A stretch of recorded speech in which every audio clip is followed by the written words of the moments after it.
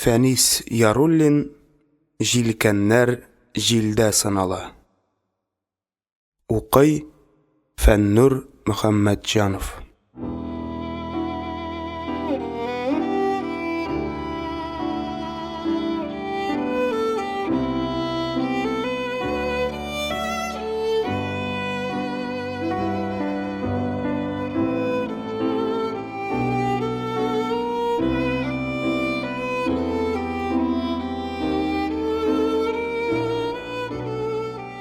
Июль урталары. Әрәмәдә чалгы кайраган тавышка колын кешнәүләре кушыла. Кызлар башлаган җырны кошлар күтәреп ала, агачлар шавын йөк төягән арбалар шыгырдавы күмеп китә. Колхоз болыны хәрәкәттә. Кызлар сузылып яткан пишән пакусларын идәнгә җәелгән келәм юлны җыйган кебек бөтереп җыеп баралар. Тырмалары чәч тарагы кебек шомарган. Егетләр пишән күбәләрен кашык белән ботка чумырып алгандай җиңел күтәрәләр. Атлар көчле кырмыскалар төсле үзләреннән берничә тапкыр зур йөкне сөйрәп эскерткә ашыгалар. Кояш түбәнәйгән саен эскертләре биегә бара. Эскерт башындагы картларның шәүләләре озынайганнан озыная. Көн сүрелә. Ләкин эш кызагына. Бер кемнең дә туктарга исәбе юк иде. Тик үзеннән зур сумка күтәреп килгән почтальон кызны күргәч, кайберәүләр сәнәкләрен җиргә кадый башладылар. Гөлсәйдә дә яңа гына сынып чыккан тырма сабын куаклыкка ыргытып, почтальон тирәсенәрәк елышты. Ул кипкән тамагын кырып: "Кызым, миңа хат фәлән юкмы?" дип берничә кат эндәшеп карады да, җавап бирүче булмагач, алъяпкычындагы кып-кызыл җиләкләрен яулык почмагына авыштырып төйнәп куйды. Хат ташучы өләшәсе почтасын өләшеп бетергәч, Гөлсәйдә түтигә сәер һәм кызганулы караш ташлады һәм ак алъяпкыч кесәсенә кулын тыгып, бер читтәрәк басып торучы Фәүрия янына килде. Фәүрия авылда китапханәче булып эшли. Ләкин пишән һәм урак өсләрендә шулай гадәткә кергән инде. Кемнең кем булуына карамастан болынга яки басуга чыгарга тиеш. Хәтта почтаны да колхозчыларның эшләгән җирләренә китереп тарата башладылар. Булай эшләү агитаторларга да бик кулай күренде. Чөнки тозлы су сибеп тә бер урынга җыйналмаган халык почтальонның үзе хәтле сумка күтәреп килүен күрү белән тупырдашып шул төбәккә агыла. Кулга газета килеп кергәч, үзеннән үзе әңгәмә куерып китә. Агитаторларга моны бары тик тиешле юнәлешкә бурып җибәргә генә кала. Бүген дә укытучы Кәүсәрия уңайлы чакны туры китерүдән куанып, халыкара хәл турында фикер алышу башлап җибәрде. Башка вакытларда мондый әңгәмәләрдә бик теләп катнаша торган почтальон кыз бүген никтер ерактарак йөри. Әнә ул Фәүрияне култыклап бераз читкәрәк алып китте. "Әйдәле, парень", диде ул пошумлы тавыш белән. Бу авылда бер чоргы кызлар үзара шулай парень дип эндәшәләр. Ә төчрәк теллеләре паренькаем дип үк җибәрә. Менә миндә Гөлсәйдә түтигә телеграмма бар иде бит. Хат юкмы дип килеп сорагач та, йөрәккәем жу иттереп куйды. Бирергәме, юкмы? Кая әле, кая? Әллә Фәниярныкымы, диде Фәүрия кабаланып. Фәнияр Гөлсәйдәнең улы. Моннан 1 ел элек армияга алынган иде. Киткәнче Фәүрия белән дуслыклары барын һәм атна сайын Фәниярдән Фәүриягә адресланган хатлар килеп торуын яхшы белгән почтальон кыз Гөлсәйдәгә килгән телеграмманың моңа да кагылышы барын сизә иде шул. Айдан артык инде егеттән хәбәр хәтер булмаганлыктан өтәләнеп авыл советын әллә ничә тапкыр ураучы, ләкин миңа хат юкмы дип сорарга горурлыгын җиңә алмаучы Фәүрия ул көннәрдә Линузага көлке тыела иде. Чөнки кешеләргә хат таратса да Линузаның һич кем белән хат алышканы юк. Әмма бүген Фәүрия кызганыч булды аңа. Телеграмма Фәниярның бик авыр хәлдә ятуын хәбәр итә иде. Шомлы хәбәр язылган кәгазь кисәген кулына алгач, Фәүрия кинәт җиргә чүкте. Кечкенә буе тагын да тәбәнәкләнеп китте. Куллары калтыранды. Күзләре юешләнде. Телеграмманы ал япкыч кисәсенә салырга теләде, ләкин кәгазь җанлы нәрсә шикелле карышты.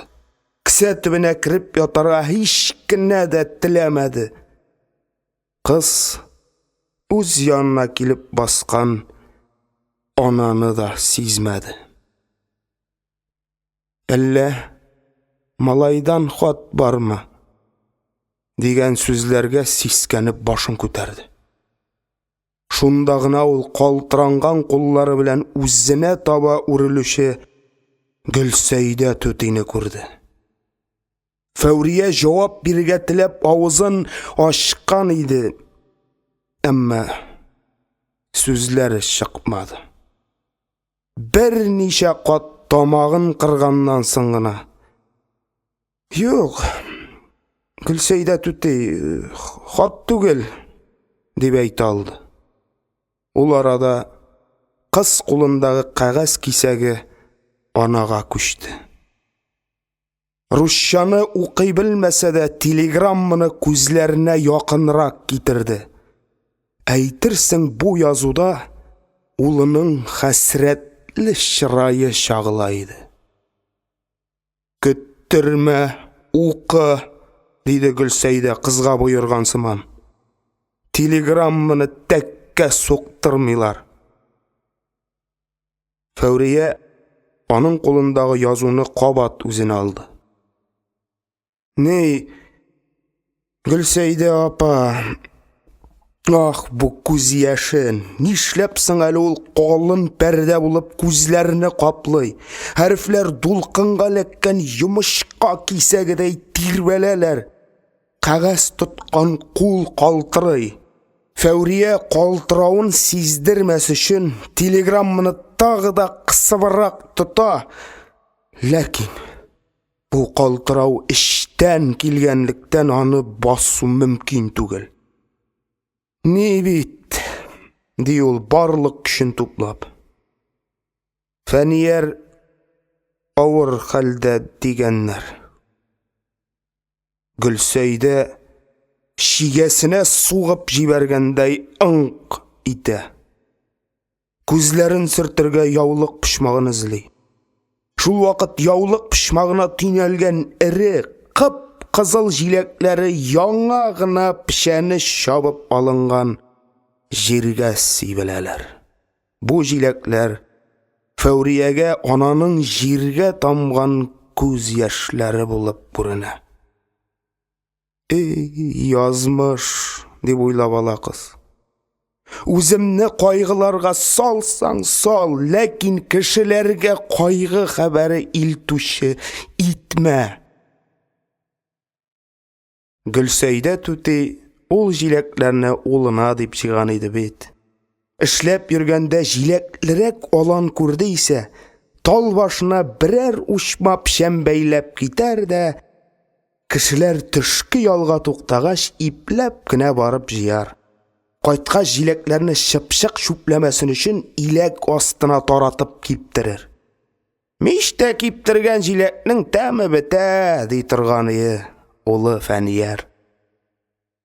Инде быелгы җиләкләре генә дә 3 оек кунышы булды. Бөтенесен бергә җыеп, малаена җибәрергә кирәк иде дә бит.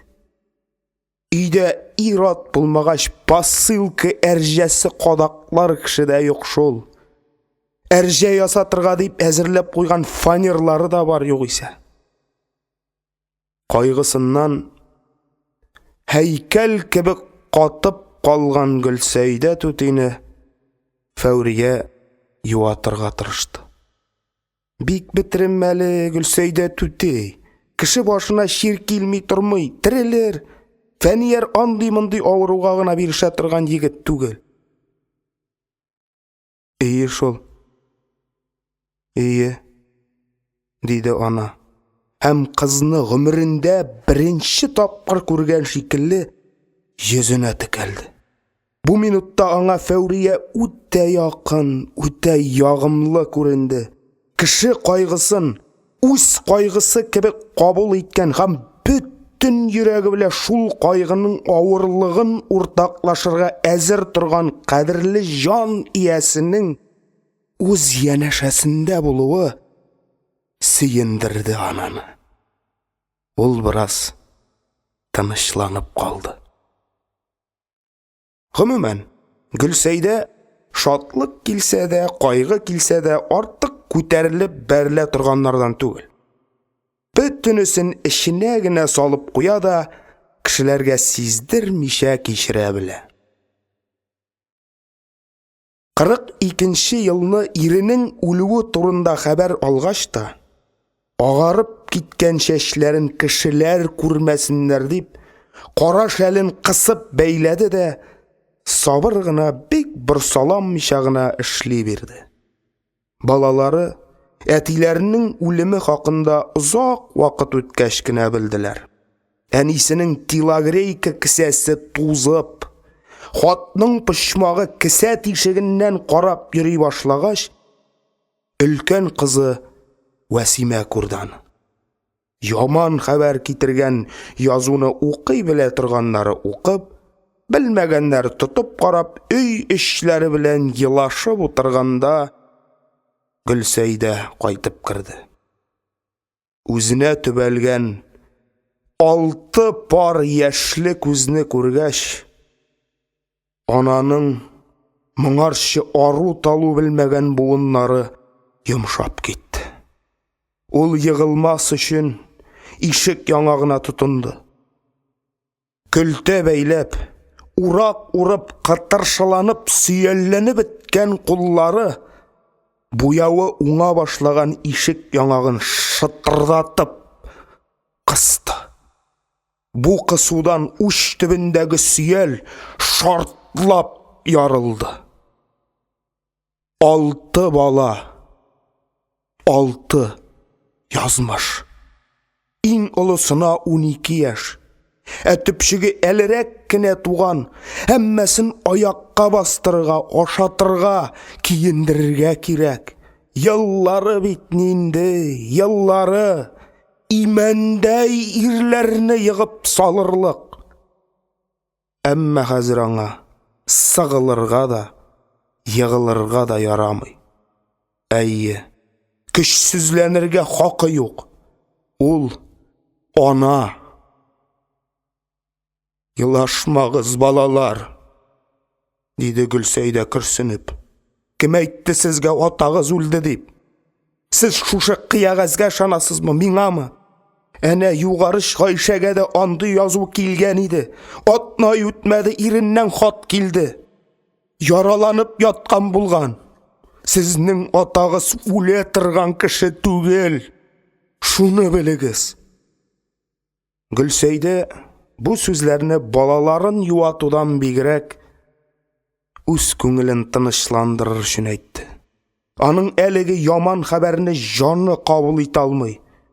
Гайшәгә Фатхулласыннан хат килгән кебек, үзенә дә картыннан хәбәр килеп төшәр төсле иде. «Әни!» диде Фәнияр, кірфегенә ілініп қалған тамшыны җиңе белән сыпырып. «Әти турында сөйлә әле».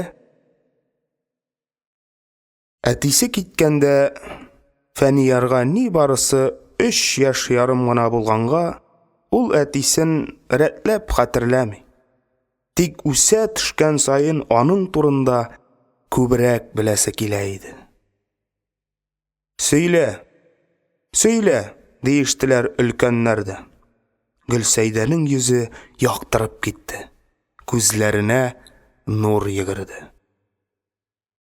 «Атагыз сезнең бик бала җанлы кеше иде», дип сөйләп китте. «Вәсимә кызым, мин бит сине басуда ура урганда таптым. Атагыз председатель иде. Килде бу безнең басуга. Ә мин шүмәлә төбендә, кырыемда ал япкычым белән биләнгән бала ята.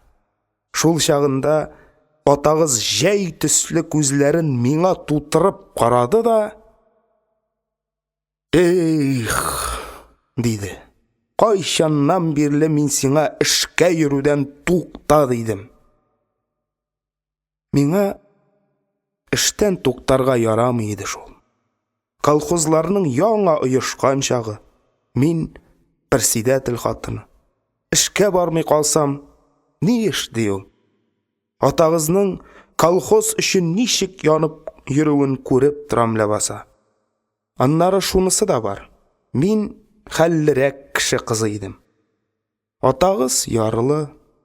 Мине яучылап биргәндә иптәш кызларым, әнә, кияүең 60 тешле атына атланып килә, каршыларга чык, дип үртиләр иде. 60 тешле ат дип атагызның пышкысын әйтәләр. Ул яшь чакта көнлеккә пышкы ярып биргән. Хәлле кеше гаиләсендә үссәм дә, бүтәннәрдән ким түгеллегемне күрсәтергә кирәк иде миңа. Эшнең теләсә ниндиеннән ширканмадым. Атагызның йөзенә кызыллык ягасым килмәде. Басудан ул мине тарантасына салып алып кайтты. Ә үзе баланы кулына күтәреп арттан теркелләде. «Китер, үзем тотам» дигәч, «Арбада селкетерсең, басу юлы чакырлы» дип миңа бирмәде. «Мине каян таптың, әни?» дип Фәнияр сикереп торды. «Мине дә әти күтәреп кайттымы?» Гөлсәйдә Фәниярга карап көрсенеп куйды. «Сине, улым, өйдә таптым. Күтәреп алып кайтасы булмады. Син бит кыш көне февральдә тудың. Сине тапкач мин бик каты ширләдем. Атагыз мине Кырым сарай больницасына илтеп салды. 2 ай яттым». «Әмин, әни», дип тагын Фәнияр килеп кысылды. «Соң сине имчәк баланы өйдә калдырып китмәдем инде. Атагыз 10 чакрымга көн сайын килеп йөрде. Син, Фәнияр улым, бүрек кигән кеше күрдеңме, акырып җыларга тотына торган идең. Һич тыеп булмасы. Атаң шаярып, безнең бу малай янына бүрек салып кергәнне ярата. Берәр начальник булмагае дия иде. Әтиегезнең сары эт тиресеннән тектергән бик йөнтәс бүреге бар иде. Шул бүрекне шидә күргәндә дә илереп елагач, кемгәдер биреп җибәрде ул аны. Шуннан соң гына җылаудан туктадың. Әтиең сугышка киткәндә, мин дә барам дип артыннан чаптың. Мин сиңа пистолет ап кайтырмын, түлке елама, диде ул сине күтәреп алып. Һәр кайсының әнкәләре авызыннан әтиләре турында күбрәк ишетәсе килде. Сорау арты сорау яудырдылар. Фәниярдан яшь ярымга гына өлкән кыз Әминә, әтием мине йомшагым дип сөя иде. Үчтек "Үштік аппағым, үштік йомшағым" деп секірткен шақта башым матчаға бәрілген еді, дейді. Сен шундан соң құйрығы қысылған кәжәбәкәй кебек бәйілдеп ақырға тұтындың, деп үртеп алды Захит абайлары. Әмин аның суғышқа кетесін білген болсам, мәңгі жыламас едім. Қазір қайтып секіртсәмі? Қазір қайтса, біз аның өзін түшемге секірттір едік, мәне, дейді мұңаршы сөзге қошылмаған Нәфиса.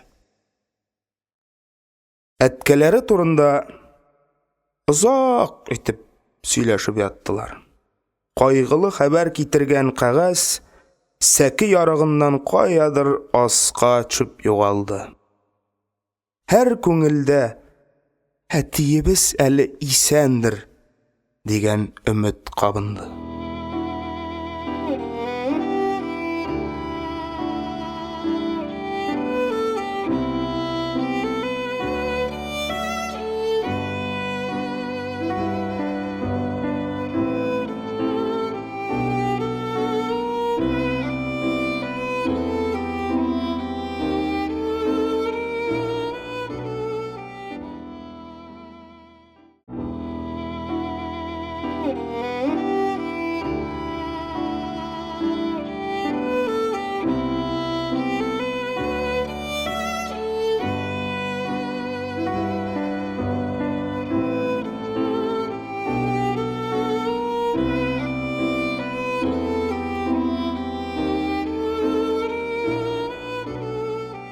Улының ауыруын білдірген телеграмманы алған кешні Гүлсәйдә yolға әзірлене башлады. Шырмадан бүттін кипкен жиләкләрін алып түшіп, бір қапшыққа тутырды. Қарлыған қағын, миләш вареньесін қоқлаған қазын салды. Қамырын көкәйгә генә изеп төш пішірді. Бар нәрсә тәртипкә китеріліп түйнәлді. Қапшықлар һәм ұлы сумкалар пахотқа юнәлергә тұрған солдатлар шикелле билләрен буып, тізілішіп ишек төбенә килеп бастылар. Гүлсәйдә юлга Мамадышта шоферлыкка укып ятучы өлкән улы белән чыгарга уйлаган иде. Телеграмма суктырып шакыртып җибәрде. Инде менә кайтып чуын көтеп тора. Ләкин ярсынып Фәурия килеп керде һәм һичберсенең ай-вайына карамыйча Гүлсәйдә белә үзенең барачагын белдерде.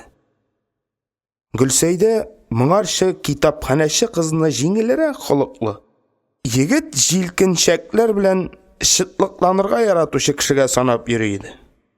Малайы белән шуалуларында озын колаклар аркылы ишетеп белә. Тик буны яшь алгысучан кызның шибәр егет каршында үзен күрсәтергә теләп бөтерелүе генәдер дип уйлады. Аннары Фәурия читтән килгән кеше булганлыктан кызның ата-аналарына карап балалары хакында хөкем йөртү бар. Үзе рәтләп белмәгән кыз турында җиңелчә уйлау өчен Гүлсәйдә уялып китте. Бу тәүфиклы Алла бәндәсенең чит ят кеше өчен үзгәләнеп Себер тикле Себергә барырга әзер торуы, улы хәсрәтеннән катып киткән ана күңелен йомшартып җибәрде. Шул ук вакытта Фәуриянең кыюлыгына да сокланды ул. Ни әйтсәң дә, авыл кызлары мондый эшне булдыра алмаслар иде. Янып, авызларыннан ялкын бер көлсә дә, эш серләрен аккан суга гына сөйләрләр дә, йөрәкләрен уып кайтып китәрләр иде. Фәурия уйлаганын һич кемнән курыкмый, оялмый эшли торган кыз икән. Фәурия гаҗәп тиз кабынучан, тиз сүрелүчән кеше. Ярсыган вакытларында аның кулларына нинди генә эш тоттырма, умырттырып эшләр. Таулар күчерер, арымас. Көннәр буе йөгерер, ялыкмас. Коры пешән шүмәләсен минут эчендә ялкынга чорнарга bir ышқын жеткен кебек, Фәурияның көңілін желкіндірге де бір жылы сөз жейді. Бары тек ол сөз шын жүректен әйтілген генә болсын. Менә әлі дә Гүлсәйдәнең «Бу хәтле дә михырбанлы бала булырсың икән, бәхетләрең арта төшкере» дигән сүзләреннән ышынып, үсеп китте. Гүлсәйдәнең кулындагы табагачны алып, янган мич каршына үзе килеп басты. Кичке чәйне алар бергәләп эчтеләр. Иртәгесен колхозның сөт ташый торган машинасының кысан кабинасында Фәурия белән Гөлсәйдә Урыссу станциясына киттеләр. Купыга билетлар беткән иде. Фәурия: «Гөлсәйдә түтей, купыга билет юк икән, общига булса да алыйммы?» дип сорады. «Купы дигәне тизрәк барамыни, кызым?» диде Гөлсәйдә. «Юк, купыда да 4 тәүлек барганысы. Тик анда үзиңдә кебек тыныч, ишеге ябылган, урыны җәелгән. Барыбер шулай баргач, общига гына алалайсың. Юлда булуың әйбәт», диде Гөлсәйдә. «Урыны җәелсә дә йокы алдырып булмас. Иншалла, аяк өстедә барып җитәрбез. Кешеләр белән арурак булмасмы? Ишеге ябылы җирләргә бер дә кирип бикләнәсе килмәй». Вагон шактый тыгын һәм бөркү булып чыкты.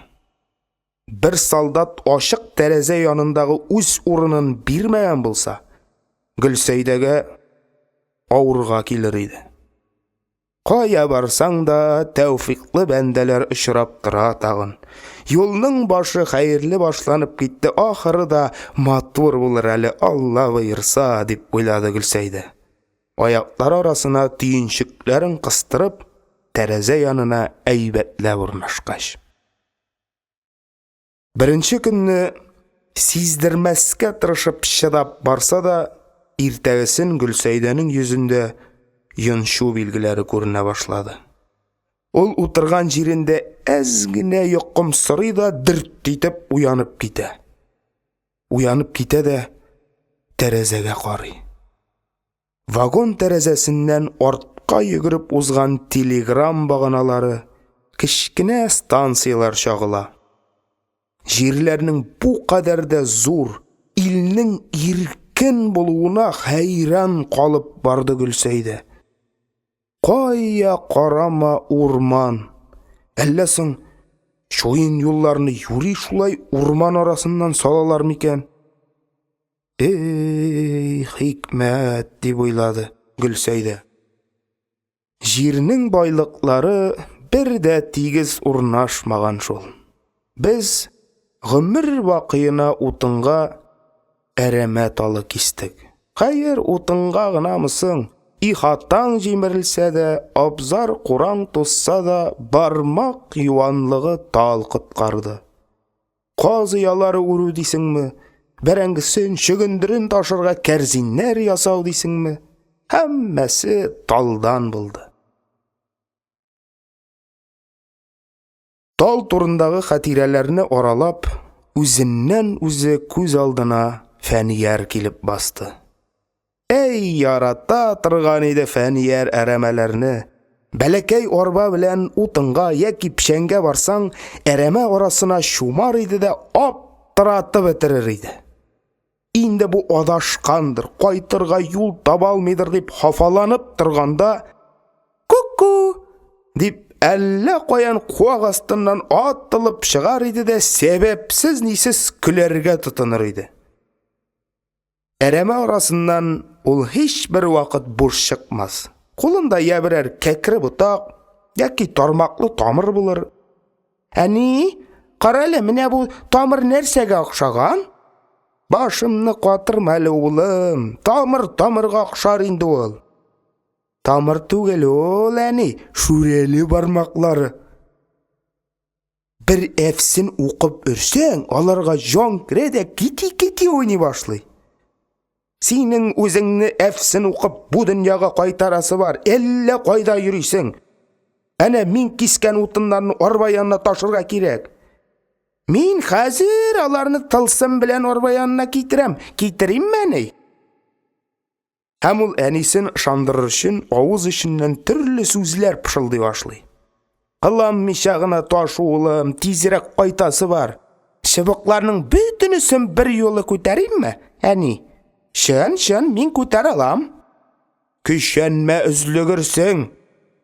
Көч җитмәсә, без аны былай итәбез.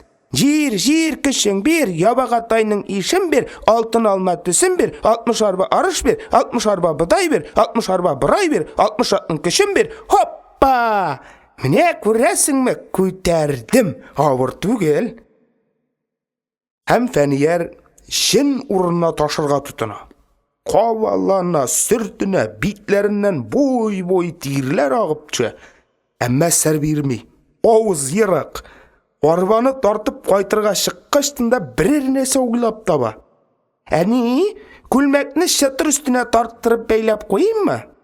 Анысы нәрсәгә тагын? Җилкән ясыйбыз? Җил арт яктан бит. Арбаны этеп ап кайтыр. Телеңә салынмый гына кайт. Ә ул тик тормас җан шукланмый кала аламысың? Нишләп арба авырайды дип артыңа борылып карасаң, берәр җирдә чәчәкләр күреп, шуны җыеп яткан булыр. Әни, дип килеп җитә ул. Бираздан ахылдап, менә букет җыйдым сиңа. Кайткач мин аларны тоткасы төшкән сөт кувшинына утыртып куям. Матурмы? Гөлсәйдә улының кыланышларыннан арып бетә. Кайчагында пыр туздырып тиргәп ташлый. Тиргәлгәннән соң бераз шуклыкларын онытыр дисәң, кая ул, әллә аңайтасың, әллә җилгә, авызы йырык. Әнисенең ачуын бөтенләй күрмәгән кебек, көтмәгән, уйламаган нәрсә турында сүз башлый. Әни, безнең су буендагы өянкегә сыерчык ялаган, үзем күрдем. Кем тишти икән ул өянкене, әни? Тукрандыр. Тукраннар бүтән кошларга өй ясап йөрүчеләр менә. Тамак эшләтә аларны. Юк, әни, аларга бакчада ашарга җитәрлек. Безнең сыерчык ясы ясарга әтиебез юклыкны белгән ул. Шуңа эшләгән аны, әйеме? Бәлки шулайдыр. Ә кем утырткан ул өянкеләрне, әни? Бабаң. Миңа атагызның күп тапкырлар ул турыда сөйләгәне бар. Бабагыз сезнең агачларны бик яраткан. Бүтән бәрәңге бакчасын әйләндереп, таллар утыртып чыккан. Ул таллар әнә шулай дәү булып үсеп киткәннәр. Атагыз сугышка киткән чакта миңа бар нәрсәне сүтеп яксаң як, өянкеләргә тимә, диде. Хат сайын әнә шул өянкеләр турында сорашып яза иде. 43-нче елда бер мәлне бер кочак утыныбыз калмады. Бригадирдан урманга барырга дип ат сораган идем. Әнә өянкеләреңне кисеп як, колхоз эшенә дә атлар җитми әле дип җибәрде. Бәләкәй арба белән әрәмәгә чыгарга ул елны озак су катмый торды. Ак аркылы күпер юк иде. Өянкене кистеңме, әни? Юк. Үзем кисмәдем. Бик буран көнне кемдер кисеп, төнне буе ташыган. Иң әйбәтен кискән кулы кырыгыры, су буендагысын. Яз җиткәч, аның урынына бер ботак төртеп куйган идем, шәйлә тернәкләнеп китте. Әнә бит хәзер ничек матурайып бара. Үскәч мин дә агачлар утыртам, әни, күп итеп. Утыртырсың, бала. Агачлар хәтирә ул. Сезне атаңнар белән, атаңнарны бабаңнар белән бәйләүче мәңге искерми торган хәтирә. Бер елны атагызның эшеннән ниндидер гаеп табып, озак кына иләп йөрттеләр. Председательлектән төшерергә иттеләр. Атагыз председательлектән төшерүдән куркып түгел, исеме пычранудан хурланып, әнкәсе, әллә соң авылдан китәбезме диде. Китик, мин әйтәм, энә кайда, җеп шунда. Тик эш аңа барып җитмәде.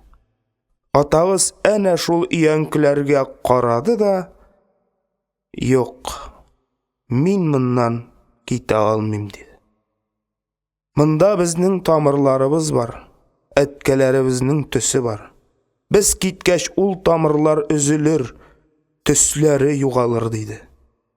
Ул чагында атагызның сүзләренә ничектер төшенеп җитмәгән идем. Яши аңладым. Атагыздан узаграк хат килмәгән, өметем өзелгән вакытларда әткәгезнең төсе итеп мин аларга карадым. Кешеләрне бер-берләренә бәйли торган уртак, кадерле нәрсәләре булганда, кайгыны җиңелрәк кичерәсең икән. Шул уртак әйбер аның юклык ачысын киметкәндә иде. Бу өянкеләр улым, безнең нәсел шәҗәрәбез. Болай да җирдәге һәр үсемлеккә тере итеп карарга өйрәнгән Фәниярга әнкәсенең бу сүзләре җитә калды. Өянке башына үрмәләп менә дә бәрәңге утап йөрүче әнкәсенә кычкыра. "Әнәй! Күрәсеңме, мин кайда?" "Күрәм инде, күрәм, өянке башында. Мәтәлгәнче төш тизрәк." "Мин өянке башында түгел, әтинең җилкәсендә утырам. Әтинең җилкәсеннән мәтәлмиләр." Ананың күзләре яшьләнә. Кул аркасы белән яшьләрен сыпырып, озак кына нинди генә хәлләрдә дә боюгы белмәгән улына карый. Бусы бигрәк шук бала булды. Менмәгән агачы, сикермәгән яры юк. Су керә башласалар коттың очып тора. Нигә ул суга шундый биектән баш белән чумаргадыр? Ипләбрәк керсә ярамыймыни? Эх, бала, бала. Гөлсәйдә үзенең көрсенүеннән үзе сискәнеп куйды һәм шунда гына кысан поезда авыру улы янына баруын исенә төшерде. Красноярскига 4 тәүлек бардылар. Юлда үткән бу көннәр Гөлсәйдәнең 55 яшьлек гомерендә иң озын, иң ялыктыргыч көннәр булгандыр. Янында бөтерчектәй бөтерелеп йөрүче Фәүрия булмаса, аңа тагында шитингәрәк төшәр иде. "Гөлсәйдә түтей, газлы су эчмисеңме? Мороженое ашап җибәрсәң, тәнеңне бераз салкын алыр", дип, кыз станция саен ни дә булса алып менде. Борчулы ананың хәсрәттән тамагына аш үтмәс булса да, кызны рәнҗитәсе килмәде. Алып менгән суын йоткалады, конфетларын суыргалады. Моның аңа бөтенләй хәлсезләнмәскә ярдәме тиде. Поездан төшкәндә аякларын көчкә сөйрәп чыккан ананың госпитальгә якынлашкан саен адымнары шәбәйде. Аяк юллыкта русча белмәгән, гомерендә бөгелмәдән ерак чыкмаган авыл хатыны Красноярскиның зур таш пулатлары арасыннан бара бирде. Фәүриягә аның артыннан калышмас өчен шактый кызуларга туры килде. Фәнияр яткан госпиталь 3 катлы, килешсез итеп салынган бер йорттан гыйбарәт икән. Арудан, дулкынланудан һәм каушаудан дерелдәгән аякларны көчкә өстерәп, икенче катка урнашкан хирургия бүлегенә күтәрелделәр. Юлда килгәндә тузанланган үс киемнәр өстеннән төрле дару исләре сеңгән ак халатлар киеп куйдылар. Госпитальдә төшке аш вакыты иде. Шуңа күрә Фәүрия белән Гөлсәйдәгә бераз көтәргә куштылар. Тизрәк улын күрергә теләп, тәмам сабырлыгын җуйган ана йомшак диванда үзен кырмыска ясында утырганда хис итте. Кыбырсынды, борсаланды, өстендәге халатның төймәләрен бармаклары белән бөтереп алды. Сестра килеп, "Берегезгә керергә ярый. Дигәч, диваны ние белән идәннән куарылырдай булып торып басты һәм Фәнияр яткан палатага атлады. Палатада 6 карават. Ишектән кергәч тә нигәдер ананың күзе тәрәзә янындагы урынга төште. Ул Фәнияр. Ана әллә атлап, әллә томан эченнән йөзеп шунда таба китте. Аяклар гына түгел, бөтен гәүдә авырлыгын җуйды. Палатаның паркет җәелгән шома идәне дә, ак шарлары куба башлаган стеналары да каядыр эреп юкка чыкты. Күз алдында бары тик тәрәзә. Тәрәзә янында улы яткан карават кына калды. Ана куе томанны йырып улына таба барды. Барган сайын улы яткан карават ераклашкан сыман тоелды. Гөлсәйдә пәрдә каплаган күзләрен сөртергә дә онытып, үзен әйләндереп алган томан эчендә йөзде. Әллә каян бик ерактан ишетелгән әни сүзе генә аны чынбарлыкка кайтаргандай булды.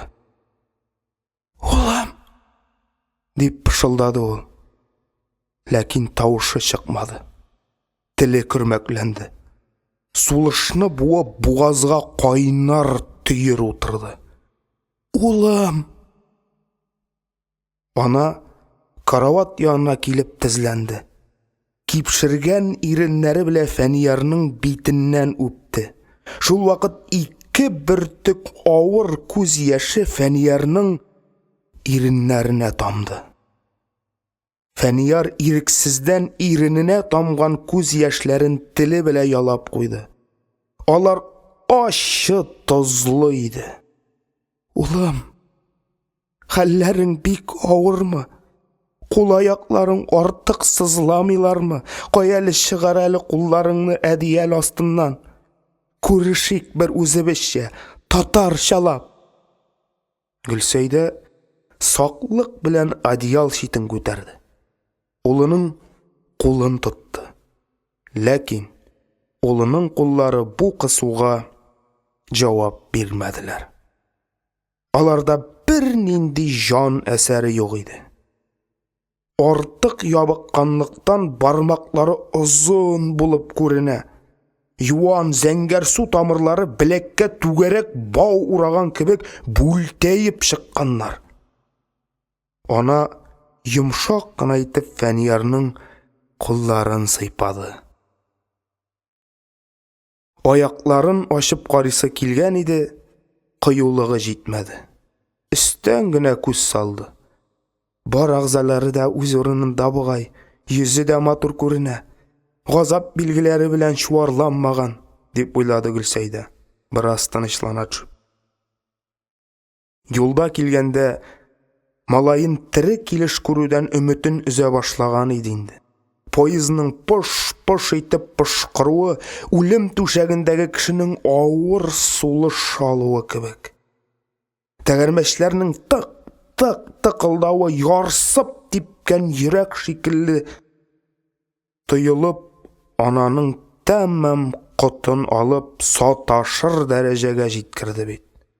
Шөкер икән әле.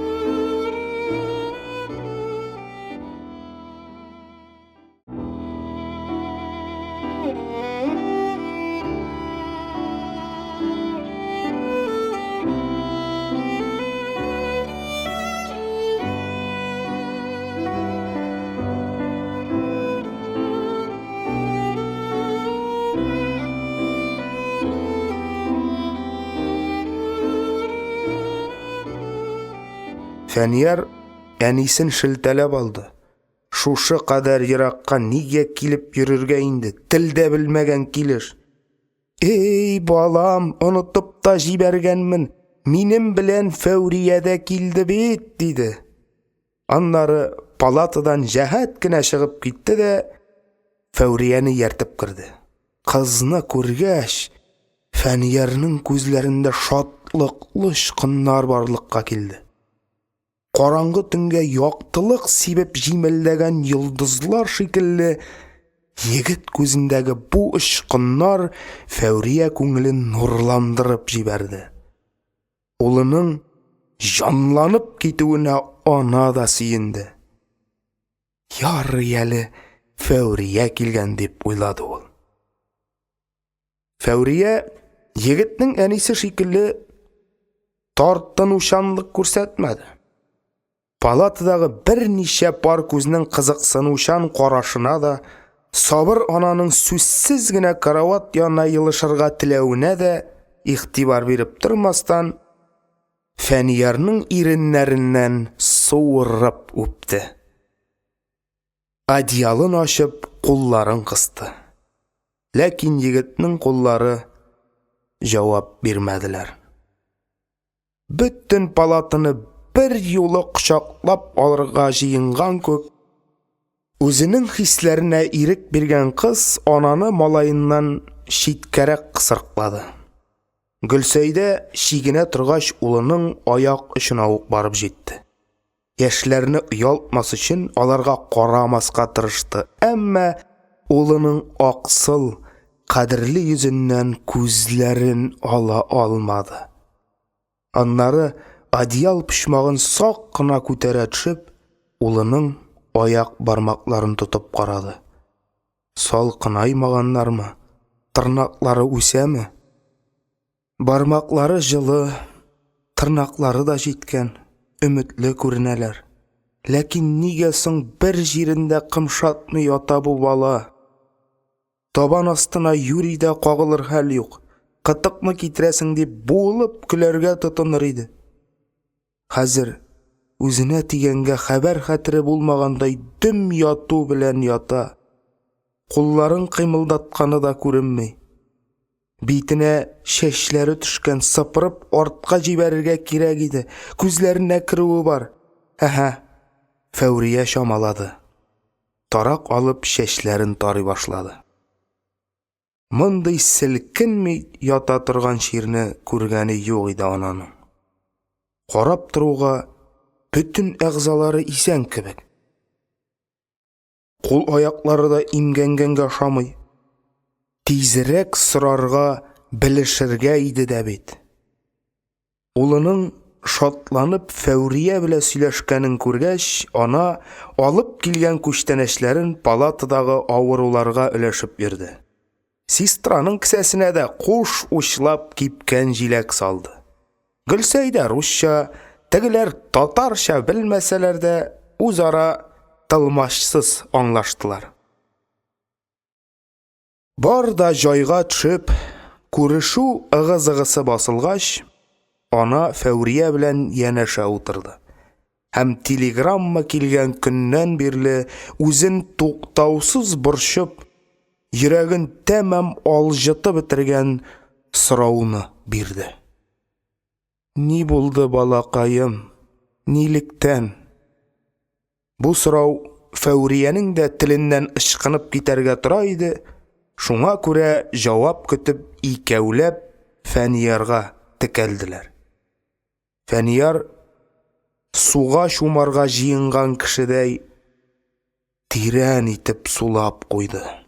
Иреннәрендә газаплы елмаю барлыкка килде. Үзе эшләгән берәр яман эш турында сөйләгәндә, аның шулай юмор беләнрәк сөйләү гадәте бар. Ләкин бу юлы елмаю барып чыкмады. Шул тагын бер дигән нәрсә харап итте мине, диде Фәнияр. Анысы нинди явызсың, диде ана, берни аңламыйча. Анысымы? Анысы минем кымсызлыгым. Ана да, Фәурия дә берни аңламадылар.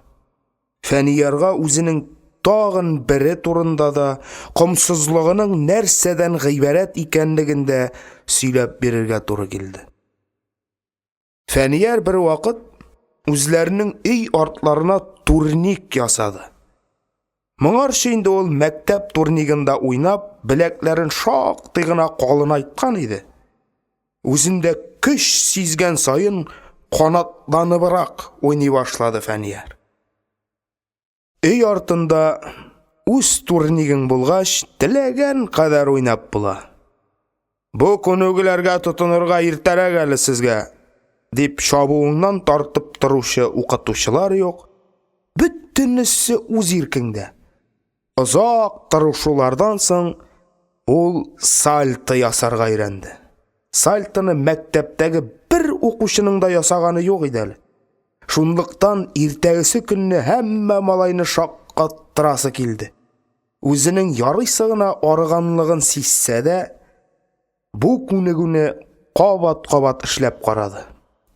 Тагын бер генә кат әйләнәм дә туктыйм, тагын бер кат, ди торгач, ул көнне Фәнияр кулын тайдырып туктады. Ә икенче бер вакытны су кыйынганда шундыйрак хәлгә төште. Әллә ни киң булмаган ык елгасының әле бер ягына, әле икенче ягына туктаусыз йөзде. Шулай ике як ярны 4-5 кат урады. Хәлсезләнде, ләкин туктыйсы килмәде. Арыганлыкны ниндидер үз сүзлек белән җиңәргә уйлады. Хәл беткәннән соң тагын бер мәртәбә теге якка чыгып булырмы? Шуны сынап карыйсы килү теләге аны туктап ял итүдән тыйды. Ул ярга кулларын тидереп кенә алды да кабат йөзеп китте.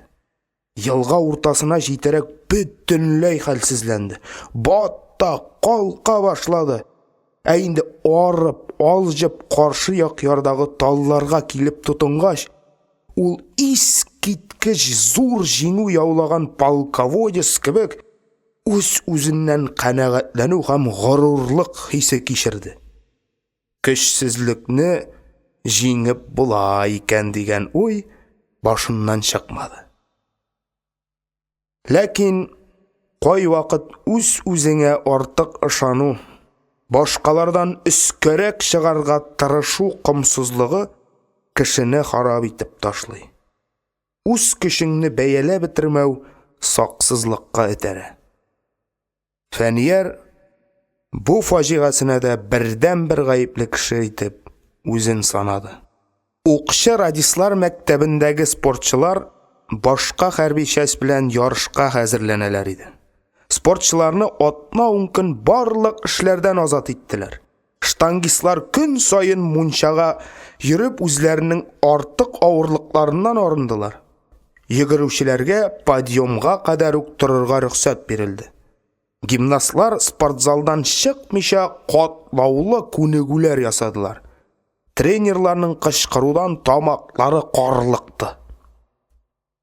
Укчы радислар мәктәбенең иң зур горурлыгы гимнастлар булганлыктан өметне аларга багладылар. Ашарга, эчәргә белгечләр төзегән меню белән генә бирелде. Тренер Фәниярга да ышаныч белән карый иде. Фәнияр әле икенче разрядлы гимнаст кына. Шулай да ул әкрен-әкрен беренче разрядлар өчен генә рөхсәт ителә торган күнегүләр эшләштергәли. Спортчылар телендә кояш дип аталучы катлаулы һәм шактый көч таләп итә торган бер күнегү бар. Соңгы вакытларда Фәнияр бөтен көчен куеп, кояш ясарга омтылды. Бу эшне ул тренеры юк чактарак башкарырга тырышты. Чөнки тренер бик педант нәрсә. Һәр кем үзенә кушылганнан артыгын эшләмәскә тиеш дип карый. Әмма Фәниярның бер генә дә тренер кушкан белән тукталасы килмәде. Спортзалның буш чагын туры китерде исә, үзенең кояшы белән мәшгуль булды. Бердән ул үзенең тренерына сюрприз ясарга теләсә, икенчедән ел буе икенче разряд белән утыру туйдырган иде. Тырыша торгач, кояш ясалды.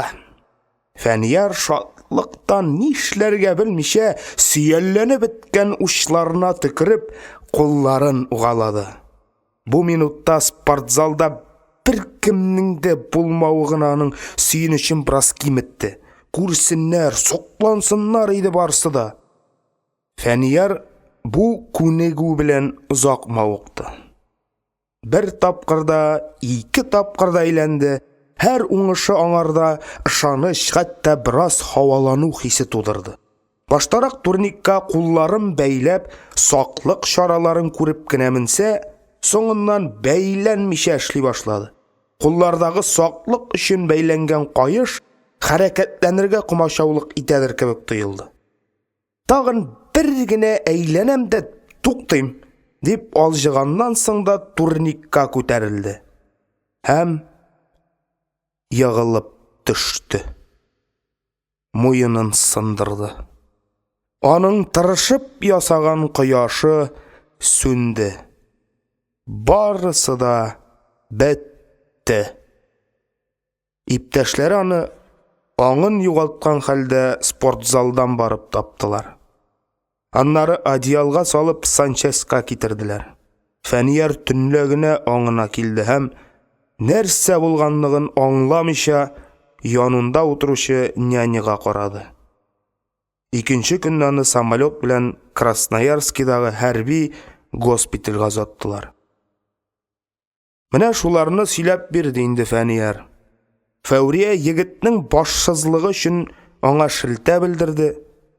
Ана нәрсә әйтергә белмичә озак кына торганнан соң: "Ничексең, балам? Бик сызланмыйсыңмы? Тамагыңа кабаласыңмы?" дип сорады. "Сызланулар кимеп бара инде, әнкәй", диде Фәнияр. "Баштарак бер дә түзә алырмын дип уйламый идем. Операциядән соң рәтләнә башладым кебек. Авыртулар басылды." "Операциялары бик авыр булгандыр инде. Алданрак хәбәр иттермәгәнсең бит. Килер идем, көне-төне яныңда булыр идем. Бер үзең пычак асларына ничек керергә кирәк?" Әле дә мин телеграмма сугарга кушмаган идем. Врач үз белдеге белән генә эшләгән аны. Терелгәч, рәтләп үзем язган булыр идем ничектә, диде Фәнияр. "Егылганыңа күпме үтте соң?" дип сорады Фәүрия. Үзенә килгән соңгы хат исәбенчә ай ярым чамасы вакыт булырга тиеш иде. "2 ай тула", диде Фәнияр. "2 ай буе анаңа хәбәр иттермә инде", диде Гөлсәйдә рәнҗеп. "Ана күңле балада, бала күңле далада" дип юкка гына әйтмиләр шул. Әллә кайда җәһәннәм астында икән армияңда. Кешеләр Казанда гына да йөреп кайталар. Врачлар нәрсә әйтәсең? Терелерсең кебегрәк сөйлиләрме? Ул хакта сорашканым юк, әнкәй. Чөнки моңарча әле терелмәм дигән уйның башыма килеп караганы юк. Менә муенның авыртуы бетәр дә турып китәрмен төсле. "Чыкмаган җанда өмет бар", диде ана, нык ышанып. Гөлсәйдә тиз өмет үзә торганнардан түгел. Аның иң зур, иң нык таянышы ышаныч. Ил өстенә ябырылып дошман явы килгәч тә халкыбызның фидакарлыгына, җиңеп чыгачагыбызга бер минутка да шикләнмәде. Өмөтен җуймады ул. Ананың өмөте акланды. Дошман үз өнендә паран-заран китерилде. Йыллар авыр чакта ялам булай бармас. Бер рәтләнер дип үзен үзе юатты. Йыллар рәтләнде. Авыл йортларына муллык килде. Бер караңгыдан икенче караңгыга кадәр эшләп, арып алҗып кайтса, зарланмады. Менә балаларым үсәрләр дә үземә таяныч булырлар дип көтте. Балалары үстеләр һәм ана җилкәсенә өелгән тормыш йөген үз иңнәренә күчереп сала башладылар. Ана яңадан турайды. Ул далада үсеп утыручы ялгыз кайын шикелле. Давыллар аның ботакларын сындыра, салкын кыраулар яфракларын саргайта, ләкин зилзиләләр үтү белән яңадан элекке хәленә кайта кайын. Яшенле яңгырлар өстендәге барлык тузаннарын юып төшерәләр һәм кайынны ап-пак итәләр. Пакландыралар. Бер нинди тормыш пычрагы да юкмы яңарга. Терелерсең, балам, терелерсең. Бырачларыгыз, нәнеләрегез әйбәт күренә. Килеп керүгә аркамнан сөеп кенә йомшак урынга утырттылар. Ята торган бүлмәң дә зур икән, якты икән. Яктылык. Син кешеләргә һава кебек кирәк. Кешеләр матурны ямсездән, яктыны караңгыдан айыра белә башлау белән матурга, яктыга омтылалар. Бала чакта янып торган учакка кызыгып кайнар күмерләрне тутасың. Курка-курка төнге яшеннәрне күзәтәсең. Күзләрең яшьләнгәнче кояшка карыйсың. Кеше йокысыннан кояшлы иртәләрне, алсу таңнарны сагынып уяна. Төнлә куркыныч, шомлы булып күренгән нәрсәләр иртән ачыклана. Шомлы уйларга бирелүеңнән үзең үк көлеп куясың. Яктылыкта кешене шатландыра, тынычландыра торган сихри көч бар ахыры. Кечкенә вакыттан ук Фәнияр гел иркенгә, гел яктыга омтылучан бала булды. Хәтта бер вакыт өйдәге тәрәзәләрне бүлешкәннәр иде. 6 балага 4 тәрәзә җитмәгәнлектән Фәнияр белән төпчек кыз тәрәзәсез калган. Фәнияр моңарга бик җәберсенеп елый башлаган. Абыйсаны үртәп, "Ялама, сиңа мунча тәрәзәсе булыр" дигәч тә тынычлана алмаган. Аңарга шул бәрәңге бакчасына караган мунча тәрәзәсе түгел, ә өянкеләргә, сыерчык ояларына караган тәрәзә кирәк. Сыерчыкларның ничек итеп җим ташуларын, бала ачырганнарын көннәр буе күзәтеп утырырга әзер иде. Шуңа күрә тәрәзәсез калуга риза булмыйча, үзенә тиешле 3 көнлек ипиен җыеп, апасы белән тәрәзәгә алмашкан. Балалы өйдә бур ятмый дигәндәй, бу эш икенче көнне үк анага мәгълүм була. Әнкәсенең һәм Фәүриянең килүе Фәниярга бик зур куаныч китерде. Әйтерсең, кыш буена буш торган сыерчык оясына язын әйләнеп сыерчыклар кайттылар да бөтен оя өчен гөрләтеп җибәрделәр. Кеше йөрәге оя. Буш торуны яратмый. Бушап калдымы суына, туза, җимерелә. Фәүрия белән Фәниярның танышуларына ел ярым чамасы гына. Кызның 2 еллык китапханәчеләр курсы бетереп Фәниярлар авылына килгән чагы. Фәниярга караганда 2 яшь чамасы олырак булса да, гәүдәгә кичкенәлектәнме, чәчләрен үсмер кызлар кебек тасмалап үреп йөргәнгәме, чырайга бик яшь күренә. Авылга килеп эшли башлаган көнне үк очраттаны Фәнияр. Элекке китапханәче Тәслия апа аңарга районнан Анна Каренинаны алып кайтырга вәгъдә иткән иде. Шуңарга ишектән керә-керүгә "Тәслия апа, Анна Каренинаны алып кайттыңмы?" дип кычкырды ул. Тәслия апа урынына чәчен 2 тылымлап үргән, тиеннекедәй хәрәкәтчән күзле шибәр генә кызны күргәч, "Менә сиңа Анна Каренина" дип куйды. Кыз аның сүзләреннән буш залны яңгыратып көлеп җибәрде. "Тәслия апа эстафетаны яшь кадрга тапшырган икән", диде Фәнияр югалып калмыйча. "Яшь кадрның исеме ничек соң? Яшь кадрны Анна Каренина дип атамыйлар, диде кыз. Анна Каренина дип атасалар, бик җилле булыр иде. Ни өчен? Менә бүген өемә алып кайтыр идем дә, рәхәтләнеп укыр идем. Анна Каренина бик калын ул. Укып чыгарга түземең җитәр микән? Диде кыз. Минем түземем Толстойның бөтен китапларыннан да калынрак, диде егет шаяртып. Алар шулай таныштылар. Фәниярның күп китаплар укыган булуы, һәр укыган әсәренә карата үзенчә фикер йөртүе Фәүриягә бик ошады. Берничә көннән кыз шунысын да белеп алды. Фәнияр бик әйбәт китап төпләүче икән.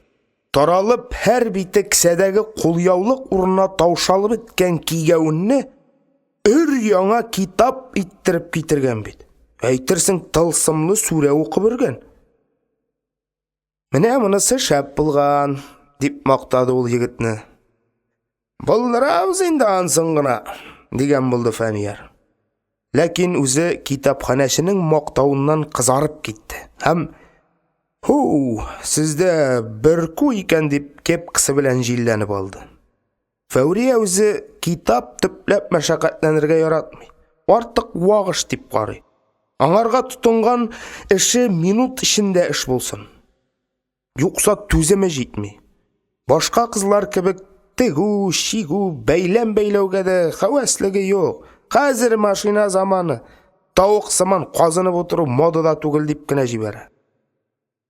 Калынрак әсәр укый башласа да, ахыры нәрсә белән бетә икән дип тизрәк соңгы битләрен караштырырга тотына. Фәниярның сүз тыңлаучанлыгы аңа ярап куйды. Үзе яратып бетермәгән эш пошыргыч дип санаган эшләрен егеткә куша башлады. Өстәүнә Фәниярның эшкә маһирлыгы да бар икән. Китапханәгә менә дигән иттереп лозунглар язып белде. Хәтта шкафтагы китапларга кадәр тәртипкә кертеште. Кара әле, Фәнияр, диде барысында тизрәк белергә ашыккан кыз. Син Тәслия апага да шулай булыша идеңме? Әллә миңа гынамы? Аның сиңа гына дигән җавап ишетәсе килде. Ләкин егет җавап урынына Фәүриягә шаян гына карап куйды. Бу карашның мәгънәсен кыз яхшы төшенде. Күп вакыт шаярышып сөйләшсәләр дә, аларның күңелләре бер-берләренә тартыла барды.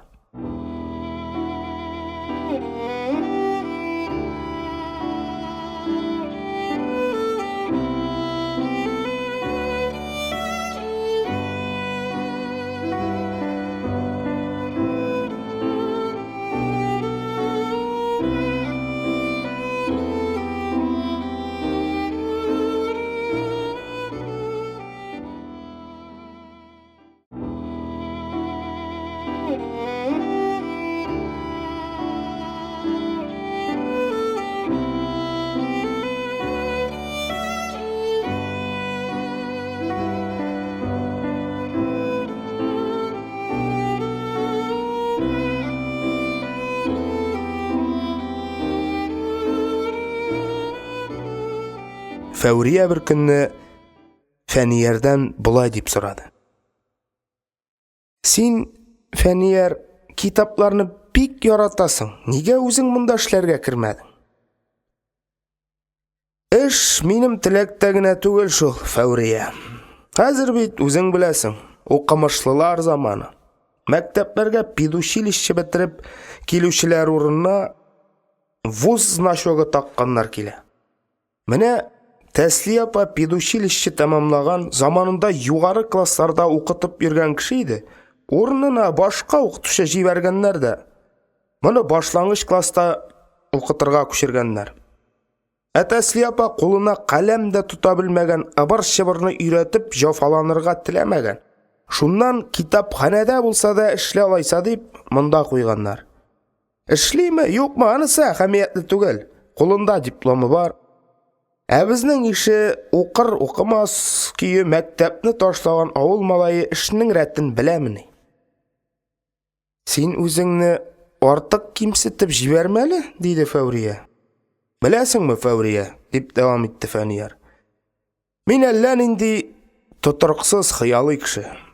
Bir күнні bir hüner, ikinci күнні ikincisi şoy.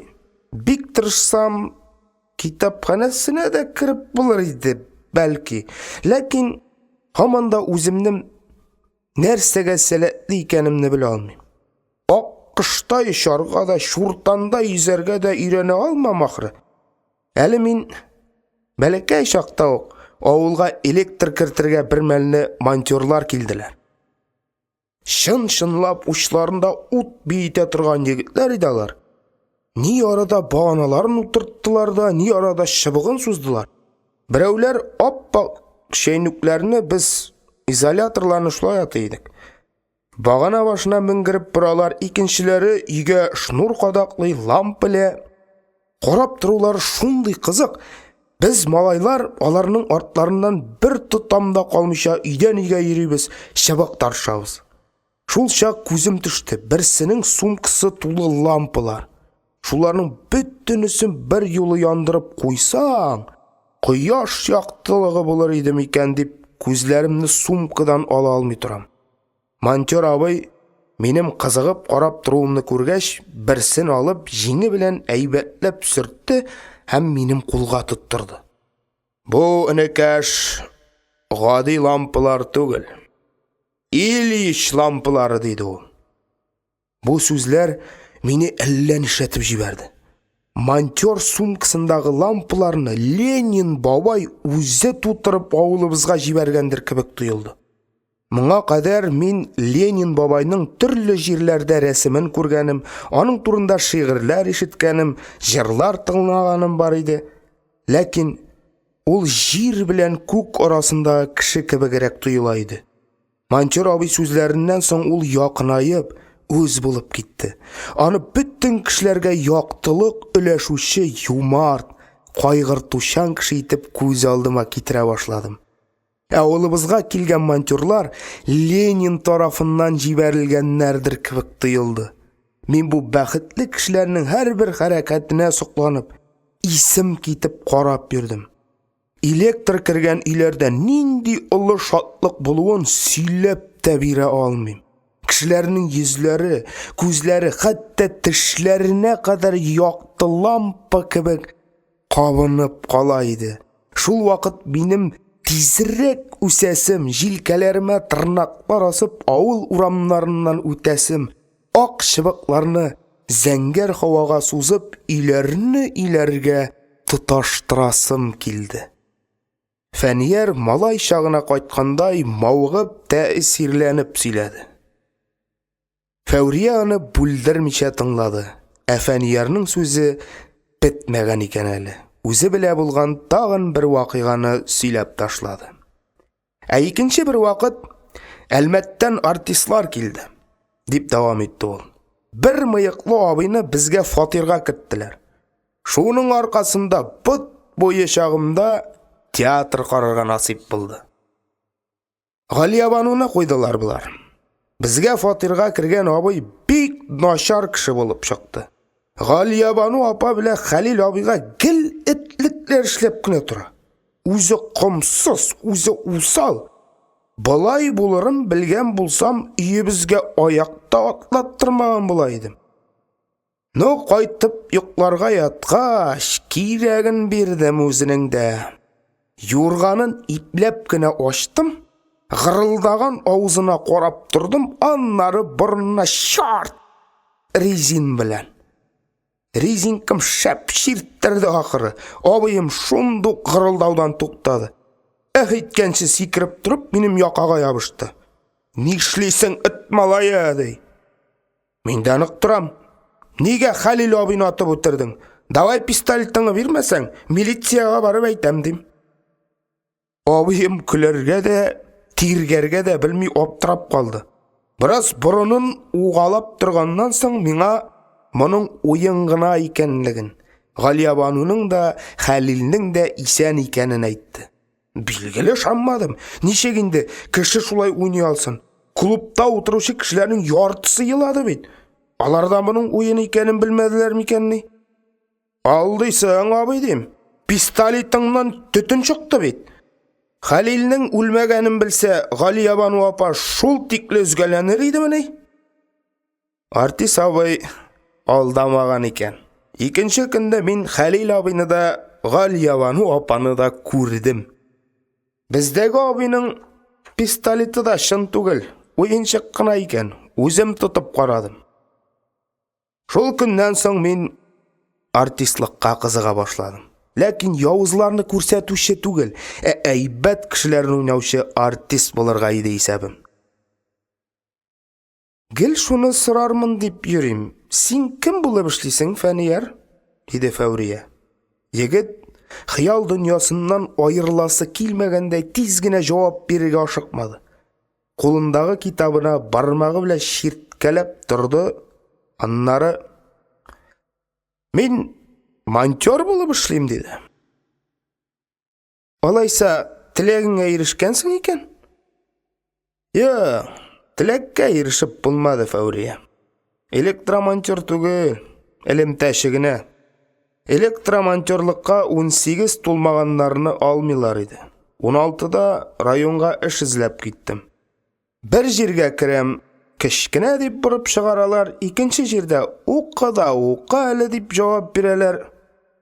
Монтерлар әзерли торган курслар районда юк.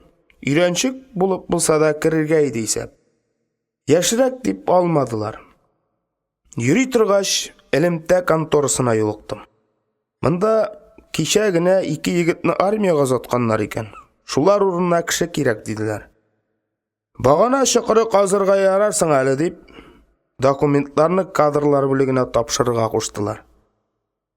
Башта чакырын казыдым, аннары үскә менә башладым. Инде разрядым да бар. Тик күңел канагат түгел. Үземнән риза була алмыйм. Эшем шундый кирәксез, вак нәрсә кебек тоела. Мин телефон куеп чыгып киткән кешеләр, без күбрәк начальствога куябыз. Теге вакыт безгә электр киткәндә кебек шатланмыйлар.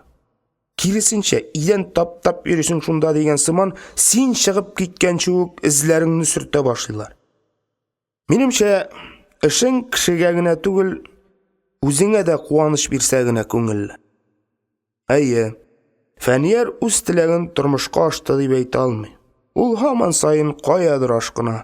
Бер көнне тракторга утырып җирләр актарасы килсә, икенче көнне күкне ярып үткән самолетка кызыга.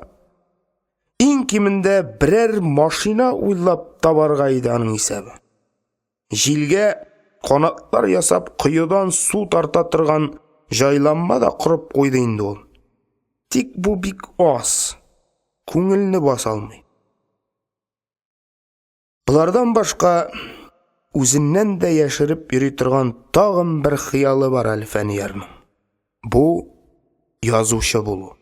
Аның инде куен дәфтәрендә яза башлап ташлаган әллә никадәр шигырьләре йөри. Күңелендә матуррак сүзләр килгән сайын Фәнияр аларны кенәгәсенә төртеп куя. Әмма берәр вакыт шул үземнеке дигән сүзне күптән язылган китапта очрата да кәефе кырыла. Көннәрдән бер көнне ул үзенең бик әйбәт дип санаган шигырьләрен акка күчереп язды да Фәүриягә күрсәтеп карарга булды. Фәүрия укыган кыз нәрсә дияр икән? Әмма шишмәләр җырын, янкеләр моңын тыңламаган, таңнар атканын, уфыклар алланганын күзләре арыганчы күзәтмәгән шәһәр кызы Фәниярның шигырьләреннән көлде генә. Наивность, диде ул. Булар кемгә кирәк? Бу шигырьләр белән һич кемне шаккаттырып булмый бит. Талларның шаулаганын, шишмәләрнең шылтыраганын син язмасаң да беләләр. Күп шагыйрьләр әйткән ул турыда. Фәүрия егеткә катырак кагылуын аңлады ахры. Сүзләрен йомшартырга теләп, "Телисеңме, Фәнияр? Мин сиңа бер әкият сөйлим", диде. Кайдан ишеткәнмендер, хәтерләмим. Кар урманда кыр тавыгы астында чыккан нәни көчсез хыялый чебеш турында әкият.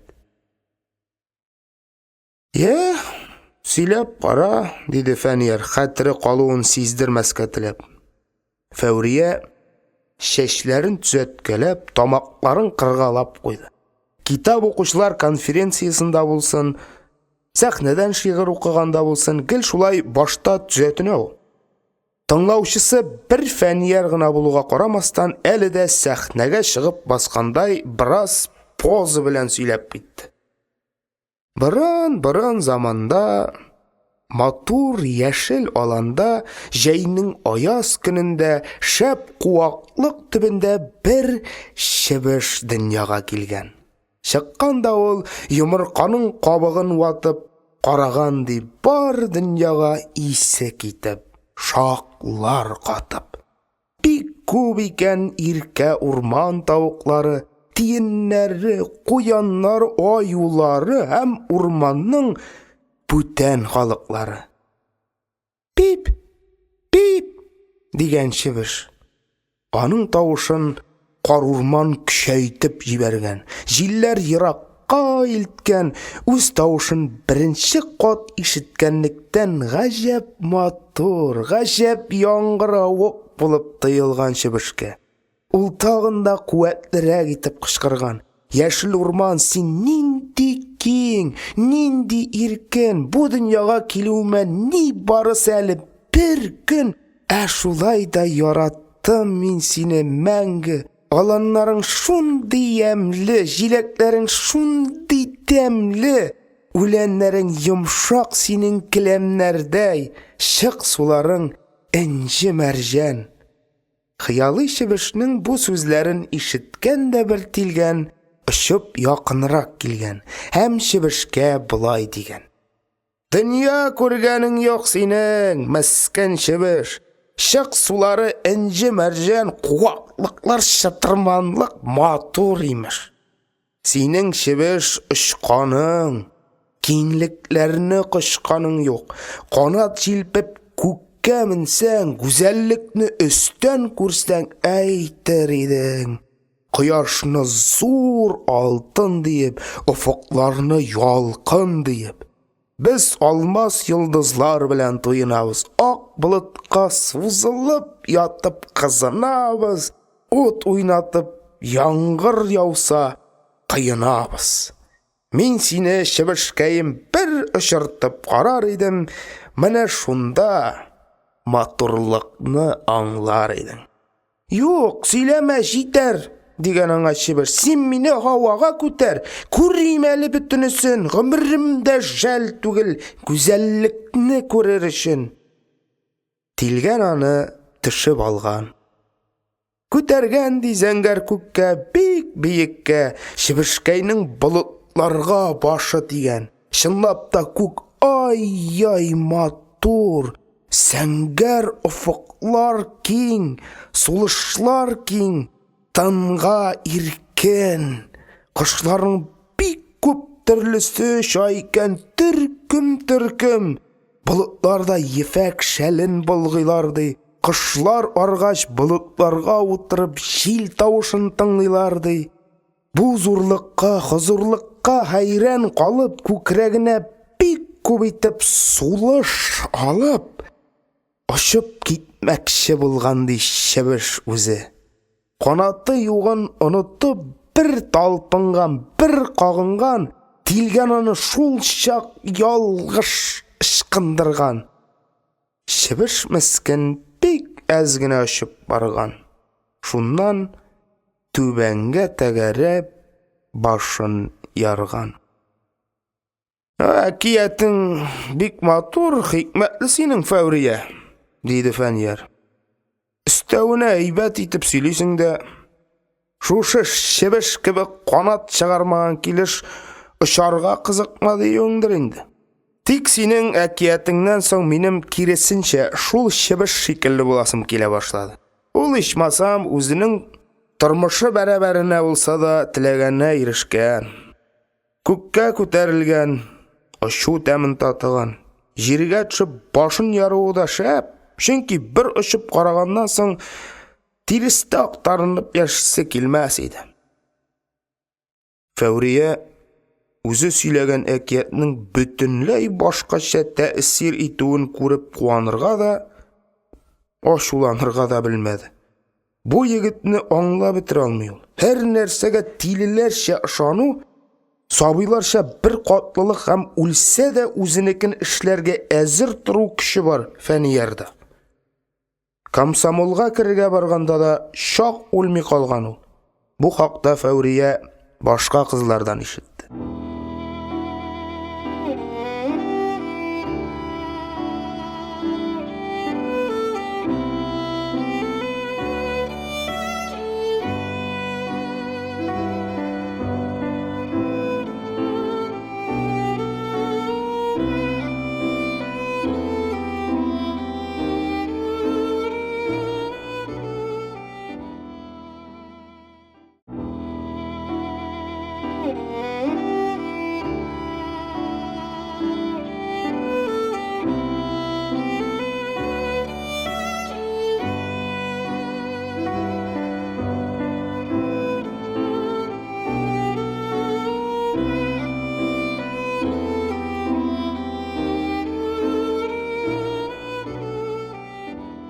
6 класста укыганда 2 кыз, 2 малай комсомолга керү өчен районга китәләр. Тышта апрель, юллар бузылган, мәктәпнең кара айгыры юл пычрак дип тормый, шактый җитезелдерә. Бу җилкенчәк йөрәкләргә башлык итеп быел гына пионер вожатый һәм физкультура укытучысы булып эшли башлаган Кәрәмне җибәрәләр. Ул баш кеше буларак үз дәрәҗәсен белеп, тарантасның артына кирип шуңмаган. Фәнияр ат башында. Район Фәниярлар авылыннан 23-25 чакрым. Юл яртысын үткәч, Дим елгасын аркылы чыгарга кирәк. Җырлый-җырлый елга янына килеп җитәләр. Карыйлар, күпер юк. Бозлар алып китмәсен дип сүтеп алганнар. Елга кузгалган. Бозлар сүзгәк кәҗә тәкәләре кебек мөгезләрен сындырганнарында белештермичә сүзешәләр. Сүзешеп аргач бер урынга тыгылып ял итәләр. Теге якка чыгу турында уйларлыкта түгел. Кәрәм елгага карап торды да: "Кеттек, балалар" ди. Үзе балалыктан чыгып җитмәсә дә, шулай бераз эрерәк сөйләшергә ярата ул. Берсенең дә комсомолга кермичә кайтып китәсе килми. Шул вакыт мәктәптә куркаклыгы белән даны чыккан Хәдия: "Әйдәгез, атны берәрсендә калдырып, боз өстеннән чыгабыз" дигән тәкъдим кертә. Дилүсә Хәдиянең сүзләреннән кычкырып көлә башлый. "Тышкан күрсәң дә котыңа алына бит синең, елгага керү турында сөйләп торган була тагын" ди. Хәдия чынлап та тышканнан курка шул. Бер вакыт стенага иленеп торган география картасы артыннан дүп иттереп тышкан килеп төшкәч, бөтен классны яңгыратып кычкырып җибәргән иде. Дилүсә шуны онытмаган икән. Хәдиянең сүзе Фәниярга да кыюлык кертеп җибәрә. Чынлап та ди ул: "Монда чаклы килгәч, кире борылмабыз бит инде. Комсомолга керми кайтсак, класска ничек күренербез?" Моңарчы сүзгә катнашмаган Гайсә: "Елга гаепле, без түгел" дип әйтеп куя. Авыррак сөйләшә торган куркаграк малай ул. Фикерләр икегә аерыла. Фәнияр белән Хәдия бару, Гайсә белән Дилүсә кайту ягында. Фәниярның Дилүсәне дә үз ягына аударасы килә. Ләкин мәктәптә иң батыр кызга саналып йөрүче Дилүсәгә әллә ни булган. Елгага коты чыгып, төсләре китеп карап тора. Башлык буларак Кәрәм бер сүз дә әйтми. Ләкин ул кыюларны ярата торган кеше. Балалар язмышы өчен борчылса да, елганы кичеп чыгу теләге дә зур үзендә. Оқушылары алдында батырлық көрсәтергә уйлап, «Былай итәбез» дей ул. «Иң башлап мин кишеп карыйм. Чыгарлык булса, берәм-берәм тәвәккәлләрбез». Ул күпер тирәсендә аунап яткан бер казыкны алып, өелеп торган бозлар өстенә атлый. Боздан бозга сикерә торгач, шактый ара китеп өлгерә. Түземе беткән Фәнияр Кәрәмнең теге якка чыгып җиткәнен көтеп тормый, бозга сикерә. Аңарга Һәдия дә иярә. Фәнияр белән Һәдия елга уртасына якынлашуга шарт итеп бозлар кузгала башлый.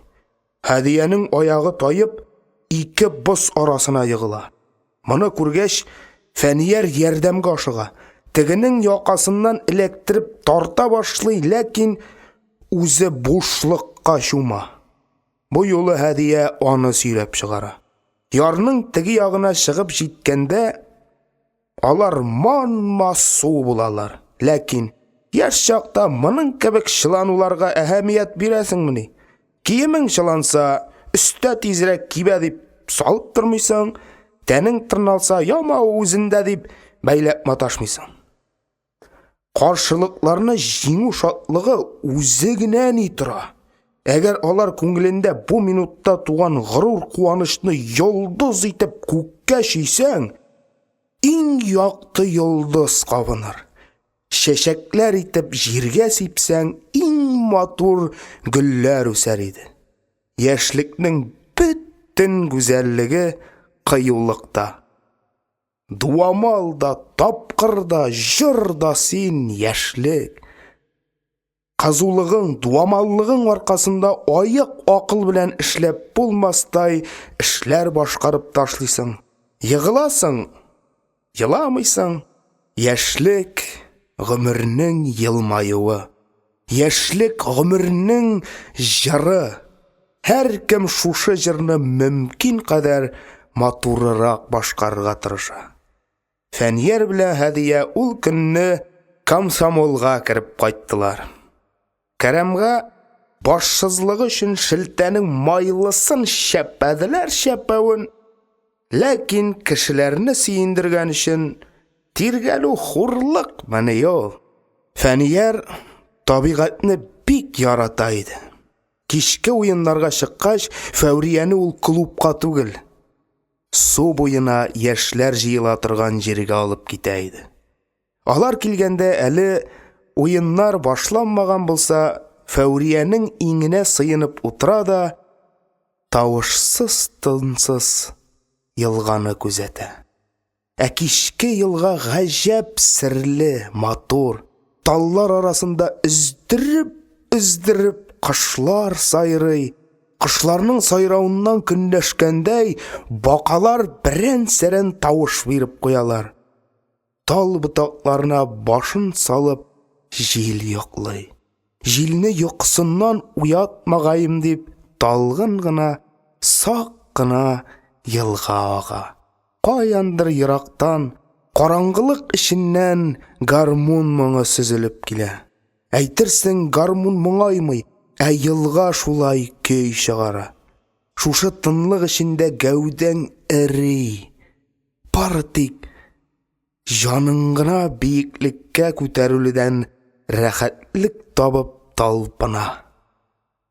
Очып йөри. Менә бер вакыт агач яфракларын учы белән сыпырып, җил узып китә. Табигать бер халәттә узак торырга яратмый. Аңа гел үзгәреш кирәк. Табигатьнең уянуын гына көткән кебек, су буена яшьләр килеп җитә. Арадан шаянрак теллесе Фәниярларның монда икәнлеген күреп, сандугачлы урыннарны без килгәнчә алып бетергәннәр инде. Безгә әнә бакалы чокыр гына калган. Әйдәгез шунда дип, яшьләрне үзе артыннан ияртә. Фәниярга сандугач кирәкми, аның сандугачы үзе белән, ди икенчесе. Яшьләр көлешеп алалар, елганы сискәндереп, гармун тавышы яңгырый. Бик әле егетләр, ди берсе. Кызлар карап торсынмы? Kızlar da bir tart ayda garmonunu. Vay duğırduğaya, sikirip düşüp biygende kekiri ayak duraya, bi ıstarak, on ayağı kıskarak, iki ayağın tigiz bulsa, yer idin ıstarak.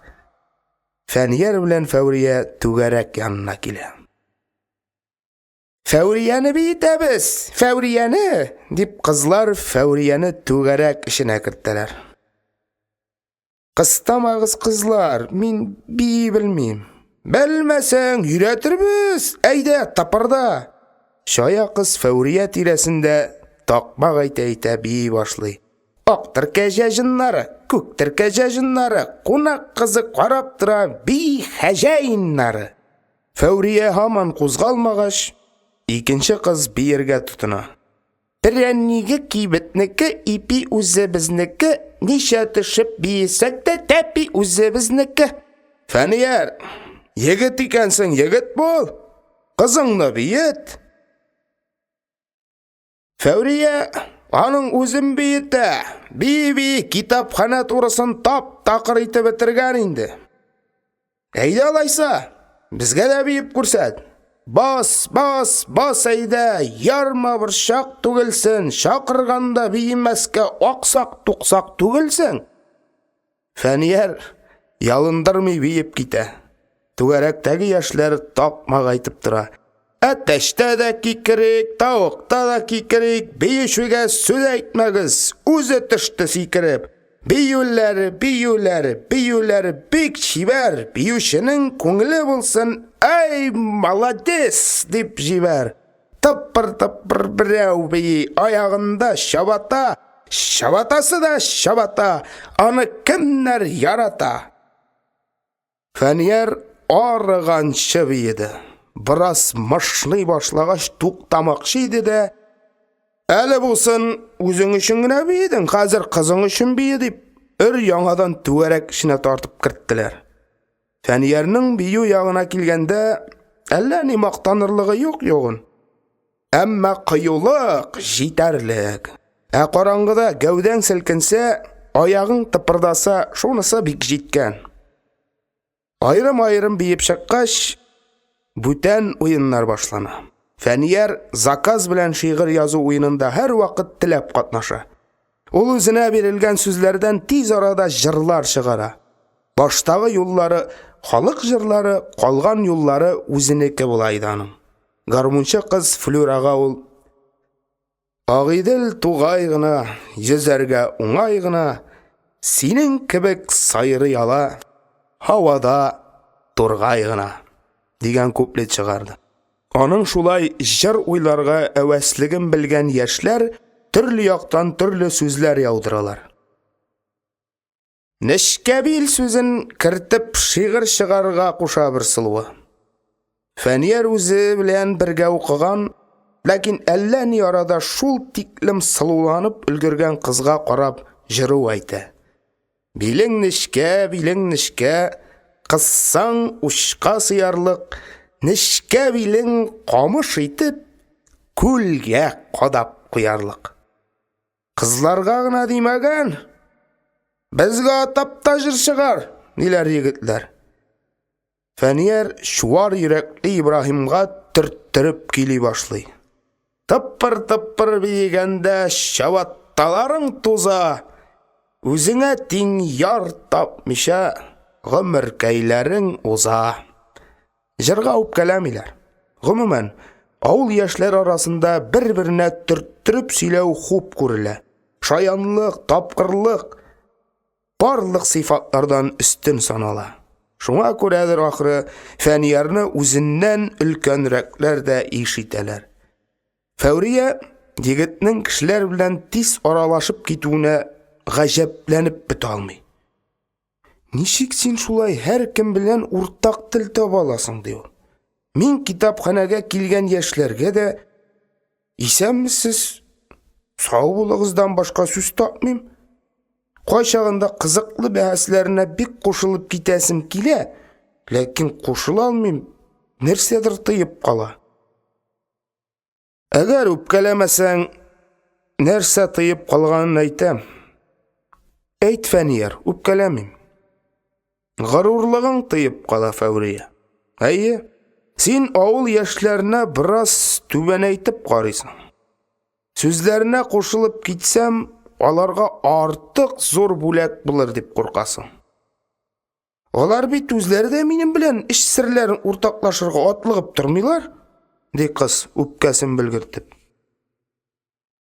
Сине якын итмәүдән түгел ул, диде Фәнияр. Кайсы ягыннан килеп тотынырга белмиләр. Син шкафта саклана торган матур савыт кебек. Ялгыш кагылсаң ватылырсың сыман. Син бит, Фәурия, китапларны күп укыган кеше. Кайсы китапның ни турында икән әйтеп бирсәң, укыган кешедән кай җире ошаганын сорашсаң, үзеннән үзе сүз ялганып китәр иде. Ә инде чынлап та араларны якын айтым дисәң, ешарак елмай. Әйе, сиңа елмаю шундый килешә. Елмаю, минемчә, күңелдән күңелгә сузылган күпер ул. Фәурия өйгә кергәч озак кына көзгегә карап утырды. Күз алдына авыл яшьләрен китереп, елмайырга тырышты, барып чыкмады. Подумаешь, әллә кемнәр дип уйлады ул. Аларга елмай, аларның кәефен тап. Алар күп, мин бер үзем. Алар минем күңелемне күрергә тиешләр. Фәниярын әллә кем диярсең, акыл өйрәтеп маташа. Ачуымны китерсәң, үзең белән дә сөйләшмәмәле. Һәм ул Фәниярны күрмәмешкә салышып йөри башлады. Үпкәләмәскә сүз биргән кеше үпкәләгән, диде Фәнияр. Бик исем китте.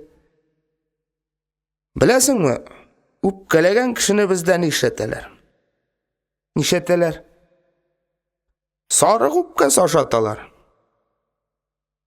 Фәурия, бүген бездә каз өмәсе, киләсеңме?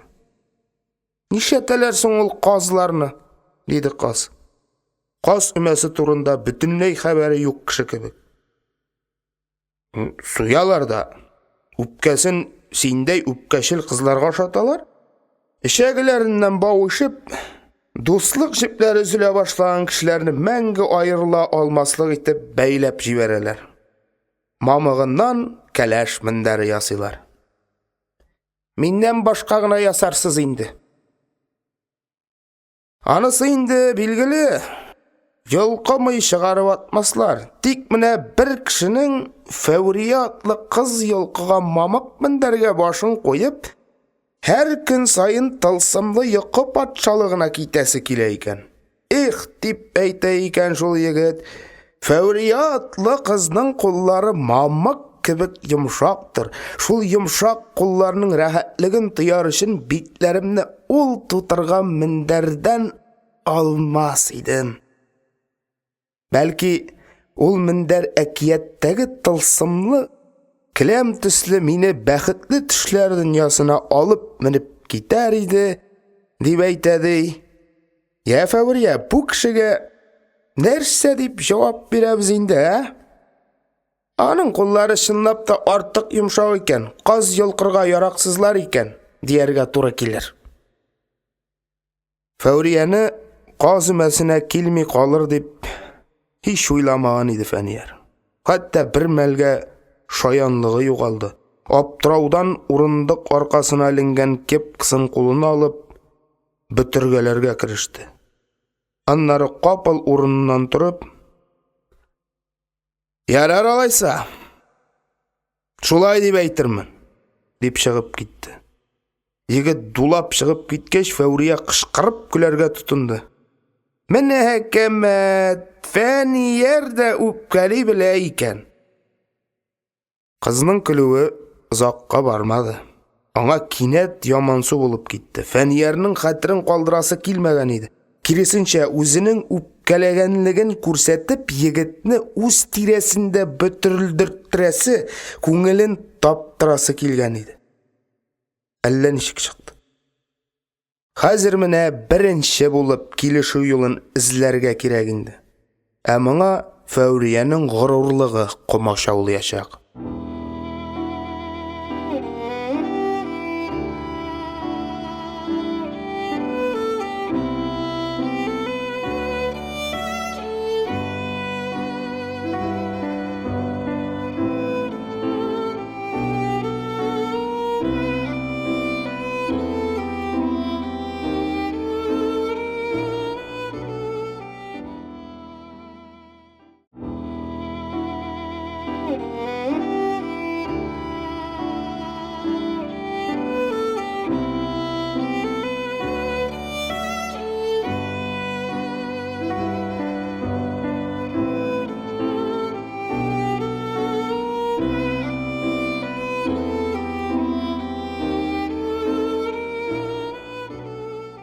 Үз холкының үзенә буйсынмавы, иң кирәкмәгән җирдә тәкәбберлек килеп кысылу кызны гел кыен хәлгә куя. Холкын үзгәртергә дә тырышып карамады түгел. Тик ихтияр көче җитмәде. Кыюлыкка килгәндә аны табигать ким хур итмәгән. Укыган вакытларда ул тегеләй, булай дәресен әзерләп өлгермәсә, алда утырган кешенең аркасына сөяп куйган китаптан шундый оста файдалана ки, бу бала дәресен укымаган дигән уй укытучының башына да килмейде. Дөрес, ул начар укымады. Теләсә нинди эшне яратып эшләде. Тик аны күрсеннәр, мактасыннар гына. Әгәр инде берәр эше күләгәдә калса, кешеләрне сукырлыкта, гаделсезлектә гаепләп, озак үпкәләп йөрде. Кызыл Кыя авылында эшли башлауына әллә ни күп вакыт үтмәсә дә, Фәүрия шактый нәрсә башкарырга өлгерде. Китапханәдә иң яхшы китаплар төрле кулларга таралып беткән һәм аларны кайтару турында һичкем уйламый иде. Иң беренче шуларны юллаудан башлады. Аннары яңа китаплар кайтты. Авыл советыннан акча даулап, яңа урындыклар, өстәлләр сатып алды. Әмма ни өчендер аны мактамадылар. Шулай булырга тиеш дип кенә кабул иттеләр. Шуңа кызның күңеле төште, сабыры сынды. Үпкәләшкәннән соң Фәнияр китапханәне читләп үтә башлады. Ә бер көнне китапханәгә яңа газета, журналлар китерә килгән почтальон кыз: "Синең Фәнияр армияга китә бит", диде. "Хәер, син аны миннән яхшырак беләсеңдер инде." "Әйе, диде Фәүрия, бу хакта хәбәре юклыгын сиздертәсе килмичә. Үзе почтальон кыз чыгып китү белән өстәлдә таралып яткан китапларын тиз-тиз җыештырырга тотынды. Күрергә кирәк Фәниярны, һич шиксез күрергә. Алар кичен клубта очраштылар. Фәүриянең күзе иң беренче булып егетнең башына төште. Элек Фәниярның дулкын кара чәчләре кепка астына сыймыйча төрле яктан бүселеп чыгып тора иде. Хәзер исә чәчләр юк. Брас кыңгыр салынган кепка кырыеннан аксыл баш күренә. Хәтта башы кичерәеп калган сыман. "Армияга китәсең икән? Әйтмисең дә", диде Фәүрия бөтенләй үпкәләшмәгәндәй ачылып. "Кайчан?" "Берсе көнгә." "Авылдан ничә кеше?" "6. Егетләр ат җигәбез диделәр. Иртәгә авыл урыйбыз." Кызыл Кыя авылында шундый гадәт яши. Армияга китәсе егетләр кыңгыраулы пар ат җигәләр. Тройка түгел, нәкъ менә пар ат. Паратларга пар булып егетләр, кызлар утыра. Хәер, утыра дип әйтү дөрес үк булмас. Гармунчыдан һәм кызлардан башкалар чанага утырмый. Бер-берләре белән кочаклашып басып баралар.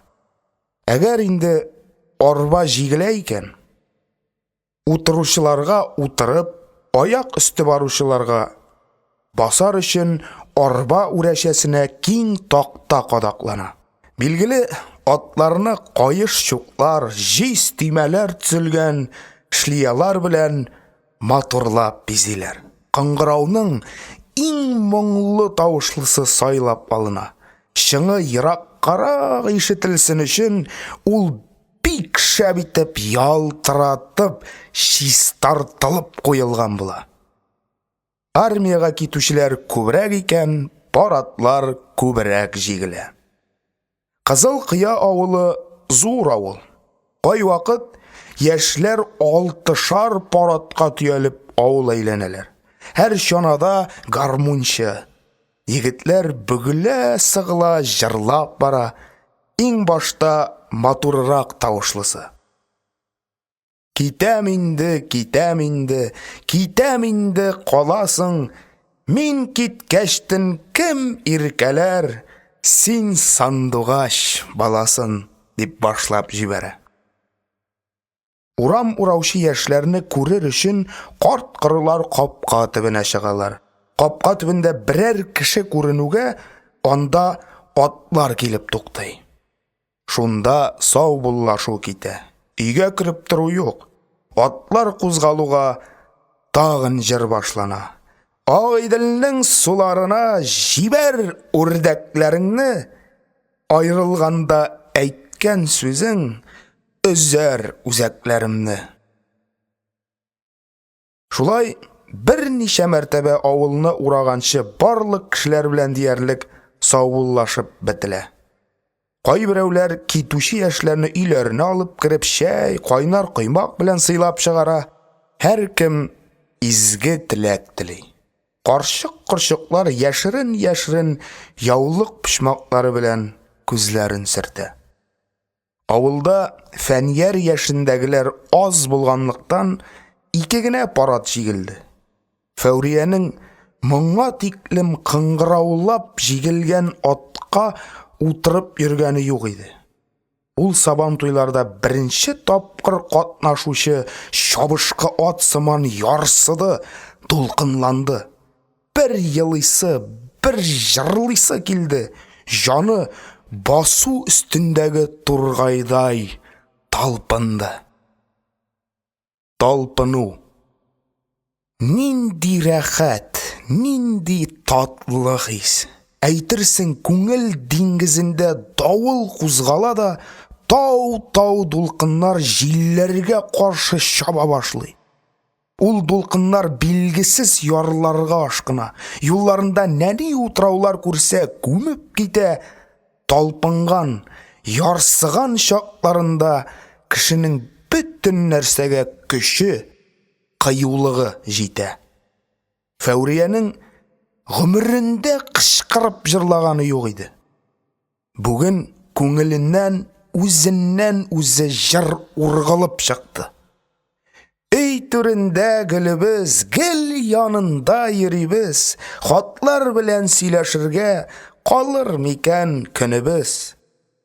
Фәнияр сүзсез генә аның кулын кысты. Октябрь салкынында üşегән куллар бер-берсен кысышып, мәхәббәт турында, айрылышу турында сөйләшеп бардылар.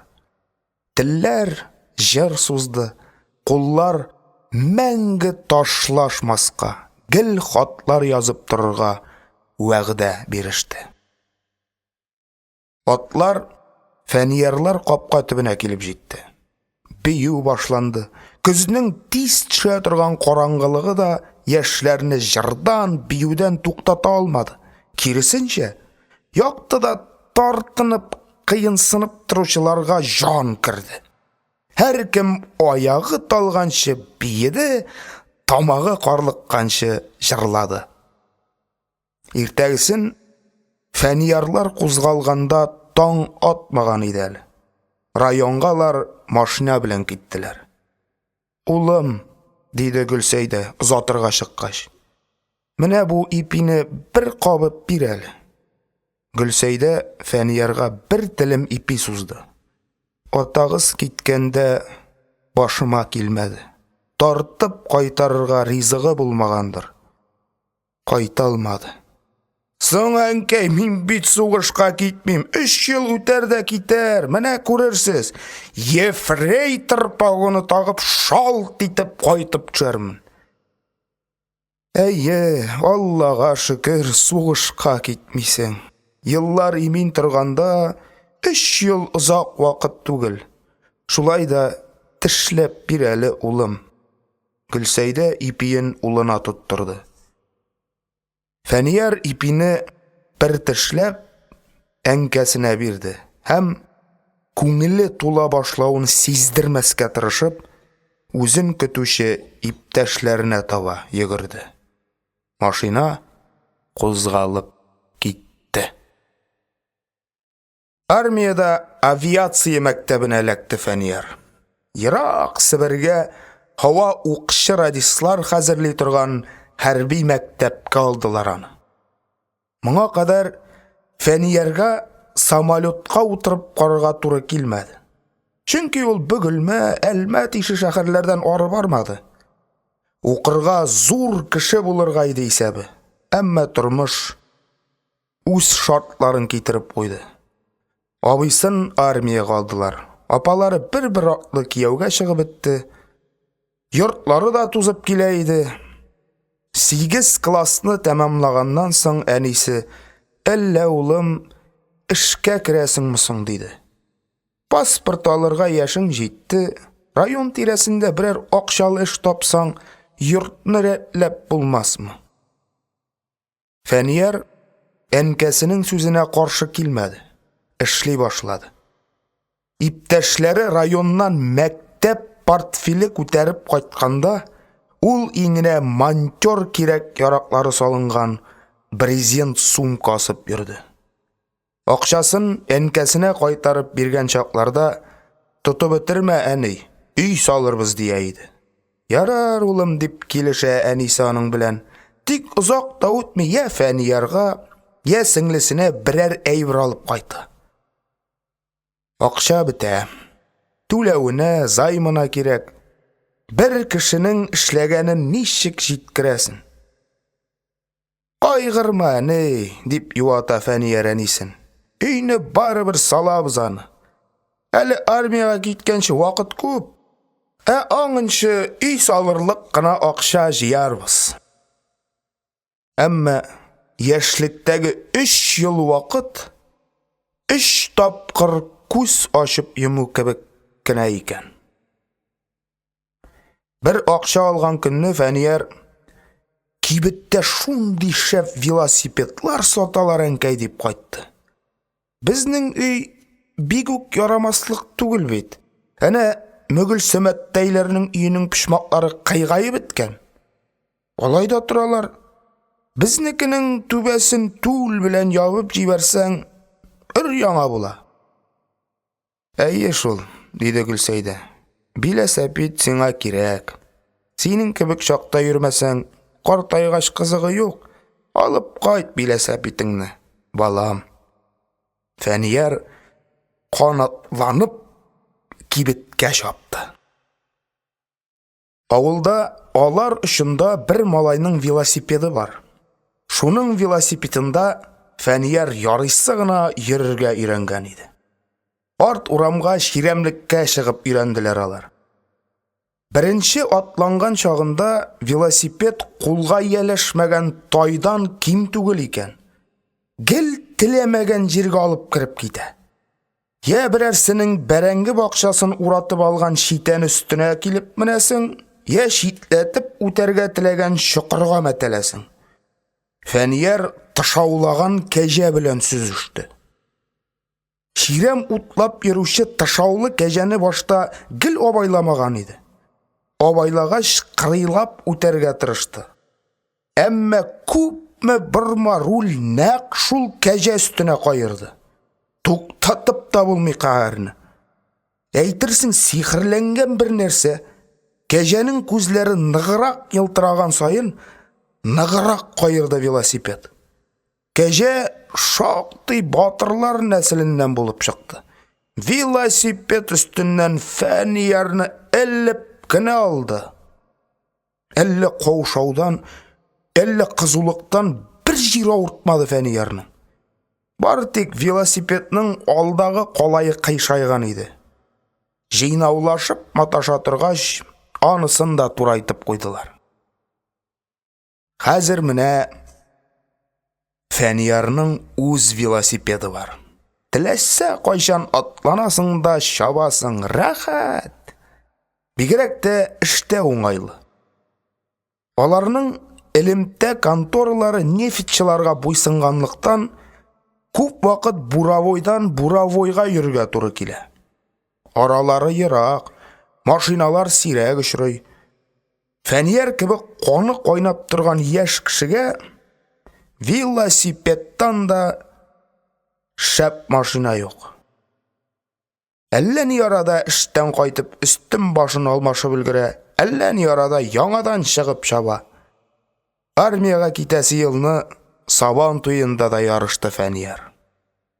Ярышка 5 кеше бардылар. Бүтән малайларга караганда ярыйсы ук оста йөргәнен белгәнлектән, беренче киләсенә шикләнмәде ул. Башкаларны үртәгәндәй әле кинәт алга ыргылды, әле әкренәйде. Шулай үз көченә ышанып, шаярып барган чакта сызганган балагы язылып, велосипед чылбырына уралды. Һәм Фәнияр борыны белән ширәм сүзеп, мәтәлеп барып төште. Беренче килә алмауына түгел, шалбар балагы йыртылганга кайгырды Фәнияр. Бу шалбарны ул Сабан туй алдыннан гына алган иде. Йыртылмаган килеш киеп бер мәртәбә уенга да чыга алмады. Ә бит аның Фәүрия алдында күксел шалбары ак ефәк күлмәге белән мактанасы килгән иде. Янәсе, күр, шәһәр кызлары янында бездә төшеп калмаган. Йыртылган, ватылган нәрсәләрне күрсә, Гөлсәйдә ярар, яңа башына дип балаларын тынычландыра иде. Шуңа күрәме, шалбар өчен артыгын кайгырып йөрмәде Фәнияр. Ә өй кат-кат ябылган салам түбәне көчкә күтәреп, кул тимәгән килеш һаман утыра бирде. Көчлерәк яңгыр яуган көннәрдә Гөлсәйдә өйнең бөтен җиренә савытлар тизеп чыга. Савытларга шул тамган җитез тамчылар бер-берләре белән ярышып әллә нинди көй чыгаралар. Фәнияр шаярып, "Өйгә яңгыр үтмәсә, бу музыканы кайчан тыңлар идек әле?" ди. Ана сүзсез генә көрсенә. Аталары сугыштан әйләнеп кайткан булса, күптән өй тергезер иде. Сугыш чыгар алдыннан бүрәнәләр юллап burada бураткан иде. 8 балалы Рабига карчыкларның өйе җимерелгәч, бурасын урманнан туры шуларга кайтартты. Мин бит әле шүтәки председатель кеше. Атын ие үз кулымда, исән булсак, өйсез яшәмәбез диде. Гөлсәйдәнең башка нәрсәләргә әллә ни исе китмәсә дә, яңа өй салдырырга бик кызыга иде. Аның исәбенчә өй нигез һич бер вакыт таркалмаска тиеш. Кеше кая гына бармасын, кайда гына йөрмәсен, әйләнеп кайтарына җылы оясы барлыгын белсә, үзен ышанычлырак сизә. Туган оя, туган йорт балаларга канат куеп очырып җибәрер өчен генә түгел, аларны тартып кайтарыр өчен дә. Тиздән Заһитның армия хезмәте тула. Ансы Фәнияр кебек өй җанлы бала түгел. Чыгып китәргә дә күп сорамас. Илдә көндә йөреп дөнья күргән ир-атның яңадан шушы салам түбә астына керәсе килмәс. Фәнияр киткәнче, абыйсы кайтып җитсә, өйгә тотынырга кирәк. Бер сүтеп ташлагач, җыелмый калмас. Сүткән чакта шактый батырайып тотынганнар иде. Искегә ягылсаң, исең китәр дип белми әйтмәгәннәр шул. Тәрәзә астындагы чирек бүрәнәләрне алыштырып, түбәне түл белән япсак, эше бетә дип башланган нәрсә Фәниярны да, абыйсы Заһитны да утырып еларлык итте. Заһит әле армиядан кайткач эшкә кермәгән. Барып сорар җире юк. Фәнияр берничә айдан китәргә тора. Анда чаптылар, монда йөгерделәр. Бүрәнә тапмадылар. Торырлык өйне сүтеп ташлаган булып, дип сукранды Заһит. Гомергә авылда яшәмәс идек әле. Берәр җиргә эшкә керсәм, квартира бирерләр иде. Син авылда яшәмәсәң әни бар бит, дип каршы төште Фәнияр. Аннары сеңлебез җитеп килә. Түртсәң аварга торган өйдә аларны ничек калдырасың? Гөлсәйдә жан биргәнгә җум бирер дип балаларын тынычландырырга тырышты. Һәм чынлап та җай чыкты. Фәниярларга бер көнне иске элемтә линиясын сүтәргә куштылар. 2 чакрымга сузылган бу линияның баганалары күптән алыштыру көтә иде. Аларның һәммәсе диярлек өстендәге тимер чыбыкларын төшерүгә иңеннән бүтән мәшәкатьне алгач ягылып үлгән кеше кебек җиргә аудылар.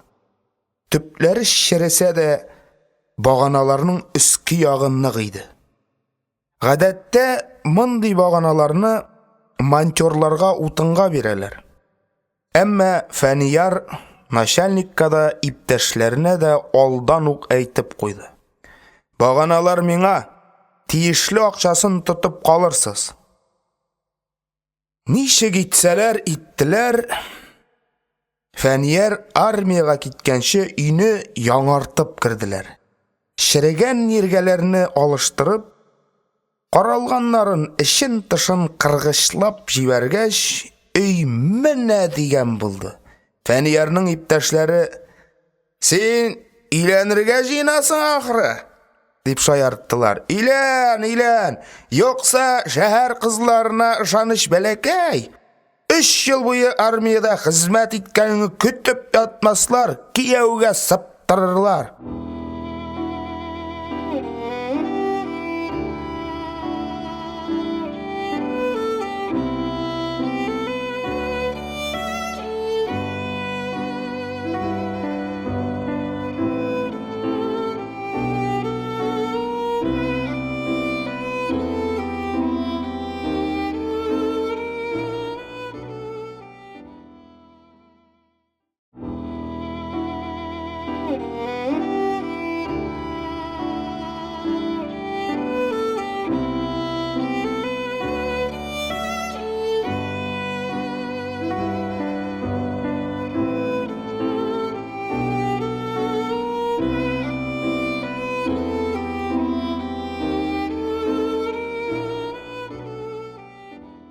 Армия тормышында синең һәр минутың исәпләнгән.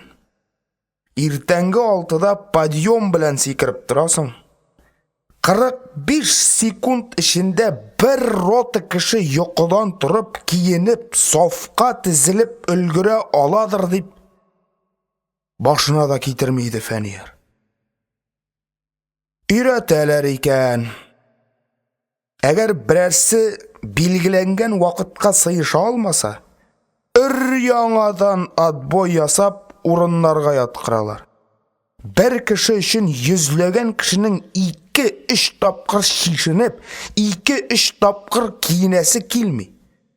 Әнкәсе башыннан сыйпап уятканнарны, көтеп ятучыларны үз иптәшләре пыр туздырып ташлый. Хезмәттәшләреңнең күзләренә туры карыйсың килсә, башкалардан калышмаска тырышасың. Фәнияр эшкә йөргәндә дә һич бер вакыт әнисе уятканны көтмәде. Кайчан уянырга кирәк булса, шул вакытта сикереп тора иде.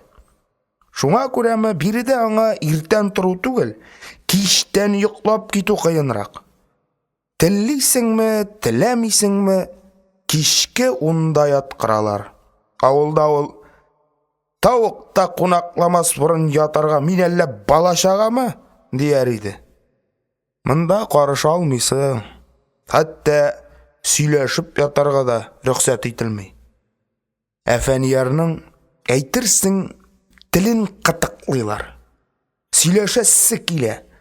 Фәүрия турында, су буендагы уеннар турында күбрәк кешегә сөйләгән саен, күңеленә җиңелрәк аның.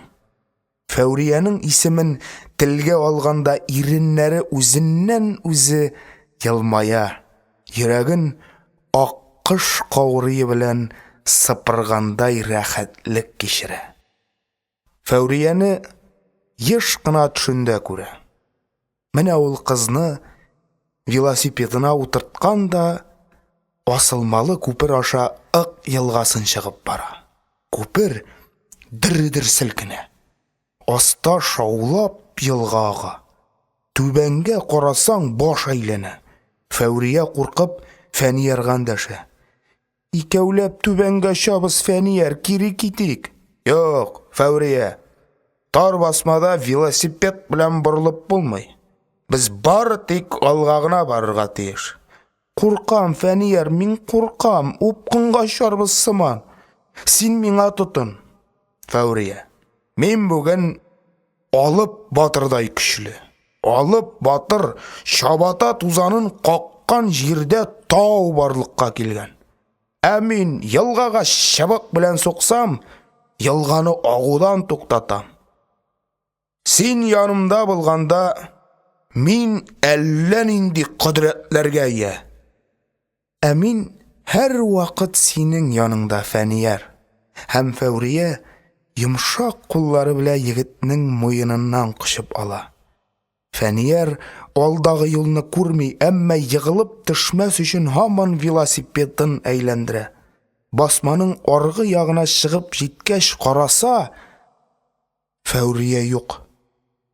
Упкынга очкан дигән уй аның җанын өтеп ала һәм ул Фәүрия дип кычкырып җибәрә. Урманда даштыңмы әллә, егет? Дип аны төрткәләп уяталар. Фәнияр озак кына аңына килә алмый. Әбиең өйрәткән дуаларыңны укып ят, ди аңа янындагы иптәше. Саташасың. Синең аркаңда старшина я берәр нәрәт чәпәр. Шуннан соң гына Фәнияр ныклап уянып җитә. Тик барыбер әле генә күргән нәрсәнең төш икәнлегенә ышанасы килми. Иртәгә үк хат язарга кирәк. Ул анда бәләгә юлыкмагай. Фәнияр моннан берничә көн элек кенә самолет янында былтыр укып чыккан укчы радисының курткасы һәм шлемофонын киеп фоторәсемгә төшкән иде. Фотограф әзер рәсемнәрне казармага китергәч, егет үзен танымады. Ул киноларда күрсәтә торган очучыга охшаган иде. Шушы син бит инде, диделәр аңа фотографка кушылып иптәшләре. Теләсәң инде горур кызны аяктан ягарлык чыккансың, егетем. Тотта бүген үк җибәр. Инде оча башладык, тавыш тизлегеннән 7 самолетта һәр көн дөньяны әйләнәм дип язсаң, шибәреңне хушсыз итәрсең. Курсантларның әле берсенең дә очып караганнары юк.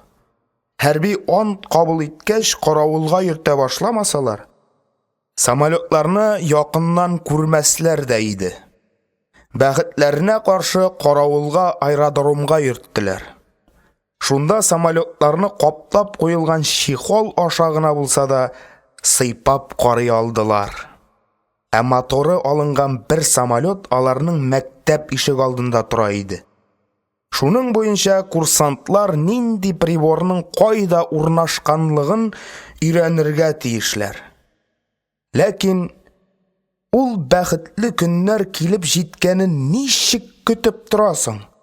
Тизрәк авылда туган якларында калган дусларыңа менә мин кем булдым дип мактанасы килә.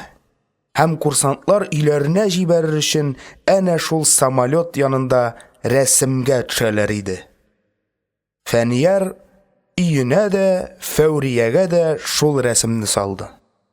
Озакламый аларны курсантлар өйрәтү өчен махсус җиһазланган самолетта һавага алып менә башладылар.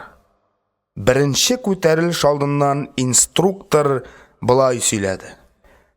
Курсант иптәшләр, сез бүгеннән тормышыгызда бик җаваплы чорга керәсез. Оча башлаячаксыз. Кешегә җирдә егылмыйча тәпи басып йөрер өчен дә шактый вакыт кирәк. Без һәрберебез җирдә йөрергә егыла-егыла өйрәнәбез. Ләкин күктә безнең егылырга хакыбыз юк. Күк куркакларны, җибәгәннәрне кабул итми, кыюлар гына очала. Үзегез беләсез, безгә вакыт бик аз бирелгән. Бер ел эчендә без үз һөнәребезнең барлык серләрен төшенеп җитәргә тиешбез. Төс ата білу, жир белән һәр вакыт элемтәдә тору, парашютта сикерү менә сезнең төп бурычыгыз. Җирдә безнең әти-әниләребез, апа-сеңелләребез, абый-энеләребез тыныч эшлей. Тыныч яши алсын өчен күгебез дә тыныч, аяз булырга тиеш. Сез совет солдатлары, сез күк сакчылары. Инструкторның бу сүзләре курсантларның күңелендә горурлык уятты. Алар нәкъ менә шушы мәктәпкә эләгүләренә сөенделәр. Командирлар курсантларга башта ук әйтеп куйдылар. Физик хәзерлекнең солдат өчен иң кирәкле сыйфатларның берсе икәнлеген һичбер вакыт исегездән чыгармагыз. Спорт залы туган йортыгыз кебек якын булырга тиеш. Буны сыйык кешедән наклы характерлы солдат чыкмый. Фәнияр физик яктан башкалардан шактый айрылып тора иде. Бәләкәйдән үк спортны бик яратты ул. Аларның үй каршында кичкенә генә бакчалары бар иде. Әнкәләре анда сугандыр, шалкандыр ише нәрсәләр утырта. Кыяр, кавын үстерә иде. Ничәдер яшендә менә шушы бакчаның капка башына Фәнияр иске бәләкәй арбаның тимер күчәрен кадаклап куйды. Бу аның беренче турнигы иде. Әнкәсе ашка турарга суган алып керергә кушса да, Фәнияр берничә мәртәбә турнигында тартылмый калмый. Тагын шуңа менеп атландыңмы дип сукрана Гөлсәйдә. Тизрәк кер, ашым пешеп чыкты. Алып аттырмый хәлем юк инде шул нәстәкәеңне. Беләкләрне ныгытам мин, әнкәй. Беләкләрне анда селкенеп ныгытмыйлар. Беләк ныгытыр өчен эш бар. Нәрсә эшлимсең? Әнә абзар тазарт, тирес түк, ишек алларын себер, яшелчәләргә сибәргә ыктан су ташы. Шул гынамы? Бүгенгә шуларын эшләп тора әле. Фәнияр әниләре, апалары эшкә китүгә урамга атылып чыга һәм ике бармагын авызына тыгып сызгырып җибәрә. Бер чакта тәгәрәшеп, алар капка төбенә малайлар җыелыша. Нәрсә? Лапта уйныйбызмы? Әйбәт резин тобы бар Фәниярның. Әнисенә ияреп Октябрьский каласына катык сатарга баргач, "Бөтен сүзеңне тыңлармын", дип ялына алдырган иде аны Фәнияр. Шул тупны алып кайтканнан бирле барлык малай Фәниярның жан дустына әйләнде. "Лаптасын уйнарбыз", ди Фәнияр. Тик әнкәй муеннан эш иеп китте бит әле. "Давай, нәрсә эшләргә?" Фәнияр кемгә көрәк, кемгә сәнәк, кемгә себерке тоттыра. Бүтәннәр абзардагы тирес белән мәшәләнгәндә, үзе берничә малай белән бәләкәй арбага мишкә салып ыкка суга китә. Әнкәсе кушкан эшләрне дигәнче ялт иттереп куялар. Аннары лапта уены башлана. Резин туплары югында сыер ябагасын тарап, шуңардан туп әвәлиләр иде. Әмма лапта уйнар өчен бу кулай түгел. Никадәр каты бәрмә, ерак китми, сикерми. Ә инде юешләнсә бигрәк тә. Фәнияр резин туп алып кайтканнан бирле рәхәтләнделәр. Көнне буе чабалар, армыйлар. Ничек кенә егылмыйлар, һичкем авыртуны белми. Малайлар кай вакыт су керергә төшкәч, шалварларыннан яки күлмәкләреннән берәр җеп суырып алалар да беләкләренә бәйлиләр һәм мускулларын кабартып шул җепне өзәләр. Җепне өзә алмаган кешене камыр батыр дип үртәргә тотыналар. Иптәшләр алдында һәр кемнең көчле, кудрәтле булып күренәсе килә. Кемдер ике агач бүкәнен торба кисәк белән туташтырып штанга ясый, кемдер гер ташы табып кайта. Берәүләр дә гер яки штанга күтәреп Икенчеләрдә турникта әйләнеп мускулларын ныгыттылар. Үзара көч сынашуны әйткән дә юк. Кайда гына көрәшми малайлар, ширемдә, бәрәңге бакчасында, су буендагы комлыкта. Эшләп үсү, туктаусыз спорт уеннары уйнау шыныктырды Фәниярны. Армияда шунсыз мөмкин түгел. Көндүзләрен дәресләрдән соң строевой шаг атлатып йөртәләр. Төннәрен тревога белән күтәреп, уннар чакрымга алып чыгып китәләр. Тревога булдымы, җәй димисең, яз димисең, бөтен нәрсәңне үзең белән аласың. Шинелеңне камыт итеп урап иңеңә эләсең, икенче иңеңдә карабиның, аркаңда солдатның кирәк ярагы тутырылган юл капчыгы. Шуның өстенә тазаракларга, гәүдәлерәкләргә патрон ише нәрсәләр салынган әрҗәләр күтәртәләр. Бер вакыт тревога белән билгеләнгән урынга йөгергәндә шундый әрҗәне Ризван дигән егеткә бирделәр. Ул карап торуга ярыйсы ук озын буйлы егет. Тик буыны сыйык икән. Ярты юлда гөрсөлдәп ауды. Юк, бара алмыйм бүтән. Атсагыз да бара алмыйм, диде ул ыңгырашып. Барырсы, диде командир һәм янәшә йөгерүче солдатларны туктатты. Ярдәм итәргә. Фәнияр патрон әрҗәсен күтәрде. Әтеге солдат тагын бер иптәше белән Ризванны ике яклап култыклап алды һәм алар башкалар артыннан иярделәр. Тиешле җиргә барып җиткәч тә ялга туктатмадылар. Окоплар казырга куштылар. Курсантлар арасында эш күрмәгән шәһәр балалары байтак иде. Урта мәктәп бетергәннәр, ләкин барыбер армияга китәсе бар дип эшкә кереп тормаганнар. Андый сыйык буыннарның куллары кабарды. Йөгерсәләр аякларын итек кырды. Турникта маташсалар гәүдәләрен ияккә кадәр дә күтәрә алмыйча тиргә батып мышкылдап төштеләр. Командирлар физик яктан көчле курсантларга йомшак буынлыларны беркеттеләр. Фәниярга да 10 курсант эләкте. Алар арасында Ризван да бар иде. Ризван педучилище бетергән белемле егет. Русчаны сурынача. Фәниярның ул яктан мактанырлыгы юк. Шуңа күрә курсларда укытыла торган фәннәрне бик аңлап бетерми. Күрсәтеп биргән нәрсәне тиз отып кала ул. Әнә бит парашют җыюны ничек оста, ничек җәһәт башкара. Гомер буе кибеттә эшләгән сатучы күлмәкне ничек оста төрсә, Фәнияр парашютны шулай җыя. Хәрәкәтләре соклангыч. Ризванга ул мондый шарт куйды. Син мине русчага өйрәтәсең, ә мин синнән менә дигән спортчы ясыйм. Килештекме? Килештек. Ризван белән Фәнияр тиз дуслашып киттеләр.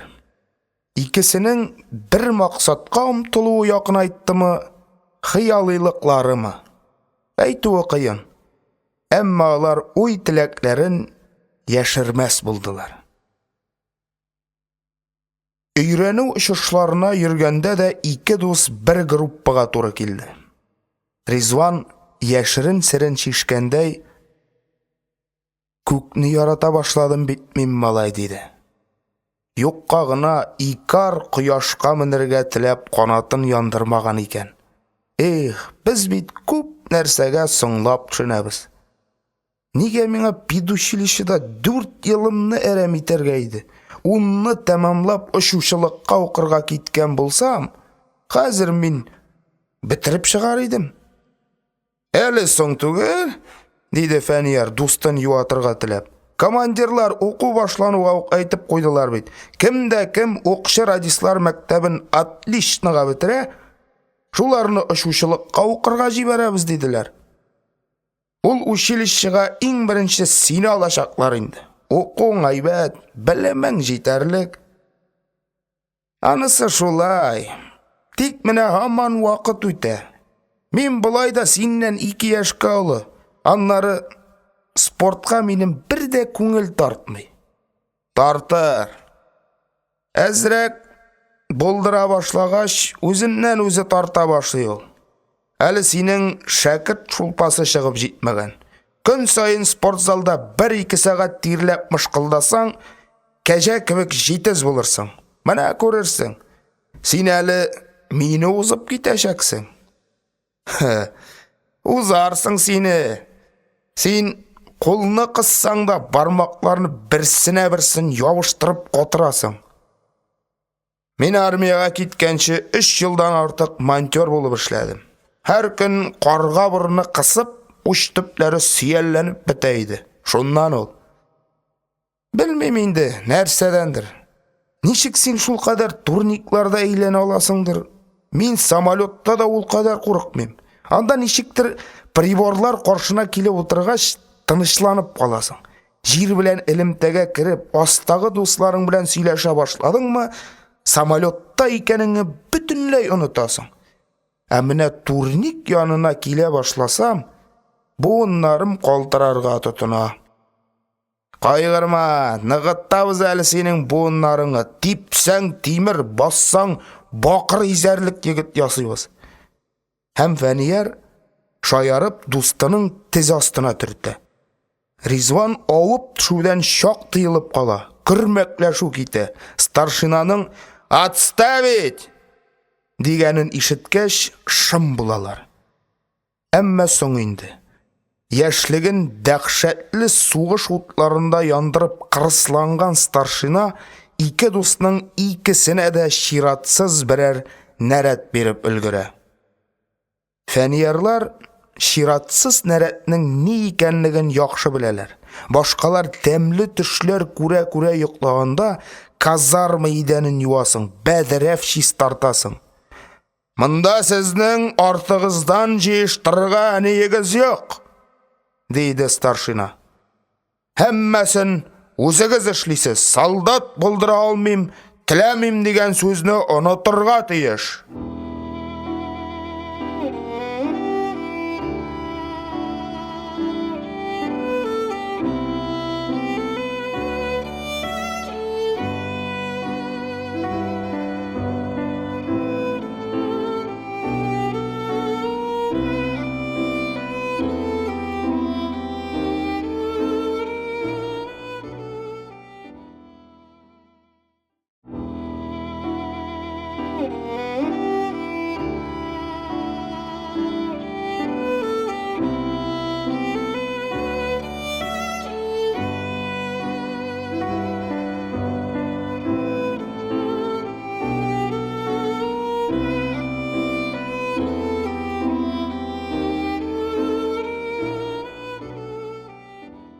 Армия тормышына Фәнияр җиңел күнекте. Һәр очышны көтеп алды.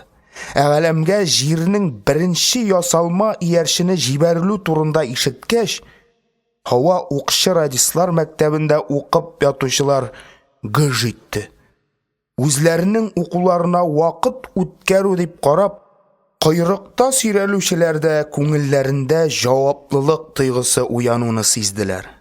Була бит кайчакта шулай. Юлчы бара, ә юлның очы-кырые күренмәй. Күзләрне арганлык томаны каплый. Аяк атлыйсы килми башлый. Нәкъ шул вакытта каяндыр ялтырап ут күренә. Юлчы үзенең авылгамы яки ял итәрдәй берәр учаккамы якынлашканын сизеп, дәртләнеп китә. Арганлыгын оныта. Ялкау курсантлар арасында да шуңа охшашрак хәл булды. Галәмгә очкан җир иярчене офыкларын киңәйтеп җибәрде. Һәр кем яхшы аңлады. Былай булгач, тиздән космоска кешеләр дә оча башлар. Космоска очарлык яхшы хәзерлекле кешеләр кирәк булыр. Теләк барында безнең илдә үтәп булмаслыгы юк. Өметсез шайтан гына дигәндәй, өметне үзәргә һич тә ярамый. Хай бу кеше дигәнең нәрсәгә генә омтылмый да, ниләр турында гына хыялланмый. Һәр эшнең башы хыял. Хыялны матурлык тудыра. Кеше күк йөзенә сибелгән алмаз бөртекләрдәй ялтыраушы йолдызларга сокланып карый да очу турында хыяллана. Серле галәм аның бөтен уйларын били. Билгесезлек үзенә тарта. Юлларда тәгәрәүче гади тәгәрмәчтән алып галәмгә очучы ракетага кадәр бары да кешенең хыял һәм акыл җимешләре. Игенче яңадан яңа сортлы бодайлар үстерергә. Астроном яңадан яңа йолдызлар ачарга, укытучы яңадан яңа талантлар табарга тырыша. Хыял кешенең иң алдан йөрүче юлдашы. Сукырлар кайчанда булса күрү, ямсезләр сөелү, картлар озак яшәү, гарипләр терелү, адашканнар юл табу, көчсезләр гайрәтләнү, талантсызлар талантлары ачылу турында хыялланмасалар, тормышның ни кадәр яме ким булыр иде. Әле яңа гына самолетларга утырган, һәр хәрәкәтне, һәр эшне инструктор күзәтү астында эшләгән яшь курсантлар инде космоска очу турында хыялланалар. Күпчелеге радиостанцияның бер җире ватылса төзәтеп куя да белми. Укытучылар гел шуны тукып тора. Сез үзегезнең радио тапшыру аппаратыгызны күз йомган килеш эшләтә белергә тиеш. Менә сугыш бара дип фараз кылыгыз. Сез яраландыгыз, күзегез күрми башлады ди. Җир белән элемтәгә керергә кирәк. Артыгыздан дошман истребителе атакалый. Экипажның язмышы сезнең кулда. Шуның өчен дә сез һава укчы радислары. Әлбәттә, курсантлар үз эшләренең җаваплы икәнлекләрен аңлыйлар. Әмма сугыш чыкмас әле. Хөкүмәт башлыклары гел тынычлык турында кайгырталар дигән уй җаннарын тынычландырып тора. Ә космоска очу реаль нәрсәгә әйләнеп бара. Моның өчен тырышып карасаң ярый. Әлеге дә баягы ике хыялы Ризван белән Фәнияр спорт залында сөйләшеп киттеләр. Сүз бер хаттан башланды. Ризван ботларын күтәреп турникта селкенеп маташканда кесәсеннән дүрткә бүкләнгән кагаз кисәге килеп төште. Ризван әйбер урлап тотылган кешедәй кызарынып кагазны кулына алды. Нәрсә, әллә берәр асыл ярдан алынган хатмы? Битләреңә ут капты, диде Фәнияр. Тегесе ык-мык килде. Шулай ык-мык итү аркасында Фәниярның шиген арттырып җибәрде. Балай булгач, укып күрсәтми котыла алмассың, малай, диде Фәнияр. Мин бит синең старшыйың. Армияда үзең беләсең, старшыйның сүзе приказ. Старшый дип Фәнияр шаярып кына әйтте билгеле. Мондалар барысы да званиялары буенча курсантлар. Әмма бу очракта Фәнияр үзенең камыр батырлар өстеннән командалык итүен күздә тотып әйтте.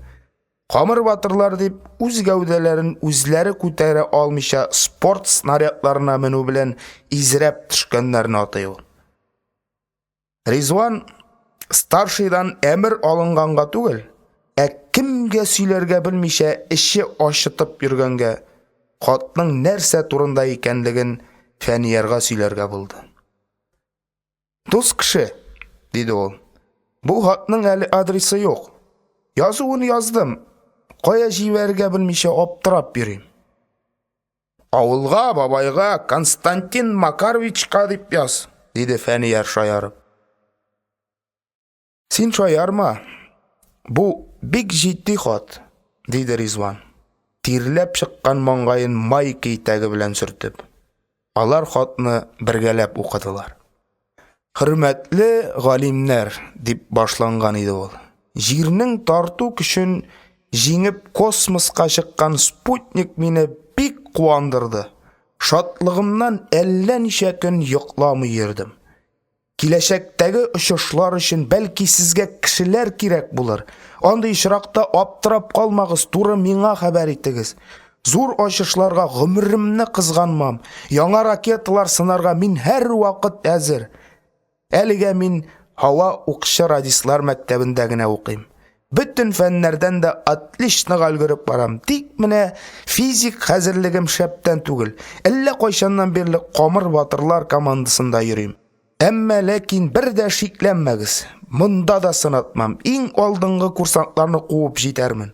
Радислар мәктәбен бетергәч, очучылар училищесына китәм. Бу хәл ителгән инде. Очучы булып чыкканчы чират ала торыйм дип сезгә язарга булдым. Бер үк мине оныта күрмәгез инде. Җир юлдашы ясаучы иптәш галимнәр.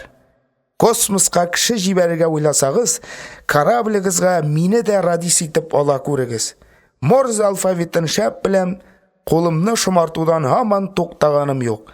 Тиздән парашют белән сикерүләр була, анда да сынатмам дип уйлыйм. Ихтирам белән булачак радис, хәзерге курсант Мифтахетдинов Ризван. Дустының бу хатын укыгач, Фәнияр әллә нишләп китте.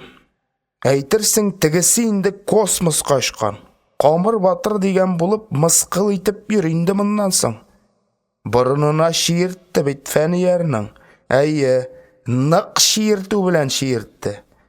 Ярый әле хатын җибәргә адресын белмәгән, юкса космоска очарга Фәниярдан алда чират алып куяр иде. Ә хәзер Фәнияр да йоклап калмас. Ризван хәтлегенә яза белер. Ах, син мыштыбы, диде Фәнияр хәтере калып. Дус дигән була, якташ дип йөри, ә үзе миннән качып космоска очарга маташа. Юк инде, барып чыкмас. Син ычканда исән бул дип кул селтәп торырга бездә төшеп калганнардан түгел. Хәзер үк бу хатыңны йыртып ташла, икәүләп язабыз. Шунсыз бәхиллегем юк. Ризван дуста әйткәнчә эшләде дә. Хәрефен хәрефкә җиткереп, өтерен ноктасын тикшереп, бик һәйбәтләп кәгазьнең шомасына гына хат яздылар. Инде кая кем исеменә җибәрү мәсьәләсен генә хәл итәсе калды. Бу хакта бик күпне белүче, бераз сакавырак Чипановтан сорарга уйлаганнар иде дә, әллә кая бездән алдан аны язып куймагайлары дип, бу исәпләреннән кире кайттылар. Үзара киңәш табыш кылышканнан соң, хатны СССР Фәннәр академиясына адресларга кирәк дигән фикергә килделәр. Икәүләшеп, сырлый-сырлый имзаларын куйдылар. Конвертны ябыштырып почтага илттеләр. Аннары бик олы эш майтарган кешеләр кебек башка курсантларга өстәнрәк карап, мыек асларыннан гына көлеп йөри башладылар. Озакламый парашют белән сикерү көне килеп җитте. Һәр курсант бу көнне үзенчә дулкынланып, үзенчә җилкенеп көтте. Һавада башкалар идарә иткән самолетка утырып, 40-50 минут җир белән элемтә тотып йөрүнең әллә нәрсәсе юк иде. Артык батырлык та, кыюлык та таләп итми буш. Радиостанцияңны бүтән дулкынга киләсәң, инструкторың яныңда хәзер әйтеп җибәрә. Марзянкаңны ялгышсаң, аңлашылмады, кабатлагыз дигән сигналлар килә. Ә менә парашют белән сикергәндә ялгышырга да, куркып калырга да ярамый инде. Монда дөнья океаны зәңгәр күк белән икәүдән икәү каласың. Язмышың үз кулларыңда. Саперлар гомердә бер генә ялгышалар диләр. Парашютчылар да шулай ук. Фәнияр очып киткән чакта бер дә өркеп калырмын дип уйламаган иде.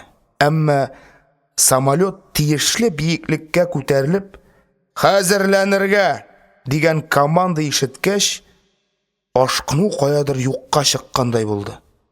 Әллә самолет гүләвеннән, әллә яңа хис кичерүдән, әллә куркудан бүтән тәндә калтырану барлыкка килде. Маңгайдан тир бәреп чыкты.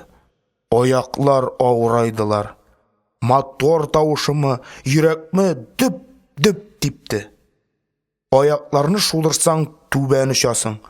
Ләкин білінер-білінмәс тупсаны атлап шығарға көш жетмей. Тупса. Кіші үз ғұмырында нишәмә-нише тупсаларны атлап шыға. Башта туған йортының тупсасын атлап йырақ жерләргә юл тота, авыр була. Күнегелгән һәр нәрсәсе күңелгә якын һәм кадерле булган җылы өйгә кирип китәсе килә. Ләкин юлларда йөрисе, дөньялар күрәсе килү хисе бөтенесен җиңә. Кеше иңнәренә асылган юл капчыгын рәтли дә, артына карамаска тырышып алга атлый. Фәнияр да кыюлыгын тупларга теләп, тупсада басып тора. Менә ул ишек яңакларына куллары белән тотынып түбән карады. Анда җир ям-яшел. Шушы яшел ширәм бик тә йомшак, бик тә якын тоелды аңа. Җирне шулай якында тою, кичкенәдән үк аунап үскән яшел ширәмнәрне күрү Фәниярны тынычландырып җибәрде. Шүрләү каядыр еракка качты. Аяклар үзләреннән үзләре бушлыкка атладылар. Шартлап парашют ачылып китте. Култык астыннан алдырып бәйләгән кайышлар тәнне авырттырып тартылып куйдылар.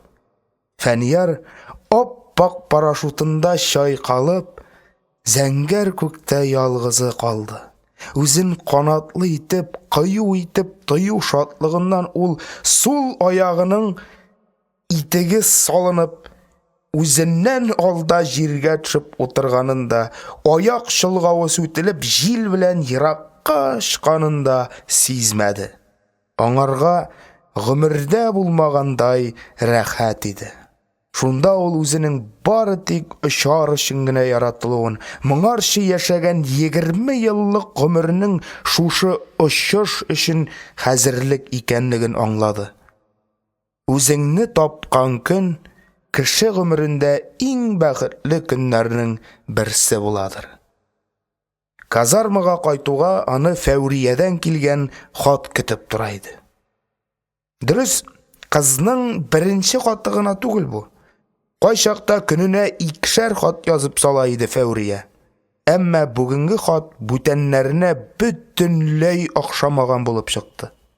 Элек Фәүрия бераз шаян тонда үзенең нәрсә эшләгәнен, кайсы егет үзен узата барганын, егетнең үзенә нәрсә дигәнен, үзенең ничек җавап биргәнен бәйнә-бәйнә язып тутыра иде.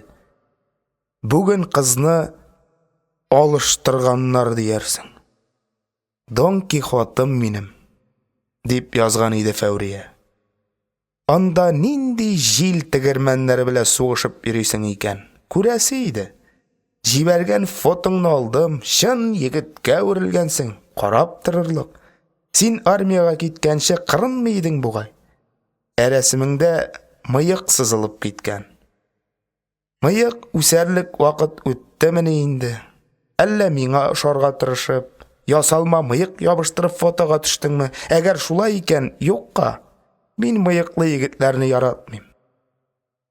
Сине затып калганда сагынырмын дип уйламаган идем. Сагындырасың бит, егеткәй. Сагыну дигән нәрсәне татып караганым юк иде. Мин өйне, туган якны да сагынмыйм. Хәзер әллә нәрсә булды. Кая гына барсам да син җитмисең. Бу җөмләм бераз русчарак чыкты ахыры. Ярар инде, төзәтеп маташмыйм. Язган хатымны укысам, йыртып ташлый торган гадәтем бар.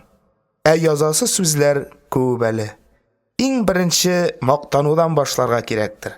Беләсеңме, апаңа Фәүрия шаярып үзен апаң дип атарга ярата иде. Шәп эшләгән өчен мактау кагазы бирделәр. Җыелышта бөтен авыл халкы алдында макталу былай күңелле нәрсә икән. Миңа ошады. Между прочим, әгәр миңа ошарга теләсәң, син мине күбрәк макта. Дөньяда синнән матур, синнән акыллы, синнән уңган кыз юк дигән. Мин бәләкәй чакта бер әкият укыган идем. Шунда бик ғорур патша қызының кияу сайлауы истә калган. Киләләр моңа төрле илләрдән, төрле җирләрдән кияүнең асыллары. Кайсы батыр, бер селтәнсә кылычы белән 100 яшьлек имәннәрне кыеп төшерә. Кайсы дөньяның барлык серләрен белүче акыл иясе. Кайсы матур буй-сыны белән бер күрүдә хушыңны алырлык. Ләкин бу ғорур патша кызы әлеге асыл егетләрнең берсенә дә карамый. Кемгә карый дисеңме? Үзен мактаучыга. Кулыннан һич бер эш килми торган егет аламасы патша кызына булай ди.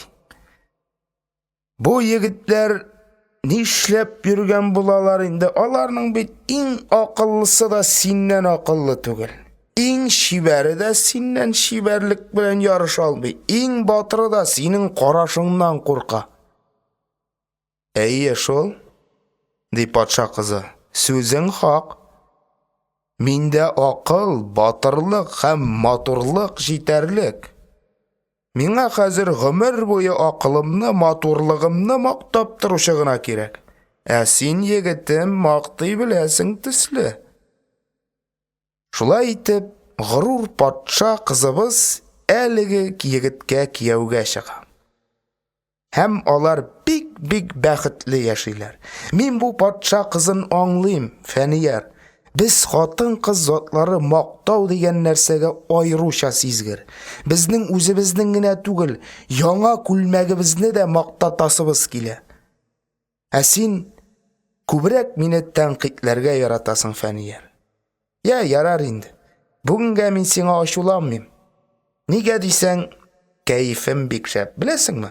Авыл яшьләре апаңны якын итә башладылар бит. Сөйләшергә уртак сүзләр дә табылып тора. Үткән айда Дюманың 3 мушкетерын алып кайткан идем. Хәзер егетләр агачтан шпага ясап үземне озатып йөриләр. Тик син минем тәнкыйтьтән соң яхшырган икән бу кыз дип уйлый күрмә. Мин үзем яхшы. Шын. Әле минем кем икәнлегемне генә белеп бетермиләр. Сез анда хәзер шәһәргә увольнениеларга чыгып йөри башлагансыздыр. Караны, әгәр берәр кызга күз салсаң, барып колагыңны борырмын. Шитләргә күз атканыңны шунда ук беләчәкмен. Ничекме? Син бит миңа тылсымлы каурый калдырып киттең. Мин йолкышырга бармаган казның оппак каурыен. Ул матчада тора. Мин аңа һәр көн күз төшереп алам. Әлегә каурыең ак, тапсыз. Димәк, сагынасың. Мине уйлыйсың. Әгәр мине сагынмасаң, ул каурый саргая башлаячак. Белеп тор. Каралы, Фәнияр, сине армияга озатканда берәр бүләк тә бирмәгәнмен ичмасам. Авыл кызлары егетләренә шиккән кулъяулык бүләк итәләр бугай. Мин булдыксыз, андый нәрсәләрне белмим шул. Күп яздым инде. Әллә ниләр язасы килә. Юк, язасы түгел, сине күрәсе килә. Дон Кихотым минем. Яратам ахрысы мин сине. Тик караны, борыныңны күтәрмә. Самолетта очабыз дигәчтә җир кызы барлыгын онытма. Хатларыңны еш яз, күп итеп яз. Фәүрияң. Фәүриянең хатын тотташ 3 кат укыды Фәнияр. Әйтерсең, далада суга сусаган юлчы шилтерәп аккан чишмәгә юлыккан. Эчәсең, сусауны басмый.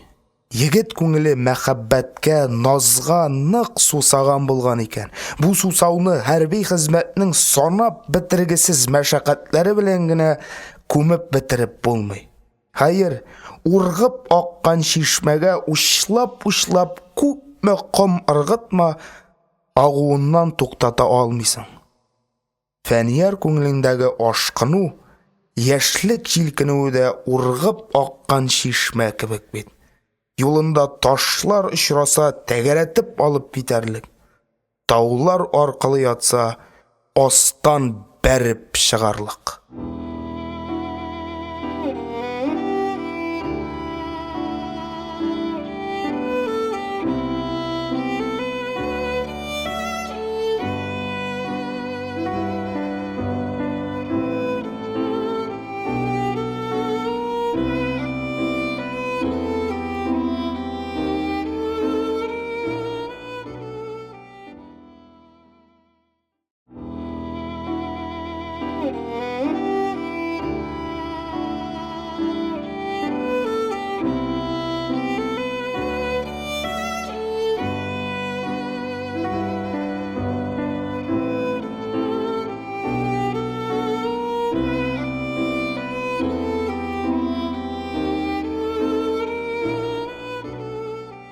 Фәниярның төшендә еш кына очканы бар.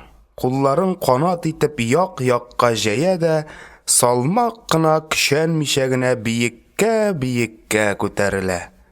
Бу очу аңа шул тикле ләззәт, рәхәтлек, канәгатьлек китерә ки, хәтта уянгач та шактый вакыт күзләрен ачмыйча ята. Шул хозурлыктан аерыласы килми.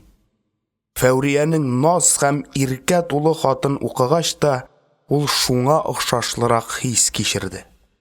Бөтен тамырлары буйлап рәхәт дулкын агып үтте. Шушы дулкынаны ниндидер бер илаһи тылсым көчедәй сиздермичә һавага күтәрде. Шау-шулы казарма тормышы түбәндә, еракта калды. Бар дөнья зәңгәр хыял томаннарына уралды. Беренче мәртәбә парашют белән сикерү. Беренче мәртәбә бераз шаяру катыш булса да, сөям сүзен ишетү егетнең шашкын күңелен бөтенләй тилертеп җибәрде. Кеше гомерендә күп тә соң бу беренче мәртәбәләр. Беренче тапкыр сөям сүзен әйтә. Беренче тапкыр хыянәт ачысын татый. Беренче мәртәбә кешеләрдән тартынмый нитми, шатлыгыннан елый. Беренче мәртәбә кайгысын яшерер өчен башын мендәргә тыгып үкси. Фәнияр тормышында да күп булырлар әле беренче мәртәбәләр. Ә хәзергә ул шуларның иң кадерлесен ишетте. Аны әйтерсең, алыштырдылар. Укулары әйбәт бара башлады. Китапларга әллә нинди бер үҗәтлек белән тотына торган булды. Дуслар аның бу үзгәрешен сизеп, шаярткалы иделәр. Сине, Фәнияр, сикергәндә әллә пәриләр алыштырды инде, күзләрең пәринеке төсле карыйлар, диде арада берсе. Пәри күзләрен күргәнең бармыни синең? Диде Фәнияр да шаяртуга каршы шаяртып. Китапларны хәзер уку гына түгел, шитләрен кимерә ул, диде икенчесе. Әйе, диделәр башкалар да. Әнә бит радиотехниканың тышын ашап бетергәндә пишмакларына тотынган. Менә мин әйтте диярсез, берәр айдан калса да төбе генә калыр. Китап дисез әле сез, диде өченче берәү. Ул спортзалда үзенә кәләш тапкан. Бер көн шулай онытылып калган кайышымны алырга дип керсәм, ике күзем дүрт булды, егетләр. Нәрсәгә дисезме? Безнең кияү егетебез Фәнияр залдагы теге кәҗә тәкәсен кочаклап, шут үбеп маташа. Үбешә иреннәре кана беткән мискенкәйнең. Вәттек мәхәббәт. Курсантлар рәхәтләнеп көлештеләр. Аларга кушылып Фәнияр дә шаркылдады. Әйе, бер көнне кәҗә тәкәсе аша сикергәндә егылып, иренен канаткан иде шул. Егетләр шуннан көлә. Әйдә, үртәсеннәр, шаярсыннар. Үртәшмәгәч, шаярмагач, тел нәрсәгә бирелгән. Фәнияр ул якка үзе дә кимен куймый. Сәбәп кенә булсын. Ә солдатлар арасында көлке хәлләр очрап кына тора. Нурфаяздан әс көлделәрмени? Нурфаяз иптәш егете Юрий белән шәһәргә увольнениегә чыккан иде. Кайткач булай дип сөйләнде. Барабыз шулай баскан җирдән ут чыгарып Йорка белән, урам тулы кызлар, һәммәсенең күзе бездә. Мин үземә бик ошаганнарына каш сикертеп җибәргәлим. Минем игътибарга лаек булганнары бүләк алган сабыйлардай шатлыкларыннан кая басканнарын белмиләр. Килеп туктадык, строевой шаг белән кинотеатр каршына басып торабыз кукраеп. Анда егетләр хушларыңны кайрып алырлык бер фәрештә басып тора. Кашлары салават күпере, күзләре янар йолдыз, чәчләре ап-пак болот. Өстенә кигән киемнәре аяз көндәге күк йөзе шикелле зәп-зәңгәр. Ушыңа сал да бер кашык сусыз йот та җибәр. Тамагыңны кәкре керфекләре генә бераз тырнаса тырнар. Кинога керергә чакырдым. Иреннәрен селкетмичә кашын гына сикертеп ризалыгын белдерде. Рыцарьларча нәзакәтлек белән китереп утырттым урынның иң кәттәсенә. Үзем кинода утырам, күзләрем фәрештәдә. Күккә ашмагай дип фәрештәмнең аккош муеныдай кулларына кагылып куям. Ай, ул кулларның йомшаклыгы, каһәр суккан киносы бик тиз бетмәгән булса, фәрештәмнең томрап торган иреннәрен үбәргә дә күп калмый иде. Босын егетләр икенче увольнениегә кадәр кичектерергә туры килде. Ә Юрка минем бәхеткә кызыгып, авыз суларын корытып утырды. Эх, тизрәк чыгасы иде шәһәргә. Әмма Нурфаяз кабат шәһәргә чыкканчы, теге шибәрдән хат килеп төште. Тик аңарга түгел, Юркага иде. Шуннан соң алар арасында мөһер урынына дымлы иреннәр басылган мәхәббәт хатлары йөри башлады. Менә шунда көлделәр инде курсантлар Нурфаяздан. Әмма Нурфаяз монда да аптырап калмады. Мин бит аның күзләрен йолдыз димәдем. Кирфекләре дә искитәрлек түгел иде. Ялгаганга гына озыннар.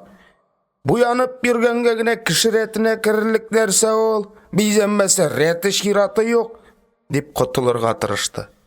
Армия тормышы шулай кызыклары һәм кыенлыклары белән үтә торды.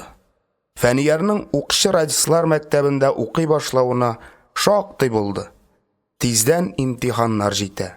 Аннары курсантларга сержант званиесе биреп, частьларга таратачаклар. Бәхетлеләргә хәрби очучылар училищесына китәргә туры килер бәлки. Кем белә, мондый өлеш Фәниярга да тиюе бар. Укулары соңгы вакытта бик яхшырды. Үзенә беркетелгән курсантларны әйбәт әзерләгән өчен командование рәхмәт белдерде. Инде сынауларда гына сынатмаска кирәк. Ләкин Фәниярга радислар мәктәбен бетереп, имтиханнар тапшырырга туры килмәде. Тормыш аңа башка төрле сынаулар әзерләгән булып чыкты. Ул күзләрен түшәмгә текәп больницада ята. Элек бер урында һич кенә дә тик басып тора алмаган аяклары кургаштан кыйылган шикелле авырайып хәрәкәтсез катканнар. Авыррак нәрсә күтәргән саен тыгызлана барган беләк мускуллары чүпрәктәй ләшпрәеп төшкән. Шибәррәк кызлар күргәндә 180 градуска әйләнергә әзер торган муен янында утырган әнкәсенә борылып карарга да ирек бирми. Әйтерсең лә тәндәге һәр күзәнәкне җансыз матдә белән алыштырганнар. Бөтен төш хәрәкәтсез. Бар җир сүлпәнләнгән. Йөрәк кенә элеккедән битәр тибә. Фәнияр янында әнкәсе белән Фәүрия утыра. Аларның госпитальгә килгәннәренә инде 4нче көн. Сөйләшер сүзләр сөйләшенгән. Ананың йөзендә арганлык билгеләре. Фәүриянең күзләрендә дә килгәндәге кебек дәрт, ярсу, наз юк. Бөтен өмете, бөтен хыялы көчле яңгыр сүндергән учак шикелле врач бүлмәсендә сүнеп чыккан. Врач Николай Сергеевич оста куллы, үз эшен бик нечкә белүче нейрохирург. Кандидатлык диссертациясе язып ята. Шуңа күрәме авыруларны 2 категорияга бүлеп карый. Бер төрлеләр аның өчен кызыклы, икенче төрлеләр кызыксыз авырулар. Әгәр диссертация темасына туры килсә һәм авыру өметле булса, Николай Сергеевич бар көчен куя. Төннәрендә госпитальдән китми, ашавын һәм йокысын оныта. Операция ясаган кешесенә үз җанын күчереп куярдай булып, хафаланып, борчылып йөри. Ә инде авыру аның карашынча өметсез икән. Николай Сергеевичның ачуы чыга. Дөрес, операцияны бик нечкәләп ясый. Терелтер өчен сәләтен, белемен кызганмый. Алай да алга китеш сизелмәсә, Николай Сергеевич авыруга чын-чынлап үпкәли. Әйтерсең, авыру терелергә үзе каршы. Фәнияр Николай Сергеевич каршында кызыксыз авыру. Шуңа күрә ул алар палатасына сирәгрәк кергә тырыша. Егет тегенди мондый сораулар бирә башласа, вакыты тыгызлыгын сәбәп итеп, тизрәк чыгып китү ягын карый. Фәүрияне дә врач салкын каршылады. Әмма кыз андый вак-төяккә игътибар итә торган кешемени. Үзенекен ярып салды. Врач Фәүрияне тыңлаганнан соң егетнең авыру тарихы язылган кагазьләрне өстәлгә ташлады. Менә укып карагыз. Кызыксынсагыз, снимаклар да бар, диде. Фәүрия врачлар телен аңлап битермәсә дә, авыру тарихы белән танышканнан соң Фәниярның гомергә сузылачак бәләгә тарыганлыгын төшенде. Шулай да әле аның бу җансыз кагазьләргә ышанасы килмәде. Николай Сергеевичның үз авызыннан ишетергә теләп, сораулар бирә башлады. Аңлатып бирегезче, зинһар, диде ул өзгәләнеп. Нишләп шундый хәрәкәтчән, шундый тере кеше бармакларында селкетә алмаслык хәлгә килгән? Кешеләрнең куллары сына, сөякләре шәрдәкләнә, тереләләр бит. Әллә нинди машинасларында калып та бер дигән аякка басалар. Муенда да шундый ук сөяк түгелмени? Эш монда, сеңелкәй, сөяк сынуда гына түгел, диде Николай Сергеевич. Мин аңа үзем операция ясадым.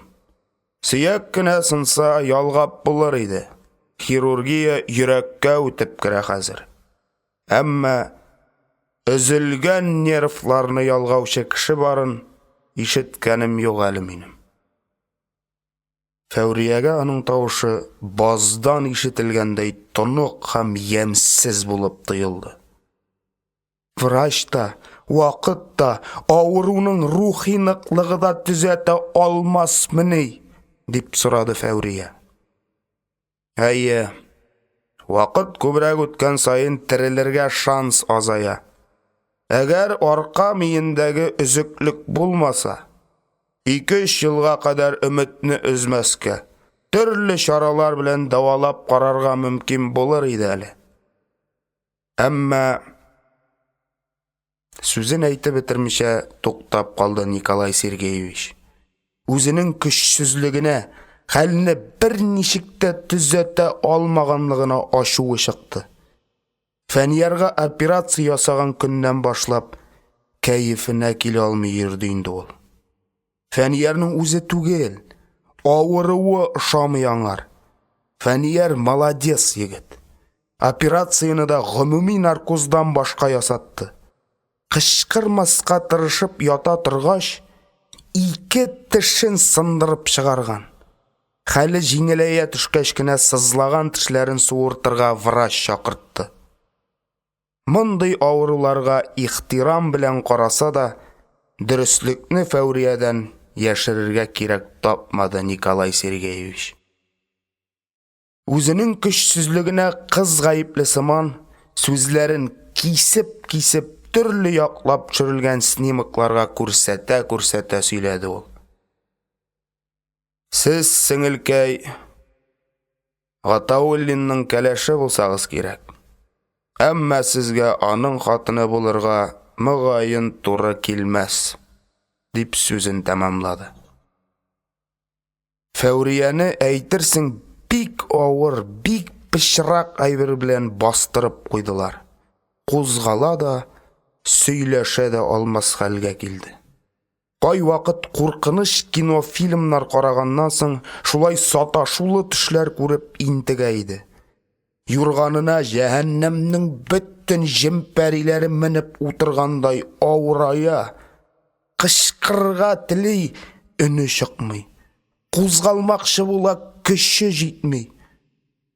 Төшендә саташсаң, иртән аның төш кенә икәнен белеп сөенәсең, ә монда Фәүрия теге ямьсез тавышның "Су эчеп җибәрегез" дигәнен ишеткәч кенә агына килде һәм стаканлы кулны бар көченә читкә теп врач бүлмәсеннән чыгып йөгерде.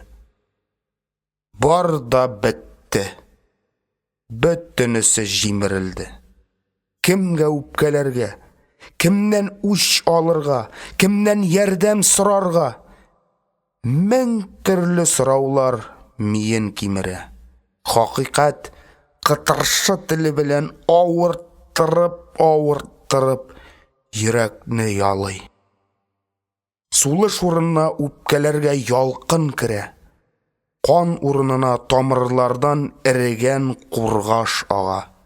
Әллә күктән, әллә күзләрдән аякларга тып кайнар тамчы тама.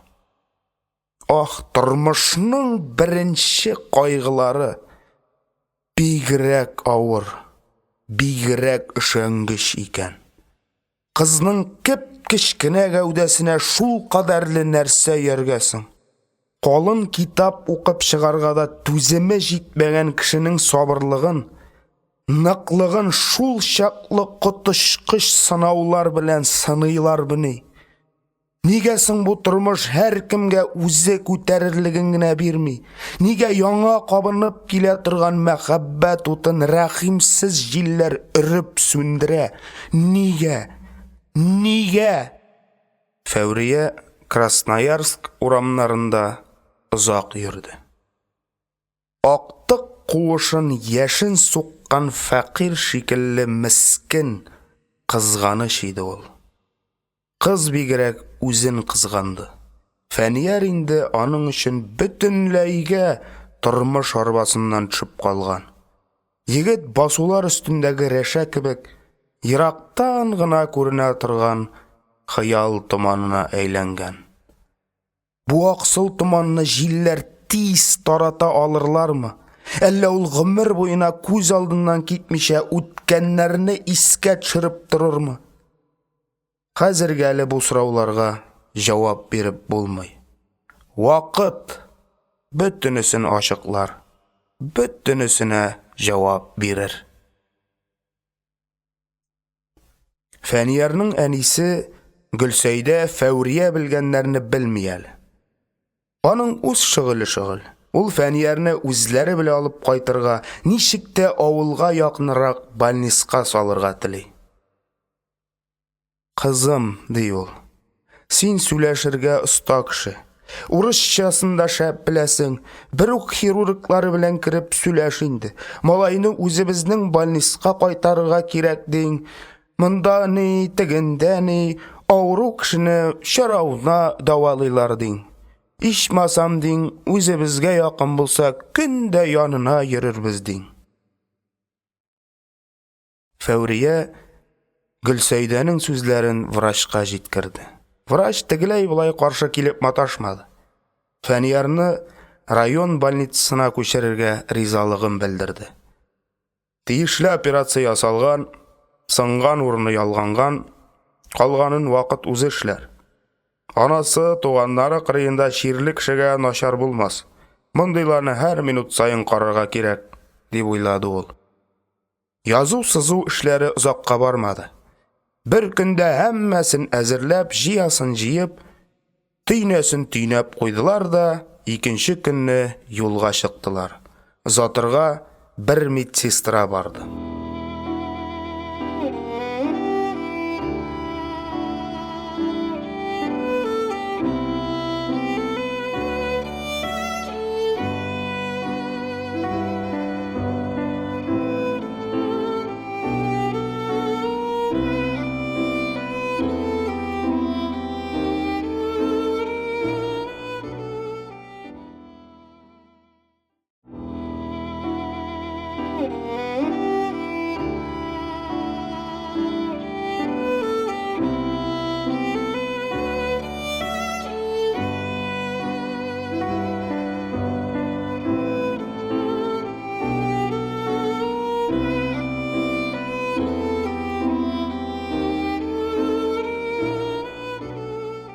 Вагонда шаккы-шаккы кайту Фәниярга шактый газап, авырту китерсә дә, аның күңеле шат күренә.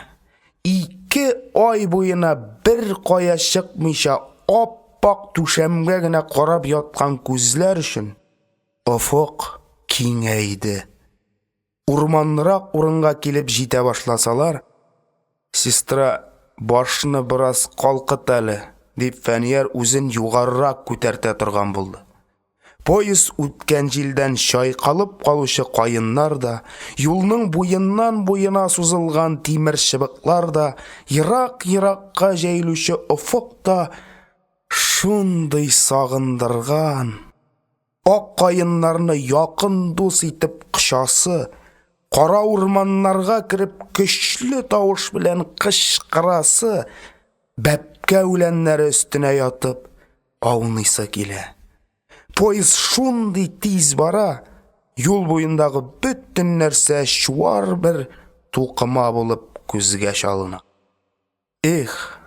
Бераз әкренәйтеп, табигать матурлыгына туйганчы карарга. Табигать. Кешеләр күңелендә матур хисләр уятасың син. Кеше бар нәрсәне онытса да, ялан аяк таптап йөргән чирәмнәрен, үзе чапкан пишәннәрнең хуш хисләрен онытмый. Таулар биеклекләре белән горурлык уяталар, кыюлыкка чакыралар. Йөгерек елгалар йөрәкләргә омтылыш бирәләр. Карурманнар дөнья сирен пышылдыйлар. Көмеш күлдә камышлар кыштырдавы хисләрне нишкәртә.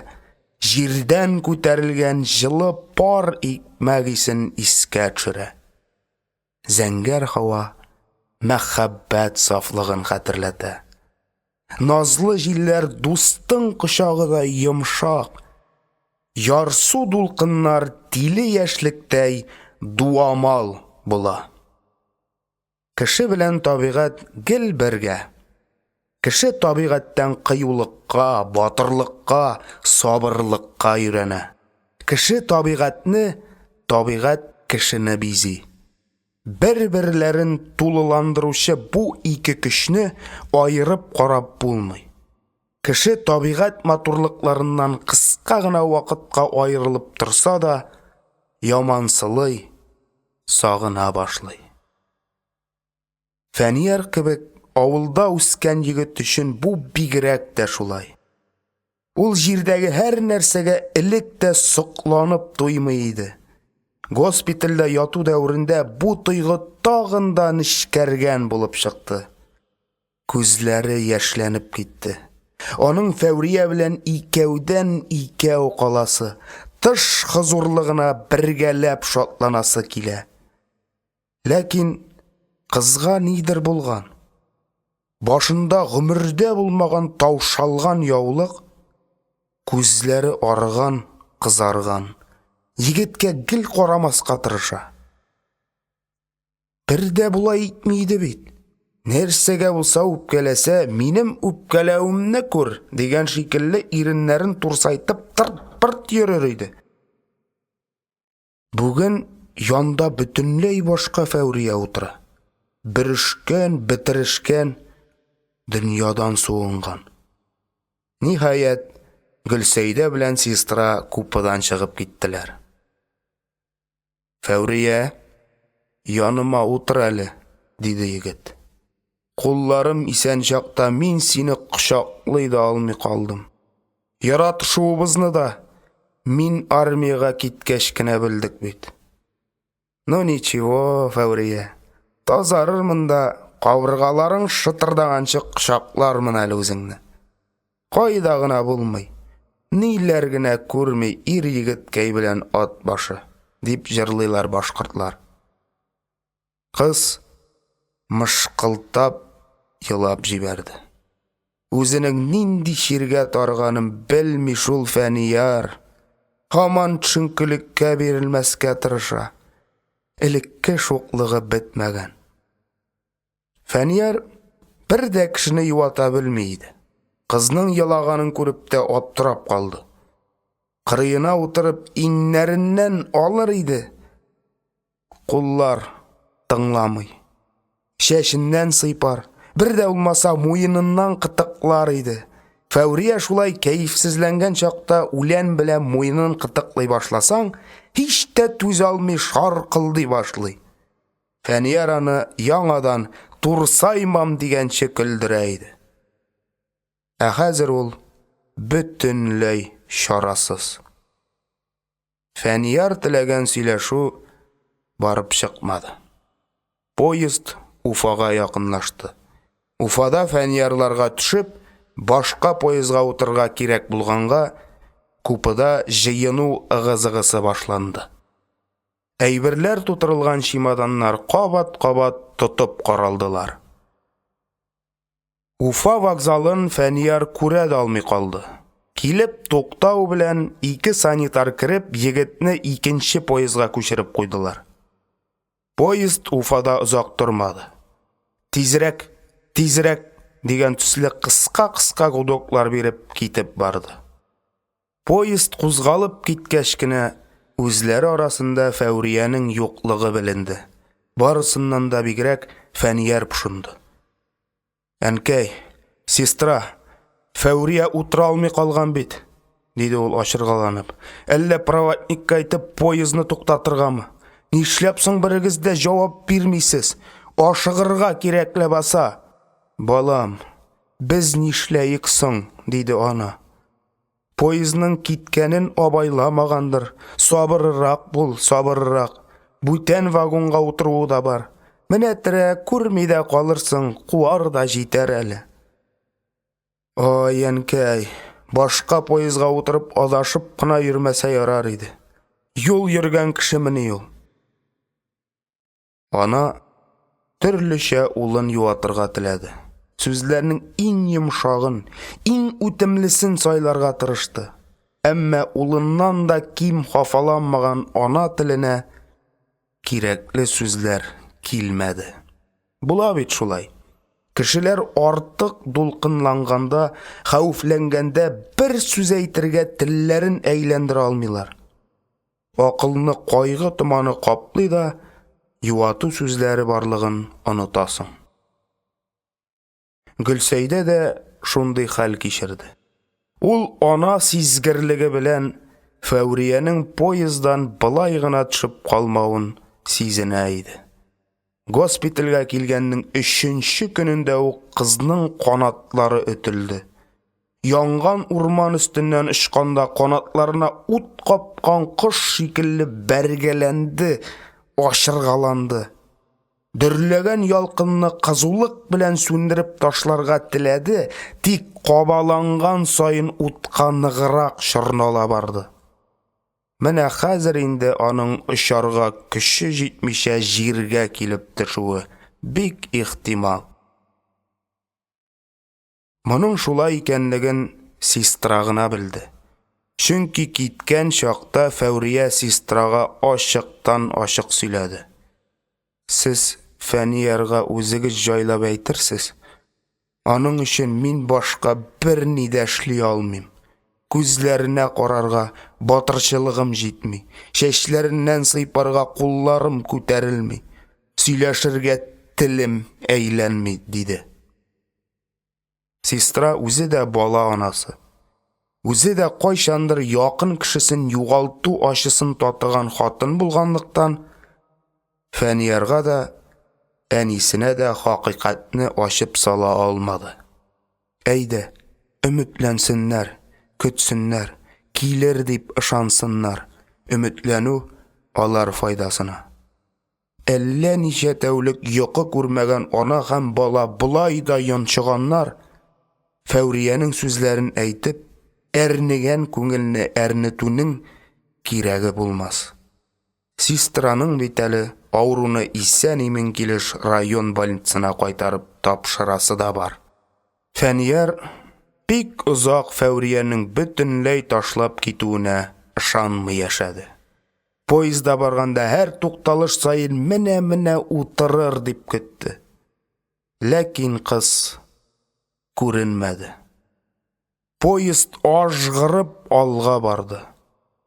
Фәүрия төшеп калган шәһәр томаннарга, поезд төтеннәренә уралып торган сайын ераклашты, артка калды.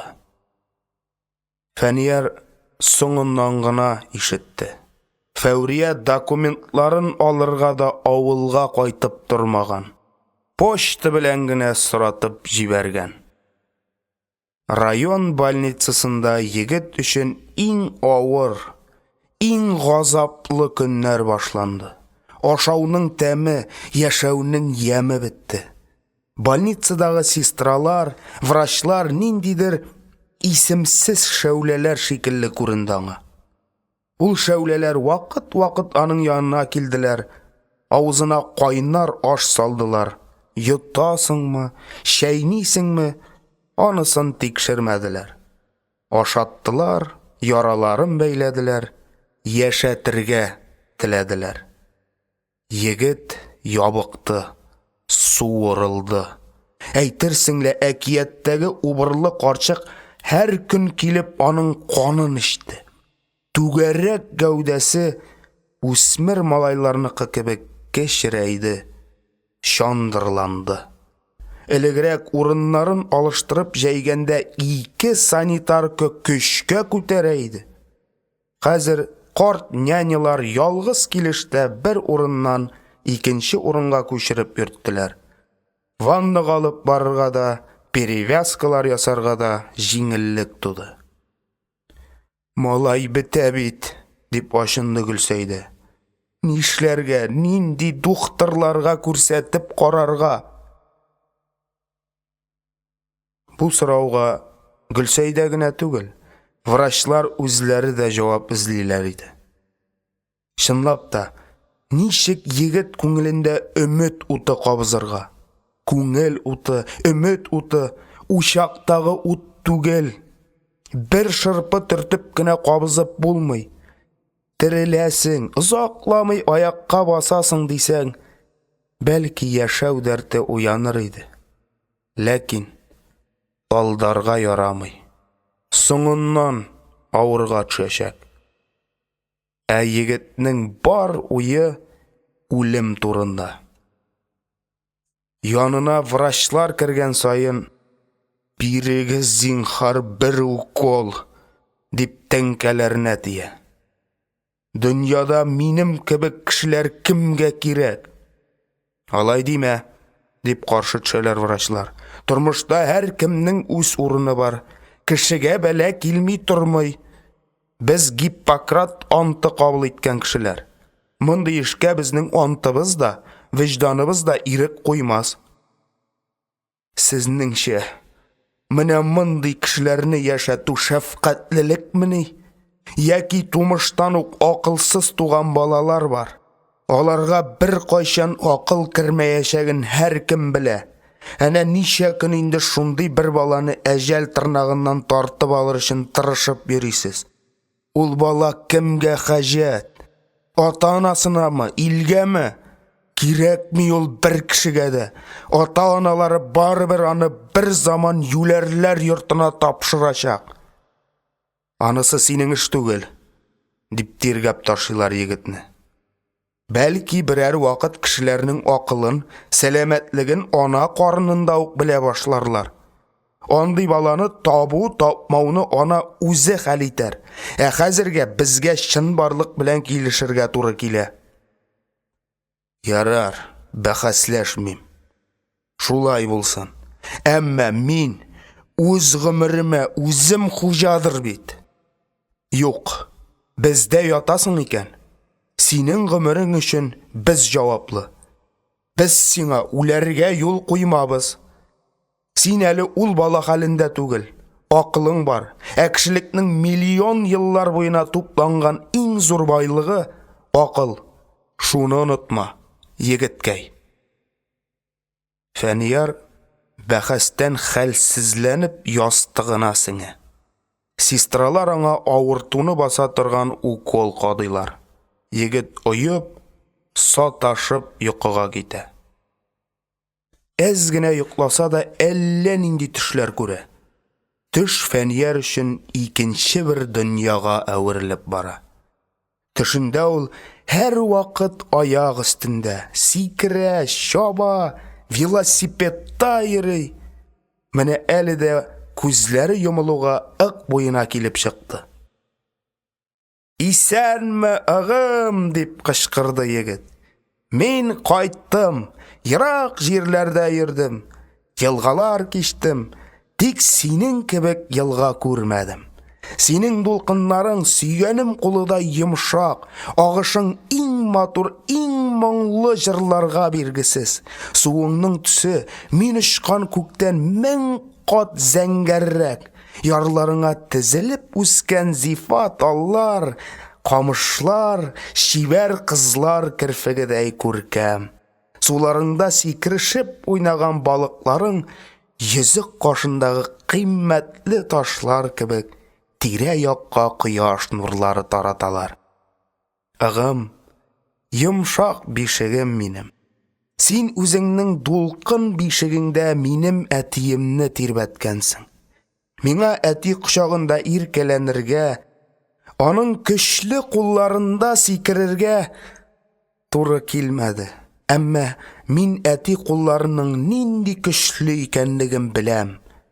Язларын ярларга сыеша алмыйча боз калканын алып атканда мин гайрәтле әтиемне күз алдына китерә идем. Мин шәбәкләп үскән дулкыннар кайчандыр әтием шаярган дулкыннар артыннан куа киттеләр. Алар берәр диңгездә сагынышып күрешкән ата белән ул кебек бер-берләренең кочакларына ташланырлар. Ыгым, иткән яхшылыгыңа әҗрен көтмәүче яучым минем. Ничә гасыр буена син мәхәббәткә сусаган яшь йөрәкләрне очраштыргансың. Салу кызлар үзләренең буй-сыннарын күрсәтер өчен дә көянтә чиләк асып су буена төшкәннәр. Чиләкләр җыры очрашу көткән егетнең колагына көмеш кыңгырау тавышы булып ишетелгән. Ул тизрәк атына җиз йөгәнен кидертеп, салу артыннан ашыккан. Син, ыгым, аларның серен иң тирән җиреңә яшереп саклагансың. Фәнияр ык буенда йөри торгач, үзләренең әйлән-бәйлән уйнап үскән тугайларына килеп чыга. Анда яшьләр тыппыр-тыппыр биеп яталар. Уртада Фәүрия. «Мине хәзер авыл яшьләре үз итәләр», ди ул. «Мин биерергә өйрәндем, әйдә син дә минем белән бие». Фәнияр ялындырып торамысың? Фәүрия каршына чыгып, шүгә-шүгә биеп китә. Үзе такмак әйтә.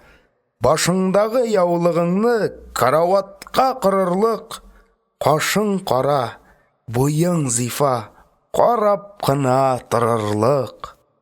Кашың кара, каралткангадыр инде.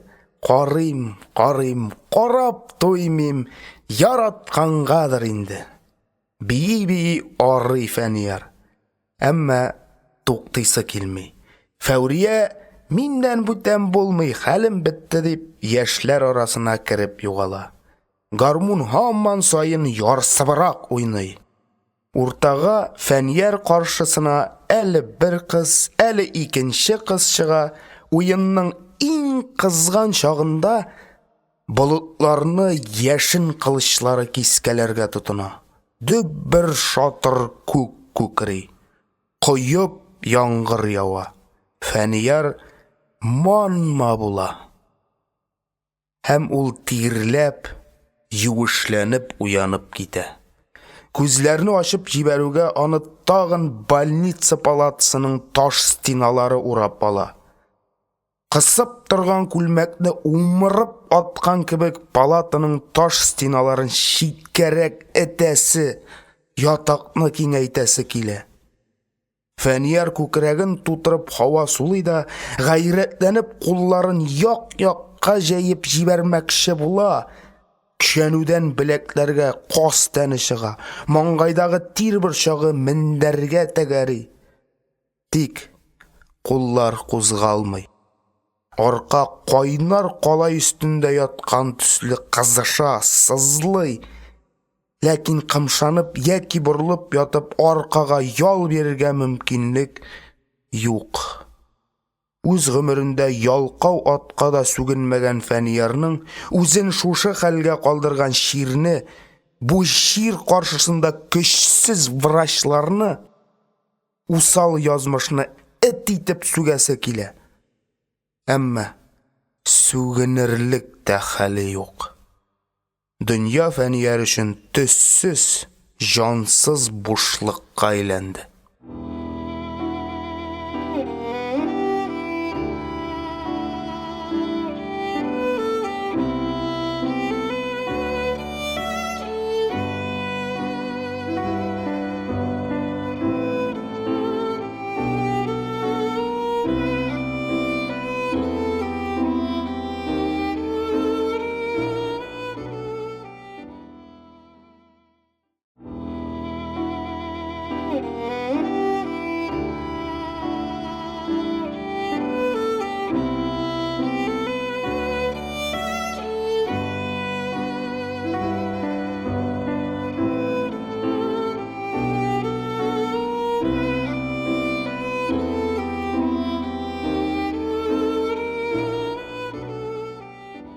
Озак, бик озак ятты егет тормыштан суынып.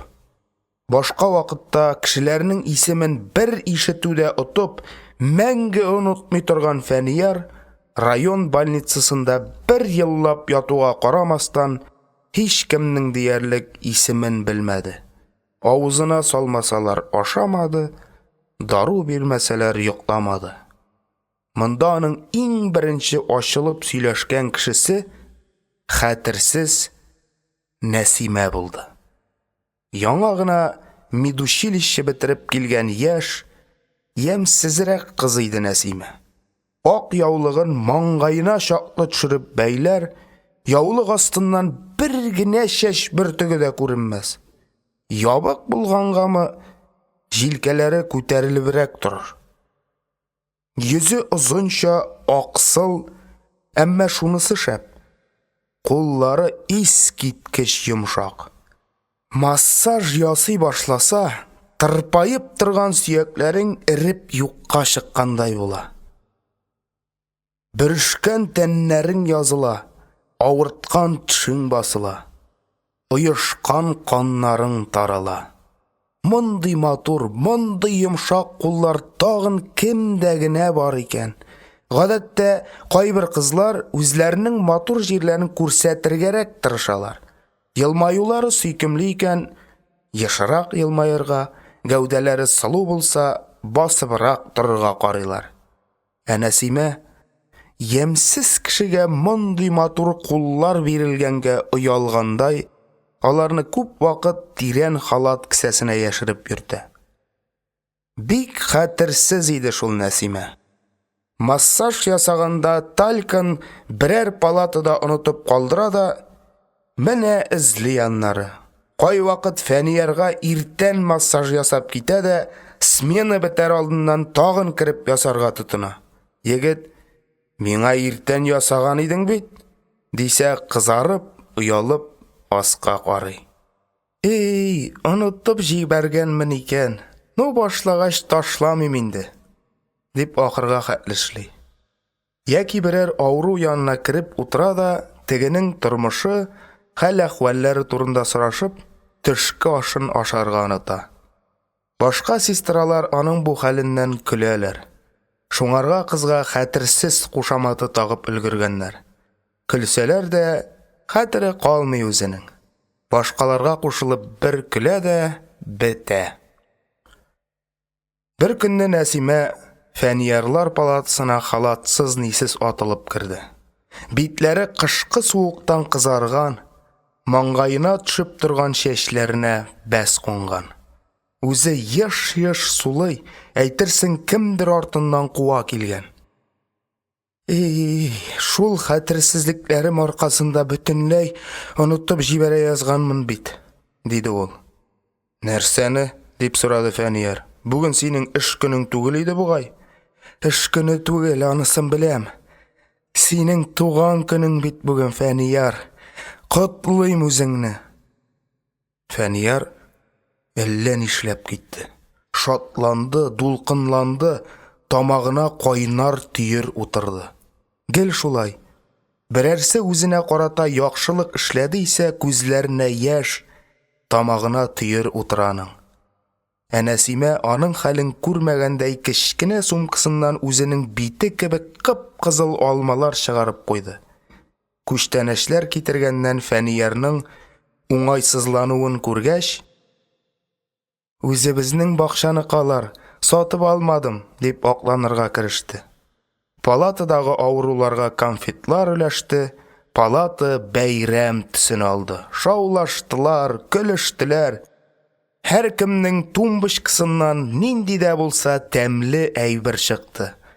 Иң ахырдан Нәсимә бармактан шак кына зуррак итеп ясалган бронза бюст алып, «Әміні таныйсыңмы, Фәнияр?» дип бюстны егетнең күкрәгенә куйды. «Ничек инде танымаска? Бу Николай Островский бюсты бит!» дип кычкырып җибәрде Фәнияр. «Кара инде, мин мондый кечкенә итеп эшләнгән бюстлар күргәнем юк иде. Һәйкәлләрне зур итеп урамнарга гына куялардыр дип белә идем. Рәхмәт, Нәсимә». Фәнияр күзләрен тутырып кызга карады. Нәсимә аның карашыннан уңайсызланып, түшендәге төймәләренә үрелде. Шунда гына ул үзенең халатсыз икәнен аңлады. «Эй, Ходаем, халат кияргә дә онытканмын икән. Врач килеп керсә кирәкне бирер.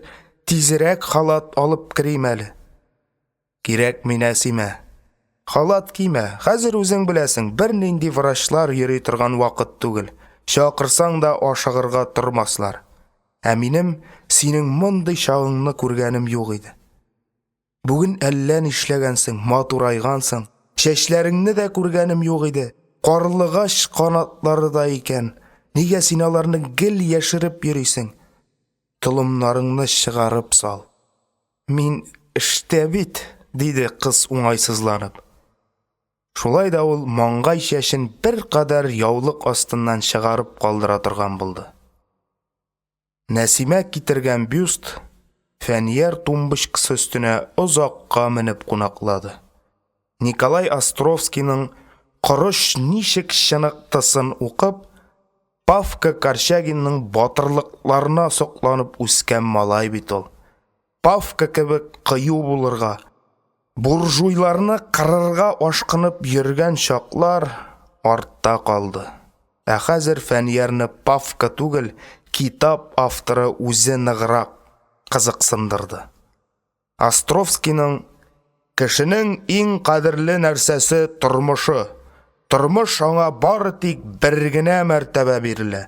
Һәм аны шундый итеп үткәрергә кирәк, үлгән вакытта бөтен гомерем, бөтен көчем дөньядагы иң матур нәрсә кешелекне азат итү өчен көрәшкә бирелде дип әйтергә мөмкин булсын», дигән сүзләре Құлағында яңғырагандай булды. Мәктәптә ирекле сочинение вакытында да Фәнияр шул теманы сайлаган иде бит. Ул бу китапны тагын соратып алды. Кичкенәдән таныш герое белән очрашу аны бала чагына, яшьлегенә кайтаргандай булды. Ә бит яшь чагында Фәнияр төрле шигырьләр, җырлар уйларга әвәс иде. Хәтта бер бәйет тә чыгарды ул. Язгы ташу вакытында бер апаның малайы суга батып үлде. Шул апа Фәниярларга килеп, «Улым, сине җырлар чыгарырга оста диләр. Минем малай турында җырумы, бәетме чыгара алмассың микән?» диде ул. Фәнияр каушап калды. Аның инде төрле фаҗигага юлыгып үлгән кешеләргә багышланган бәетләрне күп ишеткәне бар. Ләкин аларны шигырь яки җыр язган кебек айрым кеше иҗат итәдер дип, башына китереп караганы юк иде. «Булмас ул миннән», диде гозерләнеп килгән апага. «Минем бит шаян тапмаклардан башка нәрсә чыгарганым юк?» Булыр, диде апа ышанып, һәм малайын исенә төшереп күзләрен сөртеп куйды. «Бигрәк яшьләй китеп барды бит балакаем. Дөньяның рәхәтен күрмәгән килеш, ни килсә, бердән бергә килә». Әйе, Фәнияр бу апаны белә. Ул кияүгә чыкмаган килеш бала тапты. Авыл бер мәлне аның турында гөш итеп алган иде. Кемнәрдер аны эт итеп сүкте, кемнәрдер яклады. Ә соңыннан сүгүчеләр дә, яклаучылар да барчасына шушы каһәр суккан сугыш гаепле. Сөлек кебек егетләр сугышка китеп кырылып бетмәгән булсалар, ул да үзенә тиңен табар иде, дип тынычландылар. Фәнияр бик озак маташа торгач бу апаның малаена багышлап, бәет сыман нәрсә язып биргән иде. Бик начар чыккан иде ахрысы. Хәзер инде хәтерендә калмаган. Тик шунысы истә. Теге апа һичбер канәгатьсезлек сиздермәде. Киресенчә, Фәниярны аркасыннан сөеп, рәхмәтләр әйтеп калган иде. Бәлки тагын җырлар, шигырьләр язып караргадыр. Әмма кирфегеңнән кала бер җирең селкенмәгән, көне-төне авыртулардан сыкранып яткан кеше җырлар, шигырьләр дөньясына кирип китә алырмы? Островский. Аның хәле җиңел булганмы? Я ярый берәр шигырь уйладың ди. Аны ничек язып куярга? Һәр уйлаган куплетыңны язарга кеше чакырыргамы? Ә бәлки синең уйлаган шигырең кешегә күрсәтерлек түгелдер. Бәлки синең аны күрсәтәсең килмәс. Ул очракта ни эшләргә? Бөтен нәрсәне башта гына саклау мөмкин түгел. Гомумән кеше ни өчен иҗат итә? Үз күңелен бушату өченме? Әллә башкалар укып гыйбрәт алсын, алар да автор белән бергә сөенсеннәр яки көенсеннәр өченме? Сораулар. Фәниярны мең төрле сораулар диңкетә. Ә җавапны үзе табарга тиеш. Островский белән маугу озакка бармады. Ул кемдә мин кем дип фикер йөртте Фәнияр. Ул искиткеч зур көрәш елларында туган, үз каны белән тарихны язышкан, киләчәккә юллар салып калдыру өчен җилкәләрендә шпаллар ташыган, башкалар бәхет өчен сәламәтлеген дә, гомерен дә кызганмаган. Ә мин әзер пешкән ипине сумкама тутырып 8 ел мәктәп сукмагын таптап йөрдем дә әзрәк эшләп калдым.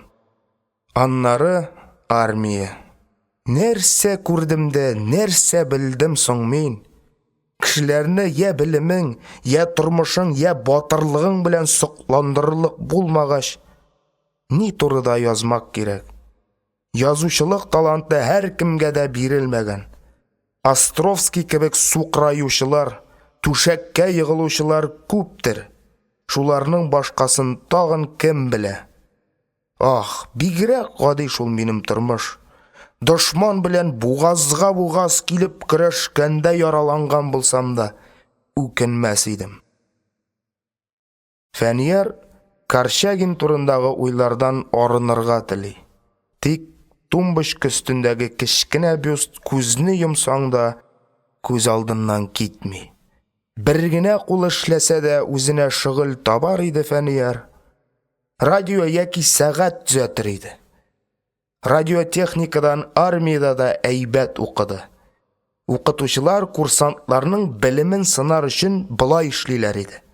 Курсантлар класска килеп кергәнче, радио тапшыру аппаратларының я берәр лампасын, я берәр конденсаторын алып яшереп куялар. Һәр курсантка ничәдер минут бирелә. Шул вакыт эчендә син үз аппаратыңның ватык җирен табып төзәтергә тиешсең. Схемага төшенеп, кайсы деталь эшләмәгәндә кайда сигналлар килмәвен белсәң, ватыкны тиз төзәтеп була. Хәзер Фәниярның вакыты шикләнмәгән. Рәхәтләнеп казыныр иде радио алгычлар эчендә. Барып чыкмаса 1000 кат сүтәр, 1000 кат җыяр иде. Әзмени гап-гади репродукторларның шнурында ялгый белмәгән кешеләр. Эшсезлектән интегергә бирмәсләр иде. Эх, куллар, куллар. Сездән дә кирәкле, сездән дә кадерле әгъза бармы икән? Маймылның кешегә әверелүендә дә беренче рольне куллар уйнаган.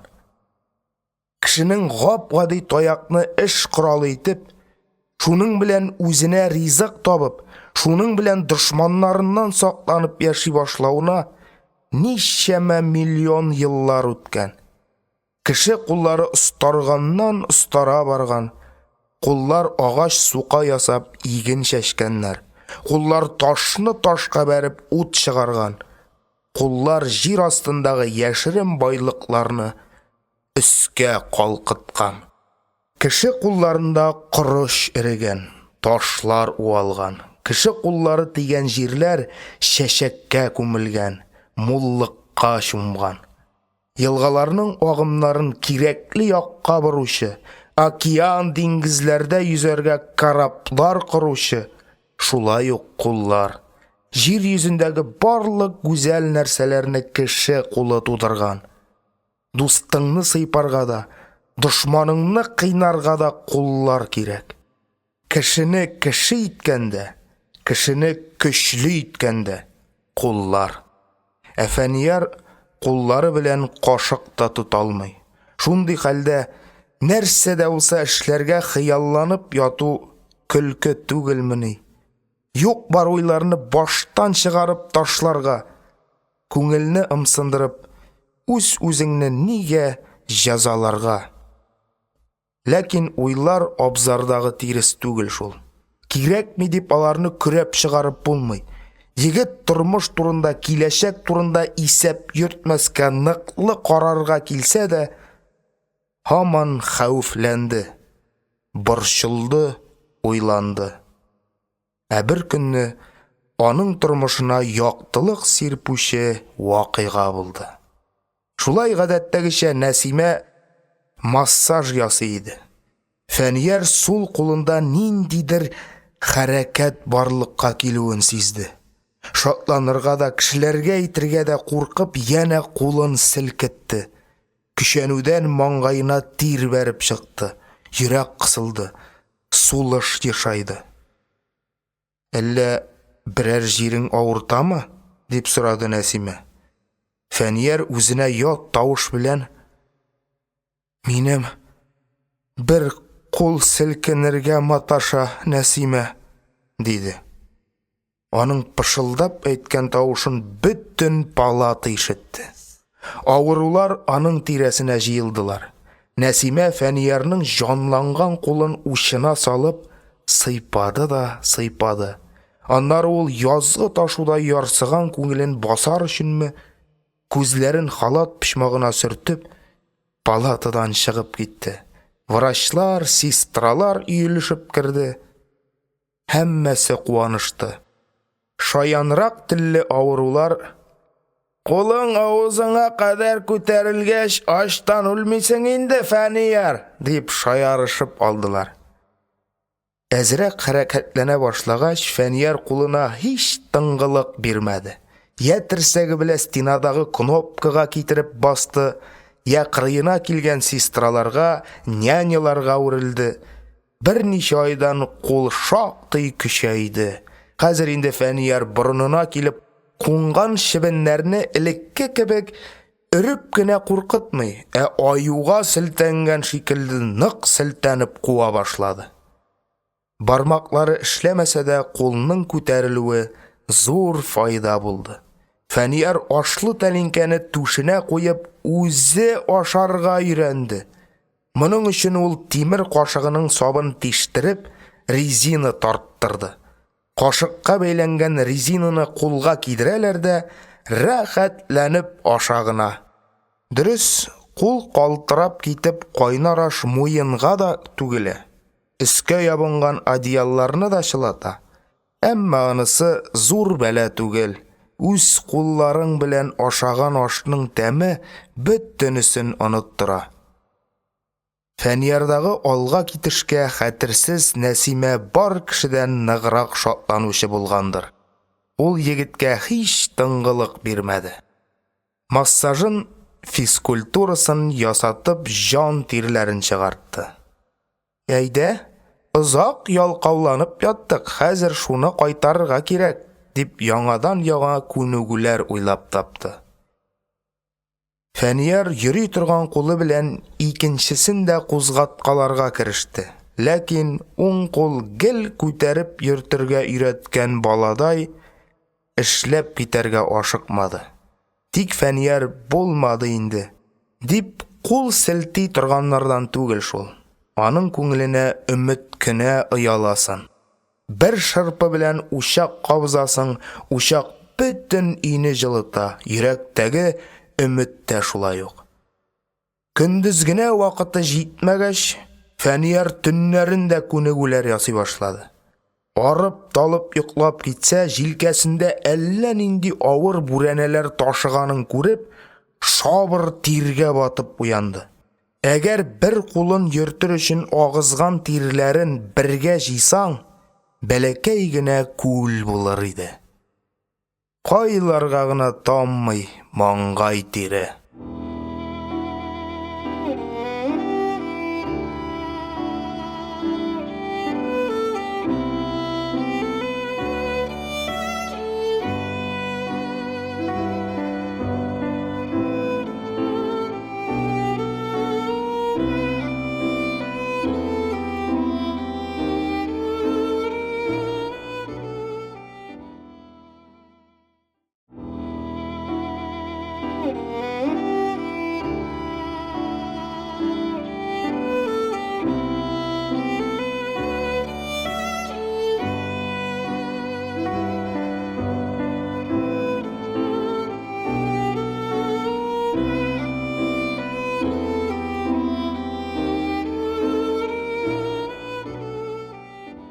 Түшәк өстендә ятып Фәнияр өченче язын каршылый. Көче кими, әкрәшә башлаганы юк әле. Куллары башта эшләп китәрдәй күренгән иде, тик әллә нәрсә майтарлык йөри алмадылар. Бармаклары хәрәкәтләнергә кирәклекне гел оныткандай, матурлык өчен тагылган чуктай тик торалар. Нәсимә элеккегә караганда 2 тапкыр озаграк итеп массаж ясый. Бармакларны турайта, йодрыкны йомарлата. Спандерның бер керешен Фәниярның карават башына бәйләп куйды. Тарт шушыны арыганчы, тирең чыкканчы тарт. Менә элмәгенә кулыңны тык, беләгеңнең көче артса, бәлки үзең әйләнеп ята ала башларсың. Еш-еш әйләнү сиңа бик кирәк, юкса яраларың төзәлмәячәк. Әйдә, дустым, тырыш, күрсәт үзеңне. Тик физкультура ясыйм дип шигырьләреңне онытма. Син мине чынлап та кешеләр укырлык шигырь яза алыр дисеңме, Нәсимә? Менә җүләр, хәзер үк укыйлар бит шигырьләреңне. Мин үземә язган куплетны күчереп алдым әле. Син анда мине артыграк мактагансың әлбәттә. Фәнияр Нәсимәгә сине хәтерсез Нәсимә дисәләр дә, синең хәтерең бик яхшы. Онытсаң син башкаларны түгел, үзеңне генә онытасың дигән мәгънәдәрәк куплет чыгарган иде. Нәсимәнең егеткә иң ошаган ягы шул, кыз һәр эшне риясыз эшли. Кайбер кешеләр әз генә яхшылык итсәләр, мин фәлән вакытта сиңа фәлән нәрсә эшләдем дип, җае чыккан саен исеңә төшерәләр. Хәтта туйдырып бетерәләр. Кай вакыт бу яхшылыкны эшләмәгән булсачы дип башлыйсың. Нәсимә исә бөтенләй киресе. Мактасаң кызарып чыга, сүзне тизрәк икенчегә борып җибәрә. Шәфкать туташы дигән исем нәкъ аның өчен чыгарылган кебек. Фәниярның Нәсимә турында бик матур итеп шигырь язасы килә. Ләкин больница палатасы телисеңме, теләмисеңме, синең хыялыңны шикли. Зур уйлар өчен иркенлек кирәк икән. Кысан палатада туган шигырьләр шитлектә туып, бер тапкыр да очып карамаган кош кебек. Ул бары тик әнә шул шитлеге эчендә генә оча ала. Әгәр аны иреккә чыгарга теләп зәңгәр күккә чөйсәң, я һавадагы килеш үк йөрәге ярылып үләр, я таштай җиргә кадалып төшәчәк. Шигырьләрнең канатсыз туына пошынып ятканда алар палатасына бер көтү сестра һәм нянялар ияртеп, Талип Таһирович килеп керде. Кыяфәте махмырга аракы таба алмаган кешенеке төсле. Халат җиңнәре сызган улы, түшләр ачык, күкрәктә йоннар кабарып тора. Аның артына Хафиза апа яшеренгән, йокысы ачылган күренә. Исәнлек саулык та сорашып тормыйча туры Фәнияр янына үттеләр. Шул чакта Талип Таһировичның кулында Фәнияр үзенең шигырьләр дәфтәрен күрде. Врач аның таушалып беткән дәфтәрен борын төбенә үк китереп былгый-былгый, «Нәрсә бу?» дип кычкырып җибәрде. Бәләкәй генә гәүдәдән шул хәтле тавыш каян чыга дигән, начальник булып теләсә кемгә кычкыра-кычкыра бугазы шомарып беткән. Берәр ширкәү хорына башлап җырлаучы итеп җибәрсәң, теләсә кайсы поп сөенә-сөенә алыр иде үзен. Нәрсә икәнен күрмисезмени? Дәфтәр бит, диде Фәнияр. Ни язып тутырдың монда? Шигырьләр? Ха-ха, шигырьләрме? Шигырьләр язар өчен грамоталы язарга өйрән әле башта. Инде бик язасың килә икән, шигырьләрне өеңдә язырсың. Бүгеннән больницадан китәргә җыена башла. Бу шагыйрьләр әзерли торган урын түгел, бу больница. Башкаларны этә-йыга Хафиза апа алгарак чыкты. Фәниярның күкрәк өстенә үк килеп төшкән дәфтәрне алды да, үзе турында язылган битне бик тиз табып укып җибәрде. Әдәм көлкесенә калдырган бит Талип Таһирович, йоклар өчен түшәк тә кирәкми, аяк өсте йоклый дигән, аш белән атканга таш белән атучы шушы буладыр инде. Хафиза апа сүзләре үтемнерәк чыксын дипме мышык-мышык елап җибәрде. Еш-еш сөртүдән күз һәм борын кызарып та киткәч, кызганыч кыяфәткә керде. Фәнияр аны үзе дә жәлләп куйды.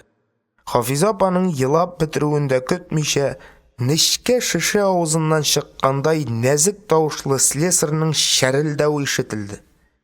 Үзе тәгәрәтеп йөрерлек юан, әмма ни хикмәттер тавышы хатын-кызларныкына охшаш. Күрәсең, үзе калнайган саен бугазы бетәшә барадыр. Бугазым бөтенләй ябылганчы сөйләп калыйм дигән күк киреш үзгәндәй сүзләрен өзеп слесарь абзый сөйләп китте.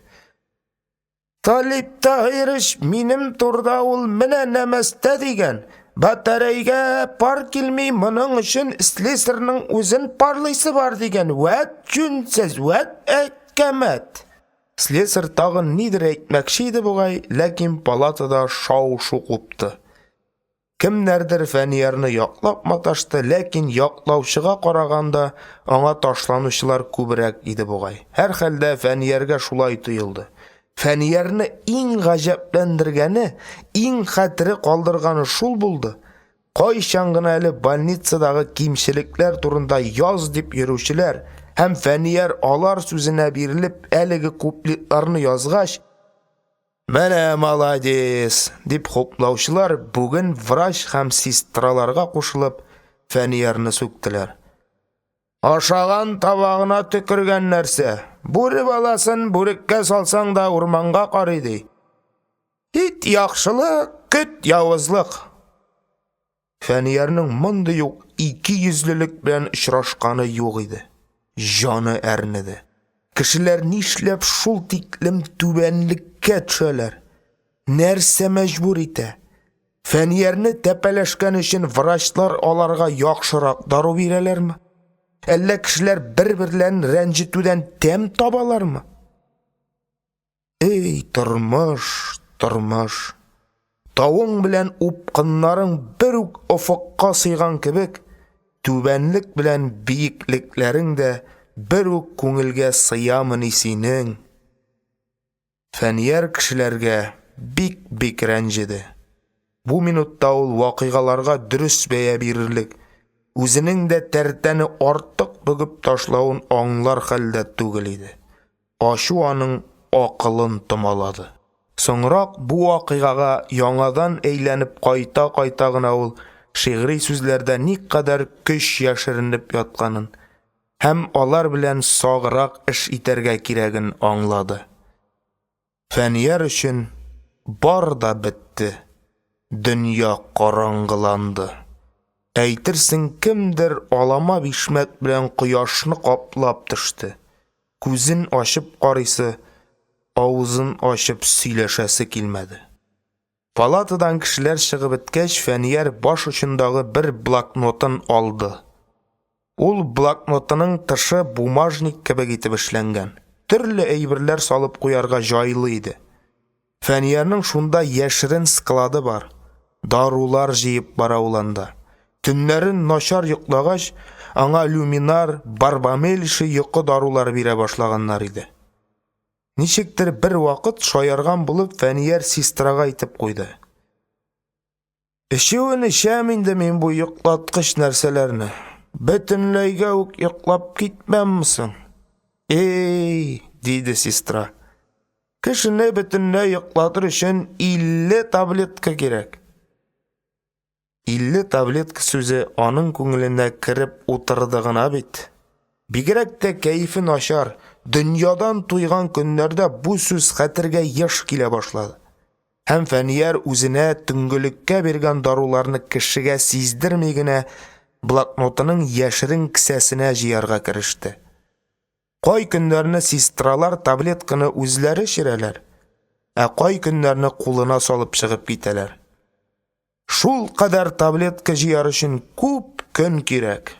Ә инде шигырьләр белән мавыгып яши башлагач бу эшне бөтенләй туктаткан иде. Ярый әле җыелганнарын юләрләнеп кире биреп чыгармаган.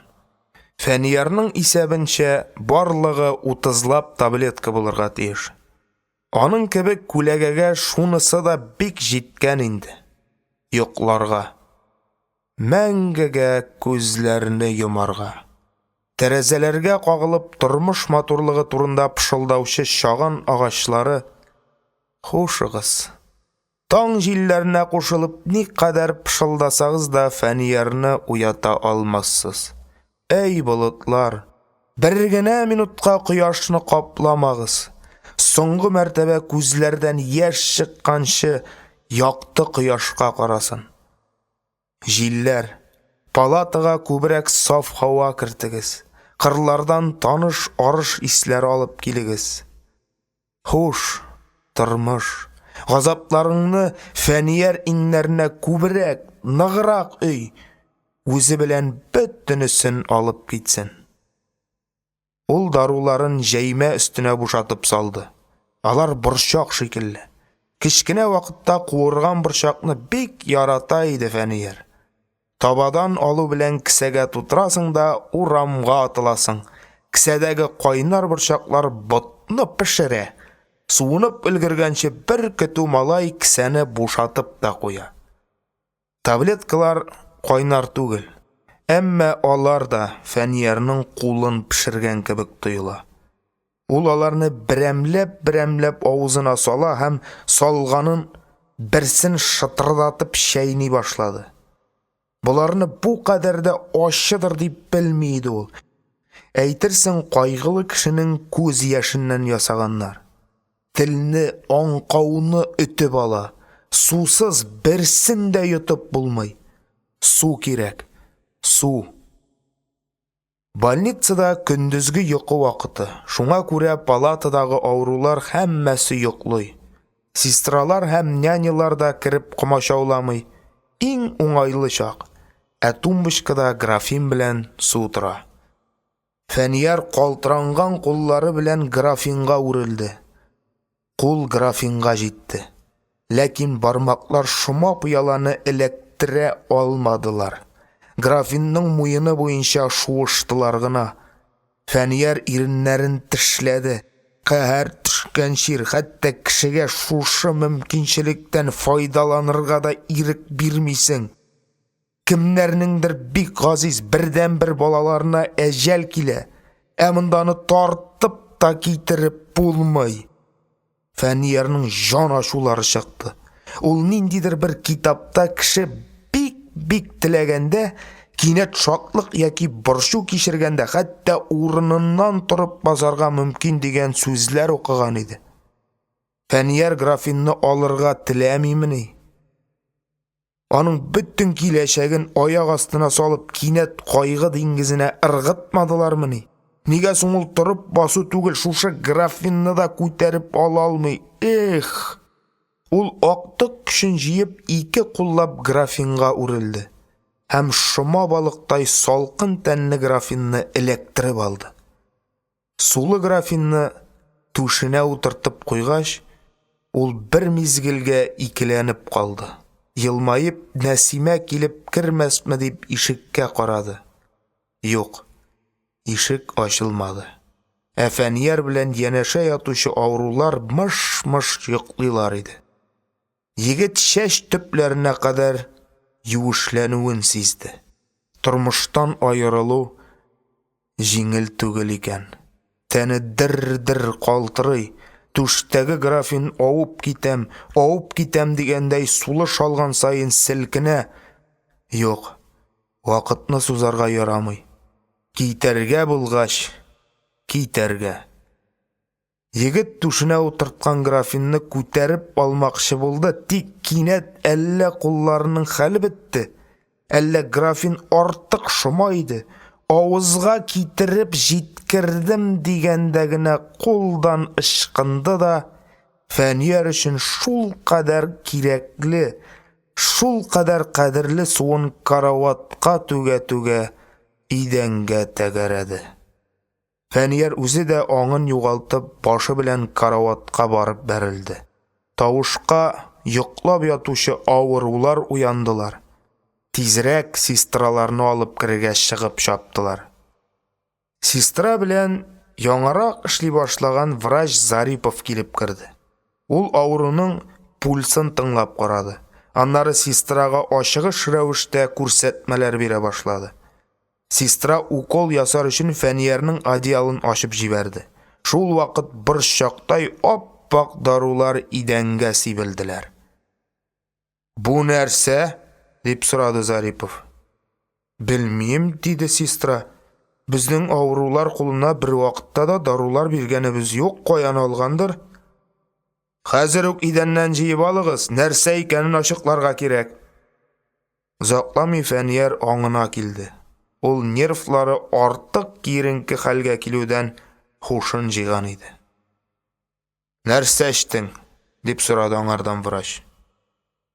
Йокы даруы, диде Фәнияр көчкә генә тынын алып. Сез борчылмагыз, мин аны эчеп өлгерә алмадым. Сусыз андый нәрсәләрне йота алмыйм мин. Кем бирде сиңа аларны? Беркем дә бирмәде, үзем таптым. Зариповның бик нык ачуы килсә дә, Фәниярның хәле авыр булганга тиргәргә теле бармады. Ярар, бу турыда соңыннан сөйләшербез, дип чыгып китте. Икенче көнне врачларның һәм сестраларның 5 минутка дип атала торган иртәнге җыелышлары шактый озакка сузылды. Сүз Фәнияр турында барды. Талип Таһирович кызып: "Без аны давалыйбыз, карыйбыз, ул үләргә маташа, понимаешь? Кайтарып җибәргә кирәк үзен өенә. И вәссәлам, барыбер аякка бастыра алмыйбыз бит без аны." Врач Зарипов аңа каршы: "Әйе, аякка бастыра алмыйбыз", диде. "Әмма аны ул килеш ничек өенә озатасың? Ята-ята аркасы, ян башлары тишелеп беткән. Көн сайын перевязкаларны алыштырырга кирәк. Ә бит үзегез беләсез, перевязкаларны стерилизовать иткән нәрсәләр белән генә ясыйлар. Гади крестьян йортында аны карарлык шартлар юк. Һәр авылда фельдшер бар, перевязкаларны фельдшер да ясый ала", диде Талип Таһирович. "Рөхсәт итсәгез, өйләренә мин барып йөрермен", диде Нәсимә. Үзе кыюланып китүеннән уялып аска карады. "Аңарга массаж да кирәк. Без сиңа анда барып йөргән өчен аерым эш хакы түләй алмыйбыз, кызый", диде Талип Таһирович. Нәсимәнең аның сүзләренә хәтере калды. "Эш акчадамы ни?" Шул вакыт бер няня кереп: "Атауллинның әнисе килгән, кертергәме?" дип сорады. "Монда алып кер әле син аны", диделәр врачлар. Гөлсәйдә кыенсынып кына буларның бүлмәсенә узды. Керү белән аңа өлкән сестра урындык тәкъдим итте. Талип Таһирович бераз әрле-бирле йөргәннән соң: "Апа, сезгә сүз бар иде", диде. "Нинди сүз?" диде Гөлсәйдә сагайып. "Улыгыз турында инде. Аны без даваламадык түгел, даваладык. Яшереп маташу кирәкмәс. Үзегез дә гел күреп торасыз, рәтләнү ягына бармый бит. Әллә өегезгә алып китеп карыйсызмы? Карт кешегә көн сайын район тикле җиргә килеп йөрүе дә читен." Гөлсәйдә ни әйтергә белмәде. Фәниярны өйгә алып кайтып, кайын себеркеләре белән чаба-чаба парлы мунчаларда юындырасы, яраларына пешкән юкә яфраклар ябып карыйсы. Кыскасы, үзенчә давалыйсы бик килә иде аның. Ләкин карый алуына гына шикләнә. Ни әйтсәң дә, тоткан ниткән эш түгел бит. "Өйдә тагын да начарланып китмәс микән соң?" диде Гөлсәйдә. "Кара эшләрен мин башкарып та чыгайым да, ә бит..." Ананың ни әйтергә теләгәнен бар да аңладылар. "Анысы өчен борчылмагыз, менә Нәсимә үзем барам дип тора. Карар, бөтен кирәген эшләр", диде врач. "Кирәкле материалларын да биреп җибәрбез." Талип Таһирович теге вакытта Фәнияргә катрак кагылган өчен бераз үкенә иде бугай. Шунлыктан әнисе белән йомшаграк булырга тырышты. "Әле мин капыл гына бер нәрсә әйтә алмайым", диде Гөлсәйдә. "Балалар белән киңәш табыш итешәйек, көчебез җитәрдәй күренсә, баланы больниста тилмертеп яткырмабыз." Гөлсәйдә врачлар бүлмәсеннән чыккач Фәнияр янына керде. Ул аны һәр вакыттача ачык чырай белән каршылады. Бераз сөйләшеп утырганнан соң Гөлсәйдә: "Больниста ята-ята да туйгансыңдыр инде", дип сүз башлады. "Өйгә кайтасың килмиме?" "Эй, әнкәй", диде Фәнияр көрсенеп. "Бездә бит сынган сарык сыйрагын бәйләрлек тә кеше юк. Анда мине кем карасын? Башыңа төшсә, башмакчы буласың диләр. Карарга үрәнербез әле. Мунчасына нине абыең күтәреп алып барыр. Бүтән йомышларыңны мин йомышлармын." Гөлсәйдә врачлар белән булган сүз турында әйтмәде. Авыру кеше шикчелгә әйләнә. Миннән җайлы гына котылырга, больницадан озатырга уйлыйлар икән диюе бар. Дөрес, Фәниярның үзенең дә өйгә кайтасы килә, ләкин туганнарына уңайсызлык китерүдән курка иде. Аннары абыйсы өйләнергә исәпли. Әгәр Фәнияр авылга кайтса, туйлар өзелеп куймасмы? Авылда йортлар әллә ничә бүлмәле түгел, һәммәсенә бергә яшәргә туры киләчәк. Авырулы йортка бер кемнең дә килен булып төшәсе килмәс. Ана үзе дә бу хакта уйлаганлыктан башта улы Заһид белән сөйләшергә булды. Заһид механизаторлар мәктәбен бетереп, авылда тракторда эшли иде. Әнисе ул көнне аның кайтуын көтеп алды. Кайтып кергәч, «Улым», диде йомшак кына, «Фәниярны өйгә ап кайтсак, карый алырбыз микән? Таба ашлары ашатырыйк үзенә». «Бик әйбәт булыр», диде Заһид. «Алып кайтыйк, карарбыз, кирәк җирдә үзем күтәреп йөрермен». «Анысы син карамассың дип әйтмәйм, түлке ни бит?» Гөлсәйдә улының өйләнәсе барлыгын әйтмәкче иде, әмма ничек әйтергә белмәде. Сүз эзләп шактый җафалангач кына, «Синең башлы күзле буласың бар, килен ширле кеше бар йортка килерме диюем». Әнкәй, юк каптырама, яратса килер, яратмаса бүтәннәрен табарбыз. Синең малайың төшеп калганнардан түгел бит әле, сынатмабыз. Фәниярны да алып кайтырбыз, киленен дә төшерербез. Тойга энекәшне алып кайтырга үземнең дә исәп бар иде. Шәп була, әнкәй, Фәниярның әзрәк күңеле күтәрелер, кыерсытмабыз.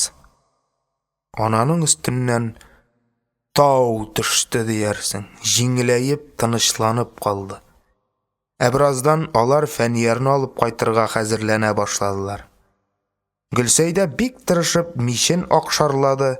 Фәниярның армияга киткәнче киеп йөргән күлмәкләрен, чалбарларын сандыктан чыгарып җилләтергә элде. Таушалганракларын юып үтүкләде. Кияүдәге кызлар үзләренең бала чагалары белән килеп өйнең стеналарын, идән түшәмнәрен сап-сары итеп кырып юдылар. Бәйрәмнәрдә генә эленә торган кашагалар, шигүле чыбылдыклар эленде. Фәниярлар барлыгы 6 бала үстеләр. 4-се кыз, 2-се малай.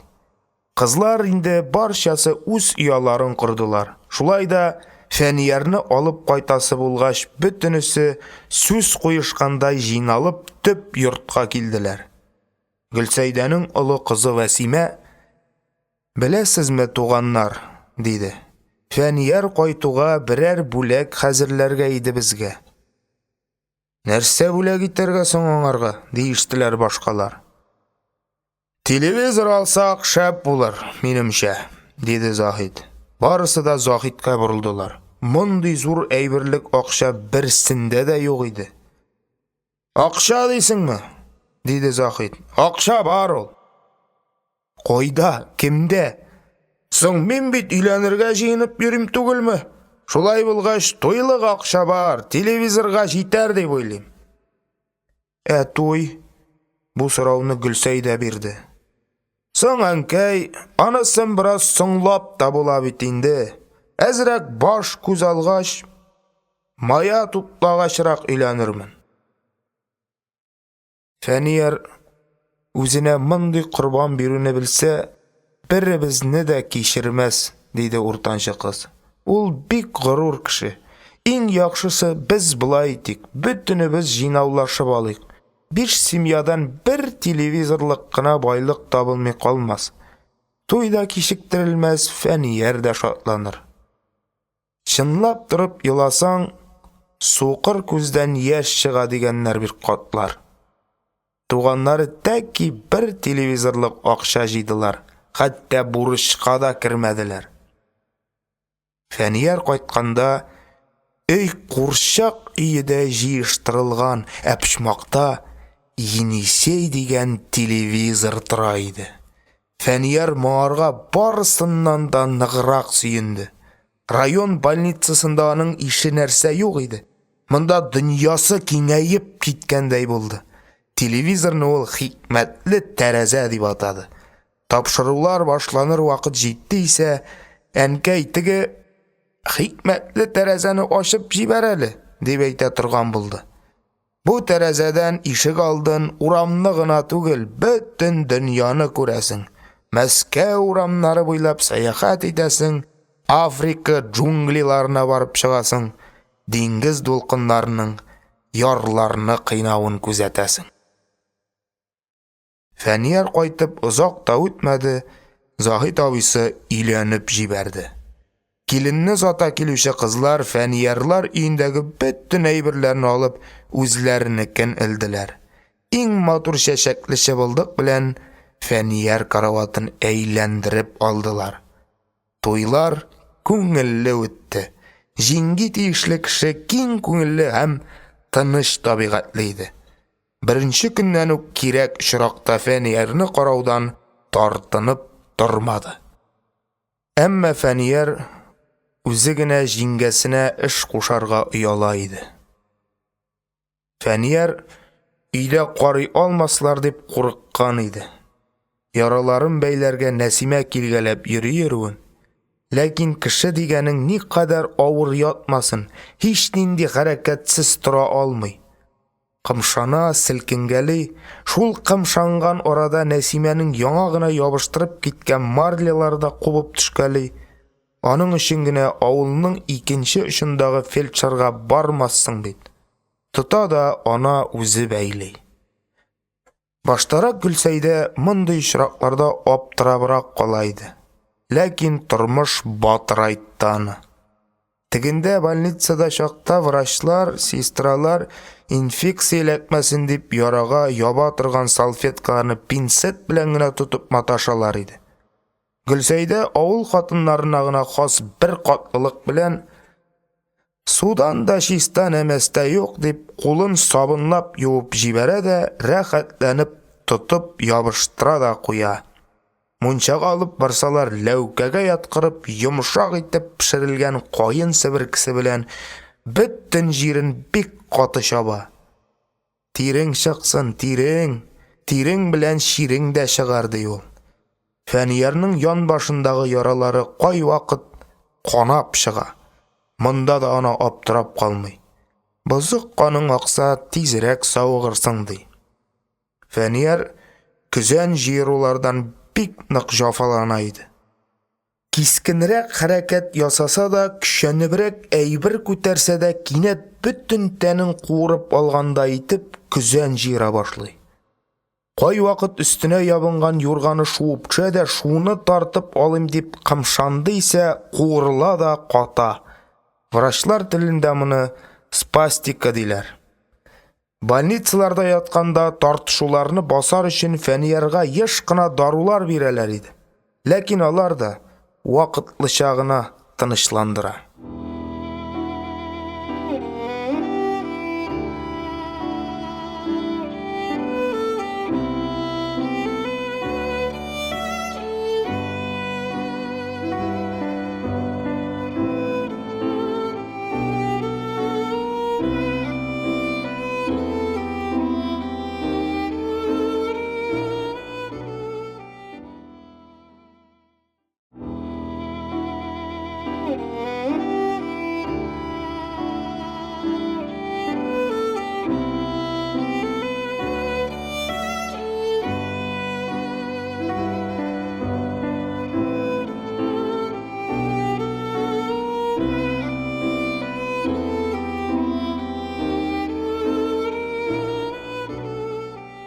Өйдә Гөлсәйдә моңа каршы үзенчә эшләп карарга ниятләде.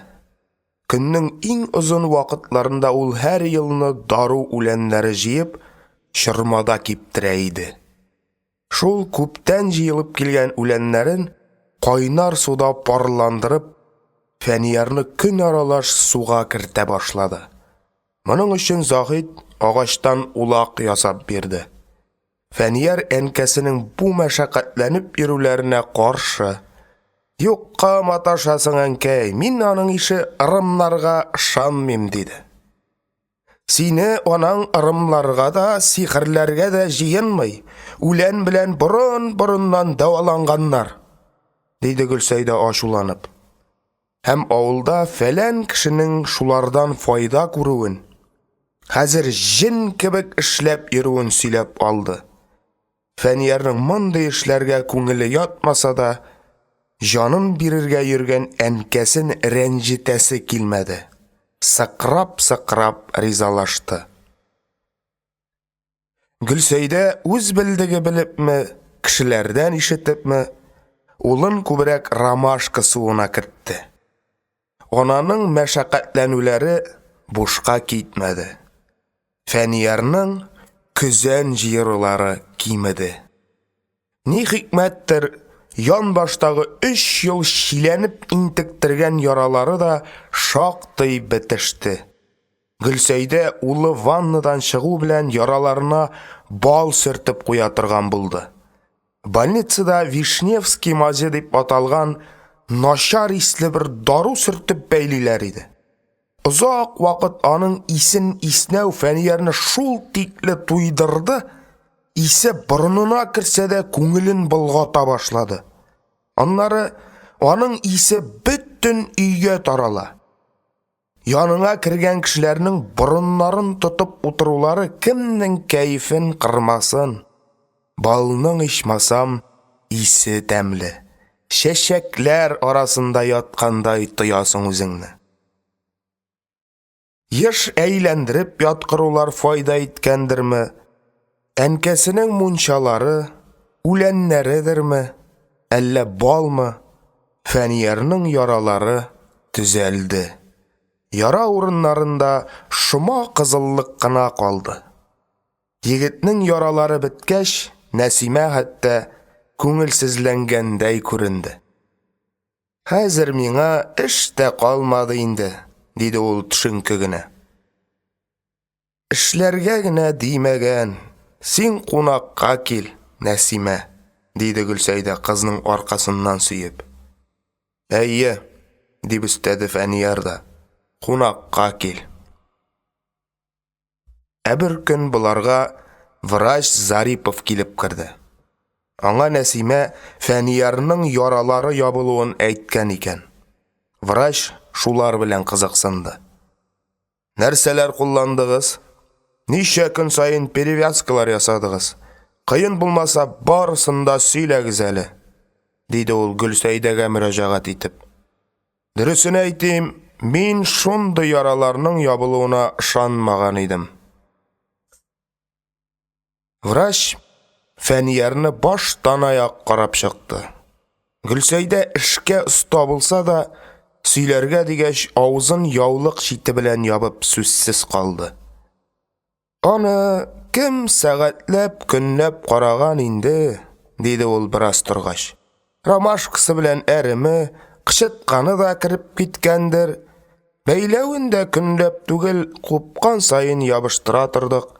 Шуларның кайсы шифалы булгандыр, Алла белсен. Врач үзе белән бераз дарулар һәм башка кирәк яраклар алып килгән икән. Аларны калдырды. Саулашканда, хәзер бик нык саклагыз инде тәннәрен. Яңадан тишелмәсен. Син, Фәнияр, күбрәк кырын яки 100 түбән ятарга тырыш, диде.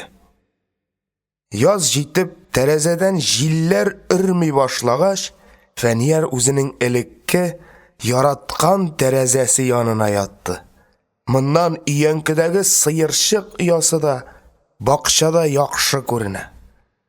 Күзләрең талганчы карарга, арганчы сыерчыклар җырын тыңларга мөмкин.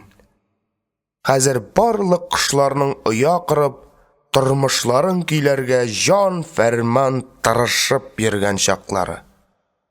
Тышта апрель. Шатлыктан чыккан күз яшьләре кебек, түбәләрдән ялтырап көмеш тамчылар тама. Ирактан тонык кына ишетелгән музыка тавышын хәтерләтеп, кар астыннан сулар агып ята. Таулар, калкулыклар изүләрен шишеп җибәргәннәр. Әйтерсең, җылыга чыдый алмаганлыктан өсләреннән юрганнарын ачып ташлаганнар. Күкләр ана күңеленнән тукылган тукыма кебек саф һәм пак. Әллә яз, әллә таныш һәм йөрәккә якын урыннарын яңадан күрү, Фәниярда шатлыклы кичерешләр уятты.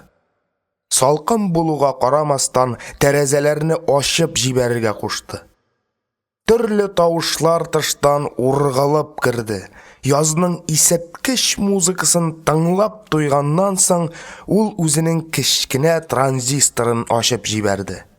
Эфирда Левитанның көр, тантаналы, дулкынландыргыч тавышы яңгырый иде. Левитан барлык күңелләрне тетрәндерерлек итеп, дөньяда беренче тапкыр космоска кеше очуын, ул батырның совет кешесе булуын хәбәр итә иде. Нинди зур вакыйга, нинди зур сикереш, нинди зур җиңү. Шушындый бөек җиңүләрне ишетер өчен генә дә яшәрсең. Тарихка алтын хәрефләр белән язылачак вакыйгаларның шаһиты булу өчен генә дә әллә ни бирерсең. Замандашы белән горурлану хисләре биләп алды Фәнияр күңелен. Дөнья күләм әһәмияте булган мондый җиңүне ишеткәч, үзенең уңышсызлыклары, борчулары бик кечкенә тоелды аңа. Космоска очкан батырның исемен ишеткәнче, армиядагы дусты Ризван түгелме дип өметләнебрәк торган иде. Ул булып чыкмады. Беренче тапкыр очмаса, икенчесендә очар. Ризван теләгәнен булдыра торган егет. Хәзер инде очучылар мәктәбен тәмамлагандыр. Ни дисәң дә, безнең заман кешесе өчен 3-4 ел вакыт күп бит ул. Көн сайын дөньяны таң калдырган яңа ачышлар, яңа уңышлар турында радиолар сөйләп, газеталар язып тора. Бу көнне Фәниярга тагын бер сөенечле хәбәр китерделәр. Бусын барлык радиолардан сөйләмәделәр. Ашыгыч телеграммалар белән җибәрмәделәр. Җиңү булса да, бу Фәнияр өчен генә җиңү иде. Фәниярга шатлык алып килүче хәтерсез Нәсимә булды. Аның инде Фәниярларга килмәгәненә 1-2 атналап бар иде.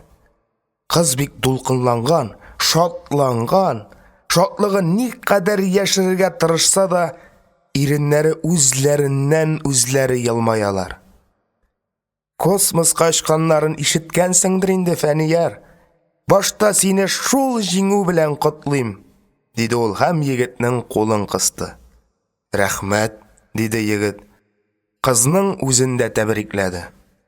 Нәсимәнең тагын нидер әйтергә теләве кояш төшкән тамчыда ялтыраган күзләреннән үк күренеп тора иде. Бусын, диде ул, биесәң генә әйтәм. Шунсыз котыла алмассың. Бии ала башлау белән иң беренче сиңа биеп күрсәтермен, Нәсимә. Алайса, җырла. Мин ансына да риза. Уйнам әле, Нәсимә, җырлый шатланырлык нинди шатлыгым булсын соң минем. Бар икән шул менә. Фәниярның сабырсызлана башлавын күреп, Нәсимә урындыкка койган сумкасыннан бер газета чыгарды. Бу районда чыга торган Байрак газетасы иде. Пожалуйста, укы, шатлан. Синең шигырьләреңне басканнар. Фәнияр кабаланып сузылган газетаны алды. Куллары калтырады, күзләре томаланды. Шулай да иң беренче күзенә чалынган нәрсә үзенең шигырьләре булды. Чынлап бит, Фәнияр Гатауллин шигырьләре дигәннәр. Башка кеше белән бутау мөмкин түгел. Фәниярның авыру егет икәнлеген, язмышына буйсынмыйча Островский кебек каләмгә тотынуын әйткәннәр. Шуннан соң Фәниярның 2 шигыре бирелгән. Каян алганнар? Бу шигырьләр язылган дәфтәрен беркемнең дә күргәне юк иде бит. Ул больницада матрас астында калган иде. Кайткан вакытта исендә булса да Фәнияр ул дәфтәрен алдырмады. Нигә кирәге бар дип уйлады. Әмнә бүген озак уйланулар, күп тырышулар аркасында туган шундый якын, шундый үз булып һәр сүзе хәтергә сеңгән таныш шигырьләрен газетада укыгач, егетнең күзеннән яшьләр тәгәрәде. Кырыенда Нәсимә утырганлыгында, кулында газета барлыгында онытып, шатлыктан мөлдерәгән яшьләренә ирек бирде. Күңеле моңа кадәр кичермәгән, шатлыклы да, әрнүле дә хис кичерде. Җиңү, кичкенә генә җиңү. Үз-үзен югалта башлаган, көченә ышанычы кимегән, сабырсызлыктан гасабиланып, тормыштан туеп барган кешенең беренче җиңүе. Менә нинди татлы, менә нинди ләззәтле син. Көчле ширбәт шикелле башны әйләндерәсең, йөрәкне җилкендерәсең. Сусаган кеше иреннәрен шишмәдән айыра алмаган күк, җиңү куанычыннан айырыласы килми. Аның бер вакытта да мондый татлы күз яшьләрен татыганы юк иде. Космостагы казанышлар белән чагыштырганда, диңгез янындагы тамчы кебек күренсә дә, барыбер җиңү бу. Дөньядагы bütün ачышлар да кичкенәдән башланмыймыни. Үзен бераз кулга алгач, дулкынлануы басыла төшкәч, Фәнияр Нәсимә барын хәтерләде. Йомшап китүенә оялып, Нәсимә, син көлмә инде. Минем күңел әллә нишләгән. Бер карыйсың таштай катып китә, икенче карыйсың тулып түгелә диде. Йөрәк дигән нәрсәнең кайсы якта икәнен дә белми идем. Ул да йомырка кабыгын тишеп чыгарга азапланган шибидәй тибенеп тора башлады. Нәсимә аны юатырга теләп, якынрак килеп утырды.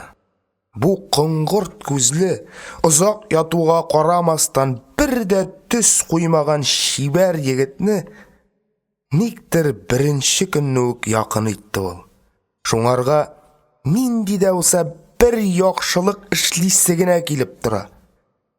Фәниярның матрас астындагы дәфтәрендә ул табып алды. Тапты да, кешегә нигә сөйләп тормыйча редакцияга китте. Моңа кадәр газета белән алыш-биреше булмаса да, редакторын табып, бөтенесен сөйләп бирде.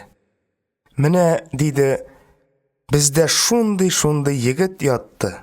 Кулларына рәтләп каләм дә тота алмаган килеш язарга өйрәнде. Матур шигырьләрен больницадагы авырулар ятлап йөриләр хәзер, диде. Кыз Фәнияр белән врачлар арасындагы каршылыкларга тукталып тормады. Гаеп атта да, тәртәдә дә бар дип уйлады. Аннары шундый әһәмиятле, шундый җаваплы сөйләшүне вак-төяк ызгышлар сөйләп ямсезләтәсе килмәде.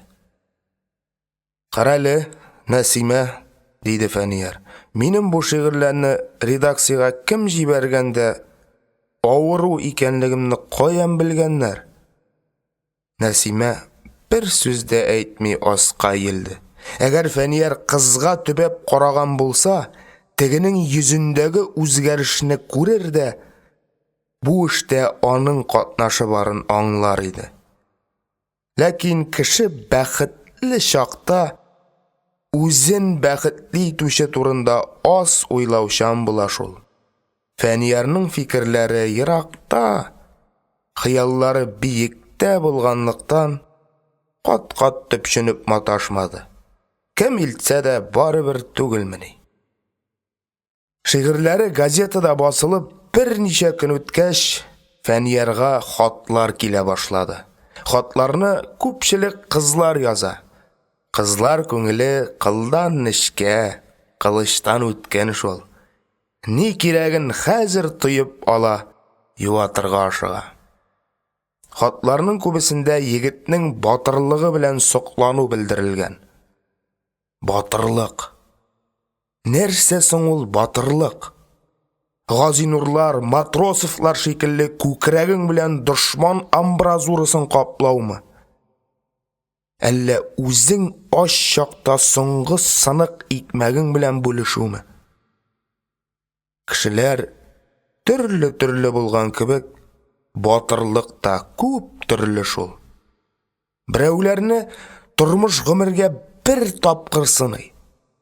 Кеше дөнья зилзиләләренә каршы үзенең кичкенәдән үк җыеп килгән гайрәтен, ана сөте белән кирип тамырларына таралган көчен куя. Куя да өстенә ябырылып килгән бүтән авырлыкларны бер селтәнүдә юкка чыгара. Шул мизгелдә каушап калмаганнарны батыр диләр. Икенчеләрне тормыш көн сайын, сәгать сайын сыный. Алар күкрәкләре белән дошманның ялкын чәчеп торган затларын япмыйлар. Галәм биеклекләренә күтәрелеп, дөньядагы барлык кешеләрнең карашларын үзләренә юнәлтмиләр. Туктаусыз тамып торган тамчыдай, сиздерми генә, шау-шуларсыз гына эшлиләр. Беренче тамган тамчыны һич кем игътибарга алмый. Тама-тама ташны тишеп чыккач кына тамчыга сокланалар. Ташны тишеп чыкканчы, ай-яй, озак тамасы бар. Ничә язлар көтәсе бар. Ничә кышлар үтәсе бар. Фәнияр әле ташны тише алдымы соң? Моны батырлык дип атап буламыни? Язылган хатларның эшләнмәгән эшкә әйтелгән рәхмәт кенә икәнен яхшы белә ул. Әле бу күкрәгең белән дулкыннар ярып диңгездә йөзү түгел. Яр шитендәге талларга тотынып аяк шапылдату гына. Хәзер эшкә чын-чынлап тотынырга, аңа ышаныч белән караучыларның ихтирамын казанырга кирәк. Аның көченә ышанучыларның йөзен кызартмас өчен генә дә тырышырга кирәк. Ул электә төрле мәзәкләр, кызыклы әкиятләр уйлап чыгарга оста иде. Берничә шигыре басылып чыккач, фантазиясе бигрәк уйнап китте. Бер-ике атна эчендә әллә ничә шигырь язып ташлады. Шигырьләрнең күпчелеге балалар өчен язылган иде. Үзенә ошаган байтак әсәрен аерым дәфтәргә туплап, яшь ленинче газетасына җибәрде. Фәнияр газетадан җавап булай тиз килер дип уйламаган иде. Бер атна-ун көн үткәндерме, юкмы, тышына пионер значогы һәм кызыл галстуклы балалар төшкән зур конвертта озын итеп язылган хат килде. Хатны Илдус Гаделшин дигән кеше язган. Бу кешенең шигырьләрен Фәниярның газета журналларда укыганы бар иде. Республика газеталарының берсендә эшләүче, шигырьләрен калын журналларда бастыручы шагыйрьнең хатын тыныч кына укый алмады Фәнияр. Шагыйрь кешедән алган беренче хат иде бу. Күз алдыннан үткән көннәр чагылып узды. Фәнияр кичкенә чакта су буенда комга бармагы белән сызып төрле рәсемнәр ясарга ярата иде. Чабып барган куяннар, үрмәләүче таш бакалар, шар сугучы малайлар. Хыялына нәрсә килсә шуны ясый. Дөрес, аның рәсемнәрендәге куяннар кәҗә бәтиенә, таш бакалар кырмыска түмгәгенә охшашлы булып чыгалар. Әмма зыян юк. Үзе таный шул аларны. Барыбер ул рәсемнәрне дулкын юып китә. Матуррак чыкканнарын кай вакыт озаграк саклыйсы, бүтән малайларга күрсәтәсе килә, тик рәхимсез дулкын әллә каян гына тәгәрәп чыга да, комны тигезли дә ташлый.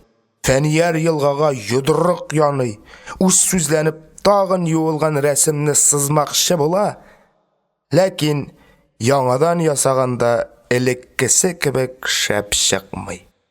Фәниярның язган шигырьләре дә кечкенә вакытта комга ясаган рәсемнәре төсле үзенә генә аңлаешлы булмасмы? Дулкыннар бик тиз юып китмәсләрме? Шагыйрь кеше аның шигырьләренә карата ни дигән? Әллә ничә мәртәбә укыгач кына шигырьләреңнең берничәсен ошаттык. Бер-ике атналардан басылып чыгар. Газеталарны караштырып бар, дигән сүзләрне укый алды Фәнияр. Илдус Гаделшин хатының ахырында Фәниярның кем булуы, укучы булса ничәнче класста укуы турында сорашкан. Фәнияр аңа үзенең авыру кеше икәнен, шигырьләр язарга бик яратуын, әмма шигырьләрнең бер дә шәп чыкмавын язды. Илдус Гаделшин Фәнияр язмышына битараф калырга теләмәде. Гомерендә бер тапкыр да күрмәгән, ләкин берничә хат аша шактый якын булып өлгергән Фәнияр йоклаганда да аның уеннан чыкмады. Ниндирәк кеше икән? Акыл утырткан кешеме, әллә тормышның беренче ялкыннарына канаты өтелгән яшь җилкенчәкме? Шигырьләрендә дөнья күргән кешеләрнең генә башына килердәй фикерләр белән сабыйларча бер катлылык янәшә тора. Янына барырга, күрергә кирәк.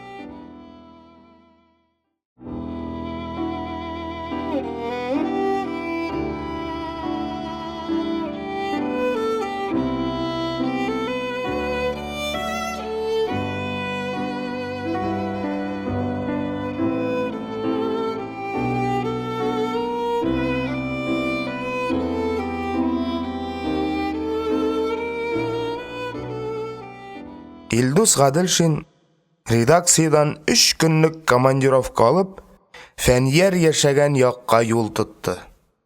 Фәниярның авылы Кызыл Кыяга килү кыен булмады. Бөгелмәгә хәтле самолет, аннары тип-тигез асфальт юлдан йөрүче автобус 3-4 сагать эчендә китереп тә җиткерде. Үзе балалар яраткан кеше булгангамы, кая гына барса да Илдус Гаделшинга кызыклы балачага очрап тора. Кызыл Кыя авылына килеп кергәч тә үзенә гид итеп бер малайны сайлады. Малай авылы белән горурлангандай: "Бетнең авыл бик тә дур абый. Гатауллиннарда күп, тиңа кайсы кирәктер", диде. "Миңа шагыйрь Фәнияр Гатауллин кирәк", диде Илдус. "Син абдый сутник икәнсең. Бетнең авылда нинди шагыйрь булсын", ди. Малай шулай з урынына д белән сөйләшә. Илдуска үзенең туган ягы Минзәләдәге малайларны хәтерләтә ул. Әллә кичкенәдән таныш сөйләм ишеткәнгә, әллә ут борчасыдай тере малайны шатканга ныклабрак сораштырга тотынды. "Син ничәнчедә укыйсың, дус кеше?" "Миңа дус кеше дияргә бит тинең белән бодау көтмәдек бит әле", диде малай. Күренеп тора, телгә кесәгә керә торганнардан түгел. "Бетнең укытучы апа әйтә, олы кеше сораганда җавап бирергә кирәк, ди. Әйтәйм инде, дус кешең булмасам да 4нчедә укыйм." "Исемең дә бардыр инде синең", диде Илдус. "Барые, сине күргәч тә истән чыкты әле. Бу абдыйның исеме ничек микән дип барадырым үдемдә." "Мин Илдус булам. Ә мин Шәвәли. Шәүкәт Галиев Абди язган Шәвәли түгел түлке. Аның бетнең авылга килеп караганы юк әле. Син шагыйрь Фәния Гатауллинны белмисең алайса. Классыгыз белән янына баганыгыз да юкмыни? Булмаган шагыйрь янына ничек барасың инде, Абди? Шәвәлинең бу сүзләреннән соң артык сорашып маташуның кирәге юк иде. Авгып ятучы Фәнияганы беләсеңме соң? Дип сорады. Анысын беләм, Абди, диде Шәвәли. Алар теге баштук типтәр дүк торалар. Шушы урам белән бар да бар. Әйдә мине шулагыга чаклы илтеш әле, диде Илдус. Абди, баргач кайтасы була бит. Бетнең авылда әлегә трамвайлар йөрми. Мин аларның өйләрен сиңа булай да үрәт алам. Шулай бар да бар. Бара торгач түбәсе салам белән ябылган бер өй күрерсең. Салам башлы өй авылда шул гына.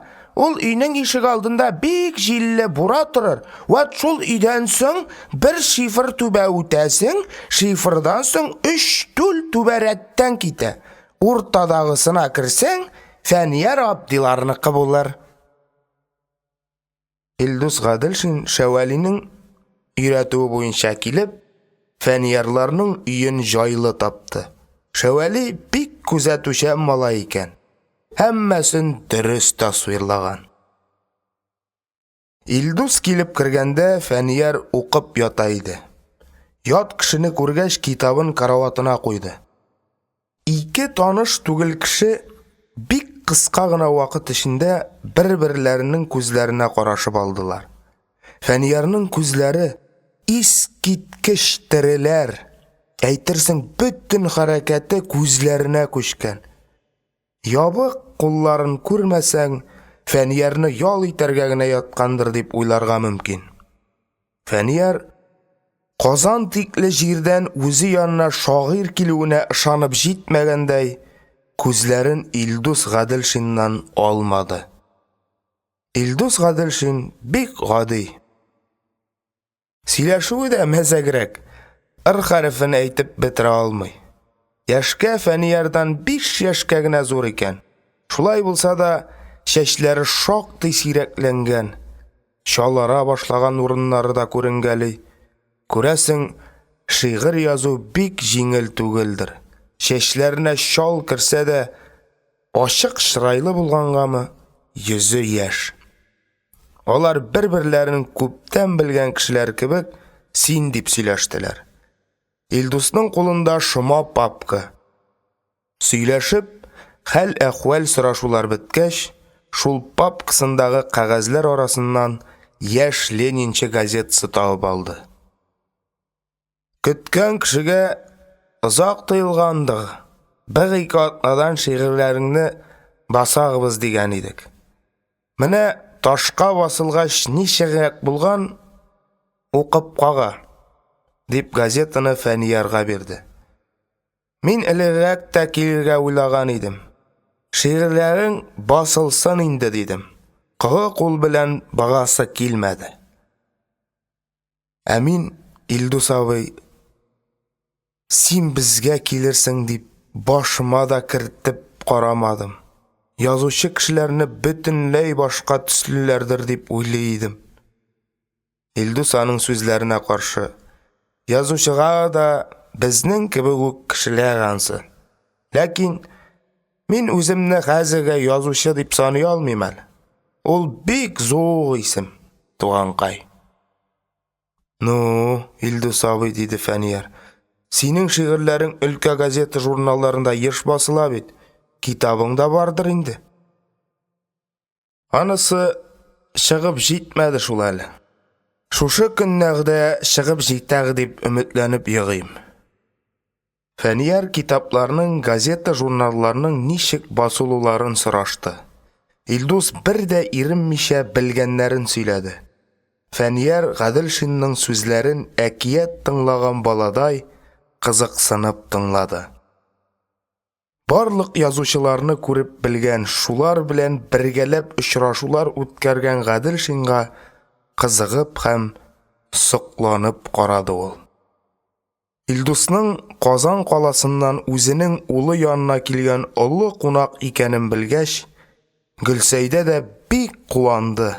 Кабаланып өстәл әзерләргә кереште. Ул арада Фәниярның абыйсы Заһид кибеткә барып кайткан икән.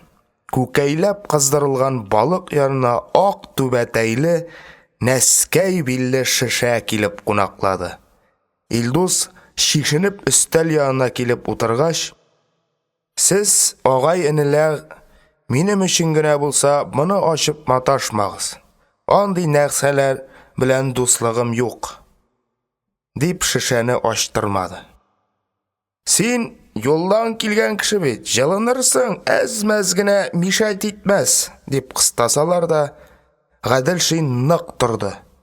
Кыстаулар күпкә китә башлагач, ул яңак астындагы бизләрен тотып, «Минем ангина бизләрем бар. Әшкелтем нәрсәләрне бер дә яратмыйм», диде. Ә җылыну ягына килгәндә, ачык йөзегезне күрүгә үк эшүләрем онытылды. Шуннан соң аны кыстаучы булмады.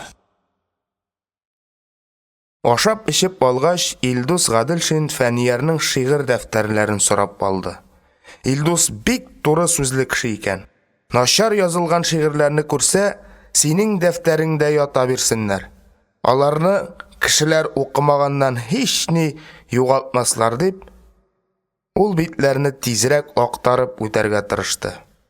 Ә инде матур әйтелгән ике генә юл очратса да, туш кесәсендәге бармак буе карандашын чыгарып, шул юлларның астына калын итеп сызды. Менә монысы шәп ичмасам, Фәниярчә әйтелгән дип, ул сүзләрне үзе уйлап тапканнан ким куанмады. Күңеленә ошаган шигырьләрне Илдус Гаделшин күчереп ала барды. Кайткач, өлкәнрәк агайларга күрсәтеп каламын. Әлегә бер нинди дә вәгъдә бирә алмыйм, диде ул. Син бик өметләнеп ятма. Казаннан корреспондент килде дә, хәзер ни язсам, шул басылыр дип. Зур эшкә тотынгансың икән, барысына да түзәргә кирәк. Мин сиңа тугрысын әйтәм. Яза аласың, сәләтең бары күренеп тора. Әмма шигырь яза өчен ул гына җитми. Тырышлык, белем, үз өстеңдә туктаусыз эшләү, кимчелекләреңне күрә белү һәм тагын әллә нәрсәләр. Яза үзең дә төшенерсең әле. Ә хәзергә сиңа иң кирәге системалы белем. Шунсыз син ерак китә алмаячаксың. Яшьлегең турында, сөйгән ярларың турында берничә дистә бер-бирләренә охшаш әйберләр язарсың да туктарсың. Аннары учагыңда күмер сүнәр. Илдус Гаделшин шагыйрь булуның бик җаваплы эш икәнлеге турында сөйләде. Ул Фәниярга үгет нәсихәт тә укымады. Менә булайрак яз, тегеләйрәк эшлә дип күрсәтмәләр дә бирмәде. Язарына темаларда сайлашмады. Аның сөйләгән сүзләре бер Фәнияр өчен генә түгел, ә үзе өчен дә иде. Без хәзер бер тәртәгә җигелгән атлар, дип Фәниярны үзе белән тиңләштерде. Антын яңартучы солдат кебек тойды ул үзен яшь шагыйрь янында. Илдус Гаделшин килдем, киттем, эшем бетте ди торган кеше булып чыкмады. Мәктәптә минем бигаз йомышым бар иде, дип чыгып китте. Мәктәптә дирекция һәм укытучылар белән егетне шефка алу хакында сөйләште. Фәниярны укыту турында сүз кузгаткан иде, әмма Кызыл Кый авылында урта мәктәп киләсе елларда гына ачылырга тиешлеген әйттеләр. Илдус укытучылар белән сөйләшкәннән соң, әгәр мөмкин булса, мин укучыларга берничә сүз әйтер идем, диде. Бик әйбәт, диде директор. Uzun tənəffüs vaxtında jiyarбыз үзләрен. Tənəffüстә укучыларны коридорга җыйдылар. Директор сүз алып, "Менә Казаннан килгән корреспондент иптәш сезгә сүзем бар" ди. "Шаулашмыйча гына тыңлагыз" дип балаларны кисәтеп куйды. Илдус теге папкасыннан Пионерлар газетасы чыгарып, "Бу газетаны беләсездер инде, кайсылагыз ала" диде. Берничә тавышның "Мин алам, мин язылдым" дигәне ишетелде. Бүгенге санда сезнең авыл шагыйре Фәния Гатауллинның шигырьләре басылган. Бу газета сезгә килеп җитмәгәндер әле. Мин ул шигырьләрне сезгә укып күрсәтәм. Балалар шым булдылар. Илдус ашыкмыйча гына укыды. Шигырьләр кызыклы иде, көлешкән тавышлар ишетелә башлады. Укып туктагач, Илдус балаларга карап, "Авылыгызда шагыйрь багын белә идегезме?" дип сорады. Беркем дә җавап бирмәде. Кайберәүләр аның шигырьләрен район газетасыннан укыган булсалар да, газетадан килгән кеше алдында батырланасылары килмәде. Әллә нинди сорау биреп, төп башына утыртып куяр я, дәшмәүдән шәбе юк. Илдус иелгән башларга карап, "Әбит аның тугында район газетасында районыбызның Островские дип язып чыкканнар. Берничә тапкыр шигырьләре басылган. Ә сез авылыгызда шундый кеше яшәвен белмисез. Әйбәт түгел, дуслар." Укучыларның башлары тагын да түбәнрәк иелде. Гаделшин Фәнияр турында озак сөйләде. Каләмне бик авырлык белән тотуы, уйланылган әсәрләрен кәгазьгә күчерү өчен әллә ничаклы көч түгүен әйтте. "Без аның янына барып йөрербез, абый", диештеләр балалар чын күңелдән. "Шигырьләрен дә күчереп язарбыз." Газетадан килгән кеше алдында укытучыларга да шактый кызарырга туры килде. Бигрәк тә түгәрәк йөзле, тәбәнәк буйлы яшь пионер вожатый кыз оятыннан үзе таккан галстугы шикелле булды. Илдус абый", диде ул балаларча галстук өчен кабып. "Моннан булай барырбыз. Моңынчы кайда идегез дип куып чыгармаса." Кумас. Фәния кешеләрне аңлый, ягата белә торган егет. Илдус, "Менә синең кебекләр аңа бигрәк тә ошар" димәкче булган иде. Булай да кабынып китәргә торган кызны оялтасы килмәде. Мәктәптә эшне бетергәч, Гаделшин районга комсомол җитәкчеләрен күреп сөйләшергә китте. Секретарь янына ул үзенең газетадан икәнлеген әйтмичә генә керде. "Сез Кызыл Кыя авылында Фәния Гатауллин дигән комсомолыгыз багын беләсезме?" дип сүз башлады ул. "Һәр авылдагы комсомолны каян белеп бетерәсең?" диде секретарь. "Нәрсә, берәр яманлык эшләгәнме?" "Бу исем сезгә бер дә таныш түгелмени?" "Туктагыз әле", диде секретарь. "Сез кем соң?" Ул калын күзлек астыннан Гаделшинга күз ташлады. Гаделшин үзенең журналист кенәгәсен чыгарып күрсәтте һәм ни өчен килүен сөйләп бирде. Диде секретарь. "Гаеп бездә икән шул. Хатаны төзәтербез әлбәттә. Иртәгә ул егет янына үзем барырмын. Учетка алырбыз, шефлар беркетербез." Секретарь акланырга теләгәндәй эш күплектән кешеләр белән эшләүнең кыенлыгыннан зарланып алды. Гаделшин белән саубуллашканда да яна бер кат: "Сез борчылмагыз. Хәзер без ул егетне күздән ычкындырмабыз инде. Районыбызда шагыйрь булу безнең өчен дә горурлык бит", дип калды. Комсомол оешмалары һәм мәктәпләр белән сөйләшеп, кайбер кузгалырга исәбе юкларны үзенең каләм очына алып, кабат Фәнияр янына кайтты Илдус. Ә Казанга киткәндә яна бер кат: "Син, Фәнияр туган, газетада эшләгәч, бу бөтенесен булдыгы дип уйлама", диде. Бәгнигә кагамыйча яз. Каләмеңне шомагыта тор. Безнең эштә зур түземлелек кирәк. Ә синең өчен бу икеләтә шулай. Уңышсызлыклар очраган саен борыныңа салындырма. Җиңәргә өйрән. Җиңү беребезгә дә ансат бирелмәй. Менә шулай, туганкай.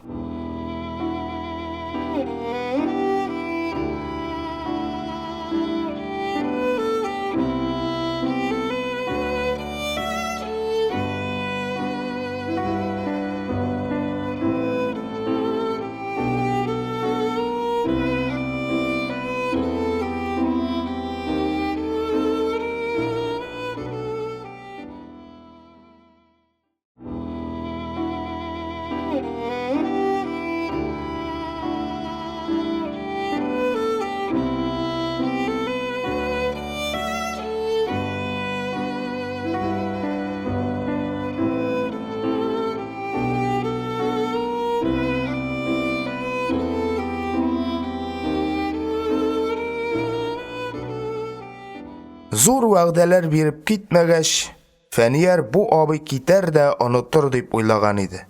Әмма атна-ун көн уздымы, юкмы, Яшьләр газетасында да, Балалар газетасында да Гадел Шинның мәкаләләре басылып чыкты. Ул мәкаләләр Фәниярның язмышы, киләчәге өчен чын-чынлап борчылып һәм кешеләрне үз тирәсендәге ярдәмгә мохтаҗларга карата игътибарлырак булырга чакырып язылган иде. Шунда ук Фәниярның фоторәсемен һәм шигырьләрен биргәннәр. Фәнияр өчен бөтенләй яңа, шау-шулы тормыш башланды. Язгы ташу вакытында елганы күзәткәләгән кеше беләдер. Бозлар бер тирәгә җыелалар да агып китә алмый торалар. Елга була, сулар күтәрелә, тик бозлар кузгала алмый. Шул вакыт әллә ни зур булмаган бер боз агып килә дә, тыгылып торган бозларга китереп бәрә. Тегеләре шуны гына көткәндәй шарт-шарт киләләр, сыналар, ватылалар һәм кузгалып китәләр. Бер юл алгач инде башкалары тоткарлыксыз ага. Моңарчы Фәнияргә бары авыру дип кенә караучылар Казаннан килгән корреспондентның сүзләреннән соң Фәнияр янына агыла башладылар. Ялгызлыктан иза чигеп, иркенләп сөйләшергә сусаган, язган шигырьләрен кемгә укып күрсәтергә белмичә йөдәгән егет бер генә сәгатькә дә кешесез калмады.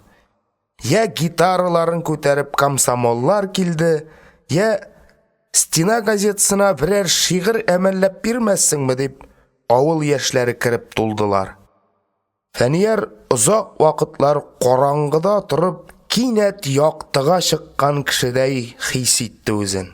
Карады, тирә юнендәге кешеләрне аермады, сөйләште, сүзләрен аңламады. Язган бер шигырен иң башлап өйләрендәге ала мәчегә укып күрсәтә торган иде. Фәнияр тирәсендә ят кешеләр кайнаша башлагач, ала мәче мич башынарак күченде һәм ярар, мин дә кирәк булырмын әле дигәндәй, ерактан гына күзләрен йылтыратып ята башлады. Фәниярның бу уңышлардан бераз башы да әйләнеп алды. Ул язган әйберләренә карата таләпчәнлеген югалтты. Төрле редакцияларга чилеп-эшле шигырьләр җибәреп, басылып чыгуларын көтте. Редакциyadan әсәрләренең кимчелеген күрсәткән хатлар килсә, турсайды, ачуы килде. Газета, журналлардан йомшаграк шигырьләр укыса, булар да минекеннән артык түгел, аларныкын басканнар дип үпкәләп ятты. Үзе йөри алып, әсәрләрен үз куллары белән илтеп бирсә, һич шиксез басарлар шикелле тоелды. Кайча кешегә бераз ташламалар да ясап була бит инде дип уйлады. Бу шир бәлки озаккарак та сузылган булыр иде. Илдус Гадел Шин каты гына әйтеп Фәниярга хат язып җибәрде. Әдәбиятта бер кемгә дә ташлама ясалмавын, Яшме яки картмы, тазамы яки ширлеме, анысы укучы өчен әһәмиятле түгеллеген әйткән һәм укучыларның язган әсәрләргә карап фикер йөртүен, үзең ширле булсаң да сәламәт әсәрләр язарга кирәклеген төшендергән. Башкаларга тиз хәтере калса да, Илдуска үпкәләмәде Фәнияр. Фәниярның һәр уңышлы сүзе өчен чын-чынлап шатланучы бу эшкерсез абыйга ничек ышанмаска кирәк? Әнә бит, Фәнияр турында кайгыртудан туктамый. Сине Казан больницаларының берсенә алдыру турында Язучылар союзындагы өлкән агалар белән сөйләшеп, исләренә тагын бер кат төшердем, дигән. Бәлки, шушы көннәрдә синең белән Казанда очрашырбыз, дигән. Казан больницаларының берсендә дәвалану, зуррак профессорларга күренеп карау Фәниярның күптәнге хыялы. Районда ятканда әллә ничә мәртәбә әйтеп карады Фәнияр Талип Таһировичка.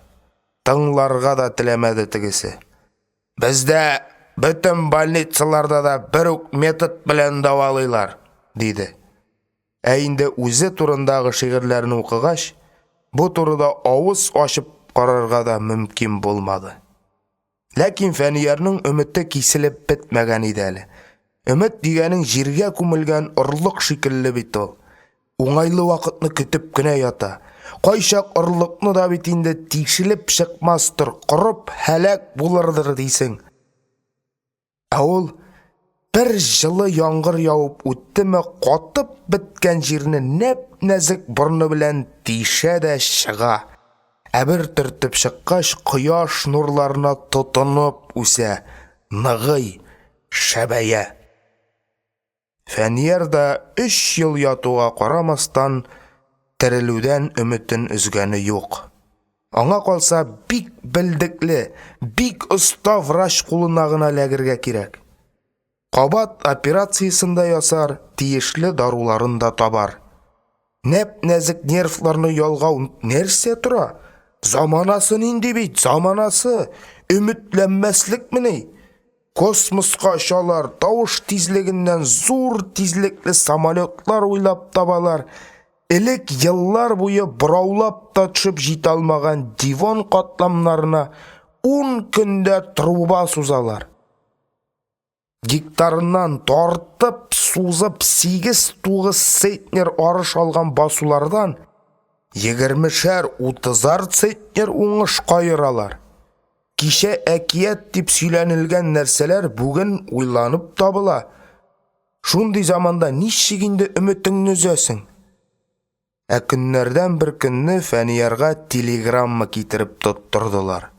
Анда шушы араларда Фәниярны Казан больницасына алып китәр өчен самолет җибәрәчәкләрен әйтеп, әзер булып торырга кушылган иде. Фәнияр бу хәбәргә ышанырга да, ышанмаска да белмәде. Ничек инде бер кеше өчен самолет тикле самолет җибәрсеннәр? Әзерләнергә кушылгач, берни эшләр хәлең юк. Ышанмасаң да юл капчыгыңны төйнәп куярга туры килә. Гөлсәйдә аналарга гына хас өлгерлек белән юлга җыена башлады. Чемоданга әллә никадәр әйберләр тутырганны күргәч, Фәнияр аңа: "Мин бит әнкәй кунакка җыенмыйм, больниска барам, нигә шул хәтле тутырасың?" диде. "Күчтән эшләп бармасам да кире бормаслар." "Син генә түгел, мин дә барам", диде ана. "Син анда кайда тормакчы буласың? Әллә үзеңне бик көтеп торалардыр дип беләсеңме?" "Көткән җиргә кем дә бара", диде ана. "Бер башыма кайда да урын табармын. Синең караватың янына урындыклар куеп булса да йоклармын. Жан биргәнгә җүн бирер дигәннәр бит." Фәнияр бер ничектә әнисен калырга күндерә алмады. 2 көннән авыл башына самолет килеп төште. Анда очучыдан башка бер сестра да бар иде. Элек председательне йөрткән, ләкин идарәгә җиңел машина бирелгәч, эшсез калган кара айгырны җигеп, Фәниярны алырга килделәр. Арбага салам түшәп, өстенә матрас салдылар. Каян күреп, каян ишетеп өлгергәннәрдер, самолет тирәсен олысы кешесе сырып алган. Барабаннар, быргылар күтәреп, пионерлар да килеп җиткәннәр. Алар бөтенесе бер тавыштан «Фәнияр абый, терелеп кайт!» дип кычкырдылар. Быргычы быргысын уйнатып салют бирде. Барабанчы барабанын какты, карт-корылар да, бала-чагалар да әтәйгә Фәнияр янынарак үтәргә тырыштылар. Һәр кем шул ук бер сүзне кабатлады. Терелеп, үз аякларың белән кайт. Фәниярның мондый хөрмәткә күңеле нечкәреп китте. Кешеләргә сиздермәскә тырышып, күзләрен кул аркасы белән сыпырып алды. Ләкин шатлык яшьләрен сөртеп кенә бетерерлек түгел иде. Сестра һәм очучы җыелган халыкны читкәрәк куалап, самолеттан носилка алып төштеләр. Нәкъ шул вакыт озак йөгерүдән сулуы кабып, Нәсимә килеп җитте. Әлләнең артык кабалануын, әллә ак халатын күреп, халык юл бирде. Нәсимә саубуллашып Фәниярның кулын кысты. Гөлсәйдәнең дә улы белән китүен күргәч, Гөлсәйдә апа, алайса мин сиңа бер адрес язып бирим әле. Казанда безнең җизниләр яши, дип кисәләрен кармаштыра башлады. Ләкин кисәсендә кагаз каләм табылмады. Шул вакыт кешеләр төркем арасыннан берәү каләм, икенчесе кагаз сузды. Кыз ашыга-ашыга адрес язып Гөлсәйдәнең кисәсенә салды. Алар Савинка поселогында үз йортларында торалар. Нәсибә җибәрде дисәң, кертерләр диде. Озак сөйләшеп торга вакыт булмады. Самолетка Фәнияр белән Гөлсәйдәне утырттылар да очып киттеләр. Самолет һавага күтәрелүгә Фәнияр күңелендә әллә нинди уйлар кузгалды. Хатирәләр яңарды. Әле кайчан гына ул нинди олы хыяллар белән яна иде. Шушындый, юк, мондый гына түгел, моннан шәбрәк самолет белән үзе идәрә итәр. Корыш-кош синең һәрбер хәрәкәтеңә буйсыныр. Теләгән биеклегеңә күтәрер дип ышынып йөри иде. Парашют белән сикергәндә беренче чактагы кебек куркып калмауына, үзендәге шул куркыны җиңә баруына сөенеп бетә алмый иде. Хәзер гүяки бөтен күзәнәкләрне алыштырганнар. Самолет һава бушлыгына төшеп киткән саен эшләр актарыла, тын кысыла. Тизрәк аска, сине үзенең һәр үсемлеге, һәр чәчкәсе белән иркәләүче җиргә төшәсе килә. Самолет гүләве элеккечә җанга рәхәтлек китерми, киресенчә колак ярыларын авырттырып дерелдәтә. Шир дигән нәрсә кешенең тәнен генә түгел, рухын да үзгәртә микән әллә? Бигрәк әкрен оча инде бу санитар самолетлар. Фәнияр иркендә булса, авырулар өчен самолетларның иң ялгырын, иң биектән оча торганын бирер иде. Эх, дигәнче тиешле җиргә илтеп куйсын ул сине. Сызланырга да өлгерми кал идең. Уйланып бара торгач, Фәнияр йокымсырап китте. Йокымсырау белән төш күрергә тотынды. Имеш ул бер генә тәгәрмәчле мотоциклга утырган да оччагына. Юл тигезсез, түмгәк тә чокыр. Фәнияр утырган мотоцикл әле түмгәк үстенә килеп менә, әле чокырга барып төшә. Фәниярның башыннан кепкасы төшеп калган. Кулыннан руле менә ышкынам дип бара. Фәнияр аңа чытырдатып ябышкан. Үзе вакыт-вакыт артына борылып карый. Мотоциклымның сыңар тәгәрмәче кайда төшеп калды икәнсең дип гаҗәпләнә күрәсең. Самолет Казанга килеп төшкәч кенә йокысыннан уянды ул. Тик йокысыннан уянгач та күргән төшеннән арына алмады. Нәрсә булыр икән бу?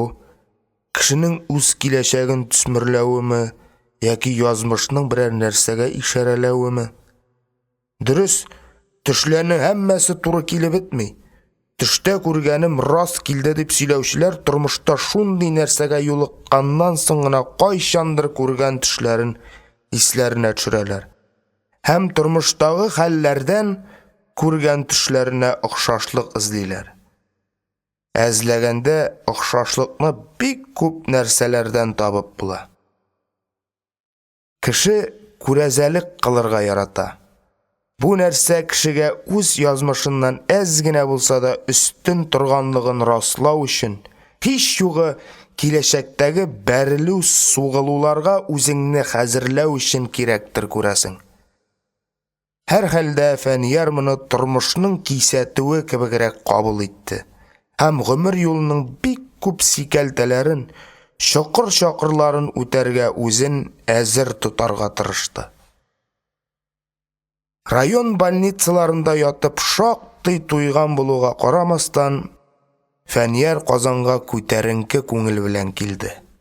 Тел очында гына мәшһүр шагыйрьнең "Эй Казан, моңлы Казан, нурлы Казан" дигән сүзләре торды. Казан гомер-гомергә шагыйрьләрне үзенә тарткан. Тукай, Такташ, Җәлилләр монда канат ныгыткан. Казан кешеләрне вузлары, нәшриятлары, редакциялары, театрлары белән кызыктырып китерә. Дөнья матурлыгына сокланып, тәүге мәхәббәттән исереп беренче шигырен язган яшь шагыйрь курка-курка редакцияларның ишекләрен кага. Фән биеклекләренә менәргә хыялланган егет-кызлар иң беренче вуз баскычларын шушында атлап менәләр. Авыл сәхнәләрендә уйнап, үзләрен чын актерга санаучылар Казанга килеп берничә ел буе студент шулпасы чөмерәләр. Казан беркемне дә кире какмый. Курка-курка редакция ишекләрен шакучы яшь шагыйрьләр авылларын мактап җырларга монда калалар.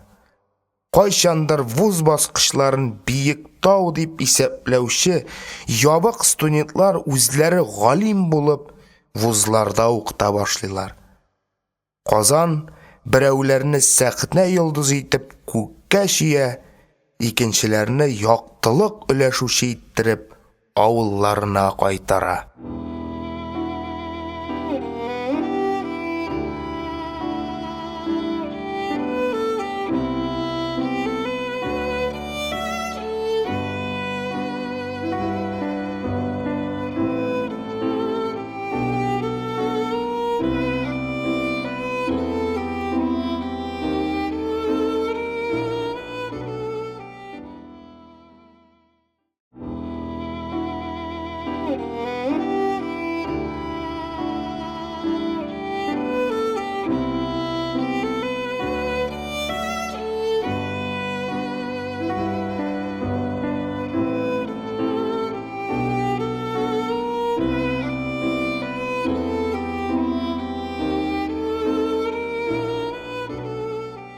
Казанга Фәниярның үз гомерендә икенче килүе.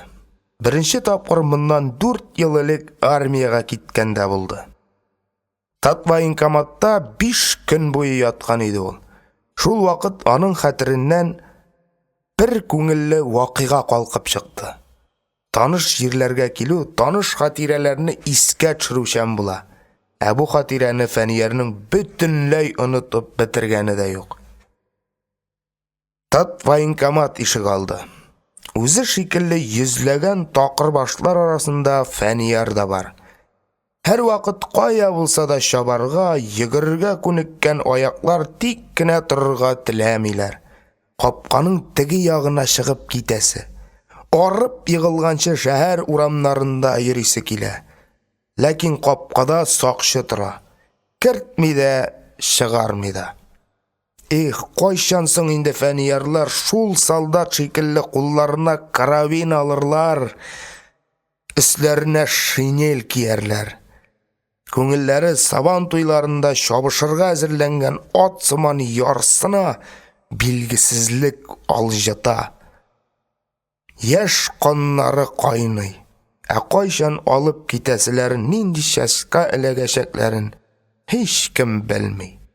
Военкоматның коймасы артында бер кран, озын муенын әле бер якка, әле икенче якка борып, тәпиләренә чыбыш эләктергән тилгәндәй, югарыга кирпеч күтәрә.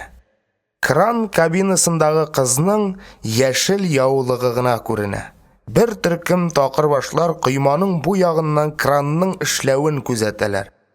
Фәнияр кранчы кызга кул изи, төрле ишарәләр ясый. Бүреген салып, түбәсенә бәргәләп күрсәтә. Янәсе монда төш, монда төш. Кыз әллә аңламый, әллә юри аңламаганга салыша. Шулай да җаен туры китереп, тәрәзәсендәге тузаннарын бияләе белән ышкып ала. Эшчеләрнең төшке ял вакытлары җитә. Кайсы кая таралыша, тик кранчы кыз гына урынында кала.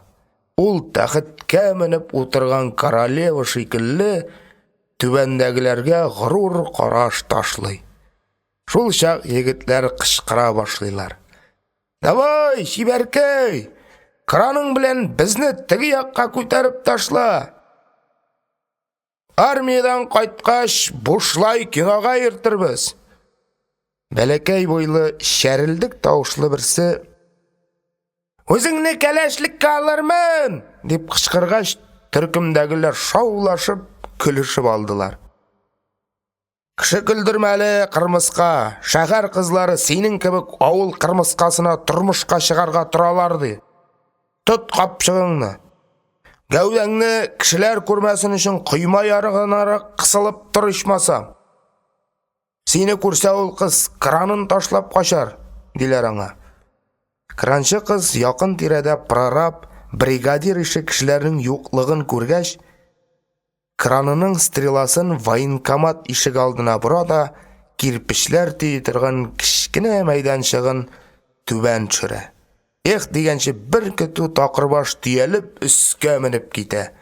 Койманың теге ягына чыгып җитү белән һәммәсе суга җибәрелгән балыклардай таралышып бетәләр. Бары Фәнияр гына кая барырга белмичә басып кала. Үзенә каты кисәтү эләгәчәген белгәне хәлдә, шушындый шуклык эшләргә батырчылыгы җиткән кызны якыннанрак күрәсе килә аның. Кранчы кызның үзенең дә түбәндә эше булган икән. Озакламый җиргә төшә. Аның буе үсмер балаларныкы хәтле генә. Чырае яшь, ягымлы. Үз күзләрең белән эшләгәнен күрмәсәң, аны мәктәптә укучы дип уйлар идең. Фәниярга кызның песинеке кебек яшел күзләре ошый. Хәер, ул башка җирен күрми дә. Чөнки кыз яулыгын шундый итеп бәйләгән, бер кечкенә генә яулык чәчен дә, ияген дә, битенең дә яртылашын капларга җиткән. Бу эшеңне белсәләр, ну эләгер инде сиңа кызый, ди Фәнияр кыз белән ничек сүз башларга белмичә. Өстән караганда бигрәк шитлеккә тутырылган чыбышлар кебек күрендегез. Кызгандым инде үзегезне, ди кыз. Һәм сәбәпсез нисез көлеп җибәрә. Аңа кушылып Фәнияр да көлә башлый. Ике тиле бөтен төзелеш мәйданын яңгыратып шаркылдыйлар. Шундый кызык. Хәер, 18-дә, 19-да чакта көләр өчен сәбәп кирәкме дисең? 18 яшьлекнең иң биек ноктасы. Ул биеклектән караганда бар дөнья алсу томанга өртелгән була. Кояш бары тик сиңа гына нурын сибә. Уфукларны ярып аткан алсу таңнар, көлеп торган йөз шикелле якты кояш синең өчен. Болындагы бар чәчәкләр синең өчен. Урмандагы кошлар җыры, таулардагы шишмә моңы, үзәкләрне өзеп киткән гармун шыңы синең өчен. Йөзләрдәге елмаюлар, күзләрдәге сокланулар, йөрәктәге бар ялкыннар синең өчен. Сүзләрнең иң татлылары, йолдызның иң яктылары синең өчен. Шулай булгач, ничек инде елмаймыйсың? Кызның исемен дә белмәде Фәнияр. Исемен сорагач, «Минем исем сиңа нәрсәгә кирәк?» диде кыз. «Я хатлар яза башларсың, ә мин хатлар язарга бер дә яратмыйм. Солдатның аның хат язудан башка эше бармыни?» «Нигә алай дисең?» диде Фәнияр. «Солдатта булып караганың юктыр бит?» «Солдатта булмасам да 3 ел хезмәт итеп кайтканнардан күбрәк беләм», диде кыз. «Кайдан?» «Анысы секрет». Шулай дисә дә, кыз үзенең секретын саклап торырга теләмәде. Сөйләп китте. Ул гаҗәеп кызу сөйли. Һәр сүзе артыннан кычкырып көлә. Гомерендә бары бер мәртәбә күреп, яңадан мәңгегә очратмаячак кешегә һәммәсен сөйләргә мөмкин. Ул син аны белмисең, ә күңелдәген түгү ярый. Менә безнең төзелештә, дип башлады кыз, бер мәҗнүндә юаш малай эшлейде. 8 сәгатьтә 8 сүз дә әйтмәс. Кызлар янына килсә, учак каршысында утыргандай кызарыр иде. Шул армияга китте дә 5 километрлы хатлар язып җибәрергә тотынды бит. Укып та өлгерә алмассың. Кая ул җавап язу? Кай көнне яртшар пытлы хатлар икешәрләп килеп төшә. Иртән ничек күзен ачкан, кайчан ашаган, кайчан эчкән, берсен дә калдырмый. Тәмам туйдырды үзенең казарма тормышы белән.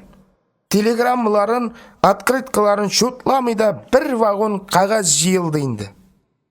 Алайса, сине яраткан инде ул, диде Фәнияр. Ул мәҗнүн булса, син аның Ләйләсе булгансың. Фи, подумаешь, диде кыз.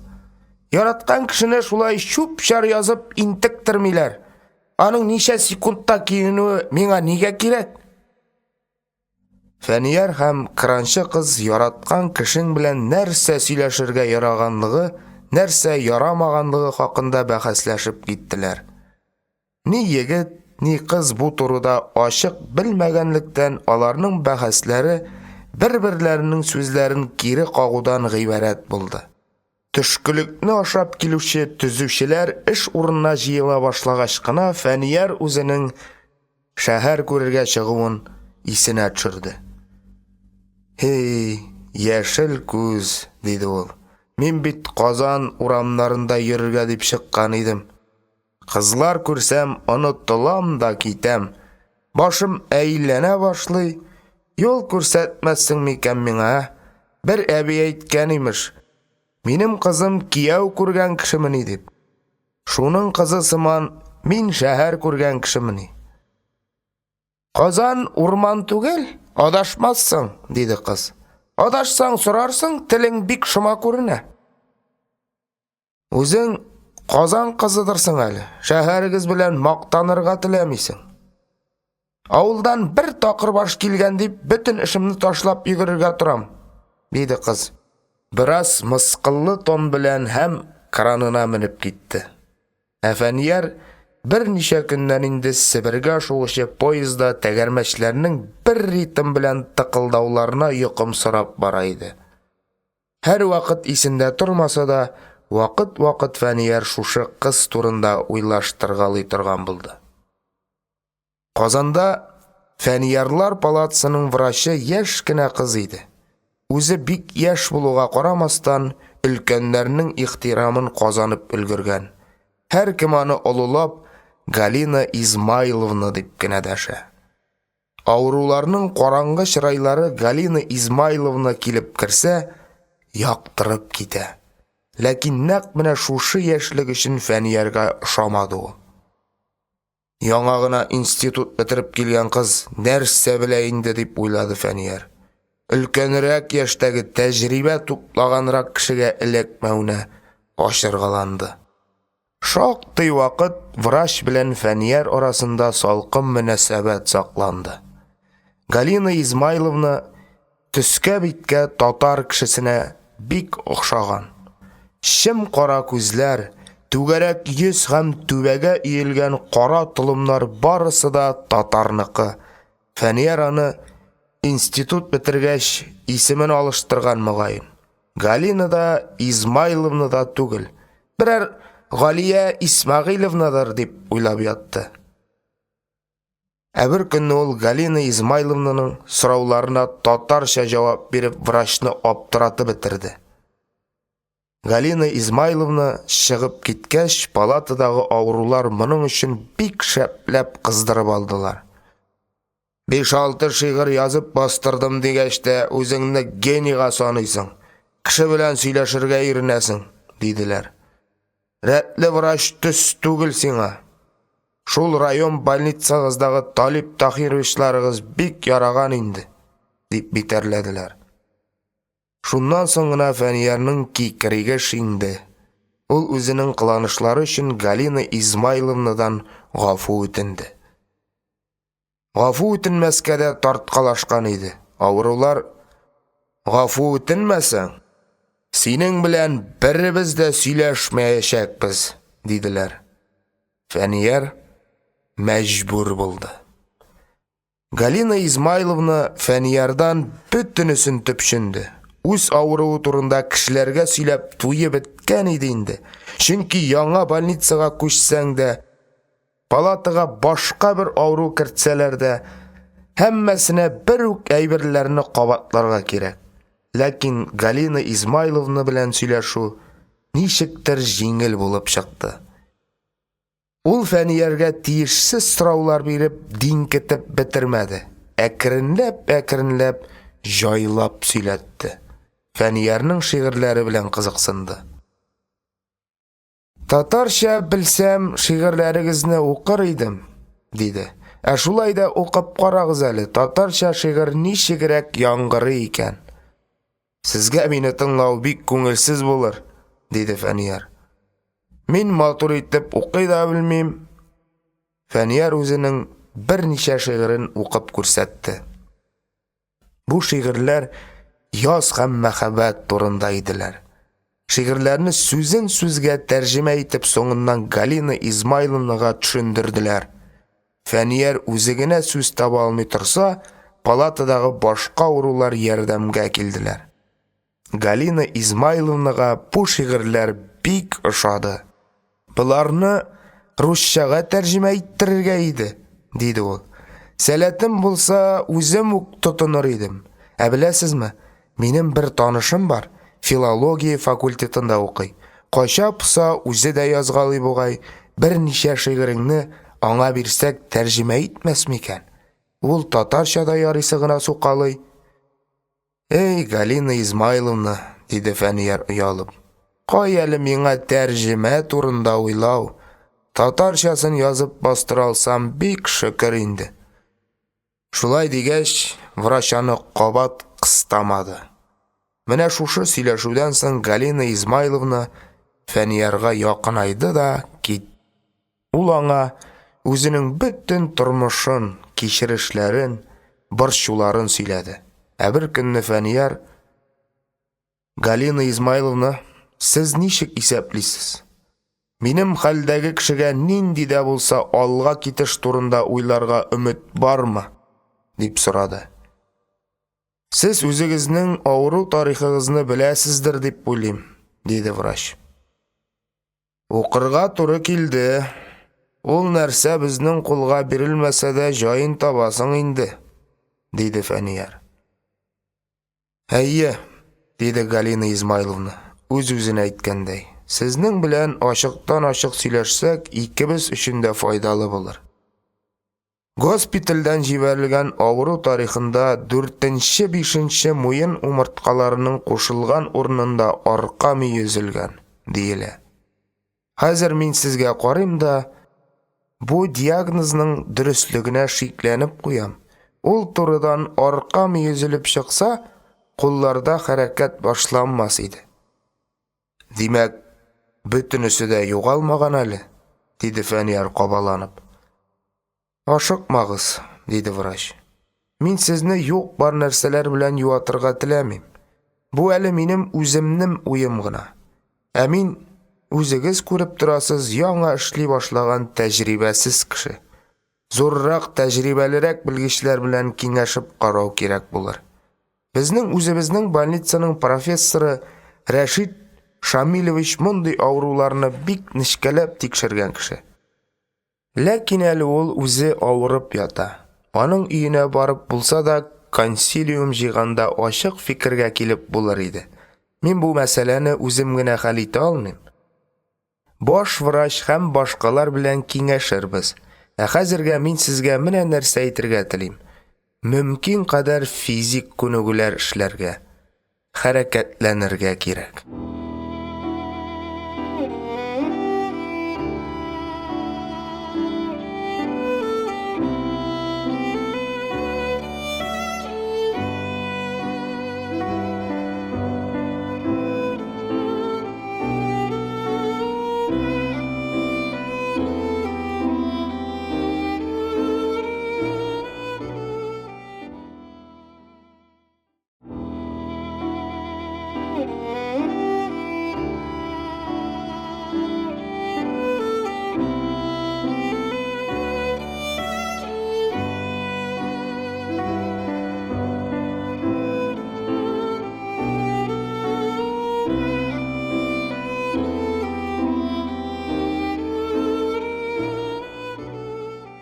Üzülгән нервларга хәрәкәтләнү генә нәрсә бирәсең, диде Фәнияр төшенкеләнеп.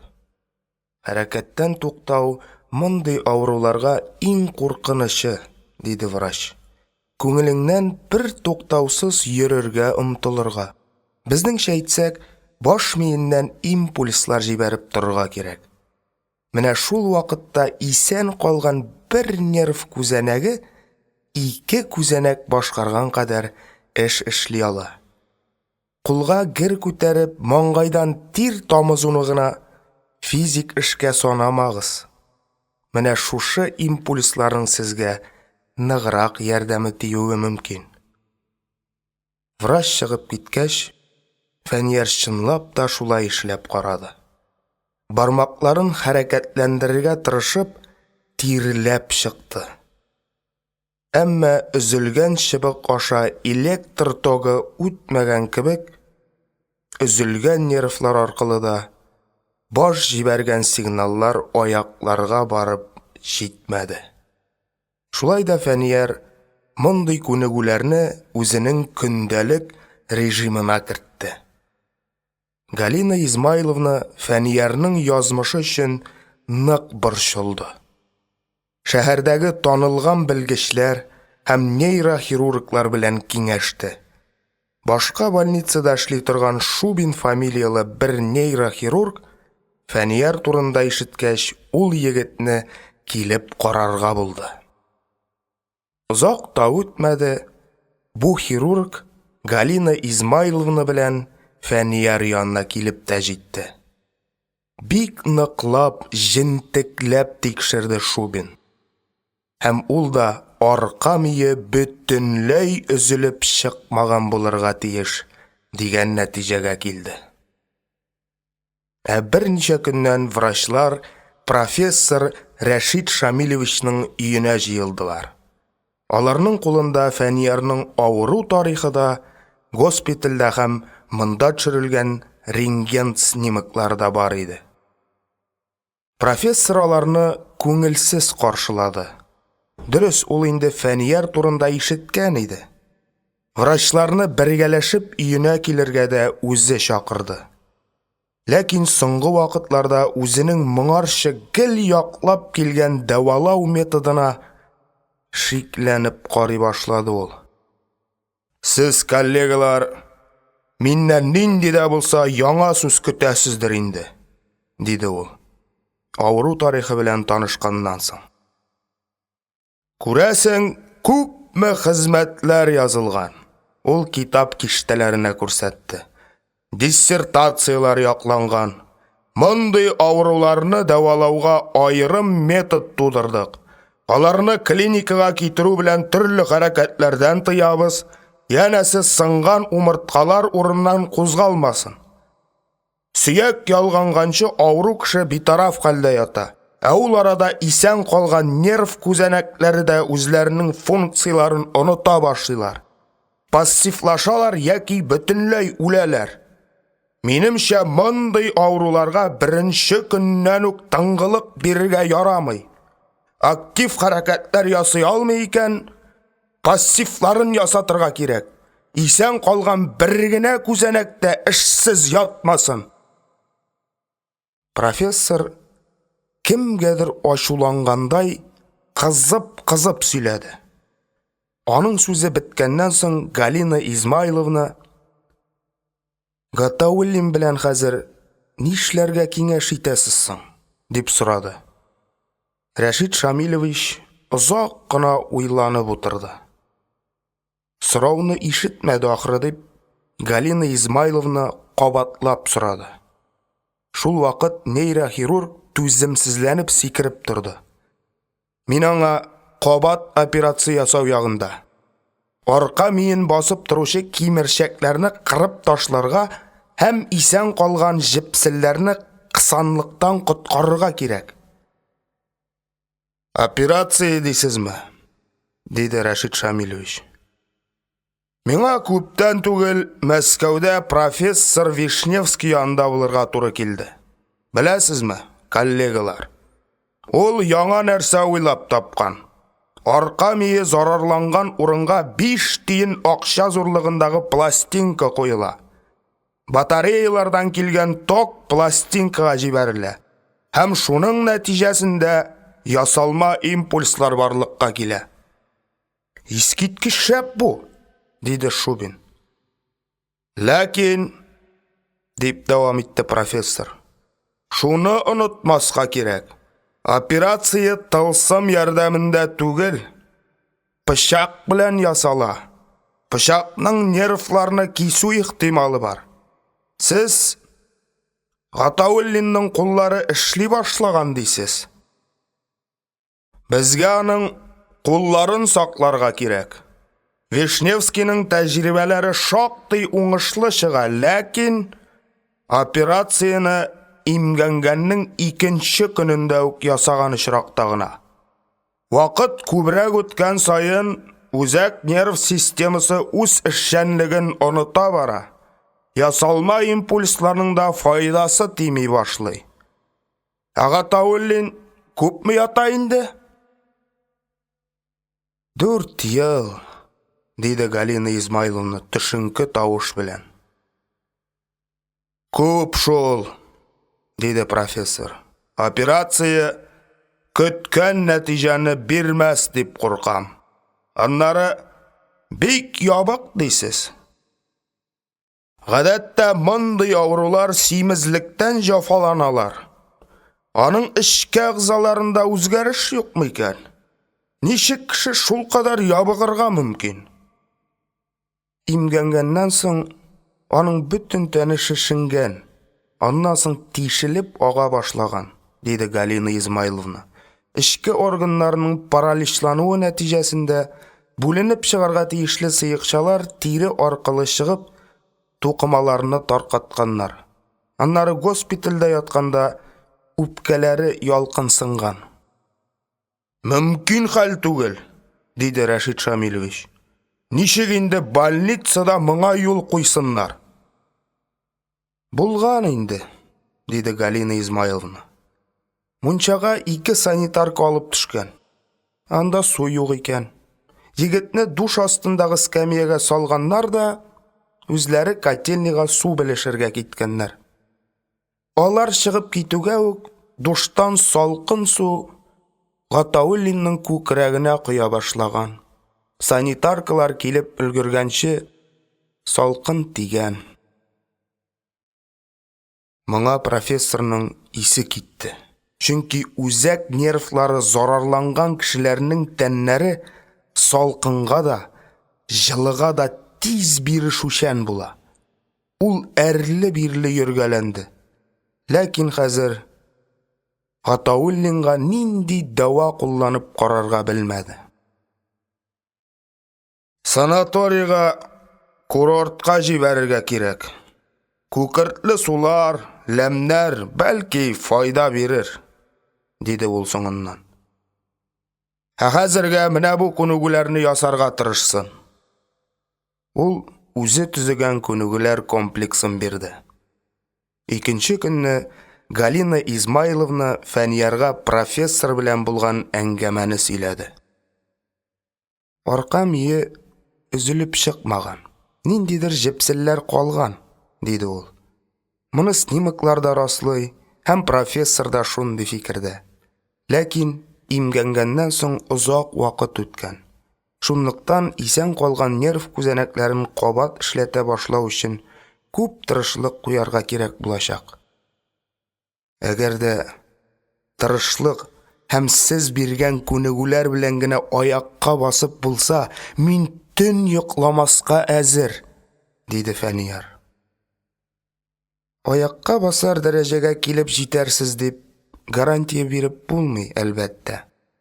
Шулай да хәлегез бераз яхшырыр, әкренләп утырып тора башларсыз, диде врач. Менә шушы кулларыгыз белән язарга, үз эшләрегезне эшләргә өйрәнгәнсез бит. Утырып тору өчен дә шундый ук тырышлык куярга кирәк. Көненә 1-2 генә сәгать утыра алсагыз да, сезгә файда булыр. Коляска белән урамга, бакчага чыгарсыз. Шагыйрь кешегә яфраклар лепердәшкәнен тыңлап керүдә куаныч китерер.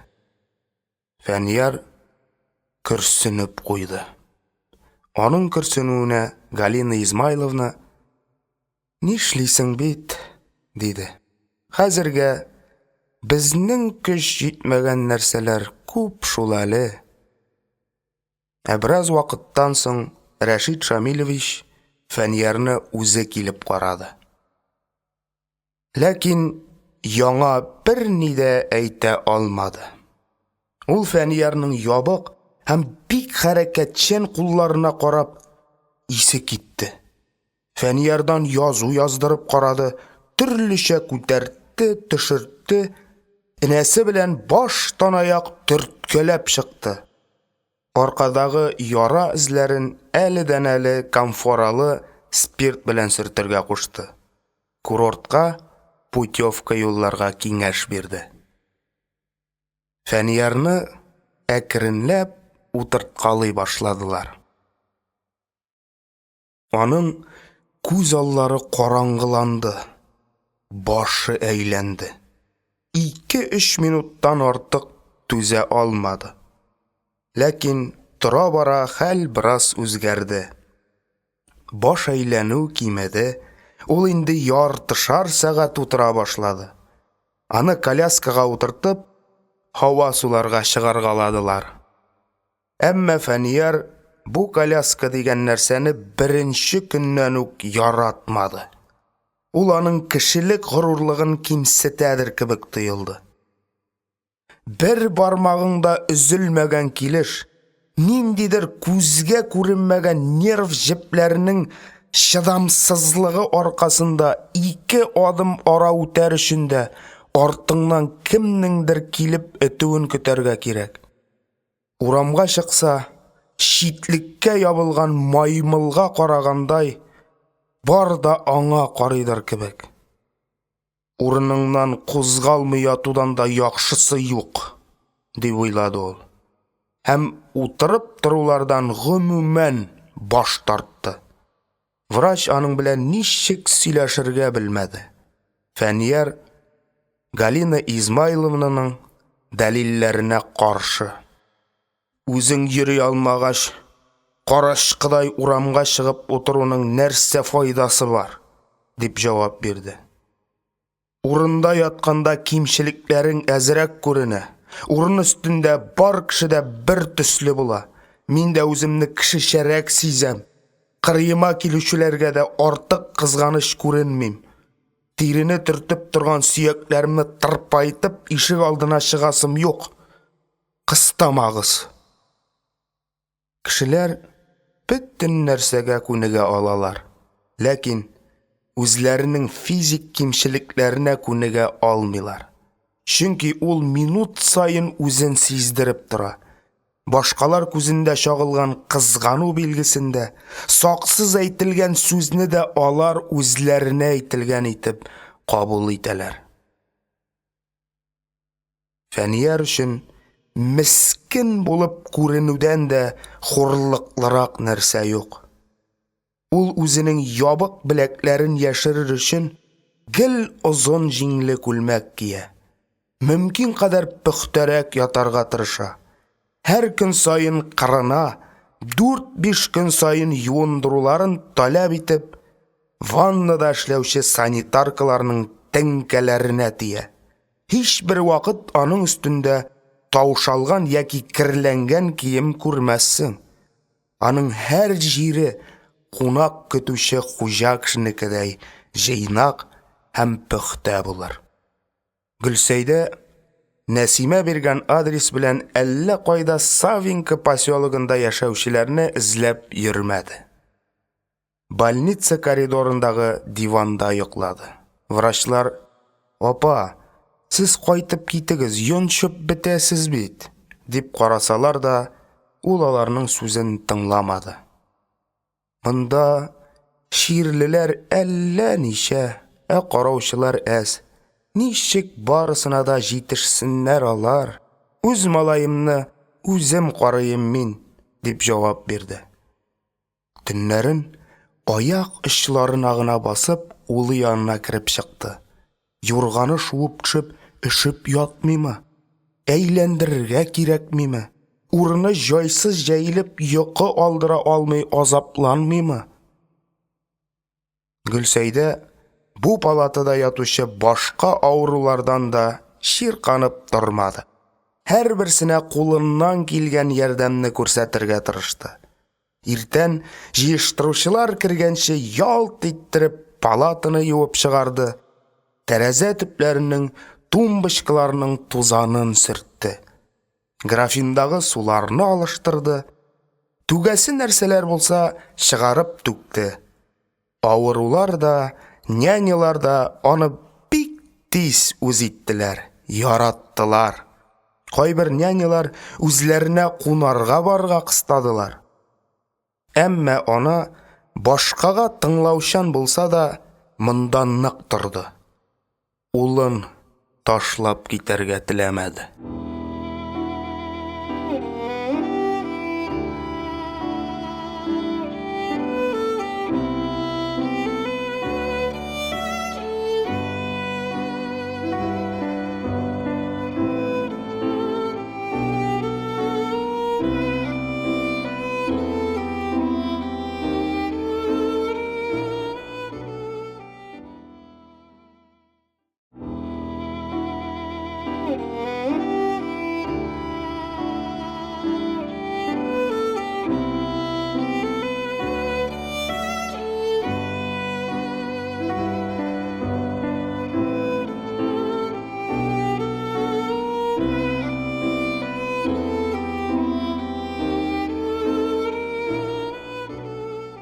Бер көнне һич көтмәгәндә Фәниярлар палатасына берсеннән берсе шибәр 3 кыз килеп керде.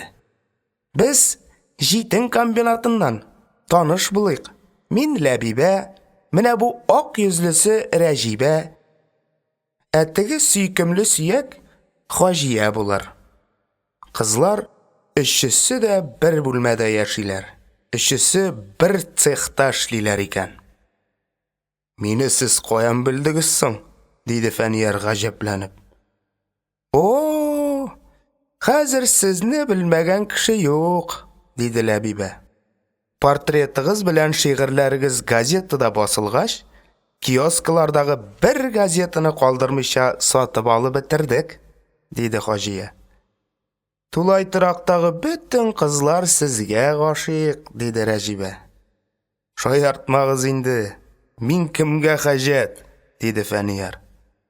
Хаҗәт булмасагыз, әллә кайлардан эзләп килмәс идек, диештеләр кызлар.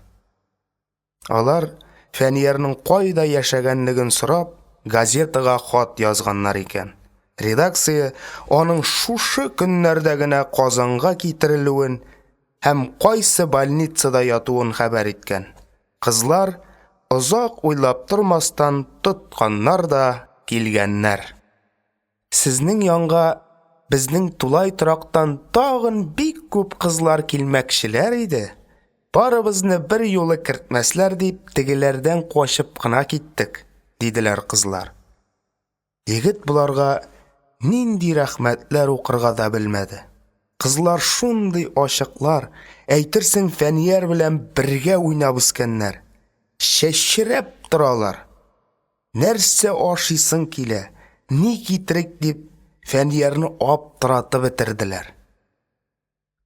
Бер ни дә кирәкми, диде Фәнияр. Безне монда алай начар ашатмыйлар. Аннары минем әни дә бирде. Кирәк яракны ул чыгып ала. Әниегез каясың әле? Диделәр кызлар бер-берләрен бүлеп. Әнә ишек төбендә. Ак халатлы булгач, без аны няня дип торабыз тагын. Кызлар Гөлсәйдәне сырып алдылар һәм коридорга алып чыгып киттеләр. Малайың нәрсә ярата, апа? Компот, варенье ише нәрсәләргә әвәслеге бармы? Бәлки аның язарына кәгазь, каләм кирәктер. Укырга китаплары җитәрлекме? Ана бу сорауларның кайсына җавап бирергә дә белмәде. Тегеләр бик ныклап сорашкач, Фәниярның өчпочмак яратуын әйтте. Кызлар ананың авызыннан шул сүз чыгу белән ишеккә йөгерделәр. Ә бераздан алар шатлыкларыннан балкып палатага кайтып та керделәр. Менә өчпочмаклар алып килгән идек, кайнар килеш ашап җибәрегез әле, Фәнияр, дип кызарып пешкән өчпочмак тоткан 3 кул Фәниярга сузылды. Минекен ашагыз, эчендә шулпасы да шурпылдап тора, диде Ләбибә. Минеке кулны пешерә, тизрәк тотыгыз инде, диде Хаҗия. Минекен ашасагыз терелерсез, диде Рәҗибә. Фәнияр кемнекен алырга белмәде. Берсен дә үпкәләтәсе килми. Әмма бер өчпочмактан артыгын ашап та булмый. Мин барыгызныкын да ашармын, кызлар. Пычак кына кирәк, диде ул. Һәр берегезнекеннән берәр пычмак кисеп алабыз да, миңа тулы өчпочмак була. Кызларның һәр кайсы зуррак итеп кисеп бирергә теләде. Фәниярның әнисенә дә шундый ук ризыклар сузылды. Үзегез дә безнең белән ашарга тиеш инде, диде Фәнияр. Үз күчтәнәшен ашаган кешенең гомере озын була, диде Гөлсәйдә. Палатада Фәниярдан башка тагын 2 авыру ята иде. Кызлар аларны да өлешсез калдырмадылар. Кирип чыгып йөрүче нянялар да кайнар өчпочмактан авыз иттеләр. Бергәләп ашагач үтә икән. Фәниярга сиздерми генә кызлар яңа кисәкләр сала тордылар. Ашаган сайын тәлинкәсендә почмаклар арта барганлыгын күргәч кенә эшне нәрсәдә икәнен сизеп алды егет. Моның кадәр күп итеп, моның кадәр яратып бер кайчан да ашаганым юк иде бугай, диде ул. Кызлар соңыннан Гөлсәйдәнең кайда кунып йөрүен сораштылар. Шушында больницада йоклавын белгәч, үзләренә кайтырга кыстый башладылар. Фәнияр да әнисенә ял кирәген аңлый, ләкин чарасын гына тапмый иде. Кызлар үзләре чакырып торгач, әнисенә: "Чынлап та, әнкәй, сиңа гел мине саклап ятырга димәгән бит инде. Кайт кызлар белән. Бер рәхәтләнеп йомшак урында йокларсың", диде. "Әйе", диделәр кызлар. "Без сезгә үзебезнең караватны бирербез, комендантка әниебез килде диярбез." "Ә үзегез кайда йокларсыз соң?" диде Гөлсәйдә. "Теләгәндә без өчебез бер караватка да сыярбыз." "Сезне тыгынлап кайтып жүрмәм инде, балалар, диде ана. Монда ята-ята үзегез ширгә сабышырсыз, диде Ләбибә. Сез авырып китсәгез, малайыгызны кем карар? Без әле сезне концертларга, театрларга да алып барырбыз, диде Хаҗия. Казанны күрерсез, әзрәк күңелегез ачылыр. Мин монда күңел ачарга килдеммени, диде ана. Фәниярны төнлә няняларда карарлар. Без бит сезне төнгә генә чакырабыз. Иртән үзебез больницага илтеп куярбыз, ә кичләрен барып алырбыз, диде Рәҗибә. Кызларның бу кадәр кыстауларына каршы тора алмады ана. Берәр кичкә булса да кайтайым алайса дип, тегеләр белән китте. Гөлсәйдәне кызлар үз аналары күк кунак иттеләр. Хаҗия белән Рәҗибә коймак пешерде. Ләбибәнең авылга әнисенә алып кайтырга дигән самавыры бар икән. Авыл кешесе самавыр чәен ярата төшә дип, шуңарда чәй кайнатты. Озак кына кич утырып, гөрләшеп чәй иштеләр. Гөлсәйдә больницадагы каты урыннарда ятып бик йончыганлыктан башы йомшак түшәккә тиюгә йоклап китте. Ә иртән торганда бүлмәдә бер кем дә юк иде инде. Гөлсәйдәнең одеялы өстенә: "Апа, мин 9-га кайтып җитәм, шуңынчы бер кая китми торыгыз, адашырсыз. Ләбибә", дип эре хәрефләр белән язылган язу куеп, үзләре эшкә киткәннәр. Гөлсәйдә язуны укыды да урынын җыештыра башлады. Шул вакыт бүлмәгә Тулай торакның коменданты керде. Исәнлек саулык сорашкач, ул: "Сез бу кызларның кайсына әни буласыз соң?" дип сорады.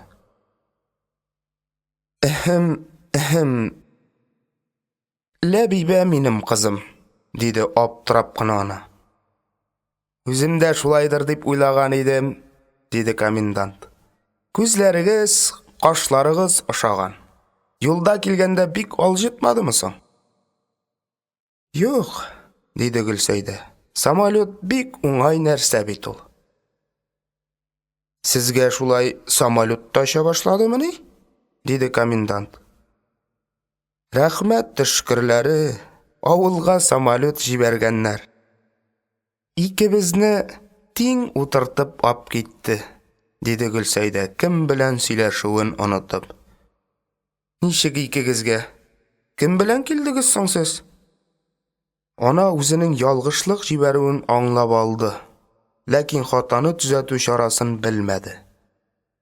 Сез кайсы авылдан соң әле? Диде комендант. Ул Ләбибәнең Казаннан ерак түгел Дөбияз районының бер авылыннан икәнлеген һәм анда самолет очмаганлыгын белә иде. Әллә башка берәр кызның авылы белән бутыйммы дип, үз-үзенә ышанмыйча Гөлсәйдәдән авылларын сорады. Гөлсәйдә Ләбибәнең кайсы авылныкы икәнен белми иде. Ак-мак итте. Дөресен сөйләсә, шул кадәр яхшы кызларга авырлык китермен дип курыкты. Ләкин җавапсыз калырга ярамый. Авылыбызны онытканмын әле, диде ул төшенке тавыш белән. Комендант бик гаҗәпсенеп Гөлсәйдәгә карады. Шулай да тегене моны әйтмәде. Чөнки бу бүлмәдә яшәүче кызлар тәртип ягыннан да, чисталык ягыннан да бөтен Тулай торакка үрнәк иделәр. Соңыннан ачыкланыр әле, дип уйлап, комендант чыгып китте. Озакламый Ләбибә кайтып җитте. Киендереп Гөлсәйдәне больницага илтте. Гөлсәйдә үзенең комендант алдында нинди кыен хәлдә калуын сөйләп бирде. Оятлы булдым, диде ул чын-чынлап борчылып. Юкка кайгырмагыз, апа, безнең комендант бик әйбәт кеше, дип юатты аны Ләбибә. Кишен ананы кызлар тагын алып кайттылар. Комендантка алар дөресен сөйләп биргәннәр иде инде. Гөлсәйдәне күргәч ул шаярып: "Авылыгызның исеме исегезгә төшмәдеме?" диде. Бер кичкә генә дип килгән ана бу кунакчыл киң күңелле кызларда атнага якын торды. Улын больницада карый алуларына ышангач, авылына кайтып китте. "Үзебез барып йөрербез, борчылмагыз", дип калдылар кызлар. Һәм сүзләрендә тордылар. Соңгы вакытта Фәнияр янына барырга теләүчеләр күбәеп киткәнлектән, аларга хәтта исемлек төзергә туры килде. Республика газеталарында рәсеме белән шигырьләре чыккач, Казаннан эшче яшьләр мәктәбендә укый торган Илсөя исемле бер кыздан хат килеп төште Фәниярга. Илсөя шигырьләр бик ярата икән. Фәниярның шигырьләреннән өзекләр китереп, менә бу җире ошады, менә бу җире ошамады дип ачыктан-ачык язган. Хыянәт дип аталган бер шигырен бөтенләй пранзаран китереп ташлаган. Кызлар мәхәббәткә бер вакытта да хыянәт итмиләр. Бу шигырың белән син кызларны кимсетәсең дигән. Фәнияр үзенең шигырьләрен мактап язучыларга җавап бирми. Аңарга мөмкинлеге дә юк иде. Әмма Илсөя хатын җавапсыз калдыра алмады. Чөнки кыз аның бик авырткан җиренә тигән иде. Шулай итеп, Илсөя белән Фәнияр арасында кызып язган хатлар йөри башлады. Фәниярның Казанга китерелүен ишеткәч, кыз күңелендә ниндидер ашкыну туды. Барып күрергә, күзенә карап бәхәсләшергә. Башта шулай батырайса да, барырга дип билгеләнгән көне җиткәч, өркеп калды ул. Һәм иптәшкә рус теле укытучысы Марина Викторовнаны кыстый башлады. Марина Викторовна белән Илсөя бер урамда яшәгәнлектән, мәктәптән еш кына бергә кайткалыйлар. Төннәрен шулай бергә йөрү аркасындамы, әллә башка сәбәптәнме, укытучы белән укучы арасында ныклы дуслык башланган иде. Илсөянең Марина Викторовнага Фәнияр турында да сөйләгәне бар иде. Шунлыктан Марина Викторовна Илсөянең тәкъдименә бик рәхәтләнеп риза булды. Палатага алар икесенә бер халат бөркәнеп керделәр. Илсөя кичкенә генә гәүдәле, нәзик кенә кыз икән. Марина Викторовна бик таза, төс һәм озын буйлы, бер беләге Илсөянең биле юанлыгында. "Халатлар биреп торучы няня икебезне бер юлы кертмәскә маташа", диде Марина Викторовна. "Халат берәү генә ди. Мин әйтәм, берәү булгач бик җиткән инде. Бу чебеш минем кесәмә дә сыя дим." Шуннан соң уздырып җибәрде тагын. Марина Викторовна күп сүзле, шат күңелле кеше күренә. Шаярып сөйләшергә дә ярата. Илсөя киресенчә оялып утыра. Үзе турында сүз чыккан сайын бите алланып китә. "Бу минем иң яхшы укучым", диде Марина Викторовна. "Газета, журналларда чыккан шигырьләрегезне җыеп бара." "Җитәр инде, Марина Викторовна", диде Илсөя. Һәм кыенсынып түбән иелде. Аның чәчләре яулык астыннан чыгып битенә төштеләр. Алар сүз төслеләр. Фәниярның әнисе элек киндер суга торган иде. Сүзне кабага бәйләр, тәрәш тарагы белән яхшылап тарар. Тараганнан соң сүз йомшап кабарып китәр. Фәнияр шул сүсләр арасына бармакларын тыгып уйнарга, әнкәсенең әйбәтләп тараган сүсләрен чуалтырга ярата иде. Әле дә әнкәсенең сүсләрен чуалткан кебек, кызның чәчләре белән уйныйсы килеп китте.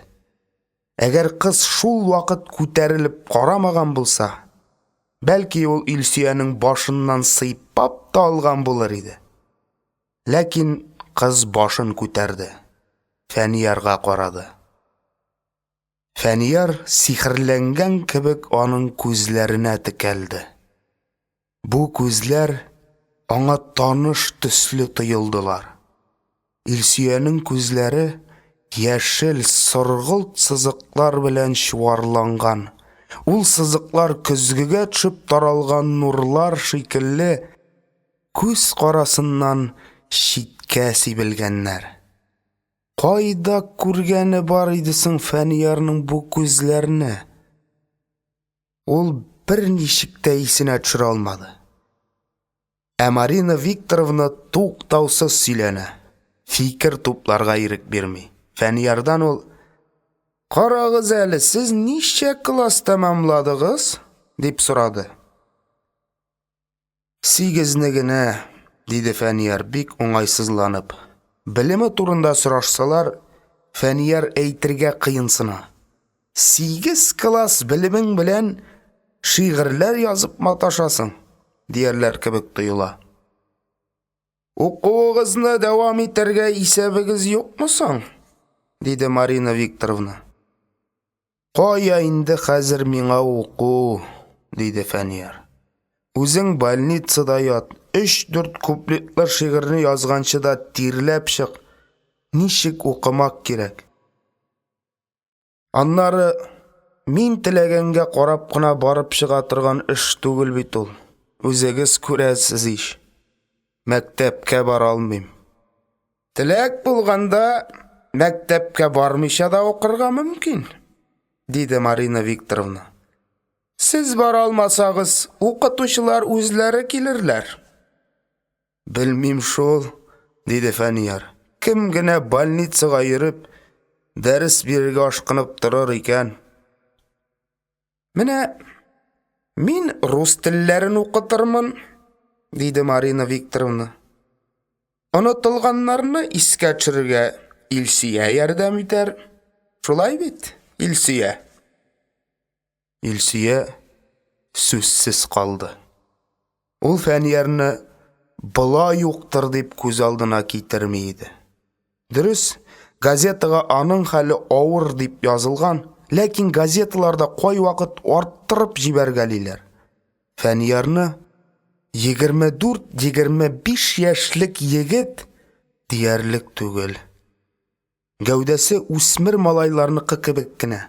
Өстенә ябылган одеялы сулыш алганда бер күтәрелеп, бер төшеп тормаса, гәүдәсе бөтенләй юк дип уйларсың.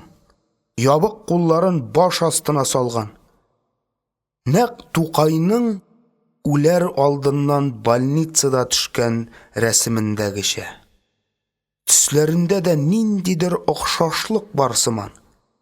Бары тик күзләрдә боеклык юк. Чырай якты. Фәниярның йөзе сөйләшкәндә шундый тиз үзгәрә, гүя ул бер учак, я кинәт дөрләп куя, я су сипкәндәй сүнеп китә. Илсөя шигырьләр турында сөйләшергә, бәхәсләшергә дип килгән иде. Егетне күргәч, уйлары җил куып тараткан төтендәй таралды.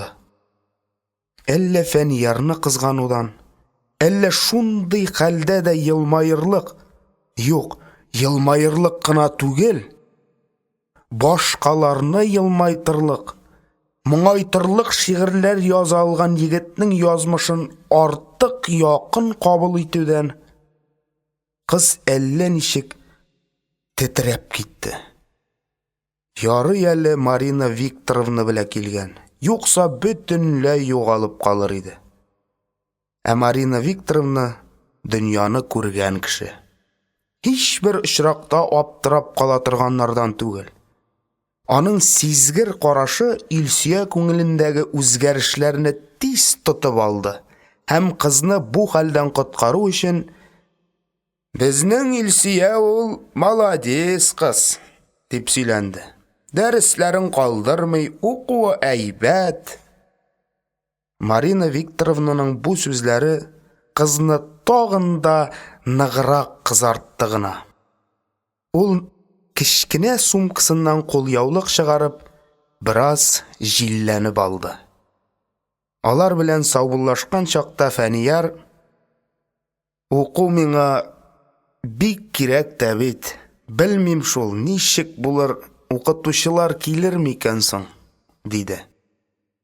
"Син ансы өчен кайгырма", диде Марина Викторовна. "Ансы безнең эш". Марина Викторовна мәктәп дирекциясе каршында бу мәсьәләне күтәреп чыкты. Моның өчен укытучыларга акча түләнмәячәгендә, дәрес бирергә эштән соң әллә кая урнашкан больницага барып йөрергә тиеш булачагында һәркем белә иде. Шулай да татар теле һәм әдәбияты укытучысы Хази Галиевич, физикадан Нәзирә, математикадан Фирүзә һәм башкалар аның янына барырга әзер икәнлекләрен белдерделәр. Озакламый пенсиягә чыгарга әзерләнеп йөрүче тарих укытучысы Рамазанов та каршы килмәде. Бары тик чит тел укытучысын гына тапмадылар. Бу мәктәптә чит телдән күптән түгел институт бетереп килгән яшь кыз укыта иде. Больницада ятучы авыру кешегә дәресләр бирергә дигәч, аның коты очты. "Авырулардан, врачлардан куркам мин", диде ул. "Дару исләре дә ярамый миңа. Бер вакыт тишемне алдырга баргач та хушым китеп егылганмын". Шулай дигәч, аңа кабат ялынып тормадылар. "Чит тел сездә ярар әле", диделәр. Барлык укытучылар үзара килешеп расписание төзеделәр. Кемгә кайсы көнне уңайлы, аны белештеләр. Атнаның һәр көнендә бер укытучы килергә тиеш булды. Фәниярны дәреслекләр белән күмеп ташладылар. Палатага укытучылардан башка кешеләрне кертмәскә кушылды. Ишек төбендә торучы швейцар карчык ниндидер бер көнчелек белән Фәниярның тынычлыгын саклады. Халат сорап бик йөдәтә башласалар: "Бер үк мишәйтләп йөрмәгез, егетебез укый, китаплардан башын да калкытмый. Укытучылардан башкаларны кертергә главның рөхсәте юк", дип борып җибәрергә тырыша. Ләкин килүчеләрне кызгана да: "Барыгыз инде, 1-2 минутка гына кирип чыгыгыз", дип халатын бирә.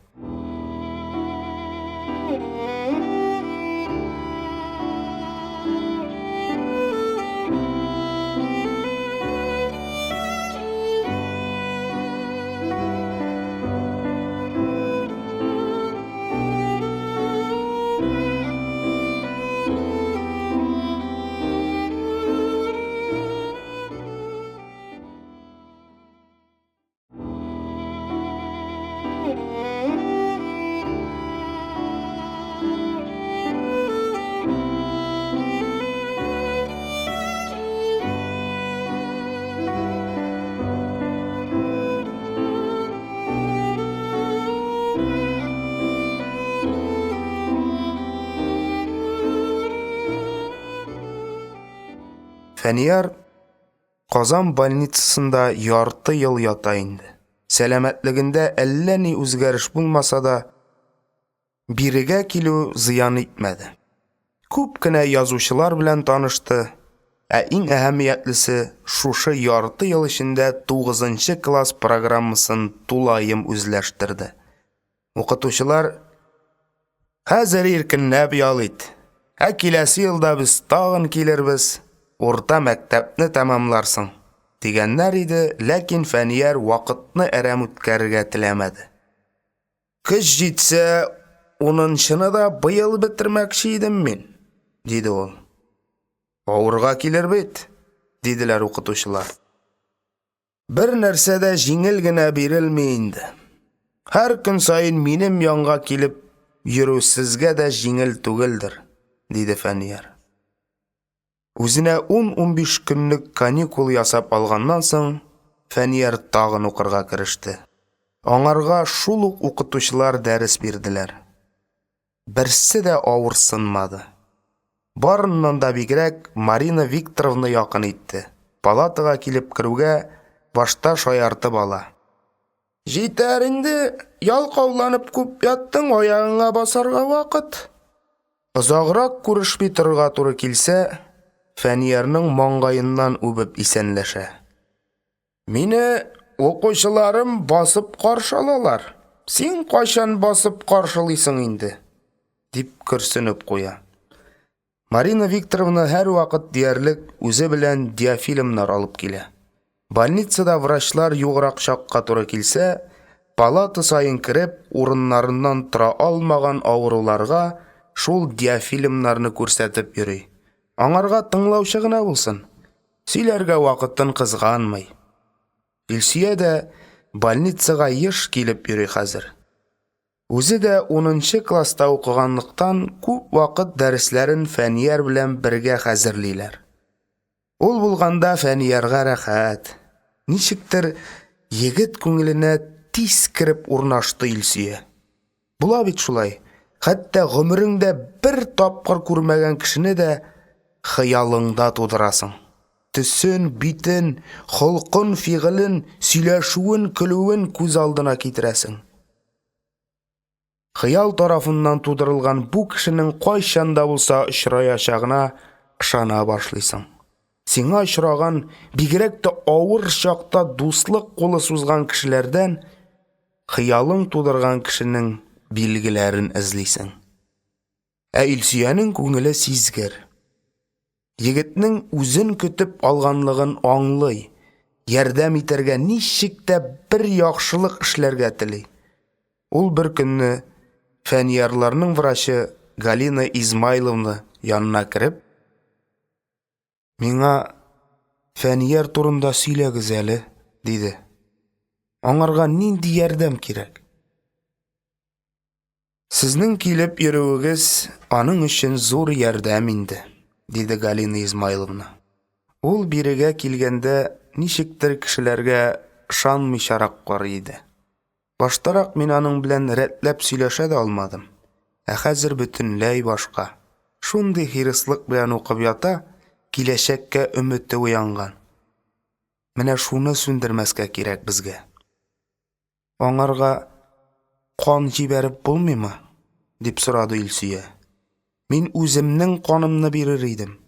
Бәлки файдасы тияр. Ашынып кеше язмышы турында кайгыртып йөрүче бу кызга җылылык һәм ярату белән карады врач. Фәниярга ярдәмгә килергә теләүчеләр көннән-көн арта. Димәк, аның сәләтенә, көченә ышаналар. Кан җибәреп кенә аякка бастырып булса, врач үз канын да жәлләмәс иде. Шулай да Илсия күңелен төшерәсе килмәде аның. Аңарга язучылар курортка путевка юллап йөри бугай. Бәлки файдасы тияр әле, диде. Илсия әллә кайчан барасы курортны көтеп торырга теләмичә, хәзер бит космоска кеше очралар, йөрәкләрне күчереп утырталар, нервларны да күчереп булмыймы соң, диде. Мин бер газетада ул турыда укыган идем. Ниндидер бер профессор этләргә тимер нерв куйган ди. Бәлки хәзер кешеләргә дә куя башлаганнардыр. Тимерне куймасалар, мин үземнекен дә бирер идем. Әйе, фән бер урында тормый. Бер заман кешеләргә дә тимер нервлар куя башларлар. Ничә гасырлар буе атомны бүленми торган кисәкчә дип санаганнар. Ә безнең гасыр кешесе аның иченә үтеп кирде бит, диде Галина Измайловна кызны юатырга теләгәндәй. Әмма Илсиянең егеткә үзеннән нәрсә булса да бирәсе килә. Кеше гомере гасырлар белән исәпләнми, һәр көне кадерле. Тизрәк Фәниярны аякка бастырырга иде. Моны ничек эшләргә? Шул сорауга җавап бирсен иде врач. Бәлки, аны Мәскәү, Ленинград кебек зур шәһәрләргә алып барып күрсәтергә кирәктер. Бик теләгән чагында Мәскәүгә алып барырга мөмкин, әлбәттә. Илсөя аның тел төбен яхшы аңлады. Артык сорашып маташу файдасыз иде. Күңелсезләнеп врач яныннан чыгып китте. Фәниярга ул Галина Измайловна белән сөйләшүен әйтеп тормады. Палатага һәр вакыттагыча ачык чырай белән керде. Фәнияр бүген бик озак эзләнүләрдән соң ачыш ясаган кешедәй шатланган. Янымарак утыр әле, Илсөя, диде ул түземсезләнеп. Хәзер кулыңны бир, язмышыңны укып карыйм. Илсөя кыяр-кыймас кына аңа кулын бирде. Егет кулдагы сызыкларга караган булып сөйләп китте. Исемең Илсөя инде, ансын кулыңа язылмаса да беләм. Эшең бик югарыда икән, шуңа күрә егетләргә бераз өстәнрәк карарга өйрәнгәнсең. Мин чынлап сөйли дип торам тагын, диде Илсөя. Шаярып сөйләмим. Мин сине күптәннән беләм икән, Илсөя. Кайда күргәнем бар икән бу кызны дип, әллә ничә көн баш ваттым. Тәкки искә төште бит. Мин сине армияга киткәнче күргәнмен. Һәм Фәнияр тат военкомат ишек алдыннан ничек итеп кранга утырып чыкканын сөйләде. Илсөя дә ул вакыйганы онытмаган икән. Чөнки шул шуклык өчен беренче мәртәбә эшендә шелтә алган. Беренче шелтә, беренче мәхәббәт шикелле тиз генә истән чыкмый. Кранына бер төркем кеше утыртып койма аша чыгарганын хәтерләсә дә, Фәниярны таный алмады Илсөя. Ә бит еш кына исенә алгалы иде ул егетне. Илсөянең шул вакытта очраткан кыз икәнен белгәч, ни өчендер Фәнияр бик шатланды. Кыз аңа тагын да якынайыбрак китте. Больницага Илсөя килмәгән көннәрне ничек үткәрергә белмәде. Егет йөрәгендә мәхәббәт кабынып килә иде.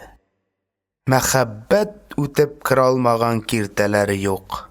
Төрмәләрнең тимер ишекләре дә, больницаларның таш стеналары да, юлларны бүлеп торган биек кыялар да, ургып аккан елгалар да комачаулый алмыйлар аңа. Кешеләр диңгезләр кичеп, карурманнар гизеп, бер-берләрен табышалар. Мәхәббәт бер яклыгына икән, сүндерергә дә мөмкин әле. Бер йөрәк ут, икенчесе салкын су булганда, ялкын бар дөньяны чолгап ала алмый. Ләкин Илсөянең дә күңеле тыныч түгел.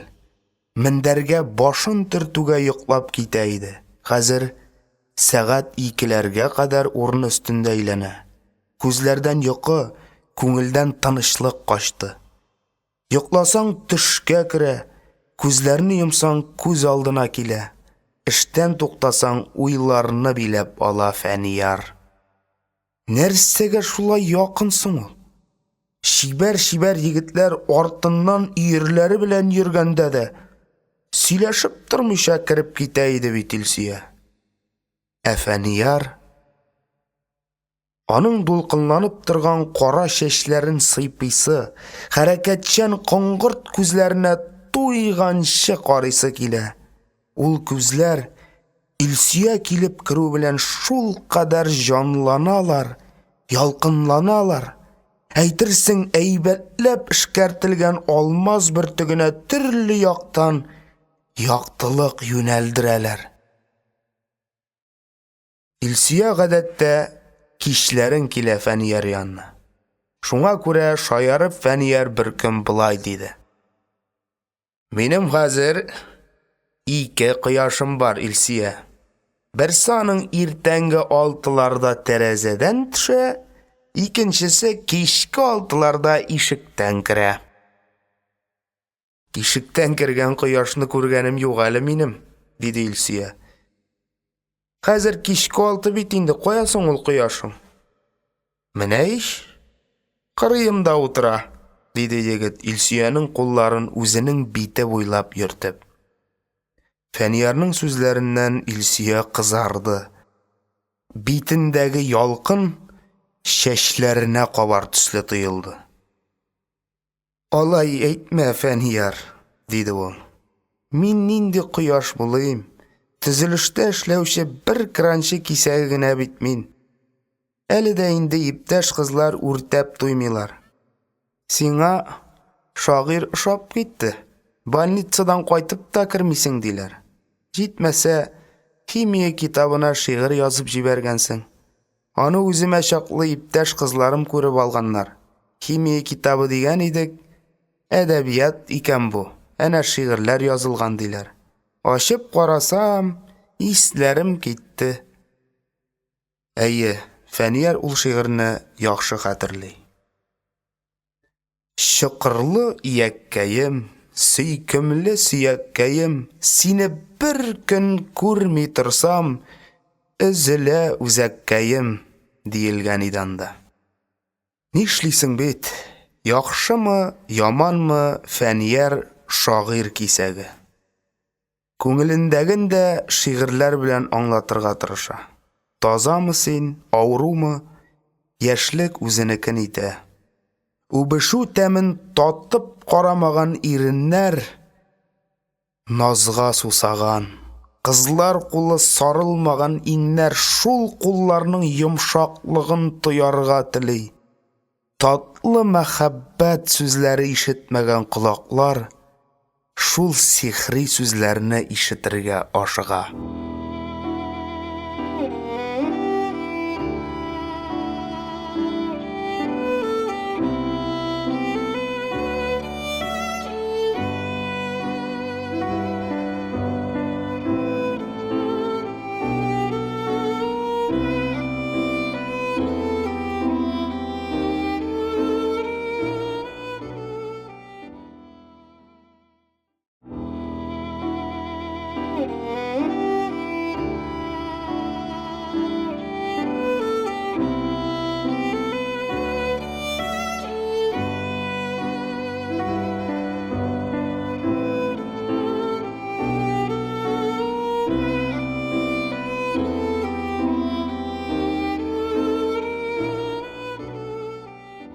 Тагын яз җитте. Кояш нурлары үй түбәләрендә асылынып торучы боз алкаларда уйныйлар. Чыпчыклар, песнәкләр дәртләнебрәк сайрый. Салкын кышларын исән-сау уздырып җибәрә алуларына куаналардыр күрәсең. Күктә зәңгәрлек, палаталарда яктылык күбәйде. Фәниярга моңсу да, күңелле дә иде бу яз. Моңсу, чөнки урамнарны якты кояшны тәрәзә аша гына күзәтергә мәҗбүр. Күңелле, чөнки йөрәген мәхәббәт ашкындыра. Шигырьләр дә җиңелрәк туалар. Кар астында күмелеп калган яшел уҗымны яз җилләре килеп ашкан кебек, яз хәтердә күмелеп ятучы истәлекләрне өскә калкытып чыгара. Тагын бер язны күрә алуыңа куанасың. Фәнияр хәзер бөтен көчен куеп, имтиханнарга әзерләнеп ята. Урта мәктәпне тәмамларга җыена. Ләкин күңеле моңарга ышанып җитми. Сынауларын бирә алмыйча хур булыр төсле тоела. Әйе, Фәниярга сынатырга ярамый. Ел буена шәһәрнең бер башыннан икенче башына аңа дәрес бирергә килеп йөргән укытучыларның йөзләрен кызартмас өчен генә дә яхшы хәзерләнергә тиеш ул. Имтиханын тапшыра алмаса, дәресләрен әзерләнергә комачауламаска тырышып, бик авыртынган чакларда да ыңгырашуларын тыеп яткан палатадаш дусларының йөзенә ничек карар? Аның тынычлыгын саклап, аяк очларына гына басып йөрүче сестралар, няняларның күзләренә ничек күренер? Галина Измайловна Фәниярның артык тырышуын күреп, Сіз өзігізнің сәлемәтлігіңіз турында да ойлағыз, деп кисәтті. Соңғы вақытларда бик ябығып киттігіз. Фәнияр врачның сүзләрен шаяруға бұрды. Біздің әне әйті, тәндәгі ит қонақ қына дей. Аннары тазарып кетсәм, нәнелар нешік көтәрір, шонсы да бар бет. Бірсінің гіне күші жетмәсә икәуләп көтәрілер. Ішшілер жетерлік бізде, деді Галина Измайловна. Мен сізге менә нәрсе әйтергә телим. Ауру кешеләрне экзаменнардан азат итәргә мөмкин. Біз больницадан мәктәбегезгә справка җибәрербез. Аттестатны экзаменсыз гына бирерләр. Мин ауру түгел ич, диде Фәнияр. Башым эшли, йөрәгем әйбәт тибә, нервларым тыныч. Эш аякларда гына. Алар өчен дә кайгырган юк. Бер яктан караганда аларның булмавы шәбрәкте. Чөнки укытучылар үзләре килә. Аяклар йөрсә, үземә барырга туры килер иде әле. Фәниярның күңеле күтәренке чакта җитди сөйләшеп булмаслыгын белгәнгә, врач кул селтәп чыгып китте. Справкага каршы киләсен дә белде ул. Чөнки Фәнияр үзенә ташлама ясаганнарын яратмый.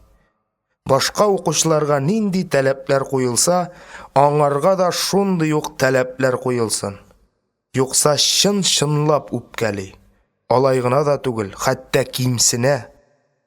Больницадан справка алып мәктәпкә җибәр, имтиханнардан азат итәрбез, дип Марина Викторовна да әйткән иде аңарга. Мин булай да көне буе бер эшсез бит. Мине түгел, эшләп тә, укып та йөрүчеләрне азат итәргә кирәк, дип җавап бирде Фәнияр. Ничек эшсез булсын, диде Марина Викторовна. Шигырьләр язуны эшкә санамыйсызмыни? Кешеләрнең үгет нәсихәтләренә бирелмичә әзерләнүендә булды Фәнияр. Менә имтиханнар көне дә килеп җитте. Иң беренче рус теленнән инша иде. Мәктәптә барлык укучылар язып бетергәч, имтихан алу комиссиясы Фәнияр янына килде. Моннан берничә көн генә элек тынычлап укый алсын өчен Фәниярны бер үзен бер палатага салганнар иде. Палата кичкенә, ләкин әзерләнер өчен тыныч һәм уңайлы булып чыкты. Иншаның темасы рус әдәбиятында синең яраткан героең дип атала иде. Теманы ишетүгә Фәнияр үзенең тумбочкасындагы Нәсимә бүләк иткән Островский бюстына карап куйды. Ниндидер тылсымлы көчкә буйсынгандай, егет тагын Павел Корчагин турында яза башлады. Уйлар бер-бер атлы кәгазьгә агыла. Давыллы еллар күз алдына килә. Корчагинның омтылышларында, хыялларында Фәнияр үз омтылышларын, үз хыялларын күрә. Шуңа күрә язу рәхәт аңа. Бер сәгать үткәндерме, юкмы, ул иншасын тәмамлап та бирде. Комиссияның эшен тикшереп чыкты да, яхшы билгесе куйды. Башка имтиханнарында уңышлы тапшырды ул. Аттестат алган көн аның өчен зур бәйрәмгә әйләнде. Укытучылар һәм укучылар олы-олы чәчәк бәйләмнәре күтәреп килделәр. Һәр кем Фәниярны котлады, Фәнияр да рәхмәтле хисләрен белдерергә ашыкты. Сез вакытыгызны да, көчегезне дә кызганмыйча һәр вакыт яныма килеп йөрдегез. Укытучыларым гына түгел, якын дусларым да булдыгыз. Рәхмәт сезгә, диде ул һәм тукталып калды. Фәнияр бик матур сүзләр әйтмәкче иде, ләкин үзенә төбәлгән күзләр, сөйкемле һәм ел буена күреп ияләшенгән ягымлы йөзләр аның күңелен дулкынландырып, әйтергә теләгән сүзләрен оныттырып җибәрделәр. Ул тагын бер кат рәхмәт әйтте. Марина Викторовна шаярып: "Хәзер өлгергәнлек аттестат алдың инде, Фәнияр. Шигырьләреңдә өлгергән җитлеккән булсын, диде. Хази Галиевич дәресләрен бик матур сөйләсә дә, тантаналы речлар белми иде. Ул бүген бераз таркаурак та күренә, шуңа ул кыска гына итеп былай диде.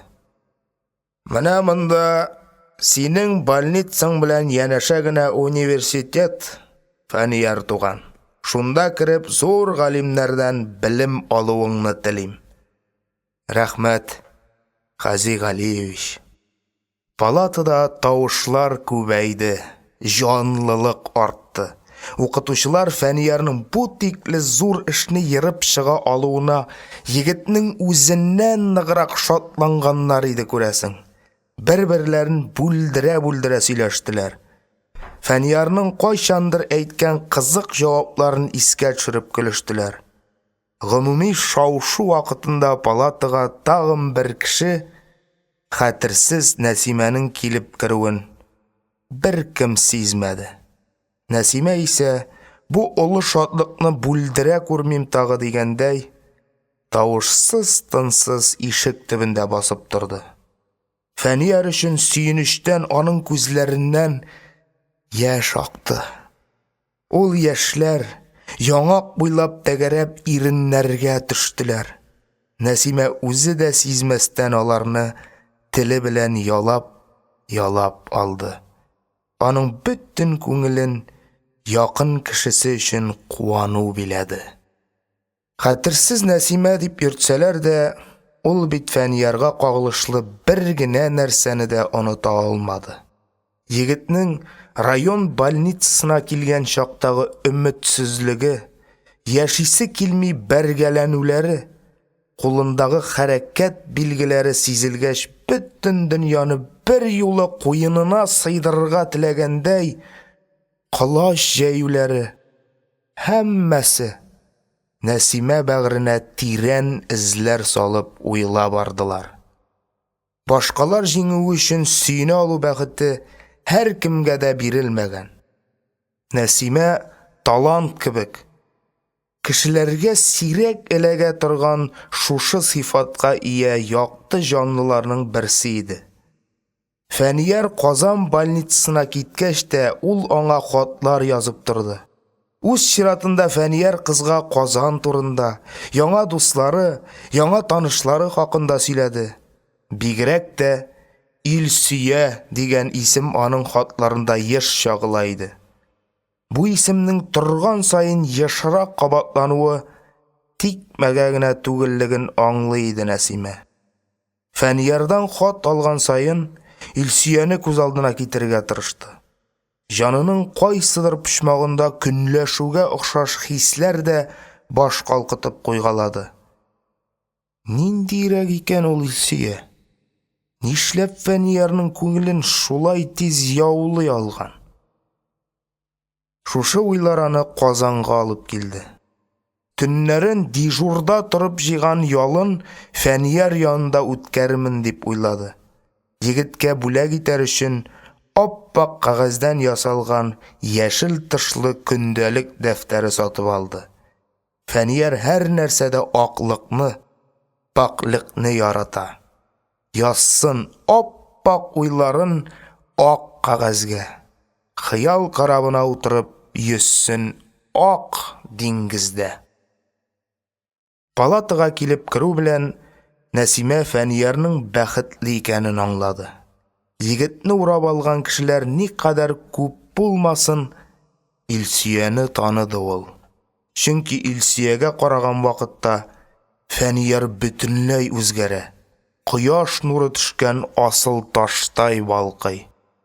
Нәсимә инде сиздерми генә чыгып китәргә дә уйлаган иде. Шул вакыт аны Фәниярның үткен күзләре күреп алды.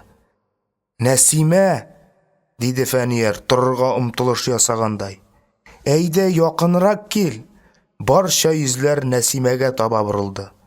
Кайберәүләр аның байтактан бирле ишек төбендә басып торуын күргәннәр. Тик аны шушында эшләүче берәр сестрадыр дип әһәмият бирмәгәннәр иде. Фәнияр: «Бу кара кыз безнең район больницасының иң шәфкатьле шәфкать туташы була. Дигәч, Нәсимәгә алга узарга юл ачтылар. Нәсимәгә әллә күп кешеләрнең карашыннан, әллә буларны шатлыклы мизгелләреннән бүлдем дип куркудан кызу булып китте. Ул читенсенеп кенә Фәниярның кулын кысты. Кулындагы бүләген кешеләргә сиздермәскә тырышып, егетнең одеялы астына тыкты. Аннары игътибарны читкә юнәлтү өчен: "Ник тәрәзәгезне ачмыйсыз? Бер күбит", дип тәрәзәне киереп ачып җибәрде. Һәммәсе иркенләп сулыш алдылар. Тәрәзәнең ачылуын гына көткәндәй, тышкы яктан 3 баш күренде. Булар җитен комбинаты кызлары: Ләбибә, Хаҗия һәм Рәҗибә башлары иде. "Сездән башкадан да кеше күп", дип аларны көтмәгәннәр икән. Бүлмәдәге кешеләргә сәлам биргәч, алар: "Молодец, Фәнияр, булдыргансың", дип дәррәү кычкырдылар һәм ачык тәрәзәдән 3 чәчәк бәйләме суздылар.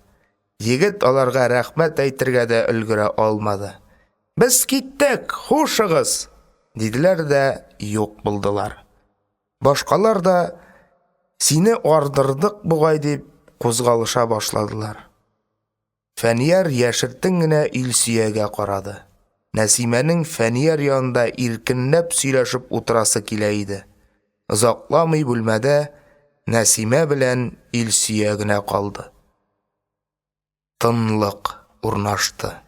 Бераздан Илсөя: "Мин мондагы кеше әле, ерактан килгән кунак белән сөйләшегез", дип урыныннан торды. "Юк, юк, утырыгыз", диде Нәсимә. "Мин озакка килмәдем. Мине җизниләр чакырып җибәргәннәр. Юл уңаенда Фәнияр янына да сугылып үтим дидем. Сез утырыгыз, Илсөя." "Минем исемемне беләсезмени?" диде Илсөя гаҗәпләнеп. Әйе, мин барысын да беләм", диде Нәсимә һәм кызу-кызу атлап чыгып китте. Аны туктатмаган өчен Илсөя Фәниярны битәрләп алды. Фәнияр кыенсынудан иренен тешләп түбән карады. Нәсимә үзен кая куярга белмичә больница каршында йөренде. Ул Илсөяне көтәргә, сөйләшергә карар итте. Шунсыз йөрәге басылмаячагын аңлады. Илсөя Фәнияр янында шактый озак тоткарланды. Урамга чыгу белән каршысында Нәсимә пәйда булгач, гаҗәпсенеп туктады. "Мин сезне көттем, Илсөя", диде Нәсимә. Ерактан йөгереп килгән кешедәй сулышын еш-еш алып. "Ашыкмасагыз, менә бу скамьягә утырыйк әле". Утырдылар. Үзе генә чакта батырайып, бөтенесен ярып салырга теләгән Нәсимә Илсөя янында югалып калды. Әйтергә теләгән сүзләре тел очында торса да, башлап китү кыен иде. Бер уйлаганда, Илсөядән Фәнияр турында сорашырга аның хакы да юк бит. Әмма йөрәк хаклар, хокуклар белән исәпләшергә теләми.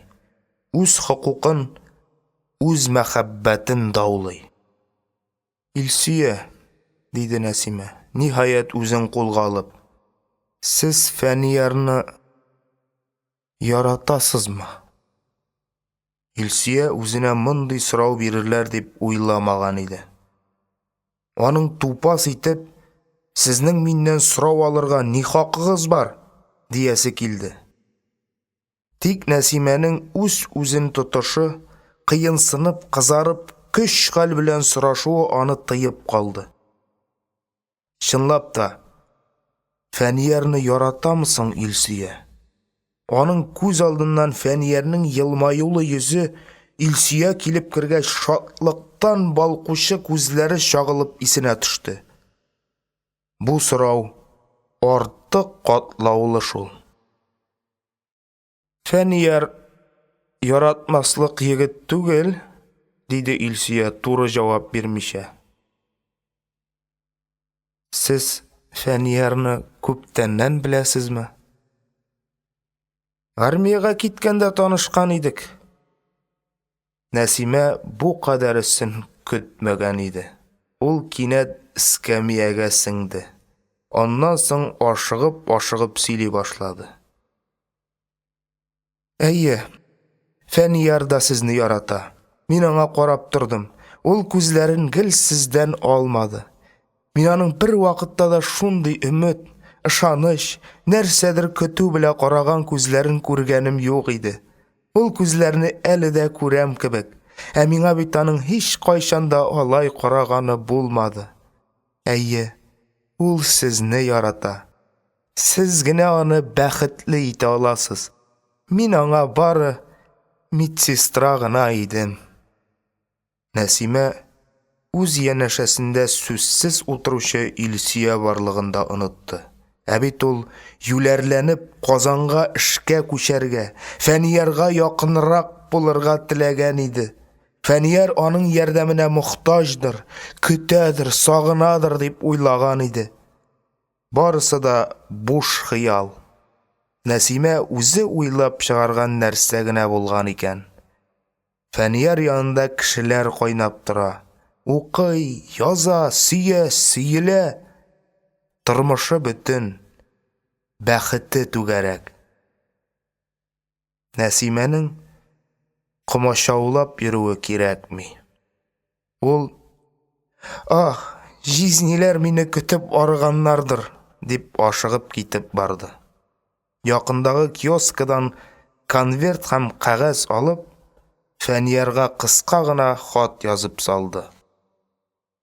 Фәнияр, мин тормышка чыгам. Кешеләр алдында әйтә алмадым. Миңа хатлар язма. Киявем чит кешеләр белән язышуны теләми. Хуш. Сәламәтлән. Хәтерсез Нәсимә.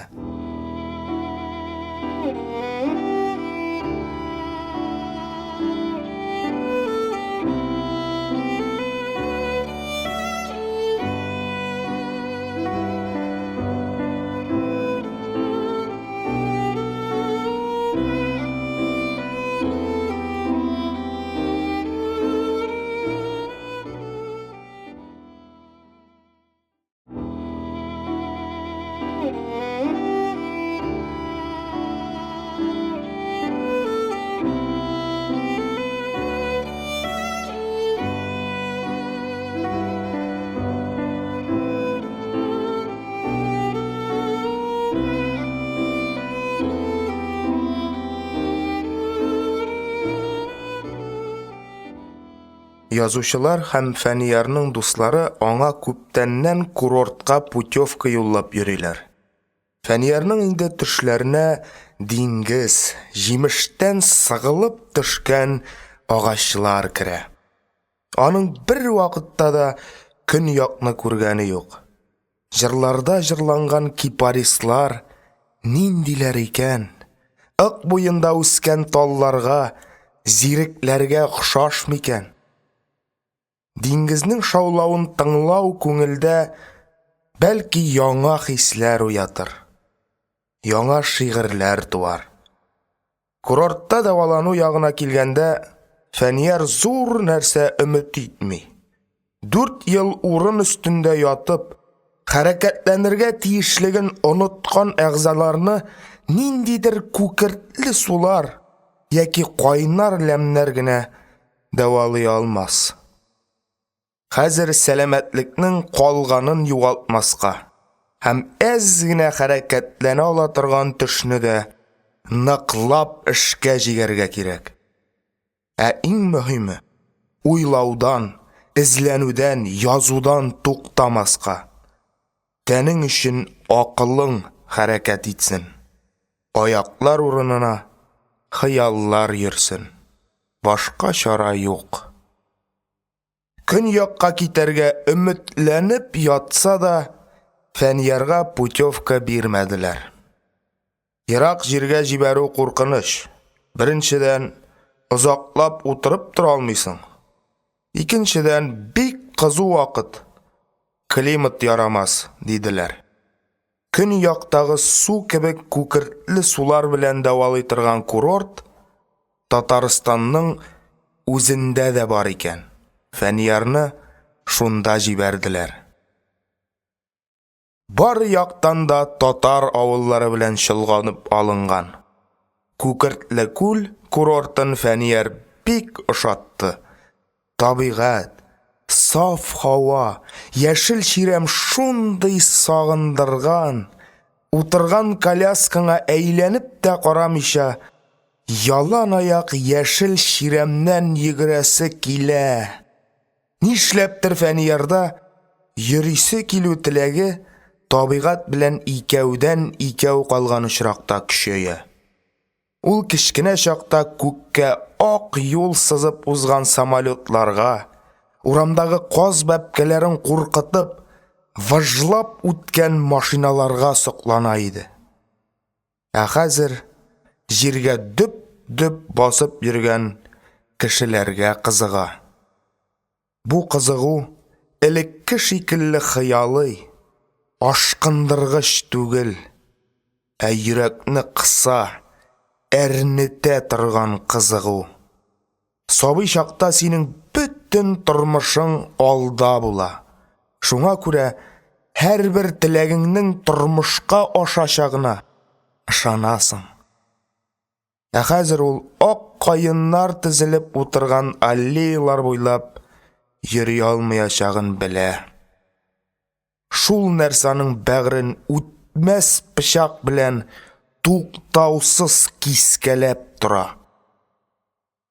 Шулай Фәниярга монда больницадагыга караганда күңеллерәк иде. Килгәненең икенче көнендә үк анализлар алдылар.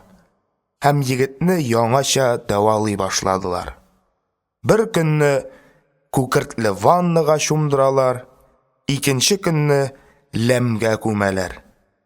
Әзрәк хәл алып өлгерүгә массажы, физкультурасы көтеп тора. Тын алырга да вакыт бирмиләр.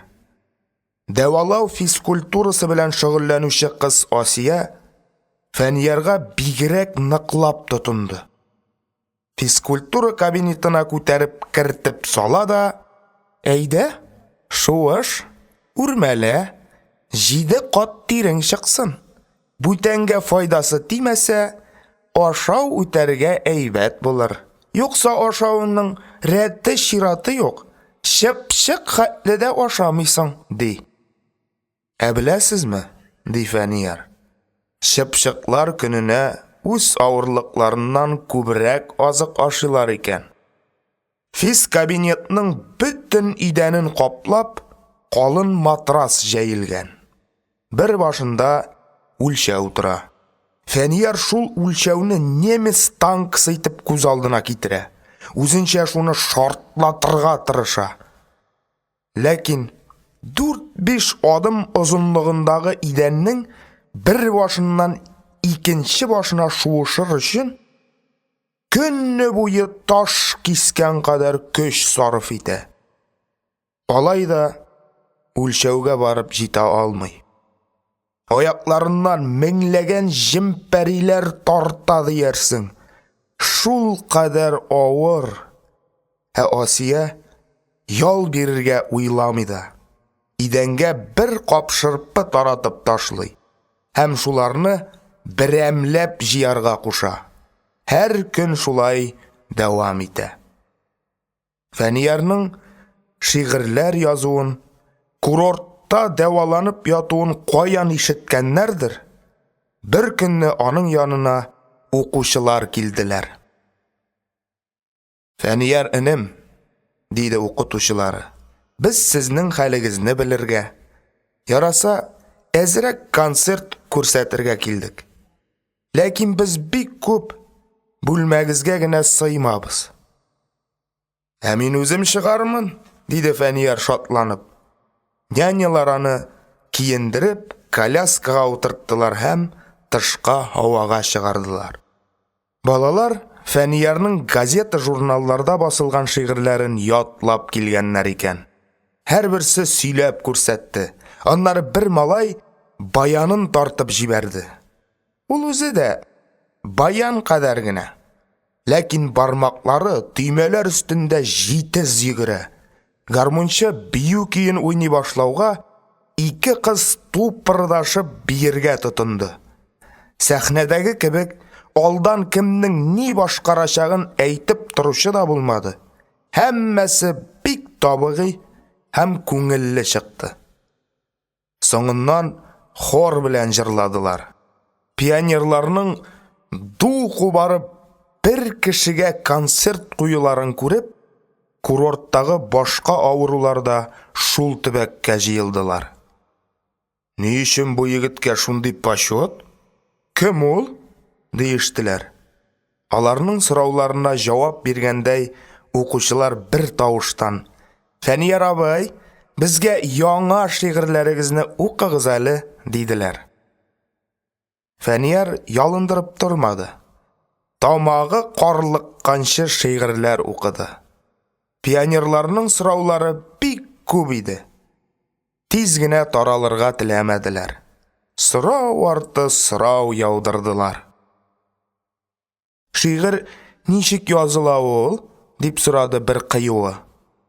Шау-шу тынып калды. Күрәсең, бу сорау барчасын кызыксындыра иде.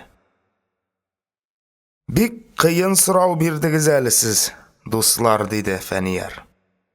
"Башка шагыйрьләр ничектер? Мин үзем шигырьне язарга кулга каләм алганчы озак уйланып ятам. Очрашкан кешеләр яки күрелгән матур җирләр үзләреннән үзләре күңелгә сеңеп калалар. Ул матурлыкның йөрәккә кирип утыруын әле үзең дә белмисең. Төрле хатирәләр аны күмеп киткәндәй була. Ә вакытлар үткәч, әллә кайчан ишетелгән сүзләр, оныттым дип йөргән урыннар хәтердә яңара. Аларның яңаруына юк кына нәрсә сәбәп булуы мөмкин. Менә әле мин сезгә кечкенәдән калган гадәт дигән шигырь укыдым. Яхшымы ул, начармы? Анысын сез әйтерсез." Ул шигырь былай туды. "Кечкенә чакта әнкәй миңа бер пальто сатып алды. Кулларны тыгып йөрергә ике ягында тирән-тирән кесәләре бар, якасы да бик шома, гаҗәп шәп инде. Җәй көне булуга карамастан, пальтоны кидем дә урамга йөгердем. Анда мине малайлар сырып алдылар. Минем пальтома алар да сөенделәр. Безнең якта яңа нәрсәне котлату гадәте бар. Мин дә күрше тирәләргә кирип пальтоны котлатып йөри башладым. Кергәнем берсе: 'Кем малае бу?' дип миңа гаҗәпләнеп карыйлар һәм аркамнан сөеп: 'Яңа пальто кигәч танымый да торам үзеңне, Фәнияр икәнсең", дип кесәгә конфет, прәнник яки пешкән йомырка салалар. Мине конфетлардан битәр аларның пальтомны мактаулары, сөенүләре күңелемне куандыра. Кергән һәр йорттан бер башка үсеп, канатланып чыгам. Күбрәк кешегә күрсәткән саен шатлыгым арта. Ә соңыннан кесәдәге конфет прәнникләрне, йомыркаларны бөтен малай җыелышып ашадык. Тәмлерәк күчтәнәчләрне малайларга бирергә тырышам. Алар минем пальтоны мактый кесәне бушаталар. Ә мин ашамасам да шат. Менә шушы шатлыгымны кешеләргә сөйләргә ашкыну әлеге шигырьне язарга ярдәм итте. Уйлый торгач, мин кечкенә вакыттагы гадәтемнең үзгәрмәгәнен белдем. Хәзер инде мин яңа киемемне түгел, яңа шигырьләремне кешеләргә күрсәтергә ашыгам. Кечкенә генә шатлыгымны да кешеләргә сөйлисем, үзем белән аларны да сөендерәсем килә. Кешеләргә сөйләгән саен сөенечләрем арта сыман. Фәниярга тагын сораулар бирделәр. Балаларга өлкәннәр дә кушылды. Бу очрашудан соң курорттагы авырулар аны үз итеп исәнләшеп йөри башладылар.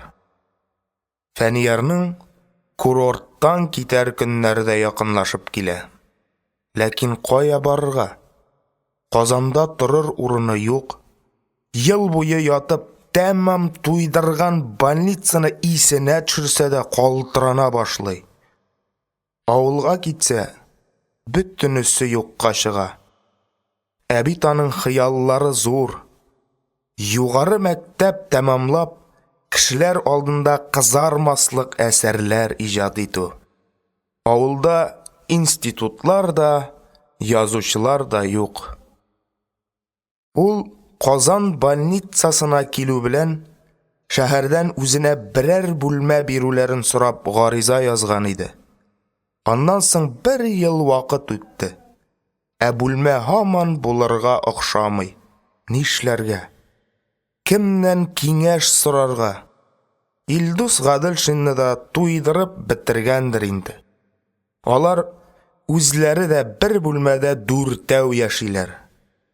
Гомер буе шәһәрдә торган кешеләр дә шундый кысан фатирларда яшәгәч, авылдан килгән исемсез, эшсез малайга кем квартира тоттырсын? Күп уйлый торгач, кая кайтым дип язучылар союзына телеграмма суктырды. Аңа 1-2 айдан квартира вәгъдә итүләрен, шуңынчы больницада ятарга туры киләчәген әйтеп җавап бирделәр. Бүлмә дигән нәрсәнең чынлап булачагына ышанып җитмәсә дә, тагын больницага кайтты ул. Хәзер аны дәваламадылар. Фәнияр Илсиягә хәбәр җибәрде. Ә кыз килгәч, Илсия, миңа китаплар кирәк, университетка әзерләнә башларга иде исәп, диде. Шушы 1 ай эчендә әзерләнмәсәм, 1 елым юкка чыгачак. Сиңа ял итергә иде, диде Илсия. Кыз Фәниярны курорттан терелеп кайтыр дип көткән иде, өмете акланмады. Тормыш кай чакта рәхимсез шул. Эш сорап куллары кычыткан яңа юллар ярыр өчен йөрәге атлыгып торган кешеләрне шәфкатьсез рәвештә йыга да ташлый. Ә эшкә кулларын тыгарга чирканып, җиңел кәсеп эзләүчеләр сәламәт йөриләр. Яшеннәр сукса, агачларның биеген суга шул.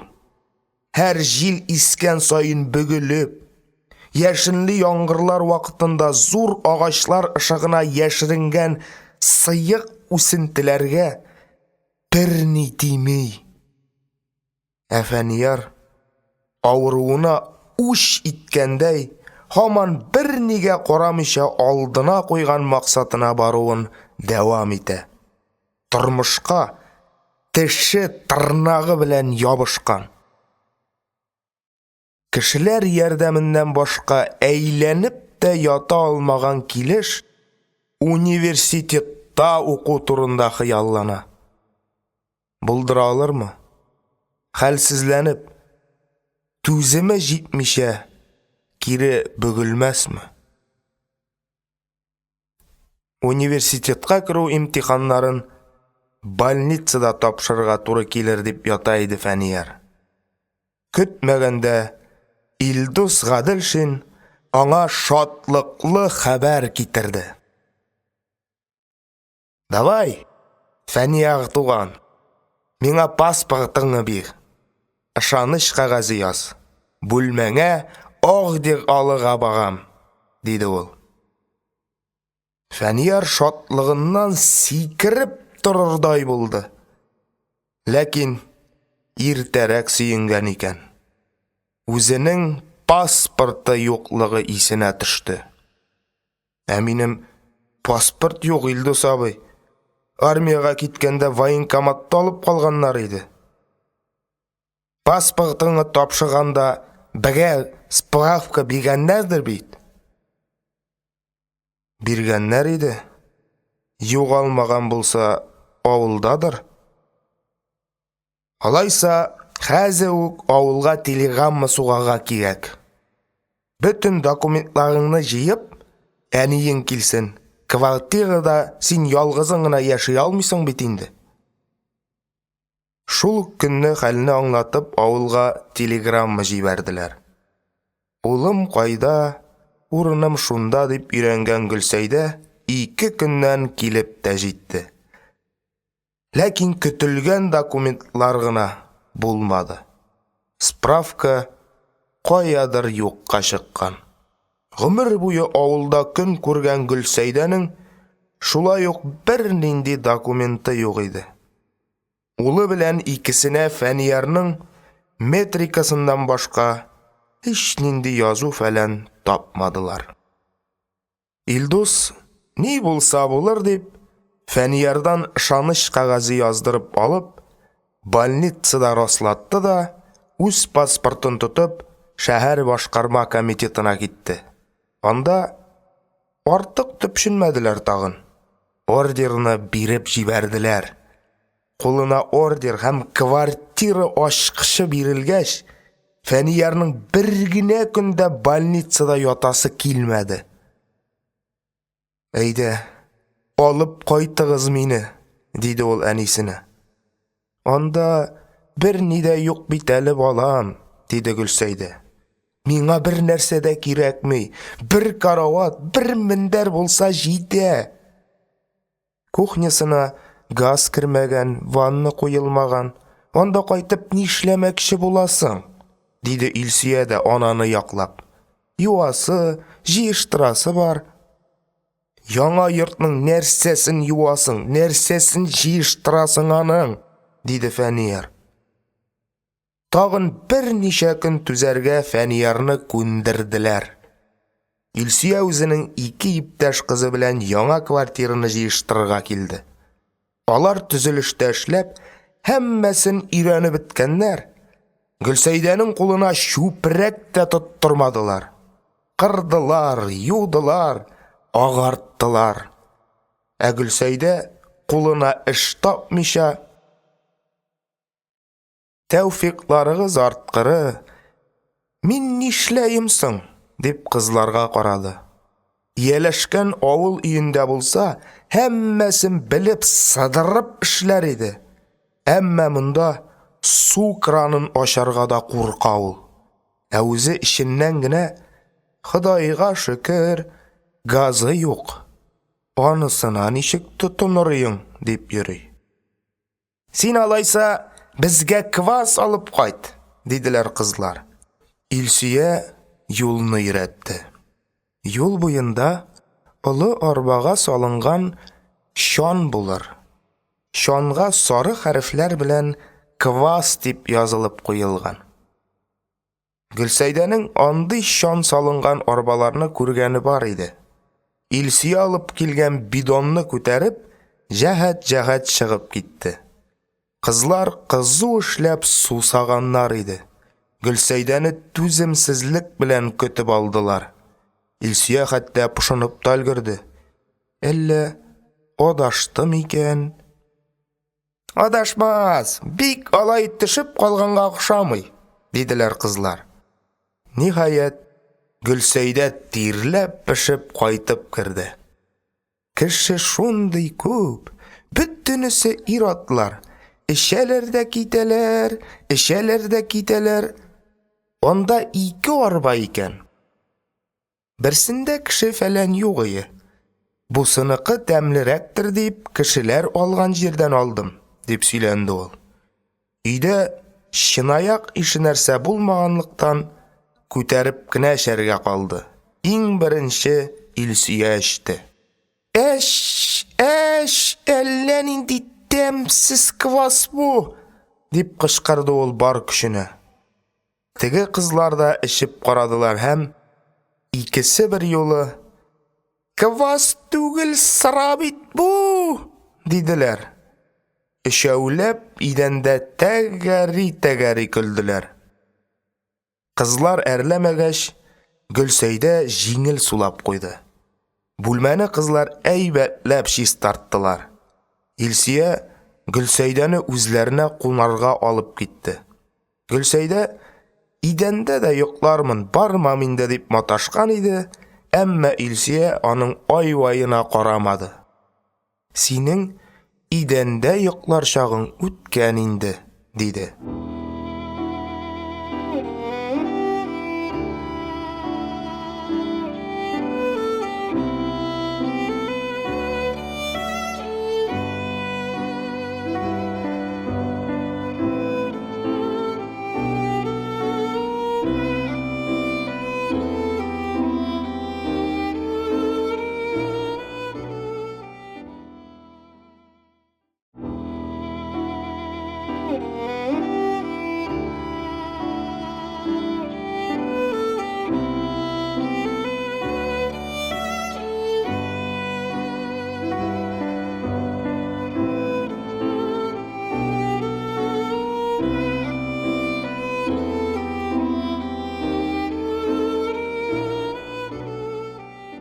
Фәниярга кайбер нәрсәләр алырга Язучылар союзыннан 100 сум акча бирделәр.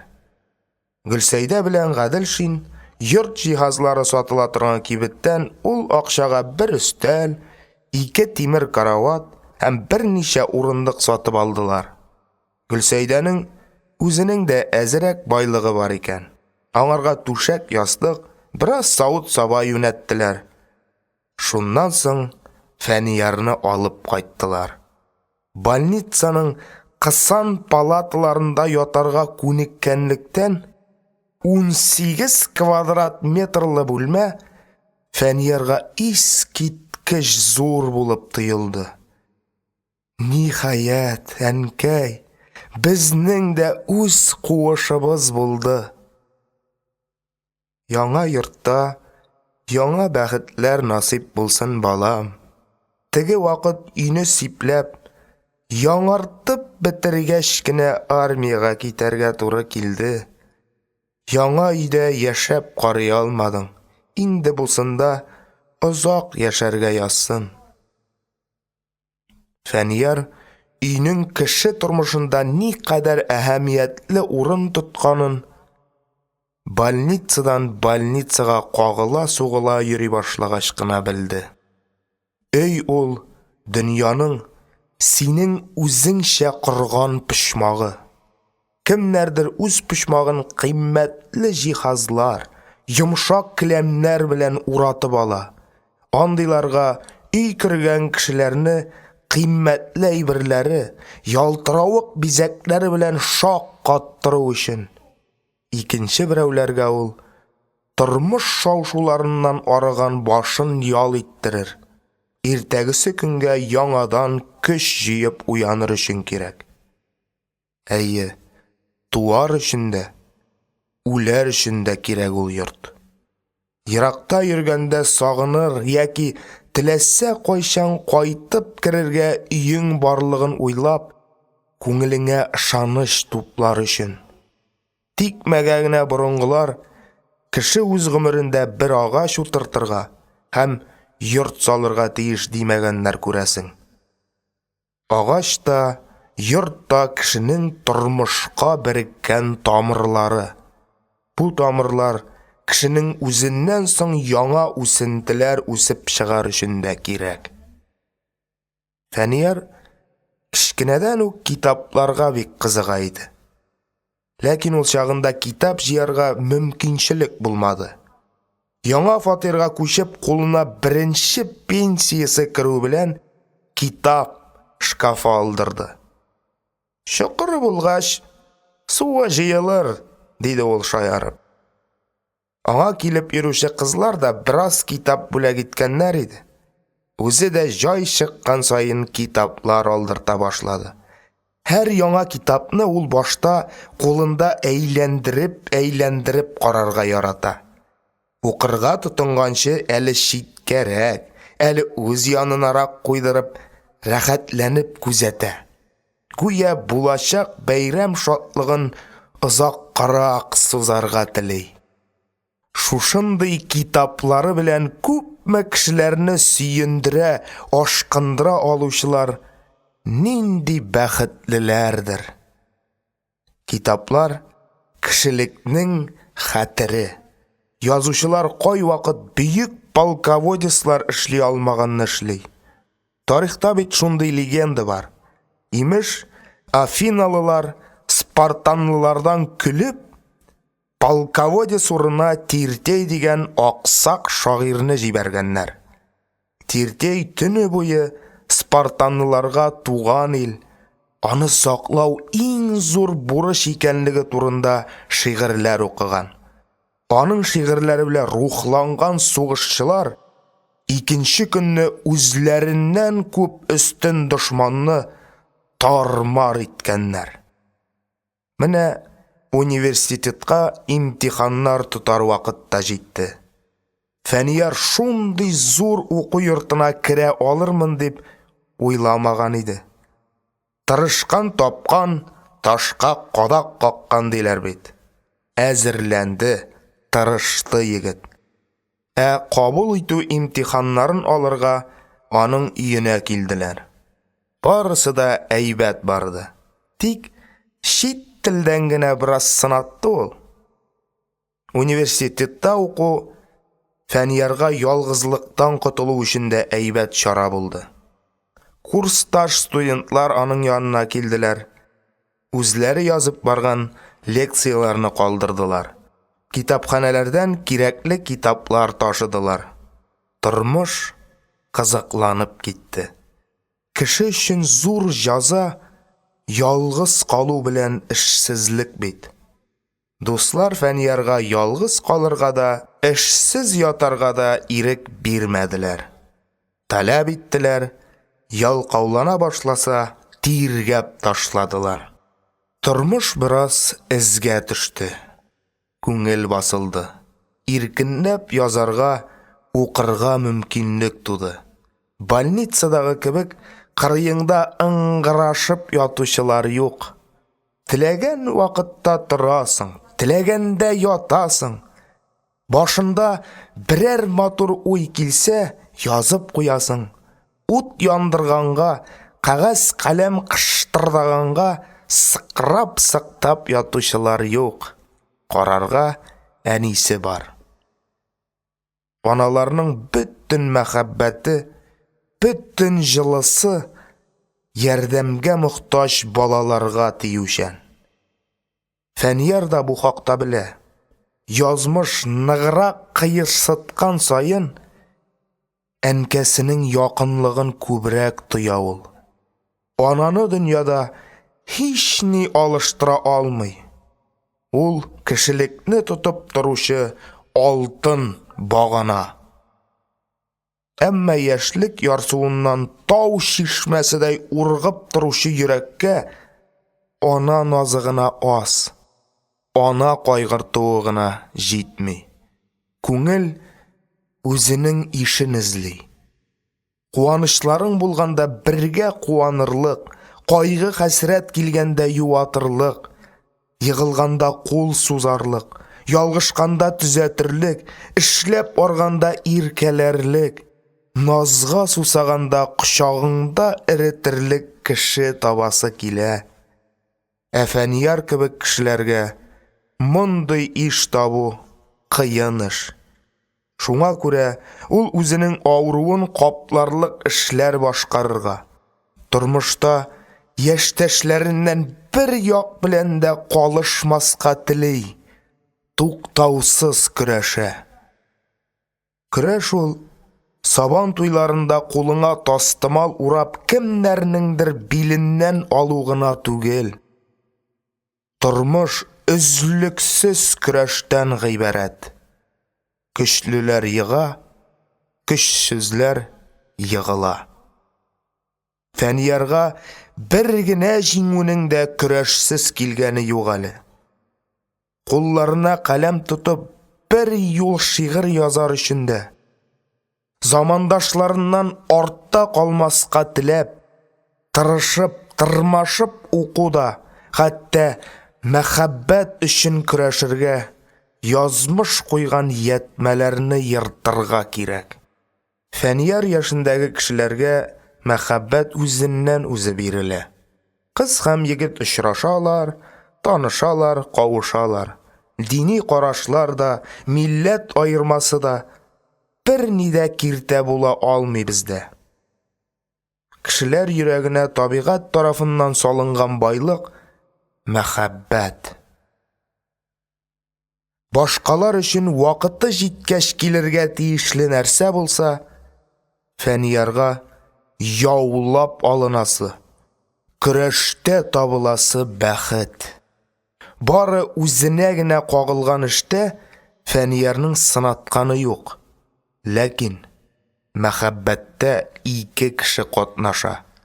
Монда инде һәр ике якның тигез тартылуы кирәк. Шунсыз көчәнү файдасыз. Фәниярның Илсөя белән ныклап сөйләшәсе, мөнәсәбәтләренә ачыклык кертәсе килә. Билгесезлектә яшәү тәмам туйдырды. Тәгәрәп үләрлек булса да ачык белсен. Яшисе көн башланмаган гомер бар. Һаман сайын ялгызың тору кыен. Дөрес, бер караганда Фәниярның мәхәббәткә, семья бәхетенә хакы юк кебек. Ул укыган китапларда аның язмышына тарыган кешеләр үзләренең яраткан ярларын яннарыннан куалар. Тегеләрен бәхетле итәргә телиләр. Ләкин Фәнияр алай эшли алмый. Беренчедән, эштә генә түгел, шәхси тормышта да башкаларга тиңләшәсе килә. Икенчедән, кырыенда якын кешесе булганда гына көчле ул. Фәнияр үзен күп тапкырлар сынап карады инде. Ялгыз калдымы, үзенә булган ышанычын югалта. Авырайган башын кая куярга белми. Газаплана, борсалана, авыртмаган җирләре авырта башлый. Кеше күңеле корыш булса, ялгызлык тутык булып ябышырга әзер. Фәниярның курыккан дошманы ялгызлык. Бер караганда, үзе ялгыз калмас өчен башка кеше тормышын бозу эгоистлык кебек. Ләкин Илсөя дә Фәниярны яратса, нигә ике яратышкан йөрәк айрым сызарга тиеш? Мәхәббәтнең бик тылсымлы көче бар. Ул һәр кемне тигезли. Картларны яшәртә, ямсызны матурлый, көчсезне көчләтә. Яраткан кешең синең күзеңә иң яшь, иң таза һәм иң матур булып күренә. Күңелеңне аннан да яхшы кеше юклыгына шандырасың. Һич нинди кимлек тоймыйсың. Фәнияр бәхетне шулай күз алдына китерә. Бәхет ул яратышкан кешеләрнең гел янәшә барулары. Кеше бәхеткә комсыз шул. Әле кайчан гына Фәнияр үзем язган шигырьләрне газетада күрсәм, үлсәм дә үкенмәс идем дип ята иде. Хәзер аңа ул гына җитми. Иңнәрне иңгә терәп баручы яр кирәк.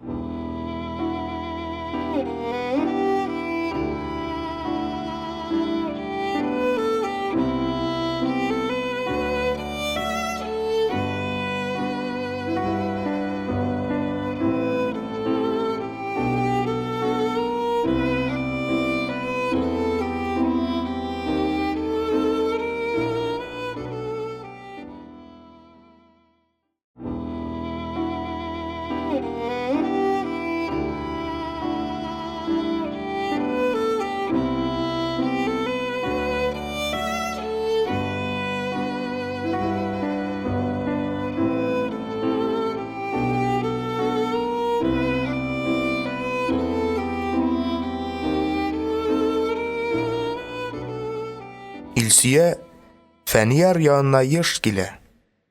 Китапханәләрдән китаплар алып кайта, университетка контроль эшләр илтә. Машинкада басарга да әкренләп өйрәнеп маташа. Шулай үзеннән үзе Фәниярның секретарына әйләнеп китте ул. Соңгы вакытларда Фәниярга хатлар да күп килә башлады. Кайсы үзенең шигырьләрен җибәрә, кимчелекләрен күрсәтүне сорый, кайсы киңәш табыш итә, кайсы кирәк очракта ярдәм кулы сузарга әзер икәнен белгертә. Барсына да җавапны Фәнияр үзе язып өлгерә алмый. Илсөягә нәрсә язарга икәнен әйтеп торасы юк. Үзе белә. Бер көнне һич уйламаганда Фәүриядән хат килеп төште. Хат шактый калын, озак йөреп конверты таушала башлаган. Чөнки Фәүрия Фәниярның адресын белмәгәнлектән аны язучылар союзына җибәргән. Бераз союзда аунап ятканнан соң гына Фәнияр кулына килеп керде ул. Фәнияр, мин бу хатны бик күп уйланулардан соң язарга булдым, дип башланып китә хат. Бер вакыт районнан яңа китап журналлар алып кайттым. Казанда чыга торган журналның яңа санын ачып карасам, синең рәсемеңне күреп исем китте. Шигырьләреңне һәм синең турда язылган очеркны тын да алмыйча укып чыктым. Аннары журналга капландым да үксергә тотындым.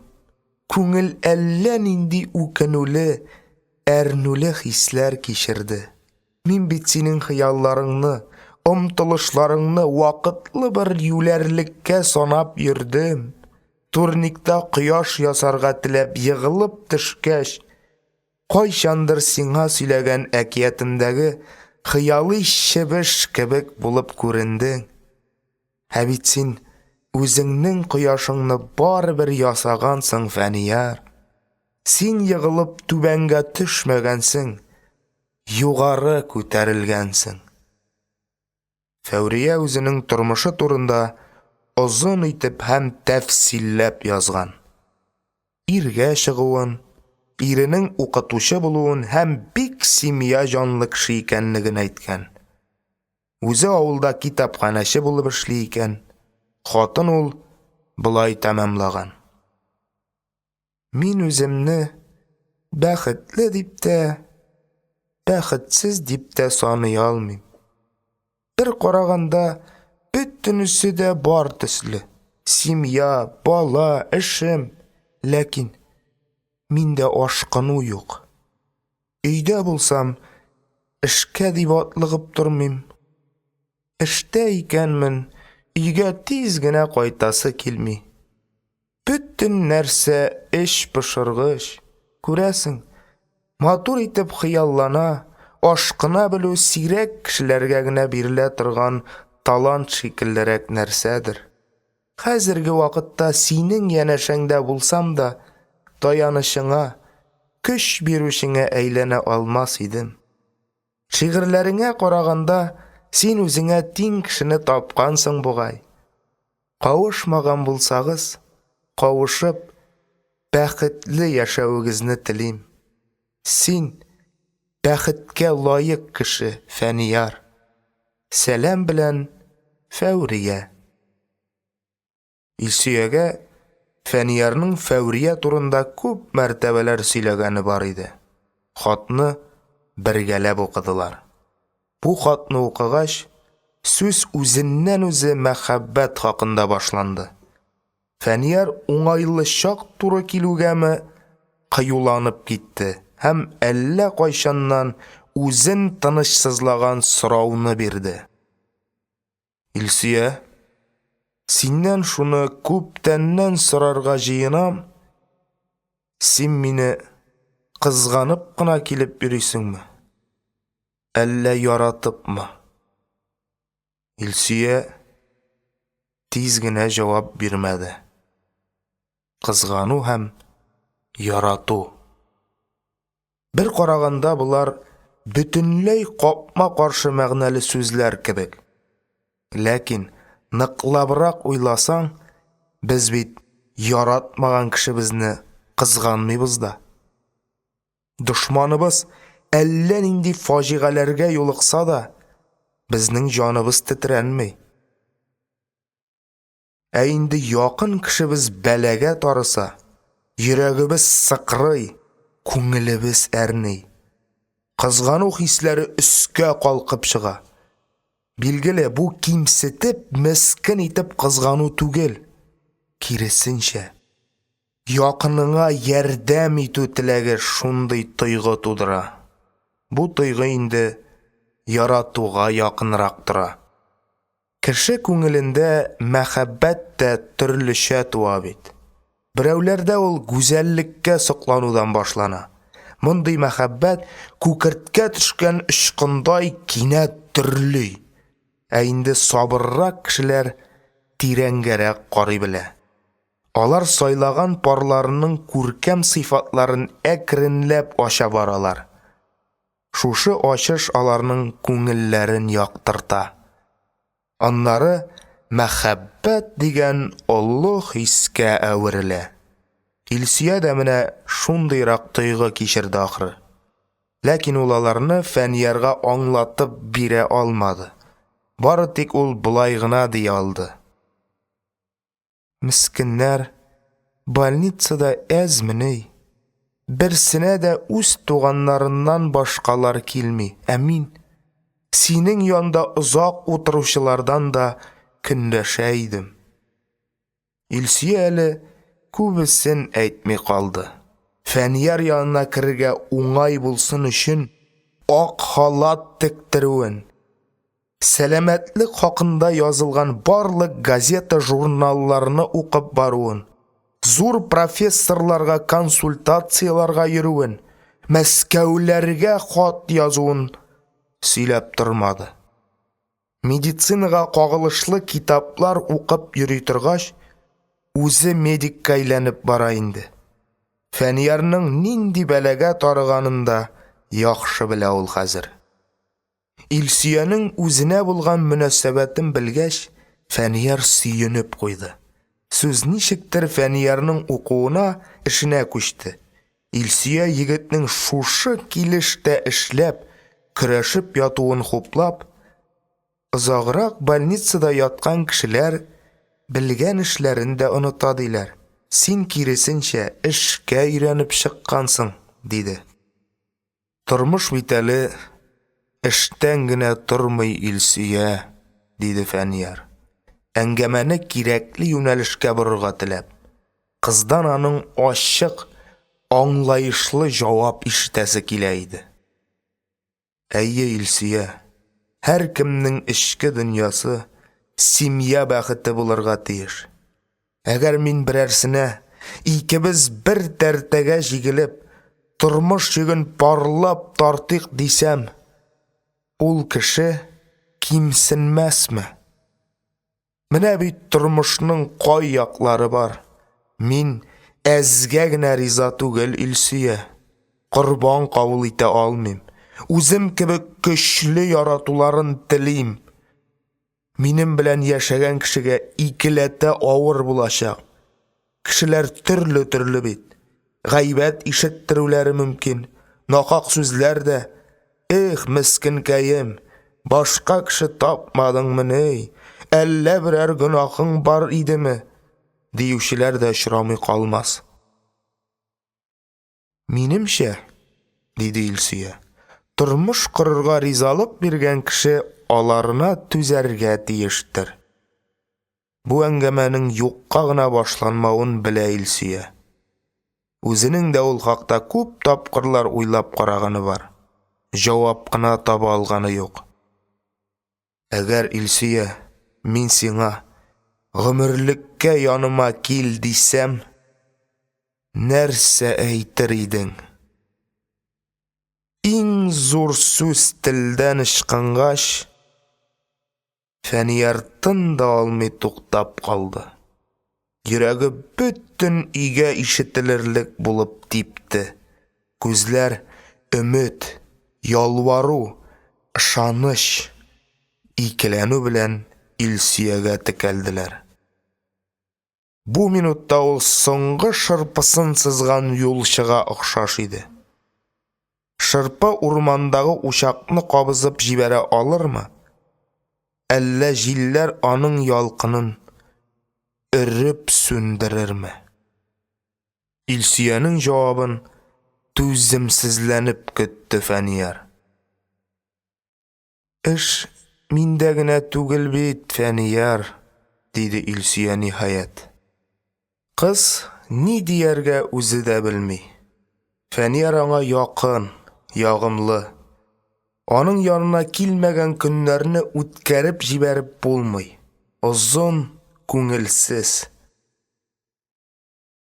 İşte ezgine uңышы bulsa da Feniyarga tizirek sülerge aşıga. Bırşuların da yaşırmı İlsiye. Mındı çakta Feniyar ya özünün birer şiirin okып jibere, ya turmuştağı şuna okşaşlı vakıganı süylep bala. Yuatu sözleri eytmişe özünden özü tınışlandırıp koya. İlsiye bir kim yanında da bulay aşılıp söyleşe almay. Belki yaratu şuldur. Yaratkan kişinin kimşiliklerin görmeysin diler. Feniyar İlsiye için barlık taza kişilerden de tazarak, barlık güçlülerden güçlürek.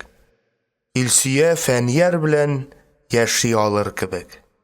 Gümür boyu ikilenip, qaysı ağaçqa arqa suyerge bilmişe yürüy olmaz.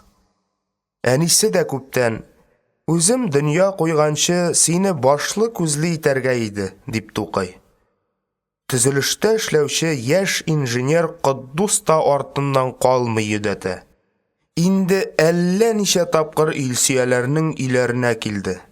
Enisine Quddus bir gırşıy. İlsiye işten qaytıp kirdi ise, Kızım, üst başını alışıbırak koy. Kişi qara kiloğu var. Singil çıgıp yuğalasın. Ezrek iderek durgaydı, dip kızının kulağına kirtip koya. İlsiye, enisi ezirlegen riziklarını anlamından kapqalı da çıgıp gite. Enisi, tuğanları Feniyarga çıguğa riza bulmaslar bilgili. Lakin alarga eytmeyişlep bulmay. Ana fatihası bilen yaşav jingilirek. Özüngni tudırıp üstirgen kişini rencitesi, qaygıga salası kilmi. Bir günni ana turmuşqa çıgarga vakit ikenin işarelegeş, İlsiye özünün de bunu uylavun, enisine eytirgegine kıymavun bildirdi. Ey kızım, dedi ana. Uyatış tugil indi ol. 23 bilen barasın. Yalgız kız daladağı yalgız qaz diler. Ana kişinin göz aldında tutkanı injinier Quddus bulganlıktan yigitni maqtı yok başladı. Bik edepli, bik igilikli bala görüne. Bəxitsiz bulmazsın. Soran bendege de okşamagan, kilgen sayın küçteneşin niyen kıstırıp kile. Kim ne eytesin sin eni, digen buldu İlsiye. Kim ne deyip sırap durgan bulasın? Özügiz bilen işlevşi injinier Quddus ne eytem?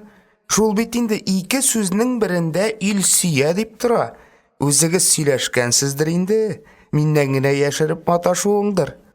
İlsiye enisinin xatirin kaldırmaslık sözler izledi. Feniyar turunda işitkeni var. Kızının balnitsaga baruun bileydi ana, biliwin. Emme yanına yürü bir nerse. Turmuşqa çıgu bütünley başka bit. Enisinin yüreği pik naşar. Şatlık haberini kinetrek işitse de yığılıp giderge tura.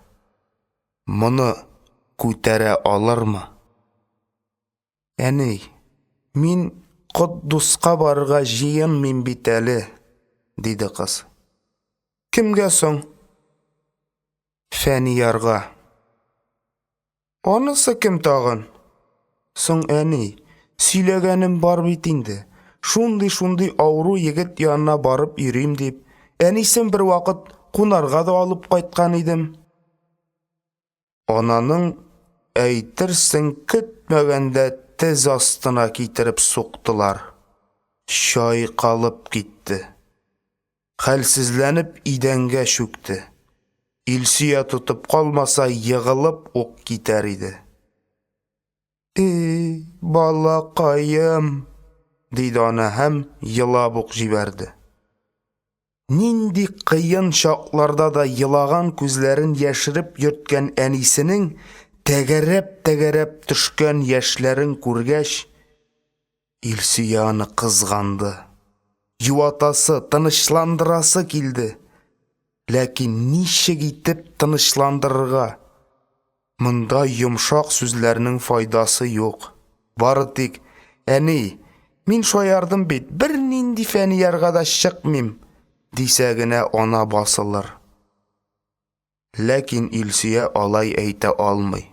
Бер яктан фәниярның мәхәббәте, икенче яктан анасының хәсрәте уйларга салды кызны. Ул фәниярны якларга теләп, әни, син аны күргәнең юк әле, күрсәң үзең дә яратырсың, дип сөйләнде. Инженер коддусларыңнан булайрак кеше ул, заманында космоска очарга хыялланган. Таза булса, бәлки, Титовлар урынына ул очкан булыр иде. Хәзер дә аның һәр көне батырлык. Шулайдыр да бит, диде бераз хәлләнә төшкән ана. Батырлыкны култыклап йөреп тә, кочаклап ятып та булмый шул. Тормышта бөтенесе дә кирәк. Гомерең буе парлашып урамга чыга, кешегә бара алмассыз. Гелән ялгызың йөрү туйдырыр. Бикләнеп өйдә ятасың да килмәс. Ирләр имән булырга тиеш.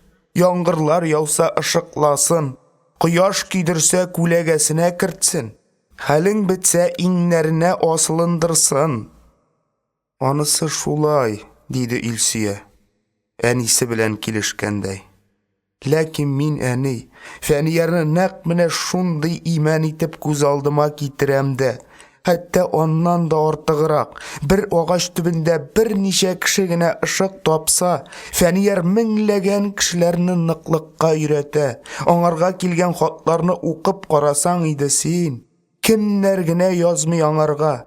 Берәүләр аның шигырьләрен укып, зур шатлык кичерүләрен, икенчеләр рухи яктан ныгып китүләрен әйтәләр.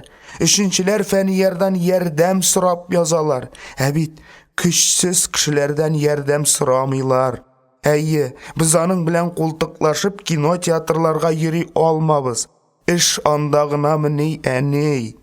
Фәнияр көчле кеше, әмма көч бетми торган нәрсә түгел. Менә шушы көчен киметмәс өчен генә булса да аңа терәк кирәк. Ә мин аңарга шундый кеше була алырмын дип уйлыйм. Аннары сиңа гаҗәп тоелса да, мин аны яратам. Үз шигырьләре белән меңләгән кешеләрнең күңелен табучы, юатучы, рухландыручы, яшәргә өйрәтүче кеше миңа таяныч була алмасмыни. Илсөя әнисен ышандырдым дип уйлаган иде, ләкин ана хәсрәтеннән түшәккә үк егылды. Үзеңнең дурацкий выходкаларың белән әнине кабергә тыгасың, кызый, диде Илсөянең абыйсы. Ауру карыйсың килгәние, әллә каян эзләп йөрергә дә кирәкмәде. Кара әнә әнине. Яңадан шул фәниярларга барганыңны ишетсәм, жаныңны суырып алырмын.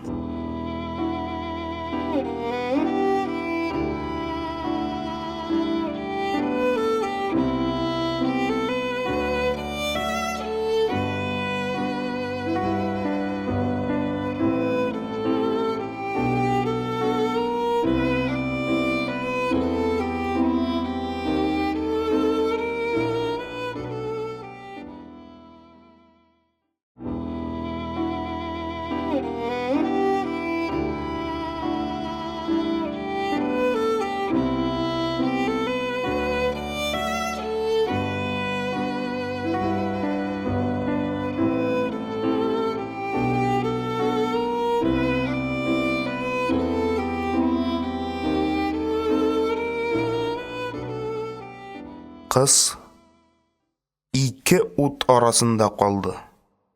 Фәнияр якын, әнисе кызганыч. Фәнияр җавап көтәдер.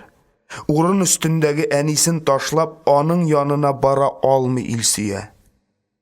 Бәлки, Фәниярны онытып булыр.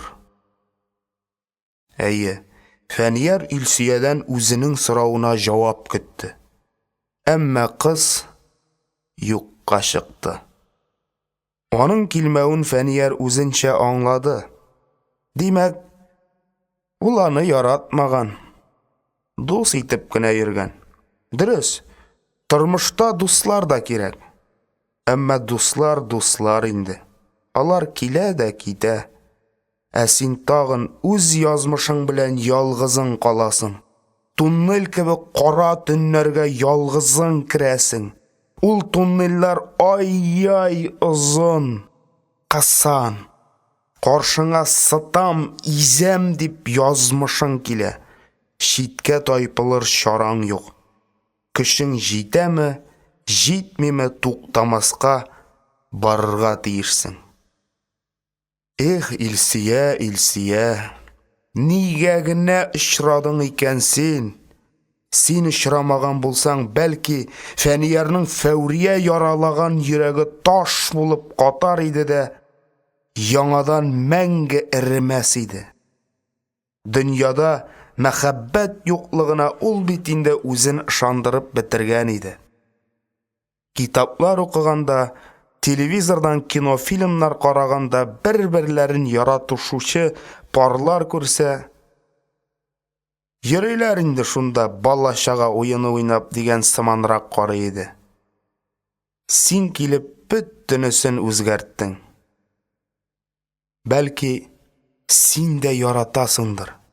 Бары тик беренче адымны атларга көчең генә җитмидер. Көч һәм батырлык яуда гына кирәк дигән кешеләр бик нык ялгышалар. Тып-тыныч тормышта кешедән гел батырлык сорый. Кай чагында кешегә хакыйкатьне әйтер өчен дә зур батырлык кирәк. Фәнияр бәлки үзе дә Илсөя өстенә никадәр авыр йөк ияргә торганын аңлап бетермидер. Ул ярга ыргытылган балыктай шәбәләнә, бәргәләнә, котылу юлын тапмый. Ә язмыш дигәнең торган саен мәрхәмәтсезрәк кылана. Сабый баланың кулына уенчык тоттырып, сабый шул уенчыкка күнеккәч ярата башлагач кына тартып алган шикелле, Фәниярның иң кадерле нәрсәләрен йолкып ала. Җир өстенә бастырып, буразналар йомшаклыгын, юл йөрүнең рәхәтлеген күрсәтте дә, аякларын басмас итте. Күкләргә күтәреп очу ләззәтен татытты да, зәңгәр күктән мәхрүм кылды. Сөю шәрабын эчерде дә, сагыш диңгезенә ыргытты. Кайгы егетне эштән кимерде. Кемгә сөйләсен, әнкәсенәме? Ул булай да барысын белеп тора. Мендәренә капланып бер үксер иде. Күзләреннән яшь чыкмый. Яшь түгеп үкси елый алуда бәхет ахры җиңеләер иде. Кешеләр шул кайгы хәсрәтне төрлечә кичерә. Берәүләр аңардан чабылган үләндәй кинәт егылалар. Икенчеләр яшен суккан агач кебек дөрләп яналар. Өченчеләр дулкыннардай үрле-кырлы сикерәләр. Кемгә дә булса хәтерен калса, җәберләсәләр, ул кешене авыз тутырып сүгәр идең. Монда сине җәберләүче дә юк. Барсына да үзең гаепле. Тормышта җибәрелгән бер ялгышың гомер буе кара йылан булып артыңнан сөйрәлеп бара. Аңардан һич ничек котылырга мөмкин түгел.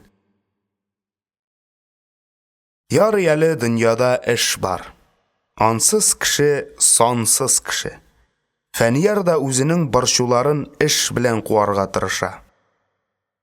Эшләре аның йокыдан уянуын көтеп кенә торалар. Зачетка, имтиханнарга хәзерләнәсе, контроль һәм курс эшләре язасы, конспектлар төзисе бар.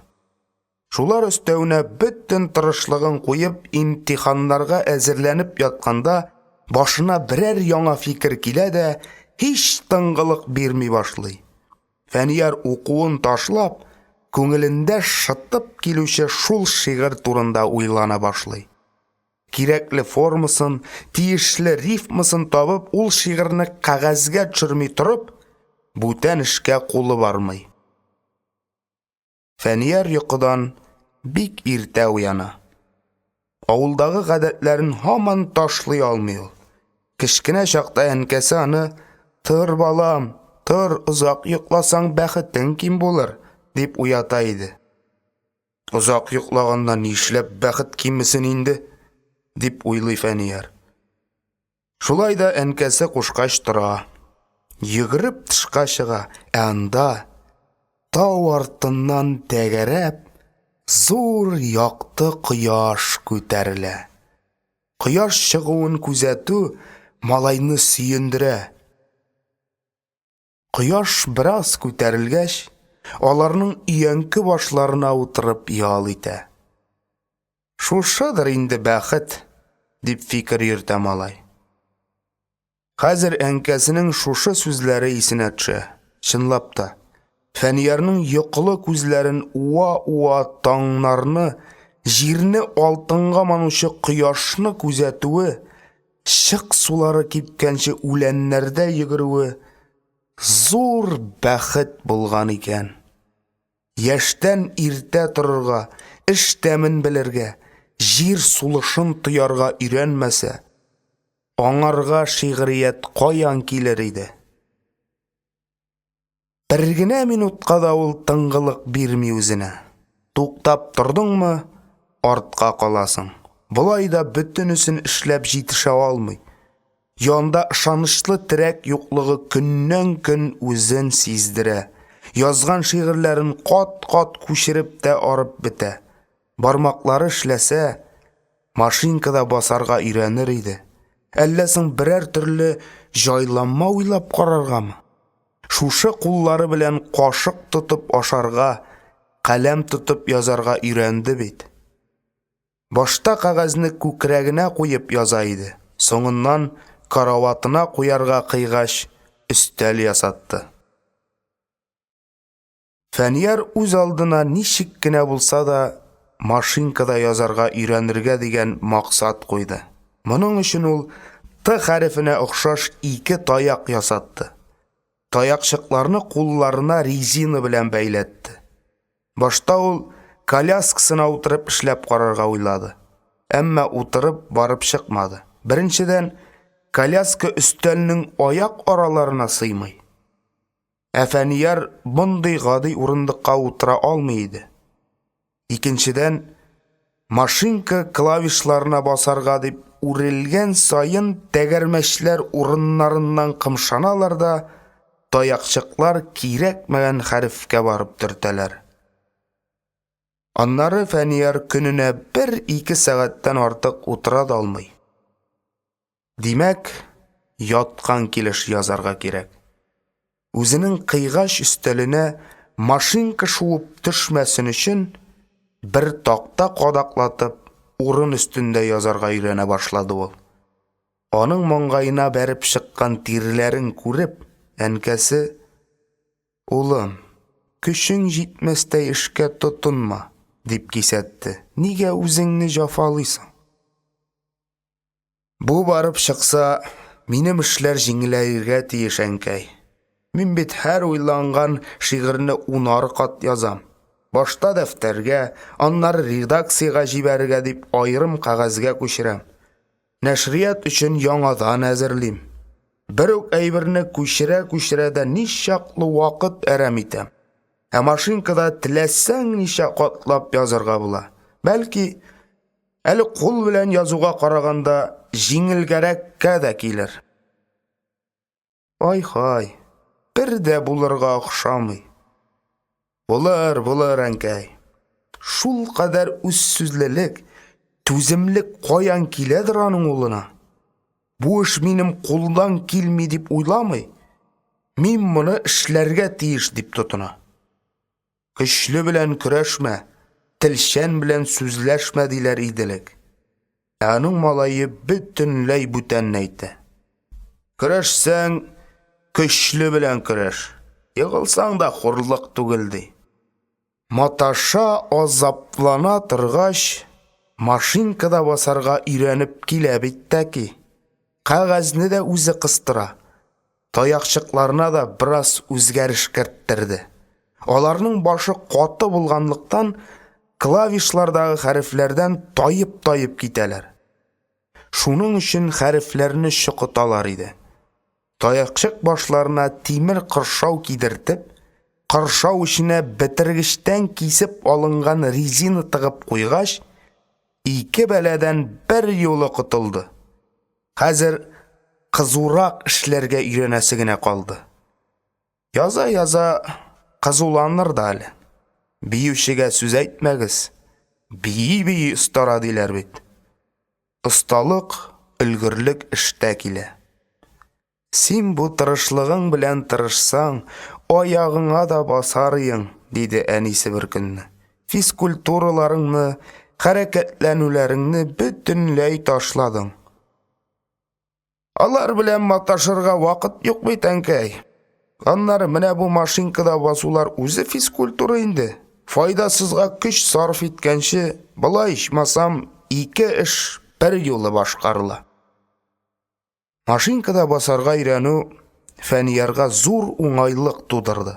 Ул элек гел аркада гына ятып яза иде. Аркада озак яттымы, элекке яралары ачыла башлый. Хәзер ул машинкасын урындыкка куеп, кырын яткан килештә төрткәләп ята. Эштә бара, аркада ял итә. Илсиянең килмәве генә эшне пошыра. Иш югында үзенең соңгы сүзен әйтсен иде.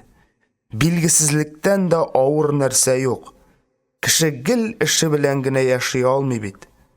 Тормышың шатлыклардан гына торганда да, шатлыкларыңны сөйләр кеше кирәк. Кешеләргә сөйләмәсәң, сөенечләр дә төссезләнә. Фәниярның тормышында шатлыкка караганда кайгы күбрәк.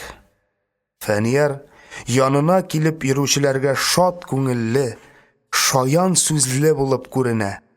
Ләкин бит кешеләр аның ялгыз калган вакытын, төннәрен, йоклый алмыйча башын мендәр асларына тыгуын күрмиләр. Берәр вакыт моның шиге булачагын белсә, көннәрне уздыруы җиңелрәк булыр иде. Шуңарга Фәнияр кыйнасалар да, тиргәсәләр дә риза. Бары тик бөтенләй ташлап кына китмәсеннәр. Илсия күрәсең бөтенләй онытты. Хәтта Фәниярның хатларына да җавап бирми. Шундый еш килеп йөрүче Илсиянең кинәт кенә күзгә башка күренми башлавы ананы да уйга салды. Улының Илсиясез яши алмавын, көннән-көн сула баруын күреп борчылуы икеләтә артты. Гөлсәйдә әллә ничә мәртәбә Илсияләргә барып, ныклап сөйләшергә дип өйләреннән чыгып китте. Ләкин кызларның ишек төпләренә килеп җиткәч, ниндидер көч аны эшкә керүдән тыеп калды. Улына Илсиянең кирәклеген никадәр нык белсә дә, кызны үгетләргә, аңа нинди дә булса киңәш бирергә көче җитмәячәген аңлады. Гөлсәйдә соңгы вакытларда үзендә ниндидер хәлсезлек, баш әйләнү сизә башлады. Элекке чагы булса, мондый хәленә игътибар да биреп тормас иде, ләкин бер уй аның миен туктаусыз кимерә. Миңа алай-былай булса, Фәнияр нишләр? Фәнияр үзе яратмаган кеше белән яши алмый. Моны ана яхшы белә. Юкса Фәнияр белән тормыш корырга теләүчеләр булмады түгел. Бу хакта бер вакыт сүз чыккач, тормышта мин я үз теләгемә ирешергә тиеш, яки бөтенләй яшәмәскә, дип җавап биргән иде улы. Теләкләре артык зур шул. Буе җитмәслеккә үрелми микән? Шигырьләр язууда үзенә гел борчу китереп тора. Я күңелсез хат язып җибәрәләр, я язучылар үзләре өйгә килеп тәнкыйтьләп китәләр. Үпкәләми тагын үзе. Бәләкәй чакта турсаерга гына тора иде. Хылкы да үзгәреп бара. Хәзер Фәнияр йомарланган йодрык кебек, эчендәген тышка чыгарырга ашыкмый. Борчымаска теләведер инде. Шулай да таяныр кеше тапмыйча йөдәгән, үзен кая куярга белмәгән чаклары күп була.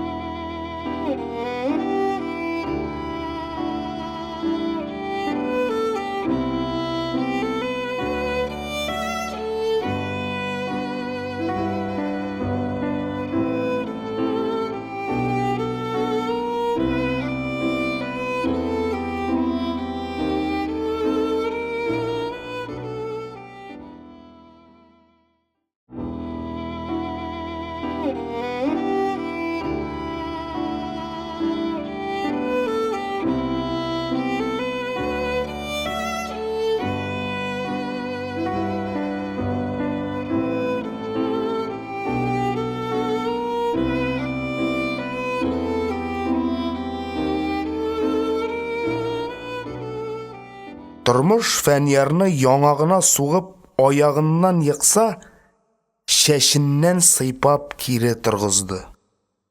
Илсөяне уйлап, газаплы уйлар дәрьясында тотынырга тал тапмыйча ятканда, аңа сөенечле хәбәр китерделәр. Бу юлы да сөенеч хәбәрчесе Илдус иде. Ул алтын тавы тапкан геологтай куанып, «Фәнияр туган, чыгып җитте бит көткән китабың», дип егеткә шигырьләр җыентыгын китереп тоттырды. Фәнияр шүлләрдә сусаган кеше чишмәгә ташлангандай китапка ташланды. Беренче китап. 35-40 шигырьдән торган коймак калынлыгы җыентык. Күпме хезмәт, күпме тырышлык, күпме икеләнүләр, шөбһәләр кергән. Һәр сүз, һәр шигырь юлы күңел чишмәсеннән саркып чыгып, тел очында күпме тибрәлгән. Шагыйрь аларга җанының никадәр аклыгын салган, өметләреннән канат куйган, хыяллары белән сугарган, хисләр казанында кайнаткан. Тагын нинди һөнәр иясе үзенең җимешен шулай күңел түрендә айлар, еллар буе үстерә. Бала тирбәткәндәй, һәр сүзне, һәр фикерне тел очында тирбәтә. Кыйммәтле ташларны ялтыратыр өчен станокларда кыралар. Тимергә төрле форма бирер өчен мичләрдә яндыралар. Агачлардан җанга ятыш әйберләр ясар өчен ничә корал кулланалар. Язучының мише дә, станогы да, коралы да сизгер күңеле белән камилләшүне белми торган каләме. Башка эшләрнең авырлыгын машиналар җилкәсенә күчерәләр. Заманалар алга киткән саен кешене ялыктыргыч эшләрдән азат итәләр. Бары тик язучы хезмәте генә шул килеш кала. Бары тик игенче хезмәте генә язучы хезмәтенә бер кадәр охшаштыр. Игенче дә бит үз коймагын пешереп табынга куйганчы җирне никадәр кадерли, сөрә, тырмалый, чәчә. Яңгырлар яумый торса да, көннәрне суытып җибәрсә дә кайгыра. Икмәге өлгерсә җилләр йыкмасын дип тә, бөртекләр коелмасын дип тә пошына. иген җыелып табынга коймак булып килгәч кенә, игенче борчылудан туктый. Ә шагыйрь кулга китап кергәч тә тынычлана алмый әле. Укучылар ничек кабул итәрләр, китапның гомере озын булырмы, әсәрләр кешеләр күңеленә хуш килерме? Фәниярның шушы уйларын белгән кебек Илдус: «Китап минемчә матур чыккан», диде. «Шигырьләр көчәнеп, багмактан суыгып язылмаганнар. Уйландыга, тәэсирләнделәр». Илдус абый, чынлапмы? Диде Фәнияр куанычыннан нишләргә белмичә. Илдусның мактауларга артык юмартлык күрсәтмәвен белгәнгә, аның сүзләре икеләтә кыйммәт иде. Шигырь сөючеләргә әйбәт бүләк булыр, дип уйлыйм, диде Илдус. Ике шагыйрь ул көнне озак сөйләштеләр. Илдус Гаделшин язган әсәрләргә карата һаман сайын таләпчәнрәк булырга, канәгатьләнеп туктап калмаска кирәклеге турында кабат-кабат тукталды. Син инде хәзер 8 класс бетереп килгән авыл малае түгел. Белемең, тәҗрибәң атты. Университетта укыйсың. Беренче китапка ягган таләп икенчесе өчен кечкенә була. Үскәнең, белемең атканы шигырьләреңдә дә күренсен. Бездә әле күп вакыт үзебезгә карата таләпчәнлек җитми. Урта кул шигырьләр язабыз да сөенеп йөрибез. Дөрес, Пушкиннар, Тукайлар сирәк туа. Мин Тукай була алмыйм инде анысы, диде Фәнияр. Сиңа Тукай булу кирәкми дә, диде тегесе. Син Фәнияр Гатауллин бул. Кешеләргә үз тавышыңны, үз җырыңны ишеттер. Шунысы кыйммәт. Поэзиядә үзеңне табу ай-хай кыен. Хәтерләгәнең бардыр. Дөньяда кешеләр һич тә бер-берләренә охшамаганнар. Сөйләшүләре, йөрүшләре, тышкы кыяфәтләре, холык-фигыльләре, кыскасы бөтен яктан айрылалар. Минемчә, шагыйрьләр дә шулай айрылып торырга тиешләр. Авторның исемен укымастан ук менә бу шигырь нәкъ ул шагыйрьнеке диярлек булсын. Илдус Гаделшин сүз тапмый утыра торган кеше түгел. Бигрәк тә әңгәмә әдәбиятка кагылышлы булса. Шундый мавыгып китә, кеше бары тик үзенең бик якын дусты турында гына шулай бирелеп сөйләргә мөмкин. Югары белемле берничә китап чыгарып шактый тәҗрибә тупларга өлгергән бу шагыйрь Фәнияр өчен чын-чынлап табыш булды. Аның барча сүзе комга төшкән яңгыр тамчыларыдай Фәнияр күңеленә сеңә барды. Кайбер кешеләр бик белемле, оста булсалар да үзләренең белгәннәрен башкаларга аңлата алмыйлар. Бер балта остасыннан сораганнар: "Син ничек һәр нәрсәне шулай уңайлы, матур итеп ясыйсың? Серен аңлат әле", дигәннәр. Ә оста: "Мин лучше сезгә ясап кына күрсәтим", дигән имеш. Әгәр бөтен кешеләр дә шушы балта остасы кебек ясап кына күрсәтә торган булсалар, дөньяның алга китеше, үсеше әкрен барыр иде. Үзенең эшләгәнен сөйләп тә бирә алучылар икеләтә бәхетле. Илдусны Фәнияр шундый сөйләп тә бирә белүчеләрдән саный. Илдуста интуиция көче бик үскән. Башкаларның әйтергә теләгән фикерен тиз тотып ала. Кай чакта фикер әле яралгы хәлендә генә була. Автор аны үзе дә абайлап битерми. Ә Илдус очлы күзле бөркет ясына кирип баручы сукыр тышканны да күргән төсле, шул үстерелергә тиешле шигъриятны абайлап, авторга үз ачышын күрергә ярдәм итә. Илдус Гаделшин белән очрашуы университетта укып шигырь төзелеше, әдәбият теориясе, логика һәм философия кебек фәннәрнең нигезләрен үзләштерү Фәниярга күп нәрсә бирде. Яза башлаганда рифма, ритм ишеләрне дә белмичә, бары интуицияга гына таянып, каләмгә тотынучы кеше өчен бу фәннәрнең никадәр кыйммәтле байлык икәнен әйтеп тә торасы юк. Татар поэзиясын ул Тукайлардан, Такташлардан гына башланып китүче бер яшь үсенте итеп күз алдына китерә иде. Баксаң, Фәнияр гел ишетеп тә белмәгән шагыйрьләр моннан 8-900 еллар элек үк мәңге үлмәс поэмалар язып калдырганнар икән. Кол-Галинең Йосыф китабы ничә гасырлар буе ялкынлы мәхәббәте белән укучыларның күңелен яулаган.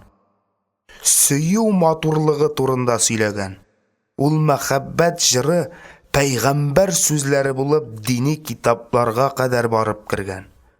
Халык аны кадерле мирасы итеп саклаган. Онытмасыннар. Киләчәк буыннарга барып җитсен өчен кат-кат кулдан кулга күчергән. Яки 16-нчы йөз урталарында яшәгән шагыйрь Мәхмүд Мөхәммәдияр Болгар шәһәрендә гади зират сакчысы булып эшләүче кеше Төхфәи Мәрдан, Нуры Садур кебек поэмалар язган. Тагын нинди зират сакчысын халык үз күңелендә саклыйсың. Татар поэзиясында Мәүлә Кылый хикмәтләре дә, Габдел-Җаббар Кандалый сатирасы да, Акмулла һәм Дәртмән лирикасы да, Сәгыйд Рәмиев романтизмы да һәм Фәнияр белмәгән тагын дөнья кадәр шагыйрьләр бар икән.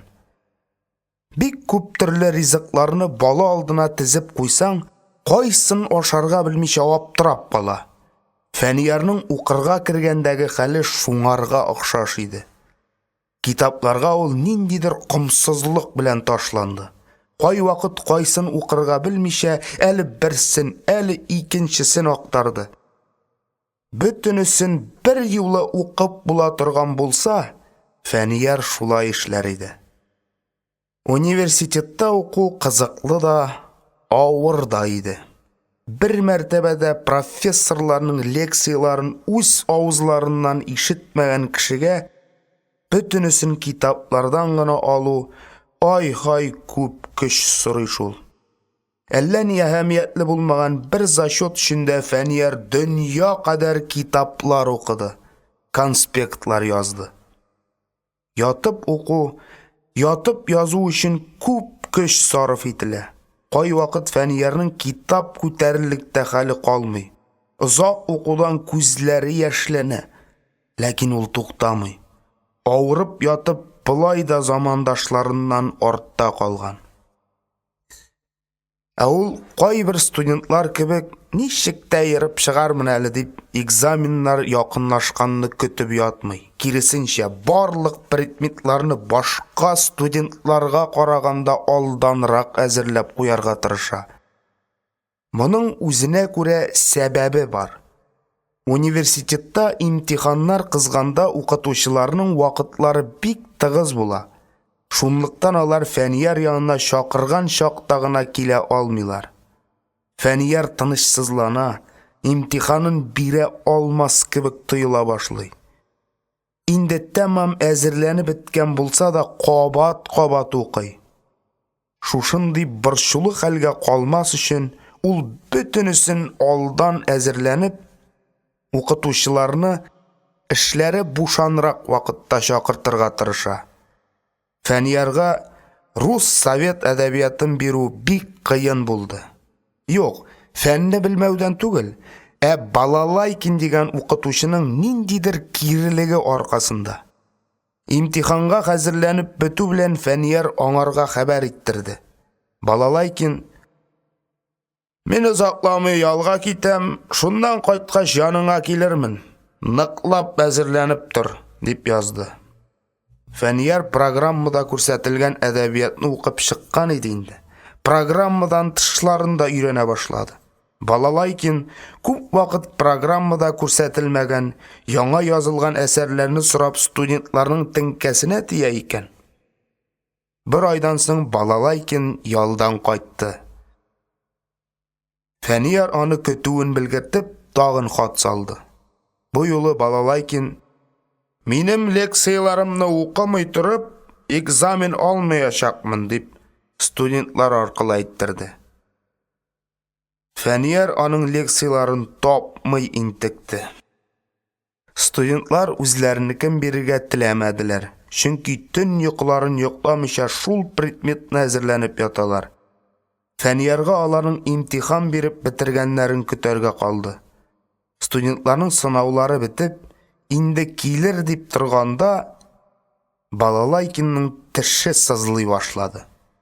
Фәнияр башка укытучы җибәрүләрен сорап кафедрага мөрәҗәгать иткәч, "Ул минем группа студенты, үзем барам", дип аңарга да каршы төште. 3 ай дигәндә ниһаять ул Фәнияр янына килде. Өстендә салып тормыйча түргә узды. "Мин сездән әллә ни сорап маташмам. Мондый хәлдәге кешегә әзерләнү кыендыр. Бирегез зачеткагызны", диде ул. Фәнияр аптырап калды. Чөнки аның янына килгән һәрбер укытучы, хәтта зачет кына алганда да бик күп сорый торган иде. "Юк инде", диде Фәнияр хәтере калып. "Мин андый ташламалар теләмим. Башкаларга нинди таләпләр куйсагыз, миңа да шундый студент итеп карагыз. Мин зачеткама билге куйдырыр өчен укымыйм". Балалайкин Фәниярга сәер караш ташлады. Моңа кадәр әле аның сорамый гына билге куйдырудан баш тарткан студент очратканы юк иде. Студентларның күп сорамаса ярар иде, дип үзе алдында калтырап торулары аңа ниндидер ләззәт бирә иде. "Теләсәгез, сорарга да була", диде ул. "Мин билетлар алып килмәдем, сораулар гына бирермен". Балалайкин Фәниярны сораулар белән күмеп ташлады. Леоновның рус урманындагы Грацианский образын сөйләтте. 30-нчы еллардагы рус совет поэзиясындагы үзенчәлекләрне сорашты. Бөек Ватан сугышы чорында нинди жанрларның өстенлек итүе турында төпшенде. Фәнияр аның сорауларына тулы һәм дөрес җаваплар биргәч, Балалайкин бик канәгать булды. Йомшарып китте. "Булары экзамен өчен түгел, ничек җавап бирсәң дә ярый", дип тагын әллә нәрсәләр сөйләтте. Зачеткага рәхәтләнеп "Отлично" билгесе куйгач, өстен шишенеп ташлады. Фәниярның шигырьләр язуы турында ишеткәне бар икән. "Тәрҗемәләр юкмы?" дип кызыксынды. Фәнияр берничә әсәрен укып күрсәтте. Тәрҗемәләр шактый йомшак эшләнгәннәр иде. Шуңа күрә Фәнияр теге яки бу образның оригиналда нинди булуын әйтте. Әңгәмә үзеннән-үзе әдәби тәрҗемәләр темасына күчте. Фәнияр көчле гипнозга ия булган кеше шикелле үзенә килүчеләрне тиз генә җибәрми. Ул чын-чынлап кешеләргә сусап тора. Аның янәшәсендәге кеше авыру янында утыруын оныта. Фәнияр үзендәге ашкынуны, тынгысызлыкны әңгәмәчесенә дә йоктыра.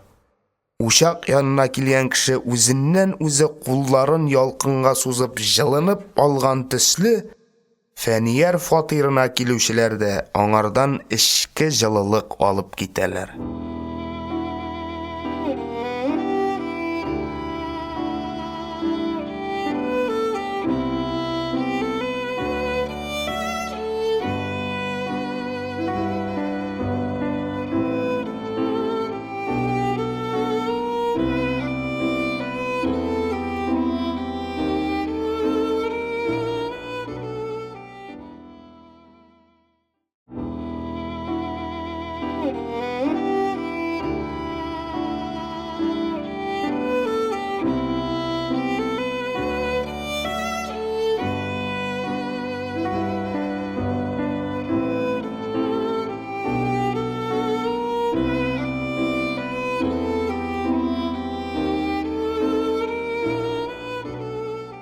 Фәниярның университетта нигә укуын кайберәүләр аңлый алмадылар. Сиңа түшәк өстендә ятучы кешегә диплом нәрсә кирәк, җәзалама үзеңне, диючеләр шактый очрады. Бигрәк тә күрше Сабира апа кергән сайын Фәниярны кызганган булып, "Эй, бичаракай, бигрәк ябыккансың инде, күз төпләрең күгәреп чыккан", дип сөйләнергә тотына. Фәнияр үзенең диплом өчен түгел, белем кирәклеккә укыганын шундыйларның һәрберсенә төшендерергә мәҗбүр була. Ләкин Сабира апа кебекләрне болай дип кенә ышандыру кыен. Диплом алгач, я пенсияң арттыралардыр, я язган шигырьләреңә хакны күбрәк түлиләрдер, юкка азапланмас идең, ди ул. Минем бер белгән укытучым бар. Шул 3нче курстан соң безнең зарплаталарны арттыралар дип әйтә иде. 6 ел интегеп заочныйның 3 курсын тәмамлады да, шуннан соң институтка 2 аягының берсен атламады. Гөлсәйдә дә улының контроль эшләр, конспектлар һәм шулар өстенә шигырьләр язып кашык та күтәрә алмаслык хәлгә килеп арыганлыгын күрә, борчыла. "Әллә соң ташлыйсыңмы, балам?" ди. "Шигырьләрне элек тә язадыр ең бит әле. Язучыларның бөтенесенә университет бетерергә димәгәндер." "И әнкәй", ди Фәнияр. "Син дә аңламыйсыңмыни мине? Шигырьләрне аны ничек язсаң булмый. 3нче класс укучылары да шигырь язалар хәзер. Менә шул 3нче класс укучысы язган кебек әсәрләр белән генә канәгатьләнәсем килми минем. Гомер яңа башлана гына. Нәрсә эшләп үткәрим мин аны? Элеккечә түшәмдәге ярыкларны санапмы? Сәламәтлегең бик беткәнгә генә әйтәм", дигәнисе аклангандай. "Тазалыкны саклап тик ятудан ни файда? 6 ел университетта уку, әйдә 2-3 ел гомеремне кыскартсын", ди. "Бу әле зур бәла түгел, бөтен гомер бушка үтсә кызганыч. Ул чакта үзең үк күрә алмый башлар идең. Мин бит синең холкыңны яхшы беләм. Үзең дә тик тормыйсың, башкаларның да кул кушырып утыруына түзә алмыйсың. Тынгысызлык синнән күчкән миңа." Фәнияр укуны да, шигырьләр язуны да көн үтсенгә генә эшли белми. Көнне телевизор карап, маҗаралы китаплар укып та уздырырга мөмкин. Ләкин аннан ни үзеңә, ни кешеләргә файда юк. Фәнияр көннең бер генә минутында әрәм үткәрергә теләми. Кайнап торган тормыштан үзеңне бер читтә сизү, кешеләргә бар тик мәшәкать кенә тудыруны аңлаудан да авыр һич ни юк. Кемнәргәдер файдалы эш башкарганда гына күңелдә чын сөенеч һәм горурлык туа ала. Шигырьләре белән Фәнияр кемнедер сөендерә яки нәфрәтләндерә, юата яки ашкындыра икән. Бу инде зур эш. Шулай да кай вакытларда Фәнияр шикләнеп куйгалый. Университетта уку аңа нәрсә булса да бирерме? Юкка гына тотынмадымы? Бәлки аның бер нинди таланты юктыр. Ул вакытта бер түгел 2 институт бетерсәң дә һич ни чыкмаячак. Бары тик дипломлы инвалид кына булырсың. Ләкин егет мондый уйларын күңеленнән тизрәк куарга тырыша. Газета, журналларда басылган шигырьләрен күрү һәммәсен оныттыра. Фәниярның соңгы вакытта язган шигырьләрендә тирәнлек һәм тормышчанлыкның арта баруы турында шагыйрьләр дә әйтәләр.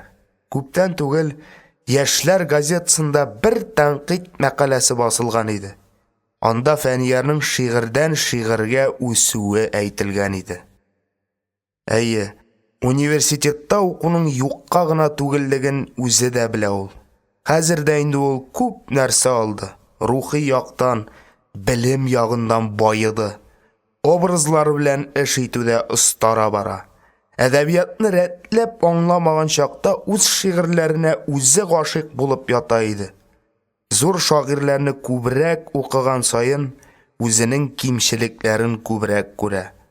Хәтта бу шагыйрьләрдән соң кәгазь пычратып язып торасы да юк дип, атналар буе һич ни язмый ятты.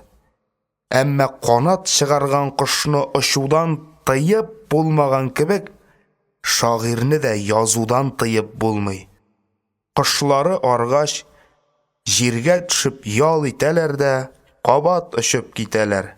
Шагыйрьләр күңелләре төшкән чакларда каләмнәрен атып бәрәләр дә, берәр уймак хәтле генә фикер тапсалар, каләмнәрен кире эзләп алалар. Шагыйрьләрне иң юмарт, иң ашыгучан кешеләр дияргә мөмкин. Күңелләрендәге байлыкларын тизрәк әйләндереп салмасалар, аларның йокылары кача, тыңгылыклары югала. Беренче шигырьләр җыентыгы бәхетле язмышка очрады Фәниярның. Тиз арада таралып бетте. Бигрәк тә югары класс укучылары яратып алды аны. Ә Казан шәһәренең бер татар мәктәбендә китапны укыдылар да, шагыйрь янына барырга булдылар. Бу фикерне башлап кем әйткәндер? Беркем дә белмәде. Барыйк, диделәр берәүләр. Үзебезнең шәһәрдә шундый кеше яшәгәнен белә торып та, барып күрмәсәк, хурлыгын кая куярбыз? Бәлки әле аңа без берәр төрле ярдәм итә алырбыз, диде икенчеләр. Ләкин укытучыларга әйтмибез, дигән шарт куйдылар өченчеләр. Тотабыз да җыйнаулашып үзебез китәбез.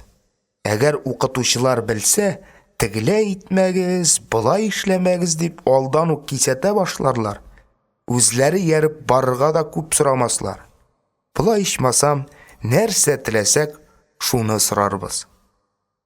10нчы класс укучылары шулай уйлаштылар да җыена башладылар. Әмма шул вакыт берсе, "Болай бару яхшы түгел инде", диде. "Синеңчә, нишләргә кирәксең?" дип сорадылар аңардан. "Минемчәме?" диде ул.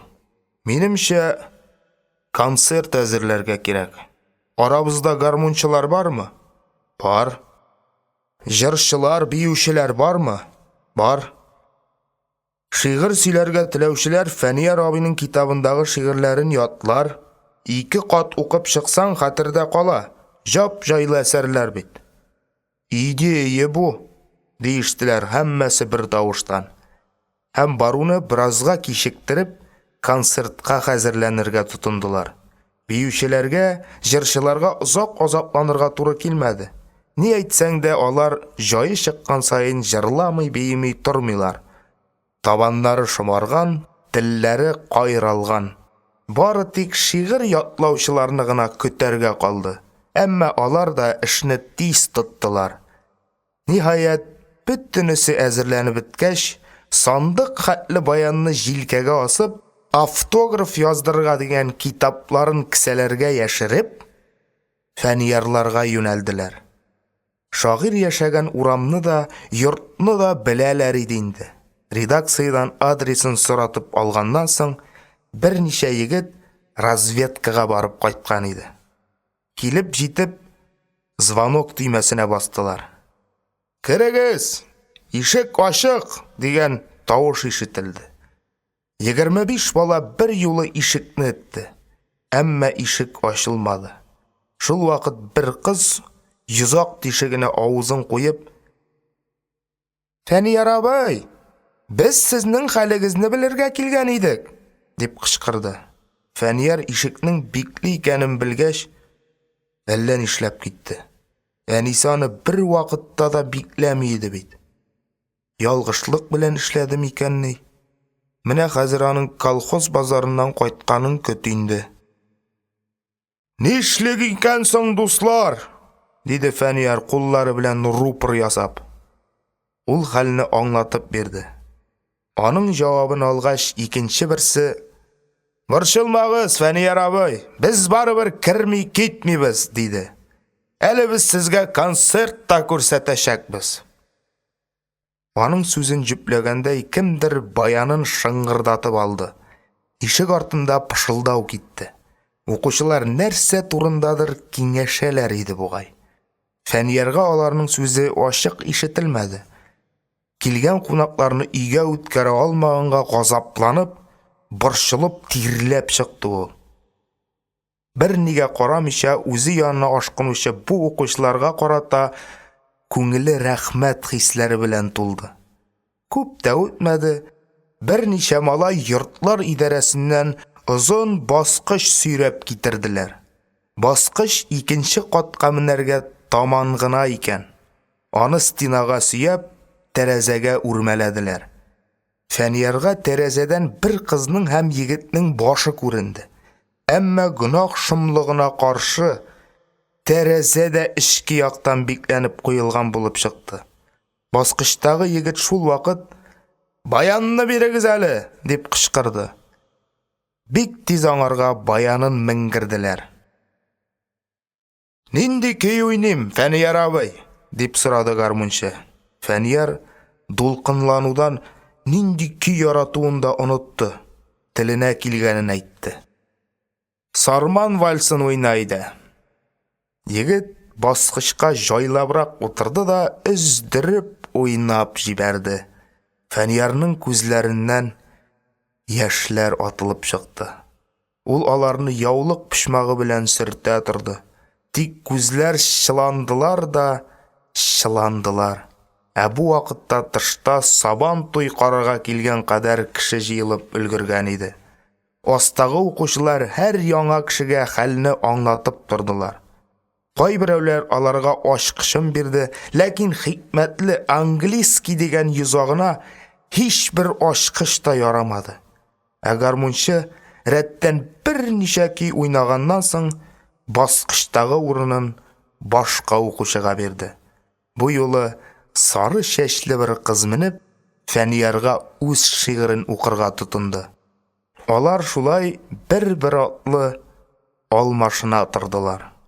Биючеләр генә үз номерларын күрсәтә алмауларына уфтанышып, түбәндә таптандылар. Ләкин берсенең дә китәргә исәбе юк иде. Шул вакыт базардан Фәниярның әнисе кайтты. Ишек ачылу белән укучылар өйгә ябырылдылар. Укучы балалар булгач, Фәнияр аларны кечкенәләрдер дип уйлаган иде. Баксаң, җите беткән егет кызлар икән инде. Өйгә кергәч, концерт яңадан башланды. Үз һөнәрләрен күрсәтергә форсат чыгуга куанып, барсыннан да бигрәк биючеләр тырыштылар. Хәер, җырчылар һәм нәфис сүз осталары да кимен куймады. Концертларын күрсәтеп, күңелләре тынычлангач, алар сораулар яудырдылар. Кайберләре тартынып кына Фәниярдан мәхәббәт турындагы шигырьләрен укуын үтенделәр. Фәнияр тамагы карлыкканчы шигырьләр укыды. Иң соңыннан һәрберсенә автографлар бүләк итте. Укучылар да, Фәнияр да бу очрашудан бик канәгать булып калдылар. Нинди карарга килергә белмичә озак йөрде Илсия. Әнисенең һаманда ныклап савыгып җитә алганы юк. Абыйсы һәр адымын күзәтеп тора. Кыз да бирешергә теләми, җае чыккан саен Фәниярны якларга тырыша. Газеталарда Фәниярның шигырьләре чыкса, ул газетаны башкалар күрердәйрәк төшкә куя. Инде Фәниярның китабын кибеттә күргәч, сөенеченнән бер юлы 10-ны сатып алды. Ләкин китаплар икенче көнне үк шкафтан юкка чыктылар. Илсия аларны әнисенә дә күрсәтә алмый калды. Моның абыйсы икәнен белгәнгә, үч итеп тагын күпләп алып кайтты. Китаплар тагын юкка чыктылар. Шулай берничә мәртәбәләр кабатланды. Ниһаять абыйсы Бұлай итеп кенә Илсияны җиңә алмаячагын аңлады һәм бөтенесенә кул селтәде. Кызының үз эшенә йомылуын әнисе дә күрә. Элек Илсия бер нинди сәбәпсез кычкырып көлә, кемдер кытыклаган шикелле туктаусыз шыркылды иде. Шул балалыгыңны ташларга вакыт инде, диде әнисе. Хәзер Илсияны көлдерер өчен әллә ни бирер иде. Булдыра алмый аны. Кай вакыт ул, әллә соң Фатихамны бирим микән, дип уйлап куйгалый. Ләкин кызының Фәнияр белән бәхетле булачагын берничек тә күз алдына китерә алмаганлыктан, ул сүзне әйтергә теле әйләнми. Илсияның Фәнияр янына бармаганына озак вакыт үтте инде. Күңеле белән һәр көн, һәр сагать аның янында булса да, авыру әнисен кызгану хисе кызны Фәниярларга барудан тыя иде. Нәрсәсе белән тартасың аны үзенә Фәнияр? Шул сорауны кабат-кабат бирә Илсия. Башка егетләр кебек әллә нинди комплиментлар әйтеп, ялагайлык та күрсәтми. Яратуы һәрбер хәрәкәтеннән, һәрбер кыланышыннан күренеп торса да, сөям сүзендә ишетмәссең аңардан. Фәниярның йөрәгендә Илсия аңламый торган ниндидер эчке тарту көче бардыр күрәсең. Җирнең дә бит үзенә тарту көче бар. Аны күрмисең дә, сизмисең дә. Инде җиреңнән аерылып башка планеталарга очарга теләсәң, шушы тарту көче сине ныклап тота. Берничек тә ычкынып китә алмыйсың. Илсия шундый хәл кичерде. Фәнияр кырына гел барып йөргәндә, мәхәббәт җепләренә былай нык чолгангандыр дип уйламый иде. Озак күрешми торгач, бу җепләрнең искиткеч чыдам материалдан икәнен белде. Илсия кичергән бу хисне мәхәббәт дип кенә дә булмый. Кыз Фәниярда ачылмаган талант яшеренеп ятуын сизә. Гөлләр дә бит чәчәккә бөреләнәләр дә, вакытында яңгыр яумаса, ачыла алмыйча бик озак утыралар. Дым көтәләр. Инде көтеп тә яңгыр яумый икән, бередә килеш кияләр. Беренең кабыгын ярып чыгарга көч тапканнары да зәгыйф була. Фәниярны да суга сусаган чәчәк итеп күз алдына китерә Илсия. Тормышны рәтләп күрергә дә өлгермәгән килеш имгәнеп, озак еллар больница палаталарында аунау, егеткә үзенең сәләтен күрсәтергә, ташып торган көчен эштә кулланырга мөмкинлек бирмәгән. Аның шушы бөреләнеп килүче талантын ачышырга, көченә ышандырырга кирәк. Коры юату сүзләре аңа ярдәм итмәячәк. Чөнки Фәниярның гөнаһсыз сөю хисләрен бер мәртәбә пычратканнар, аның күңелендә яңадан ышаныч кабызу өчен бары бер нәрсә эшләргә кирәк. Гомерлеккә барырга. Фәнияр бит Илсияның килүеннән әллә никадәр көч алып кала иде. Илсия юри кызыксынып, Фәниярның шигырьләре астына язылган числоларны карый иде. Шигырьләрнең иң матурлары ул килеп киткәннән соң була. Илсия озаграк килми йөрсә, дәфтәрдә бушлык күбәя. Яисә төшенке юллар пәйда була. Янында ныклы терәк сизгәндә, Фәниярның кешеләр яратырлык матур әсәрләр иҗат итәчәгенә тамчы да шикләнми Илсия. Бәлки аны мәхәббәт сукрайткандыр. Мәхәббәт сукыр диләр бит. Ләкин ул бу сүзләр белән килешми. Киресенчә, мәхәббәтнең күзе очлы, яраткан кешендәге күркәм сыйфатларны, матур якларны бөтен кешедән дә алда күрәсең. Фәниярга иң кирәкле кешенең үзе икәнен яхшы белә Илсия. төшенә, ләкин йөрәгендәге ниндидер киртәне сикереп чыга алмый. Нәрсәдер өркетә, тыйып тора.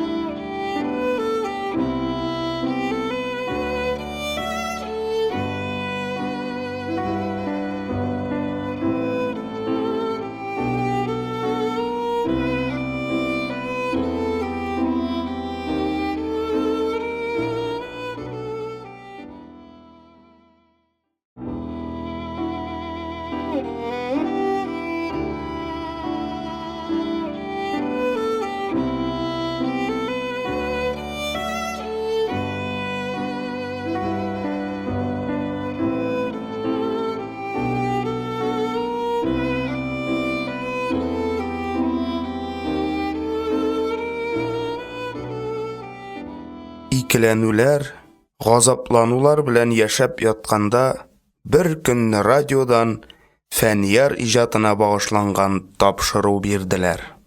Фәниярның күп кенә яңа шигырьләрен укыдылар. Университетта укуын әйттеләр.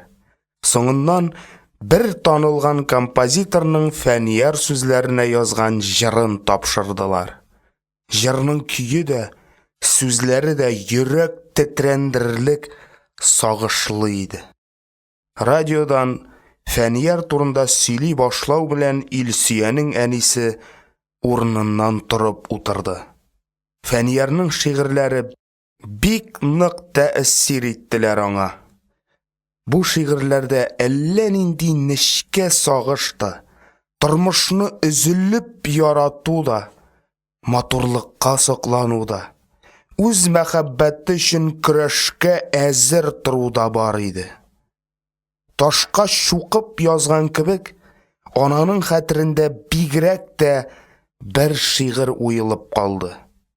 Бу шигырь Фәниярның сөйгәненә багышлап язылган.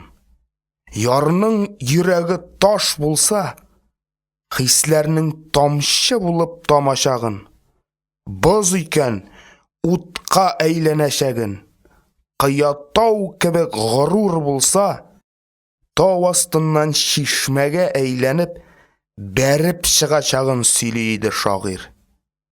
Менә ул кеше характерын чагылдырган иң көчле сүзләр. Мондый кеше сөелергә хаклы түгелмени? Ананың күзләреннән яшьләр тәгәрәде. Ах, язмыш! Нигә син шундый ихтиярлы кешеләрнең юлына бас казыйсың икән? И кодрәтле Алла, бер нигә ярамаган бөҗәкләргә канат та, аяк та биргәнсең. Кешеләрне дә ник канатлы яратмадың? Аяклары сынса, канатлары калыр иде. Шул чак ананың уйларын сизгән кебек, радиодан яңа шигырь яңгырады. Йолдызларга кадәр менгәнем бар. Таныш миңа галәм юллары. Сөюемне көчле канат итеп, күтәрелдем һаман югары. Тормыштагы бөтен ваклыклардан өстен булдым. Очтым, талпындым. Йөрәгемдә ялкын сүнде дигәч, кабат тудым, кабат кабындым. Ана шигырьнең соңгы юлларын эченнән генә кабатлап ятты. Гомерендә бер тапкыр да Фәниярны күргәне булмаса да, егетнең тышкы кыяфәтен, сөйләшүләрен күз алдына китерергә тырышты. Радиодагы артист тавышы аңа шагыйрь егетнең үз тавышы булып тоелды. Хисле егет, ярата белә торган егет дип уйлады ул, күңелен эчкәреп. Илсөянең әнисе әдәбиятны ярата һәм үзенчә аңлый торган кеше. Академия театрында барган яңа спектакльләрнең берсен дә калдырмый. Ләкин ахыры кавышу белән бетмәсә, канәгатьсезлек белдерә. Шуларны нигә инде бергә калдырмаска дип авторны тирги. Яңадан мондый спектакльләргә бармаска ант итә. Тик икенче атнада ук әкрен кызы Илсиядән сораштыра башлый. Фәлән кешенең фәлән пьесасын куялар икән. Нәрсә турында микән? Ахыры ничек беткәнен белмисеңме? Дип йөдәтеп бетерә. Илсия әнисенең зәвыгын белгәнгә кайчак юри дә, кавышалар әни, дип тегене театрга җибәрә. Кешеләргә гел бәхет һәм кавышу гына теләгән ананың үз алдына тормыш шундый сорау китереп куйгач, аптыраудан гаҗиз булды. Фәнияр кызганыч, ләкин үз баласы якынрак.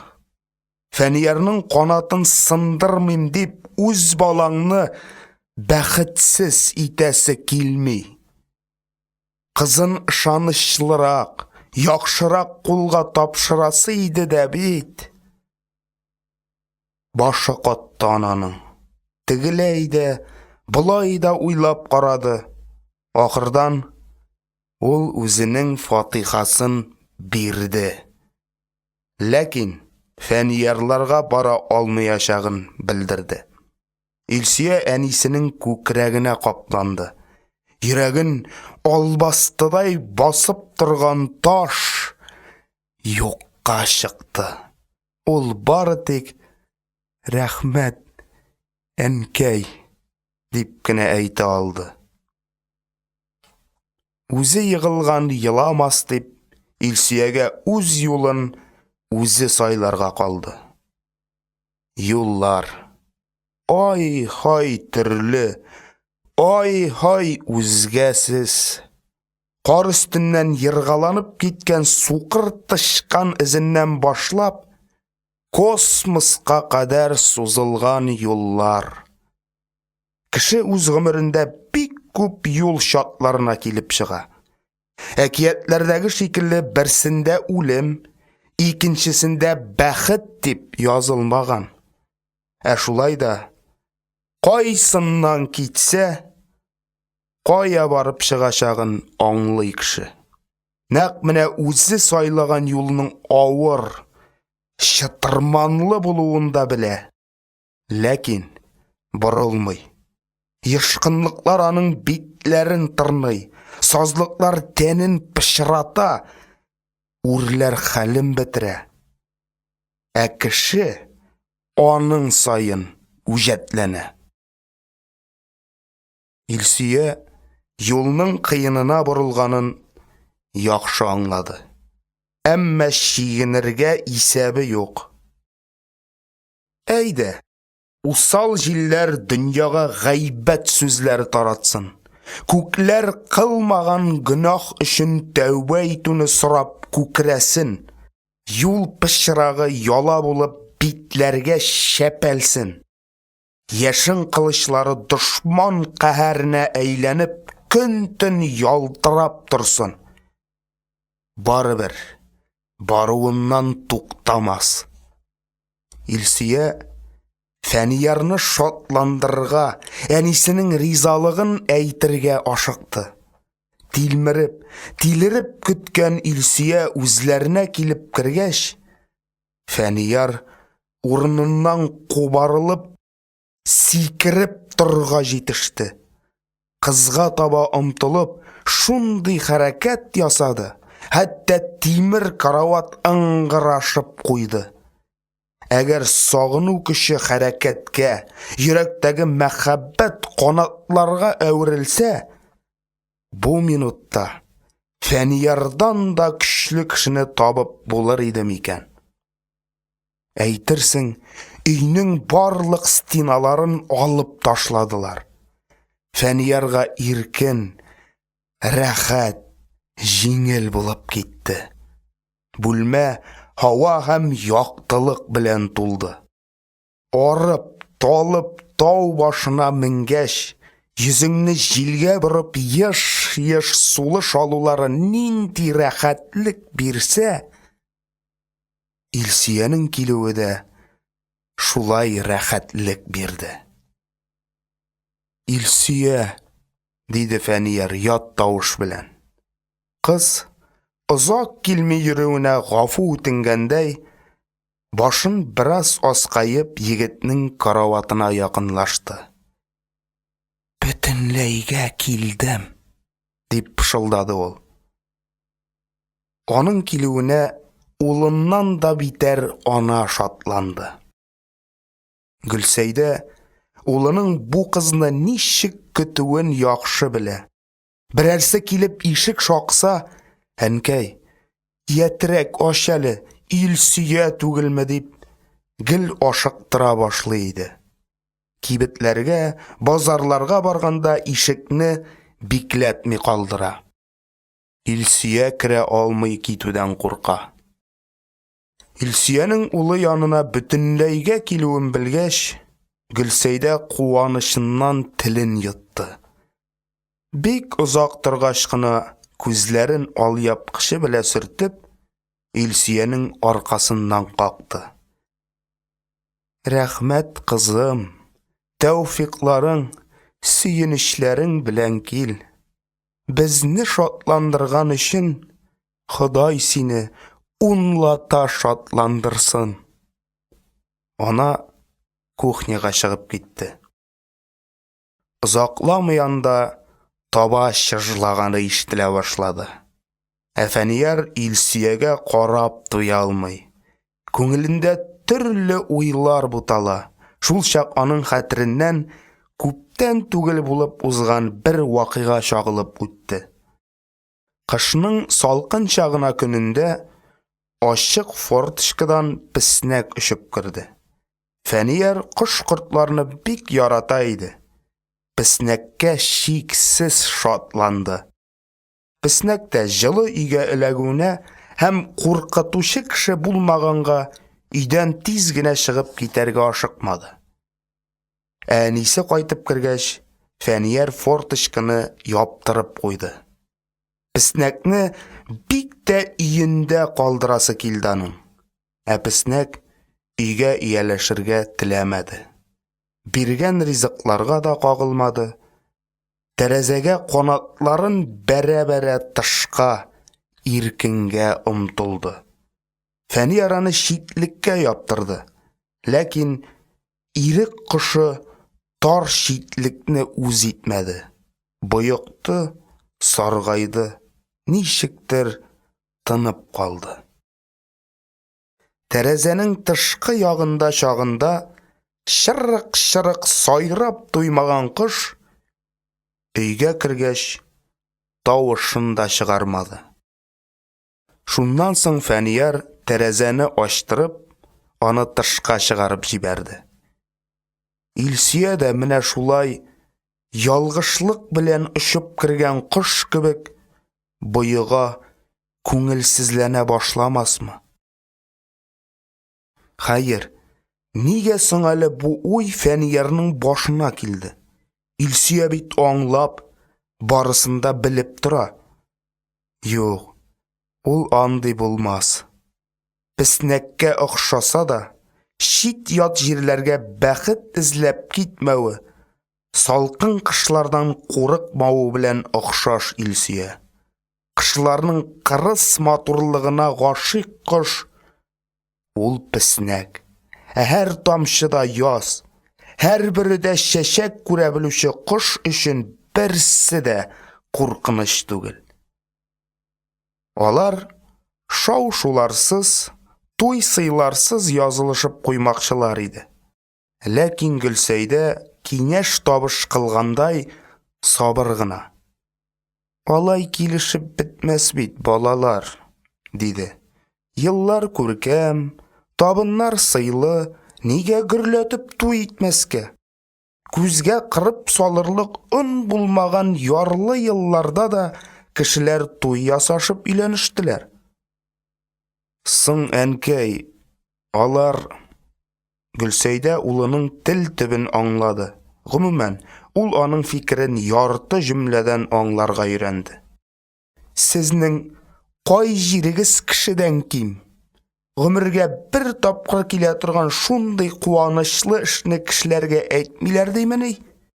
Ләбибәләрне, рәҗибәләрне чакырырбыз. Алар иң кыен чакларда килеп йөрделәр. Тыгын димәделәр, үзләре янына мине сыендырдылар. Алардан яшерү гөнаһ булыр.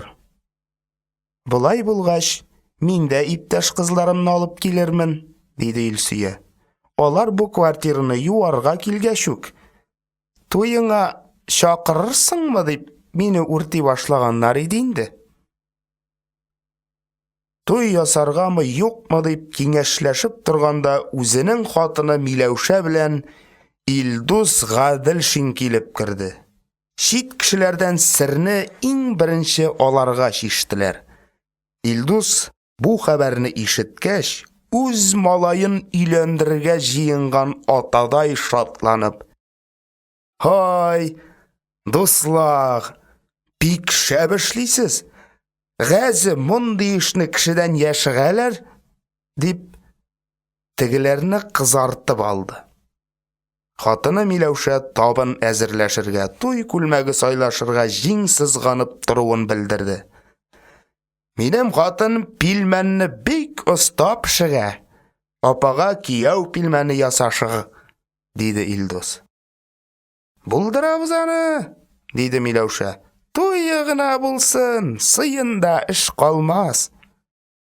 "Мин иртәгә бу хәбәрне Язучылар союзына ирештеремен", диде Илдус. "Что син, Илдус абый", диделәр Илсөя белән Фәнияр парлашып. "Анда әйтә-әйтә туй ясарга без кемсең? Улы кешеләрне мәшәкатьләп йөрергә". "Нинди мәшәкать булсын", диде Илдус. "Фәниярның хәзер Язучылар союзыннан яшерен эше булырга тиеш түгел. Бүген иртәгә член итеп алынырга тора. Бәлки правление моны хәл дә иткәндер инде". Шагыйрьләр секциясе берничә ай элек Фәниярның иҗатын тикшереп союзга тәкъдим иткән иде. Эш идарәдә калды. Ләкин Фәнияр үзенең бу олы исемгә лаек икәненә ышанып җитә алмый. Ничек инде гап-гади авыл малае шул дәрәҗәгә ирешсен? Дус ишләрен, туган тумачаларын барлый торгач, 40-50 кеше җыелды. Бу кадәр кешенең бер бүлмәгә сыймасын белсәләр дә, исемлектән һич кемне сызасылары килмәде. Һәр кайсы якын, һәр кайсы кадерле. Гөлсәйдәнең дә, Фәниярның да, Илсөянең дә күз алдында тоткан тагын бер кешеләре бар. Ул Илсөянең әнисе Бибинур. Теге вакытта сезгә барып йөри алмам дисә дә, ана күңеле эрүшән бит. Бәлки килер. "Мин кодагый янына барып кайтайым әле", диде Гөлсәйдә. Балаларының кем турында уйлауларын төшенеп. Гөлсәйдә килеп кергәндә, Бибинур урын өстендә ята иде. Исәнлек, саулык сорашкач, ул торып утырды. Кухня ягына чыгып чәй куеп җибәрде. Гөлсәйдәнең мәшәкатьләнеп йөрүен күргәч: "Кодагый, бер үк минем өчен генә булса, маташа күрмә. Өйдә тамакны туйдырып кына килдем", диде. Бибинур Гөлсәйдәгә ниндидер арыган караш белән карады. Үзенә кодагый диюләрен беренче кат ишеткәнгәме, бу сүз аңа сәеррәк тоелды. Гөлсәйдә сүзне тизрәк башларга теләде. "Мин, кодагый, сине туйга чакырырга килгән идем", диде ул. Гади һәм сабыр гына. "Кәефем бик начар шул", диде Бибинур, бераз көттереп.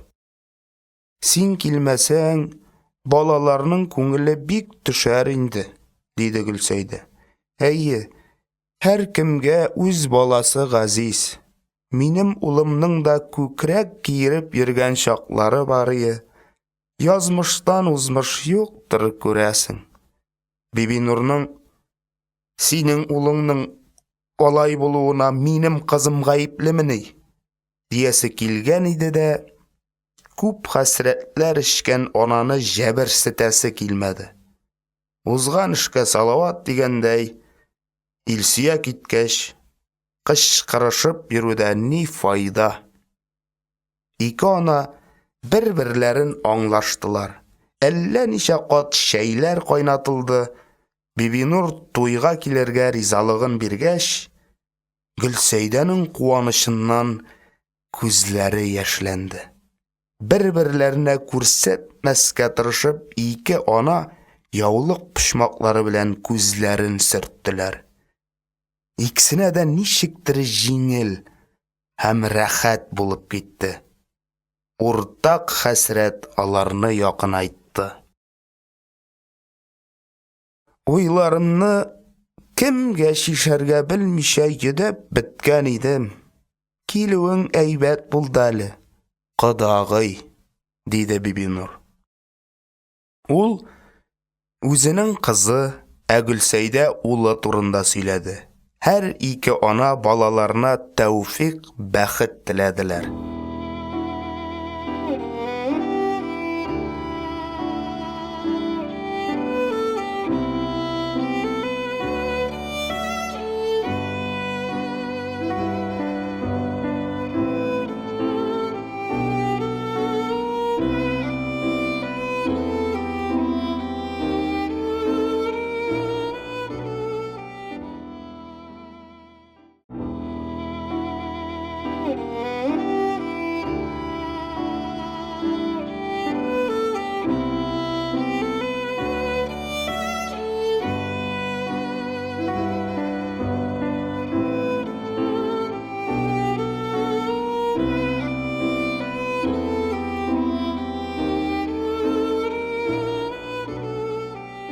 Туй көне килеп җитте. ЗАГСтан бер апа кәгазьләрен, пишәтләрен күтәреп, Фәниярларга килде. Аны өй тулы кунак каршылады. Илдус Гаделшин чынлап та Язучылар союзында Фәниярның өйләнүе турында әйткән икән. Туйга бер төркем язучылар, шагыйрьләр килделәр. Араларында газетадан корреспондент та, танылып өлгергән яшь композитор да бар иде. Корреспондент ялт-йолт фотога төшерде. Фәнияр белән Илсөянең кайчан һәм ничек танышулары турында сорашырга да, җавапларын үзенең блокнотына сызгаларга да җаен тапты. Композитор үзенең бер яңа көен уйнап күрсәтте.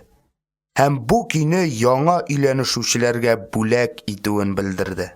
Шагыйрьләргә көй генә булсын, сүзләре телләрендә, шул арада берсе композиторның яңа көенә сүзләр язып ташлады. Мәҗлестәгеләр яңа җыр өйрәнергә тотындылар. Яңа семья белән яңа җырда туды бит әле, иптәшләр. Бу бик хикмәтле нәрсә. Һәрбер туйда яңа җыр туып тормый, дип сөйләде бер өлкән язучы. Бөтенесе дә матур, күңелле булды. Кунаклар да өйгә сыйдылар, тыгын дип зарланмадылар. Туй үпкәсез булмый дисәләр дә, үпкәсен белдерүче ишетелмәде. Һәммәсе канәгатьләнешеп таралдылар. Туй, никахлашу, гаилә дип аталган нәни дәүләтнең оешып яши башлавын белгертүче тантана. Тантана үткәч, яңа гаиләнең оешуына шаһит булып килгән кешеләр таралгач, моңарчы аяк басып карамаган серле тормыш сукмагына кереп китәсең. Бу сукмак нинди булыр? Ике кеше янәшә атлап бара алмас дәрәҗәдә тараймасмы? Берең тайпылып упкыннарга очканда икенчең тотып кала алырмы? Сораулар, сораулар. Алдагы көннәреңне акылың белән, күңел күзең белән ничек кенә колачларга тырышма. Барыбер һәммәсен күз аллап бетерә алмыйсың. Кай вакыт хәтта иртәгесен ни булырында белеп булмый. Әмма бүгенгесе көннәле Фәнияр белән Илсиянең күңелен матур ашкыну били. Иртәгеге көнгә алар өмет, ышаныч белән карыйлар. Укуыңны гына бетер, аннары мин сине диңгезгә алып барам, ди Илсия. Шагыйрь кешегә диңгез күрү кирәк. Фәнияр Илсиянең сүзләреннән канатланып китапларына ябышты. Кирәкле китапларны Илсия әле университет, әле республика китапханәсеннән ташып торды. Уку егетне шактый алҗыткан иде. Тик ул аруын Илсиягә сиздермәскә тырышты. Һәр вакыт аны көләч йөз белән каршылады. Шөкер, дип уйлады Гөлсәйдә. Малайның йөзенә елмаю кунды. Кем белә, бәлки аякка да басар. Илсия әнә ничек тырышып йөри. Фәниярның тырпайып торган сөякләрен май иткәнче массаж ясый. Каян өйрәнгән диген. Эштән кайту белән коляскага утырта да урамга алып чыгып китә. Илсиянең көчле урамга алып чыгулары Фәниярның шикләнгән дөньясын әз булса да киңәйтте. Озак еллар кошлар сайравын ишетмичә, болытлар агышын күзәтмичә, күзләре яшьләнгәнче кояшка карамыйча яшәп, рухың саңгырауланыр. Инде коляскага да күнегеп килә кебек. Озак утыра алмау гына яман. Озак утыралса, университетка имтиханнар тапшырырга барыр иде. Дипломга тотыныр вакыт җитте. Темасын ул үзе сайлады. Муса Җәлил иҗаты. Башка халыклар әдәбиятын күбрәк укыган сайын, Муса аңа якыная бара. Юлиус Фучиклар, Гарсия Лоркалар даны аны каплый алмый. Киресенчә, алар янында ул тагында гигантрак булып күренә. Яратып эшләгәндә эш һәр вакыт җиңел бара. Диплом эшен Фәнияр шигырь язган кебек яратып язды. Язылган һәр бүлеген Илсия машинкада баса торды. Диплом яклау көне Фәнияр өчен зур бәйрәмгә әверелде. Кабул итү комиссиясе килгәндә, Илсия белән Гөлсәйдә матур итеп табын әзерләгәннәр иде. Фәнияр башта табын әзерләүгә каршы төшеп маташты.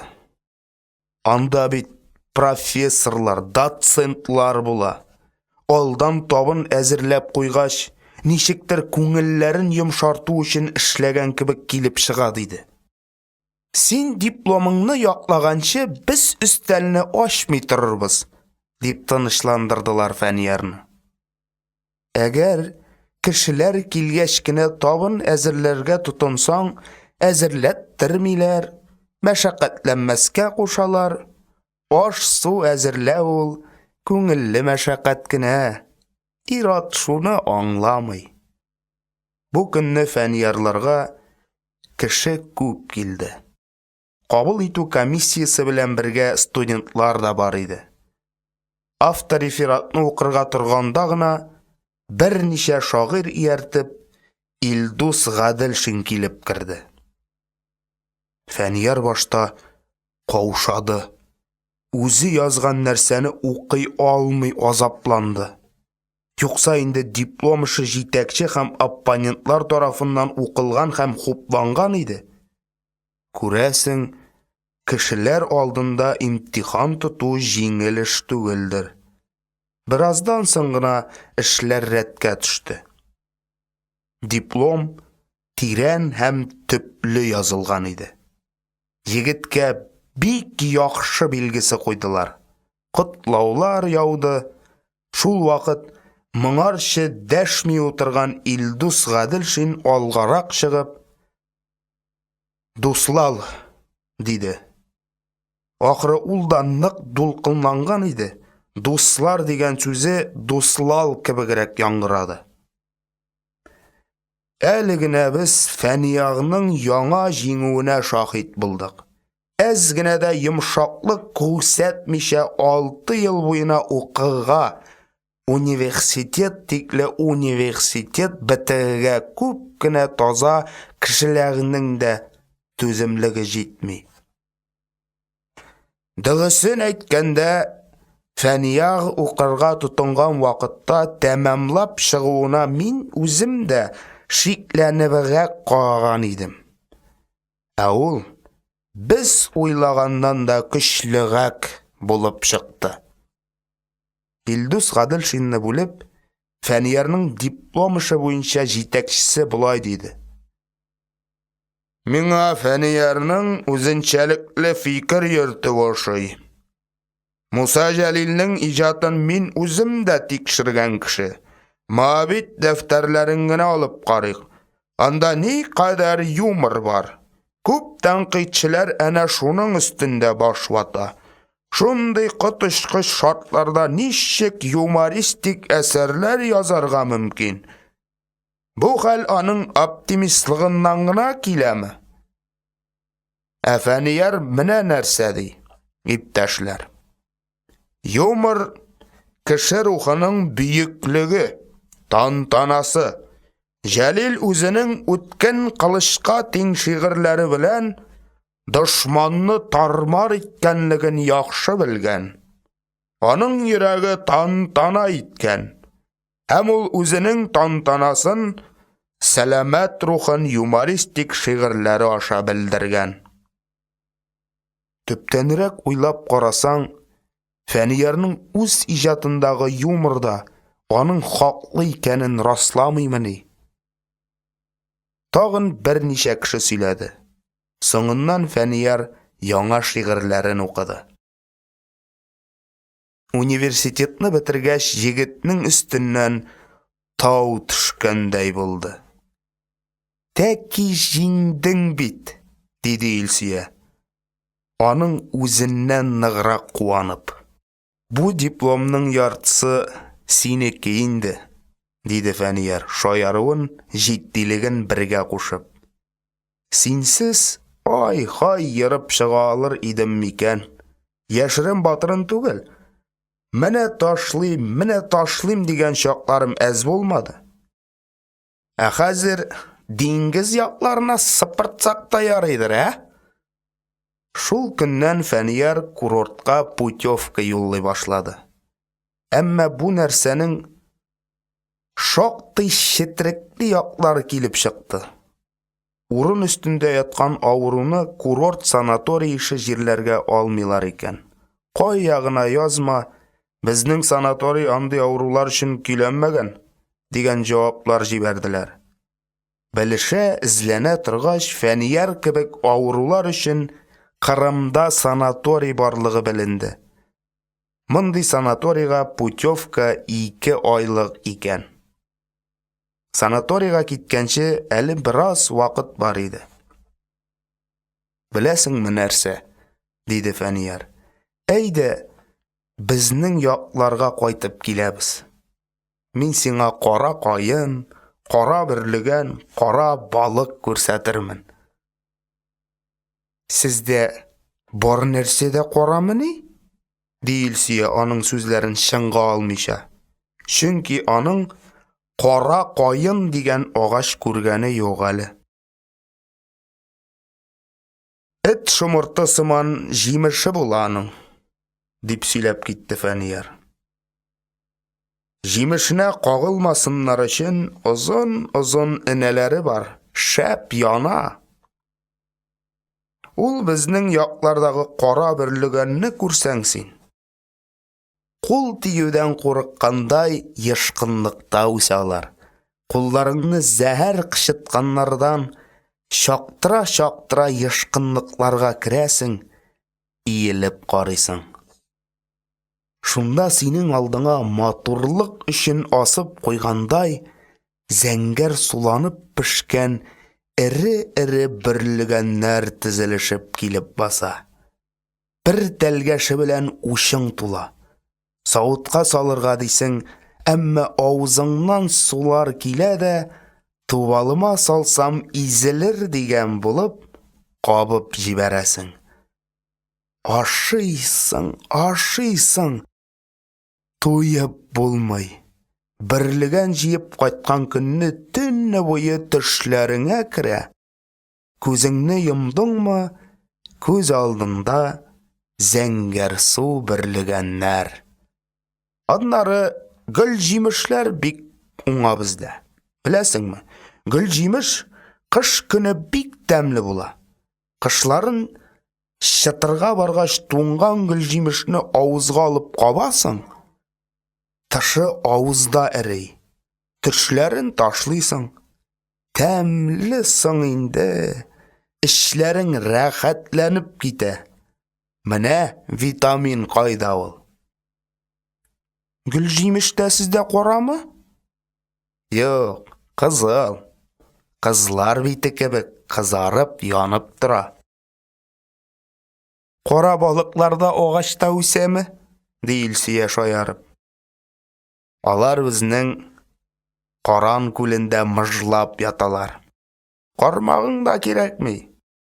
Күлгә ботаклы тал тыгып бер булгатсаң, менә мондыйлары. Фәнияр колашын җәеп күрсәтә.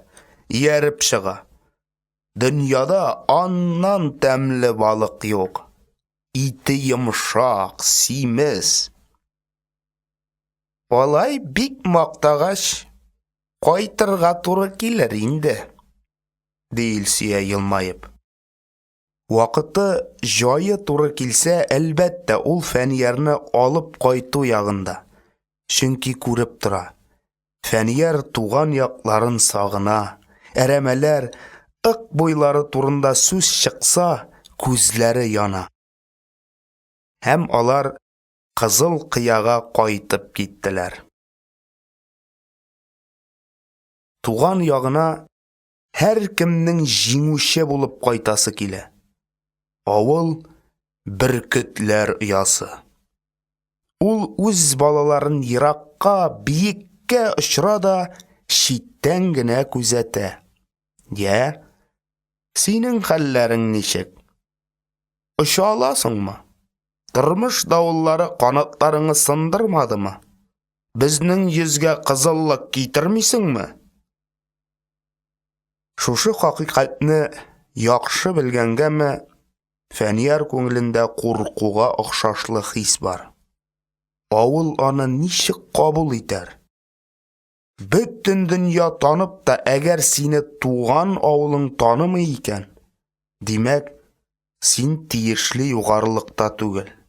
Авыл ул синең барлык йомшак ягыңны белә. Әгәр синең уңышларыңны таныса, зур гына гынахларыңны да оныта. Ә инде танырга теләмәсә, әллә кайчанғы вакыт катламастында басылып калган шуклыкларыңны, ялгышларыңны казып чыгара һәм бу һаман үзгәрмәгән икән, дип нәтиҗә ясый. Сиңа кул селти, өметен өзә.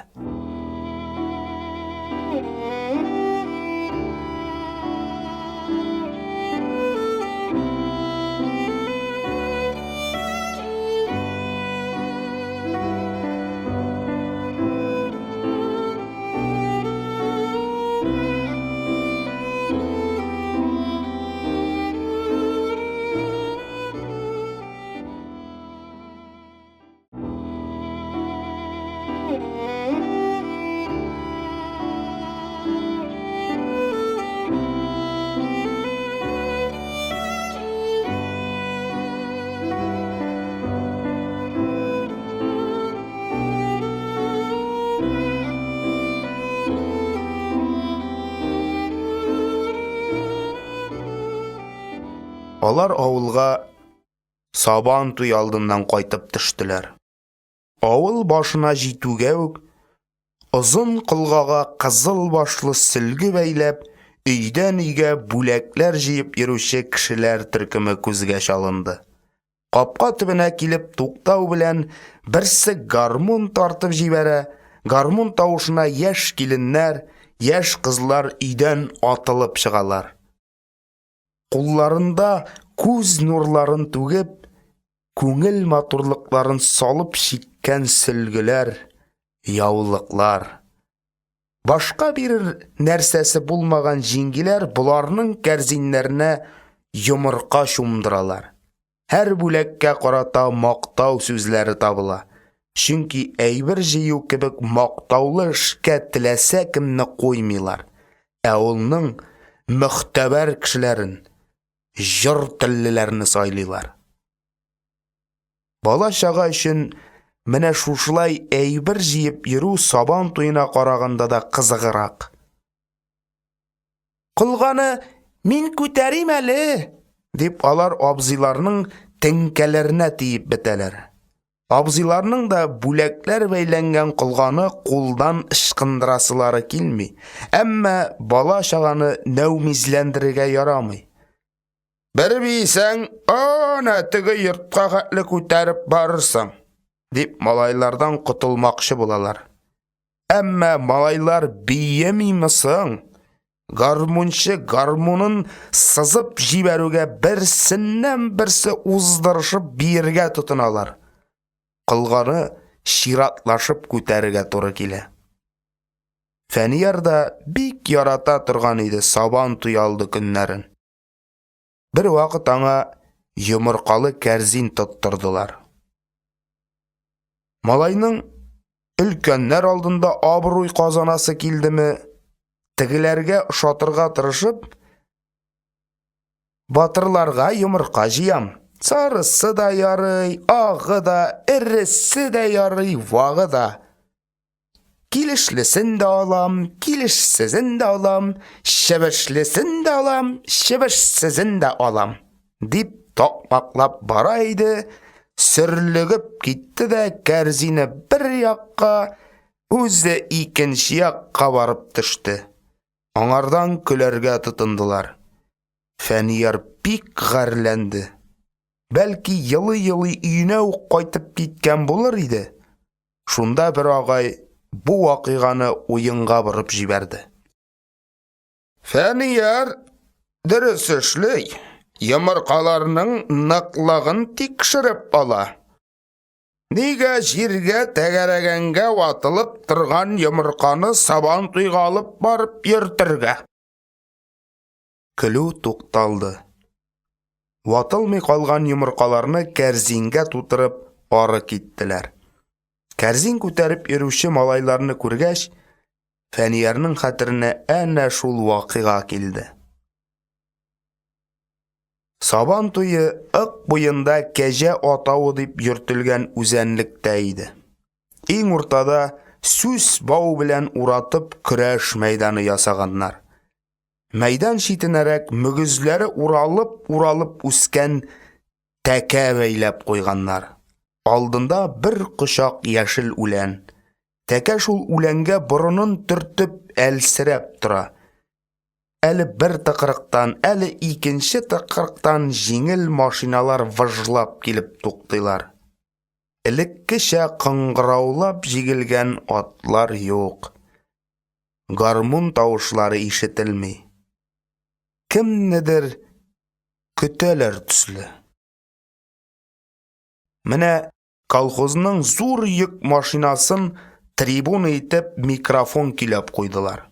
Анда колхоз җитәкчеләре күренде. Кулларында язгы чәчүдә җиңеп чыгучыларның исемлеге. Колхозның парторгы микрофонга берничә тапкыр үф өргәннән соң Сабан туен ачып җибәрде. Бүләкләнүчеләрнең исемлеген укый башлады. Фәниярның күз алдыннан элекке Сабан туйлар үтте. Ул бәләкәй чакта әле алар авылында 3 колхоз иде. Һәр колхоз үз сабан туен ясый. Сабан туйга колхоз симез сарыклар суя. Су буена берничә олы казан асыла. Казаннарда итле аш кайный. Итнең тәмле исе авыздан сулар китереп мәйданга тарала. Сабан туйны гадәттә балалардан аштырып җибәрәләр. Кем шигырь сөйли, кем җырлый, кем бии белә, шулар үзләренең һөнәрләрен күрсәтәләр. Ул арада итле аш пешеп чыга. Казан янына килүчеләргә олы чумыш белән чумырып итле аш салып бирәләр. Малайлар яшел ширемдә тәгәри ашыйлар. Фәнияр да мондый җирләрдән читтә калмый. Аның өлкән апасы һәр дәресне кычкырып әзерләнә торган иде. Бигрәк тә шигырь ятлый башласа, өйдәге бер кешегә дә тыңгылык булмый иде. Белмим, әллә күпкә, әллә бик озакка, әллә күпкә, әллә бик озакка, һәм ул ватык пластинка шикелле бер үк сүзләрне кабатлый башлый. Кичкенәләр аның үзеннән алдарак шигырьне ятлап өлгерәләр. Аннары апалары төртелеп калган урында әйтеп җибәрәләр. Фәнияр хәреф таный башлаганчы ук шактый шигырь өйрәнде. Һәм ул шигырьләрне сабан туйларда сөйләп, матур шиккән кулъяулыклар алгалады. Бүген инде ул сабан туйда катнашырмын дип уйламаган иде. Көтмәгәндә үз исемен ишетеп шым калды. Репродукторда колхоз парторгы былай дип сөйләйде. Иптәшләр, безнең бу олы бәйрәмебезгә авылыбызның шагыйре Фәнияр Гатауллин кайтты. Сез беләсез ки, аның әсәрләрен авылыбызда гына түгел, бөтен республикабызда, хәтта ки башка республикаларда да яратып укыйлар. Без бүген иптәшләр кыр батырларын бүләкләдек. Бит иптәшләр, аларның бу җиңүендә Фәнияр иптәшнең дә өлеше бар. Бар гына түгел, хәтта ки бик зур дип әйтер идем мин. Үзегез беләсез ки, тургайсыз кырның, җырсыз тормышның матур булмаганлыгын. Шулай булгач, тыннан иптәшләр, Фәнияр иптәш үзенең шигырьләре белән безгә көч биреп торган булып чыга. Инде килеп, без Фәнияр иптәштән шуны сорыйк ки, ул безгә үзенең яңа шигырьләрен укысын. Каяндыр йомшак кресло табып, күрәсең алдан ук хәстәрләнгәндер. Креслоны йөк машинасының әрҗәсенә менгерделәр. Һәм Фәниярны ялт кына шунда утырттылар. Микрофон түбәнгәрәк төшерелде. Үзенә төбәлгән йөзләрчә күзләрне күреп, Фәнияр каушап калды. Элек бот буе чагында такташ шигырьләрен сөйләгәндә ул булай каушамый иде шикелле.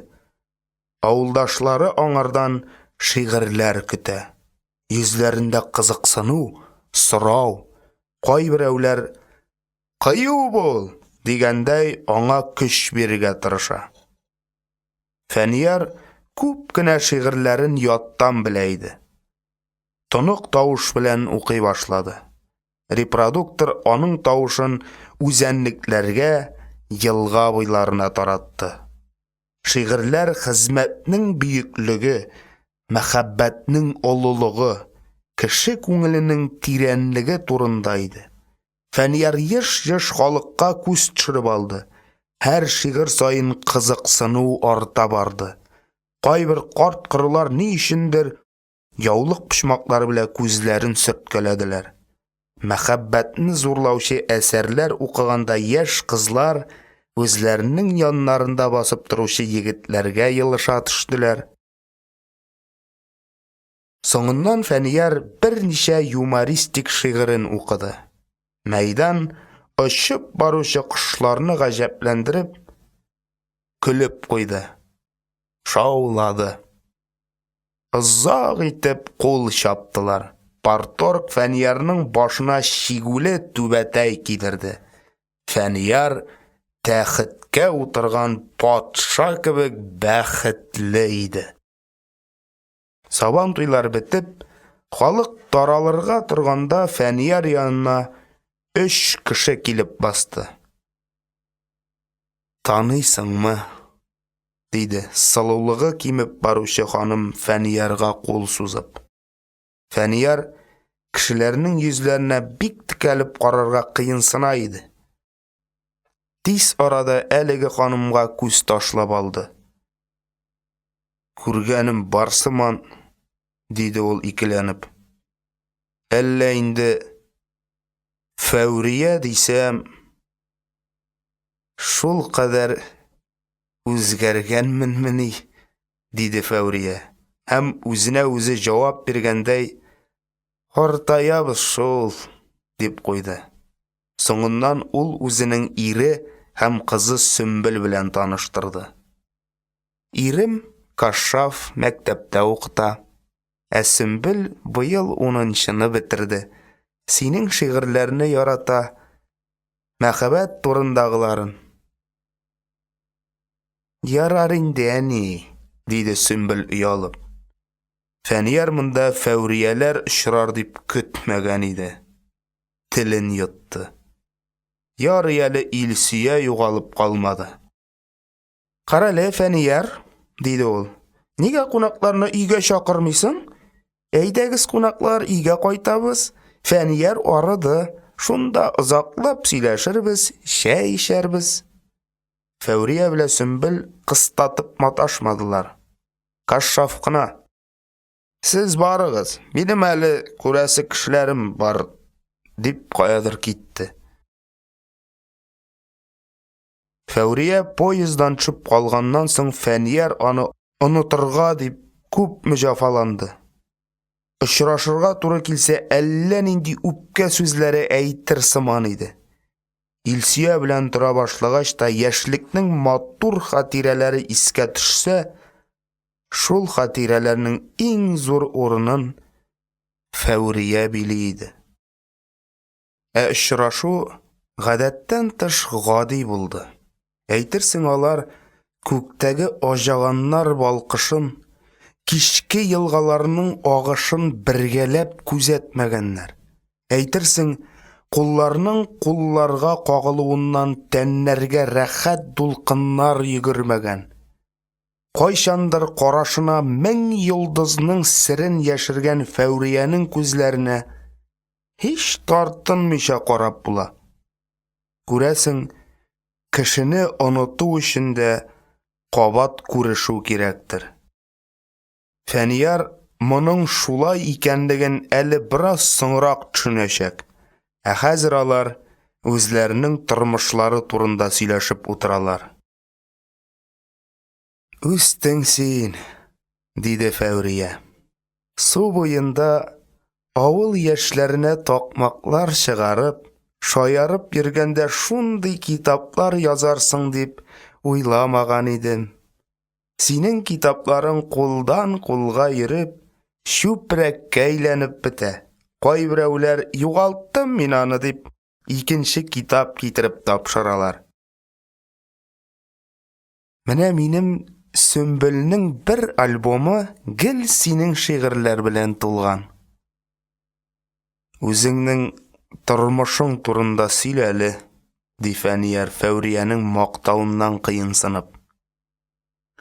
«Безнең тормышның сөйләрлеге юк», ди Фәүрия. «Бөтен өмет Сөмбелдә менә. Врач булам ди. Тик хәзер институтка керүләр елдан-ел авырлаша бара бит. Һәркемнең үз баласын зур кеше итеп күрәсе килә. Фәнияр, син хәзер танылган кеше, медицина институтында берәр дустың юкмысың?» «Син нәрсә, ни?» диде Сөмбел. «Керәм икән, мин үзем керәм. Керә алмасам...» «Үзең керерсең, үзең», диде Фәүрия. Сине бір кімді муенчаклап алып барырга жиынмый. Әмма хәзер заманасы шундый. Бірәр танышың булмаса, бишлегә бирсәң дә төшереп калдырулары мөмкин. Имтиханнардагы билгеләрне ныгыту өчен телефон шылтырауы кирәк. Әгәр син шылтыратсаң, Фәнияр, иске дуслык хакына дим. Минем дәрәҗәне арттырыбрак җибәрдең син, Фәүрия. Институтларда андый танышларым юк. Әнә иш. Сөмбел үзе дә теләми. Ярый, диде Фәүрия. Бу сүзне әйтелмәгән дип сана. Мин бит булай гына, шаярып кына, синең үз-үзеңә тугры булып калуыңа тагын бер кат ышанасы килүдән әйтелгән сүз. Рәнҗеткән булсам, гафу ит. Әнисе гафу үтенгәннән соң Сөмбел җиңел сулап куйды. Әнисе нәрсә дә булса эшләп ташламагай дип куркып утырганлыгы аның йөзенә чыккан иде. Сөмбел шибәр, оялчан кыз. Буе да әнисеннән шактый озын. Билләре, беләкләре сыгылмалы, бармаклары нәфис. Фәнияр аны врач итеп күзалларга тырышты.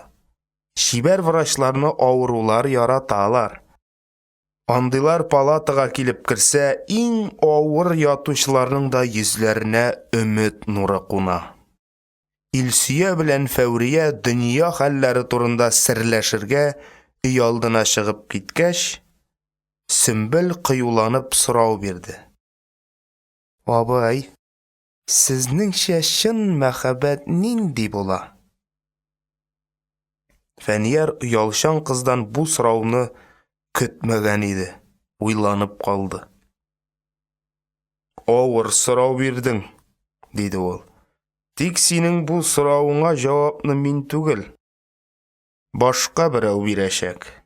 Син аны үзеңнең яраткан кешеңнең күзләреннән укырсың. Ә сезнеңчә ничә кешене яратырга мөмкин? Йөрәгең ничәне сыйдыра ала инде? Диде Фәнияр шаярып. Кайберәүләр мәхәббәтне модалы кием кебегрәк күз алдына китерәләр. Сөйгән ярларны алыштырып кына торалар. Сөмбел әле үзенең иң әһәмиятле сорауын бирмәгән иде күрәсең. Фәниярның җавапларын колак артыннанрак уздырып, төп максатына якынлашты. Китапларда мәхәббәт бер генә була дип язалар, диде ул. Сезнең шигырьләрегездә дә шулай диелә. Ә сез бит үзегез ике кешене яраткансыз. Миңа әни барысын да сөйләде. Сөмбел җавап көтеп тынып калды. Бу бик катлаулы нәрсә үскәнем, диде Фәнияр кызның сафлык бөркеп торучы күзләренә карап. Тормыш кешеләрне генә түгел, хисләрнең ныклыгын да сыный. Ә хисләр алар чәчәк бүресе кебек яктылык, җылылык яраталар. Берәүләрне күзәткәнең бардыр. Көләш кояш берничә көн рәттән аларның күзләренә караса, яз килде дип күкрәкләрен ачалар. Яз дигәнең яз булмый. Кояш яңадан болытлар арасына кереп кача. Шәрәләнгән берәүләр кочагына салкыннар ыялый. Берәүләр суыктан бөрешә. Җиргә олы язлар килгәч тә тиз генә ачыла алмый. Ниһаять Сөмбел соңгы сорауын бирде. Сез әнигә бик үпкәлисез инде, әйеме? Сөмбел әнисе өчен Фәнияр алдында кыенсыну кичерә иде ахыры. Тилмереп җавап көтте. Фәнияр кызның күңелен ни борчыганын аңлады. Аны тынычландырырга тырышты. Үпкәләү, ачу саклау бәхетсезләр эше. Ә мин үземне бәхетсез санамыйм. dedi ул. Табигать һәр кемгә дә көчне тигез бирмәгән. Көчсезләргә көчсез булган өчен генә үпкәләргә ярамый. Без бит менә Сабан туйда җиңелгән кешене гаепләмибез. Гадәти хәл итеп карыйбыз. Йөрәктә дә зур мәхәббәт өчен көрәш бара. Мәхәббәт бер генә була. Шуны бел, сеңел. Әнияң әйбәт кеше синең. Әнә иш, нинди акыллы кыз үстергән. Фәнияр абый, диде Сөмбел уңайсызланып. Мин бер дә акыллы түгел. Үзем ярамаганым белеп торам. Үзем шул эшне эшлим. Сезгә менә бу сорауларны биргәнне белсә, әни үтерә әле мине. Без аңа әйтмәбез. Сөмбелнең йөзендә сөенечле елмаю балкыды. Фәниярның әнисенә карата мөнәсәбәтен белү аның өчен бик мөһим булгандыр күрәсең. Илсия белән Фәүрия ишек алдыннан кергәнче, Сөмбел белән Фәнияр якын дусларга әверелгәннәр иде. Кара инде моны, диде Фәүрия. Шагыйрь абысы янында мәче баласыдай сырпаланып йөри. Әйдә йөрсен, диде Илсия. Фәнияр мәче балалары белән кызларны бик ярата ул. Саубуллашкан чакта Фәүрия Илсия белән Фәниярны кунакка чакырды. Без монда Октябрьский шәһәрендә генә торабыз. Машина белән 15 минутлык юл. Килми калмагыз, Фәнияр абый, дип өстәде Сөмбел дә. Минем үземә генә бер шигырь язарсыз әле яме, Фәнияр абый. Белмим шул. Барып чыкса, тырышып карармын.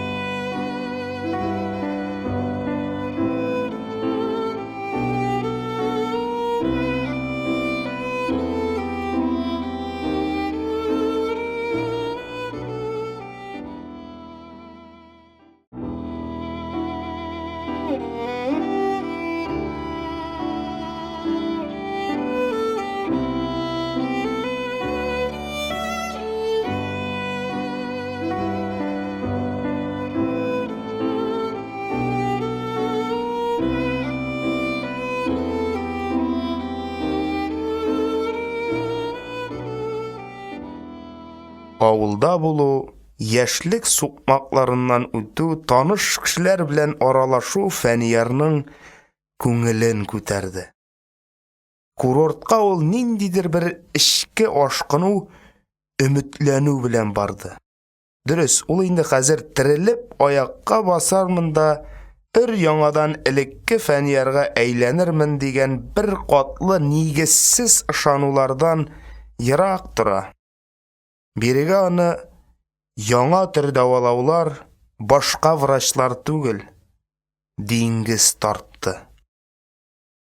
Әмма иртә уңмаган кич уңмас, кич уңмаган һич уңмас дигәндәй, Фәниярларның курорты диңгездән шактый ерак урнашкан булып чыкты. Элегрәк биредә дәваланучыларны махсус автобус белән атнасына 2 тапкыр диңгезгә алып бара торган булганнар.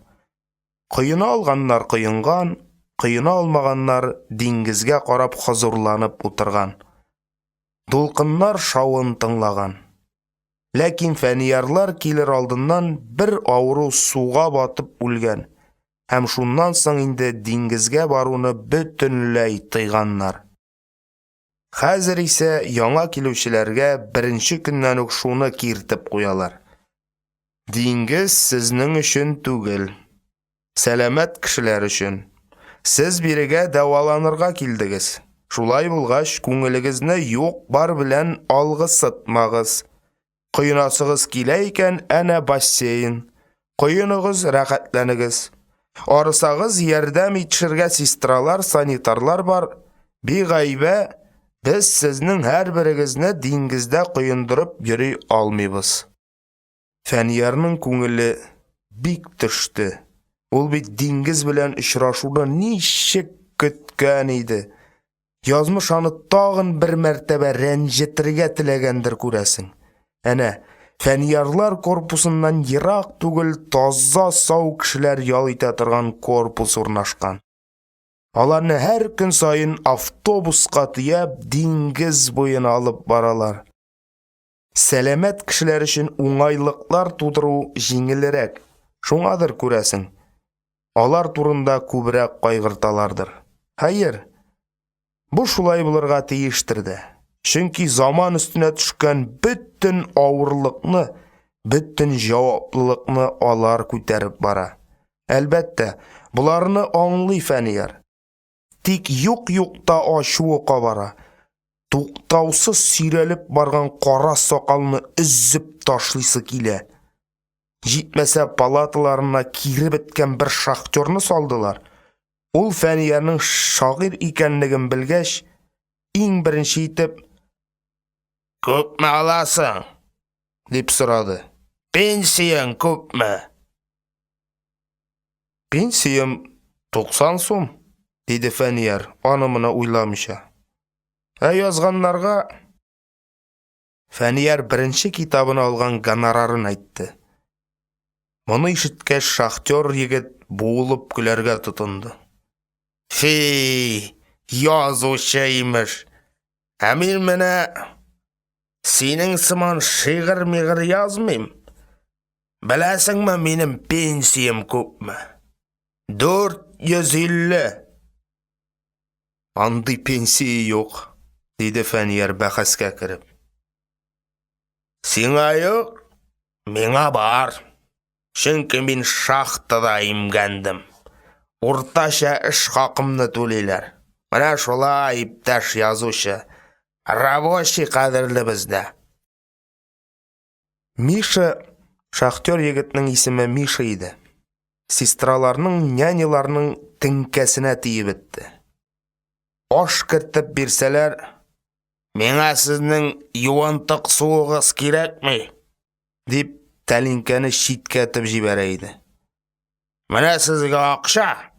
Рестораннан җиренә җиткереп пешерелгән тавык алып кайтыгыз миңа." Ул бумажнигыннан шытырдап торган йөзлекләрне тартып чыгара. Күрәсең, курортка килер алдыннан акчаларын юри шулай эреләтеп алгандыр. Һәм "Менә без кем" дигәндәй, тәккәбер кыяфәт белән акчасын көне буе аяк өстендә йөреп арыган няняга суза. Фәнияр аңа: "Нигә алай кыланасың, Миша? Ашларны монда да әйбәт әзерлиләр бит", дисә, "Сиңа бәлки әйбәттер. Ә мин ресторанда ашап өйрәнгән кеше. Общий казаннан ашаган аш корсагыма ярамый", дип янә бер кәпрәйеп ала. "Дөньяның яме, иптәш язучы, яши белүдә. Ә мин яши беләм. Бер тиен өчен калтырап утырмыйм. Я әйт әле, синең квартираң ничә бүлмәле?" "Бер бүлмәле", ди Фәнияр. "Менә мин 4 бүлмәле үз йортымда торам. Машинам бар. Гараж салырга өлгермәгән идем. Имгәнгәннең икенче көнендә үк капка төбенә таштан гараж салып киттеләр. Ишек алдыма асфальт җәйделәр." "Синең нинди машина?" диде ул бераздан. "Волга", диде Фәнияр шаярып. Кырыена шакмак ясалган Волга. Миша баштарак Фәниярның юморын аңламый торды. Кырыена шакмак төшерелгән Волганың такси икәнлегенә төшенгәч, күзләреннән яшь атылып чыкканчы көлде. "Эх, син язучы имеш. Машинаң да юк. Машина беләсең килсә, безнең ишек кешегә аяк ул." "Минем бит Қоллар ныклы түгел. Барыбер йөртә алмыйм мин аны, дип акланмакчы булды Фәнияр. Хатының нәрсә өчен? Дип һөҗүм итә бирде Миша. Аннары кул селтәп, "Хәйер, мин әйтте диярсең, озак тормыячак ул синең белән. Хатыннарга ышаныч бәләкәй, син аларга таза, шәп чакта гына кирәк. Хатын кыз булса, мин дә шулай эшләр идем. Я әйт инде, синең белән нәрсә дип торырга кирәк? Ни акчаң, ни тазалыгың? Бәлки син даным бар дияргә теләрсең. Чепуха! Андый шигырь язучылар миллион хәзер. Теләсәм мин шигырь генә түгел, роман язам. Тик миңа кирәкми ул. Акчам җитәрлек." Фәнияр баштарак аның белән бәхәскә керә. Шигырь генә түгел. Иҗат, күңелнең канаты, кешене шул күтәрә дип, иҗат итүнең газаплы ләззәтен аңлатырга тели иде. Ләкин Мишаның гел үзенекен токуын белгәч, бәхәсләшми башлады. Кешенең күңеленә кирелек кереп урнашса, үгет нәсихәт белән генә аны бәреп чыгарып буламыни? Монда аның җанын тетрәтерлек берәр эш эшләргә кирәк. Табасы иде шундый сүзләр. Ялгышканнар үзләренең ялгышын аңласын, шәфкатьсезләр күңелендә миһәрбан уянсын. Елмаюны онытканнар елмайсын иде. Миша һәр көн диярлек эчәргә ярата. Аннары илереп еларга тотына. Ни шуртыма миңа машина, ни пычагыма 4 бүлмәле өй. Аякларымны кайтарыгыз миңа, аякларымны. Минем җир җимерттереп бейсем килә. Көн сайын 2 смена шахтадан чыкмыйча эшләргә риза мин. Доктор, нигә сез берәр шара уйламыйсыз? Сезне нигә генә укыттылар соң? Тап-таза бит минем аякларым, йөртеп кенә җибәрәсе бар. Минем кесәмдә әнә 10 рационализаторлык таныклыгы ята. Мин гел үзем эшләгән коралларны яхшырту турында уйладым. Сезнең менә бу коляскаларны тартып йөрү өчен дә үгез кеше кирәк. Сез докторлар. Врачлар аның кыланышын күп вакыт күрмәмешкә салышалар. Монда бит аның кебекләр 400. Һәр кемнең үз фаҗигасы. Фаҗиганы һәр кем үзенчә кичерә. Үз ширенә бераз күнегә башлаган, хәер, күнегү түгел. Шуның белән килешергә мәҗбүр булган Фәнияр да моның кадәр күп авыруны күргәч, тетрәнеп китте. Терелермен дигән өмет үсентеләре арба күчәренә уранып йолкынган үлән кебек тамырлары белән йолкынып чыктылар. Илсия дә әллә ничек суырылып калды. Мин монда үземнең таза булуыма, аякта йөрүемә кыенсынам, диде ул Фәниярга. Елмайсам да, катырак басып йөрсәм дә гаепләрләр сыман. Жүләрем минем, диде Фәнияр. Саф җаным. Елмайганга кем гаепләсен сине? Сиңа текәлеп карыйлар икән, ул бит үзләренең шундый чакларын сагынудан. Аннары син яшь, шибәр, шибәрлеккә кем сокланмый? Илсия Фәниярлар санаториеннан ерак түгел генә берәүгә квартирага урнашты. Һәр көн сайын иртүк килеп Фәниярны ваннага, ләмгә алып барды. Уколларга йөртте. Лечениялар беткәч, урамга алып чыгып китә иде. Урамда шияләр, өрөкләр пешеп утыра. Фәнияр кызыл тамчы булып асфальтка тамучы шияләргә карап, Берәр уч өзеп бирәле шул шияләрне, ди. Ярамыйдыр ул, ди Илсөя, икеләнеп. Монда базар ерак түгел, шуннан алырбыз. Базардан алганы алай тәмле булмый шул, ди Фәнияр. Үз кулың белән өзеп ашаганга җитәме соң? Илсөя курка-курка як-ягына каранып ала һәм иң җимешле ботакны ипләп кенә сыгып төшерә. Әйдә, үз кулларың белән чүпләп аша алайса. Фәнияр кул тиюгә сытылырга торган шияләрне өзеп каба. Шияләр авызда эрей. Үз гомеремдә мондый тәмле шия ашаганым юк иде. Эх! Ул шиксез ләззәтләнеп күзләрен йома. Үткән-сүткән кешеләр аларга гаҗәпләнеп карап китәләр. Илсөя кыенсынып ботакны ышкындырып җибәрә. Ботакка ботак бәрелүдән җиргә шабырдап шия коела. Фәнияр малайларча шукланып, әйдә хәзер әнә теге өрек агачы төбенә барабыз, ди. Мин агач башына менәм дә җимешләрен коям, син итәгеңне тотып тор. Барыбер әрәм булып яталар. Юләрләнмә, ди Илсөя, аңа чын-чынлап ышанып. Алар шулай арыганчы урамда йөриләр. Кайвакыт Илсөя агач күләгәсендәге эскәмиягә төрле кием салымнарын түшәп, Фәниярны яткыра. Фәнияр кыенсына башласа, исең киткән икән, ди. Әнә бит әле яшьләр урамда кочаклашып йөриләр. Авыру кешегә ятып тору гаепмени? Урамга көн сайын чыга торгач, кыюланып киттеләр. Бер көнне Илсөя, әйдә, диңгезгә сапыртабыз, диде. Фәниярның күзләре яна, йөрәге леп-леп тибә башлады.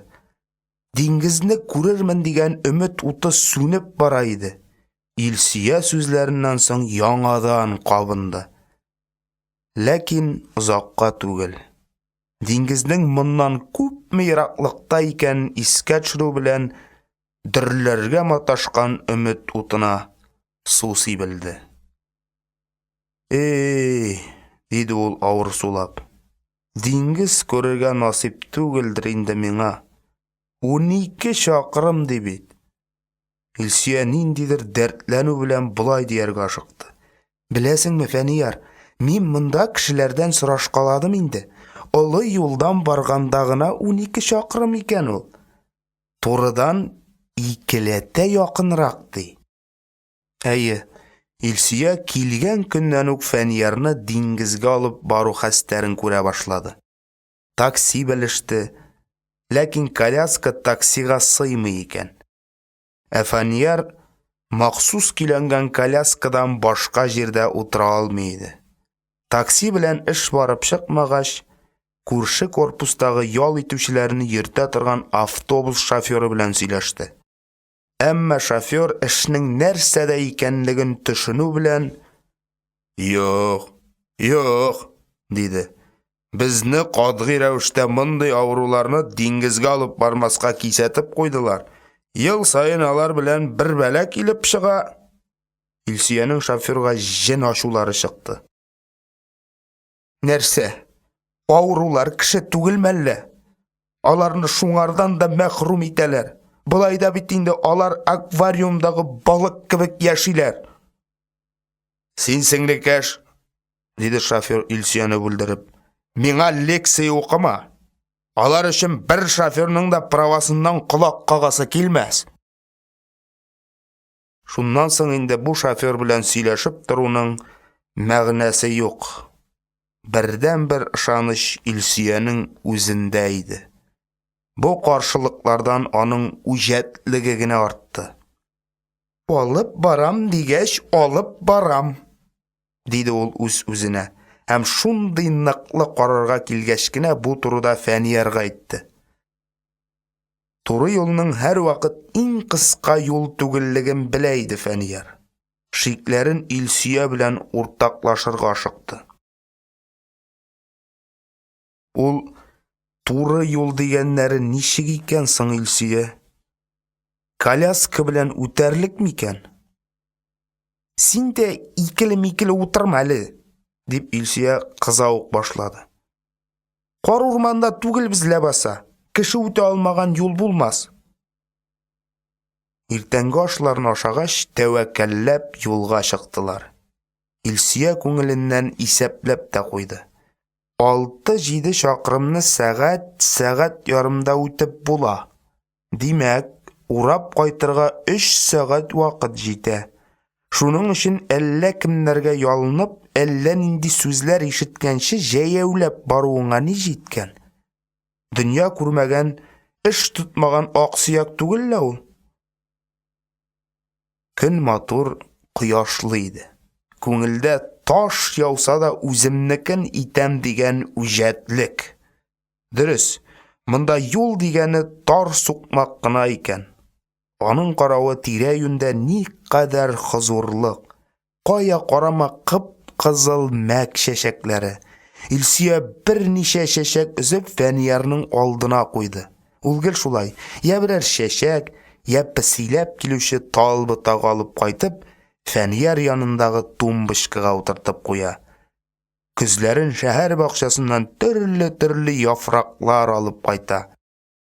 Көзге яфракларда шуның кадәр күп төсләр бардыр дип белми иде Фәнияр.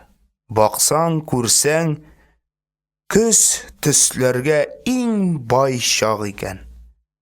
Илсөя авылда туып үсте, Маристан якларында. Балалык хыялларыннан айрылып, очар канатлары ныгый төшкәч кенә шәһәргә күчте ул. Аларның авыллары өстенә авырдай булып, кар урман шаулап утыра иде. Колаш җитмәслек наратлар, горур башларын болытларга чөеп, дөньяны күзәтәләр. Көчле яшеннәр килгәнен күрсәләр, үз күкрәкләре белән дошман амбразурасын каплаучы батыр йөрәкле солдаттай урманны яшеннәрдән саклыйлар. Җилләргә каршы басалар. Илсөя урманның яшенле яңгыр алдыннан шаулавын ярата. Әллә нинди дәһшәтле көч күрә ул бу шаулауда. Киекләр качыша башлыйлар. Бүреләр улаган тавышлар ишетелеп куйгалый. Коры нарат ботаклары шартлап сына. Әйтерсең, ниндидер җемпәри күзгә күренми генә бар дөньяга янап йөри. Әмма урман аның янавыннан курыкмый. Үсә, көрәшә, үзен үзе саклап кала. Табигатьнең менә шушы көрәше кыз күңелен әсир итә. Яшенле яңгырлардан соң тагын да матурайып биткән урманга сокланып, җиңдең бит, җиңдең, дип куя. Бәлки менә шушы дәһшәт эчендә матурлык күрә белү Фәниярга тарткандыр аны. Фәниярның күкрәгенә күпме күкрәүләр, йөрәгенә күпме яшеннәр сыйган.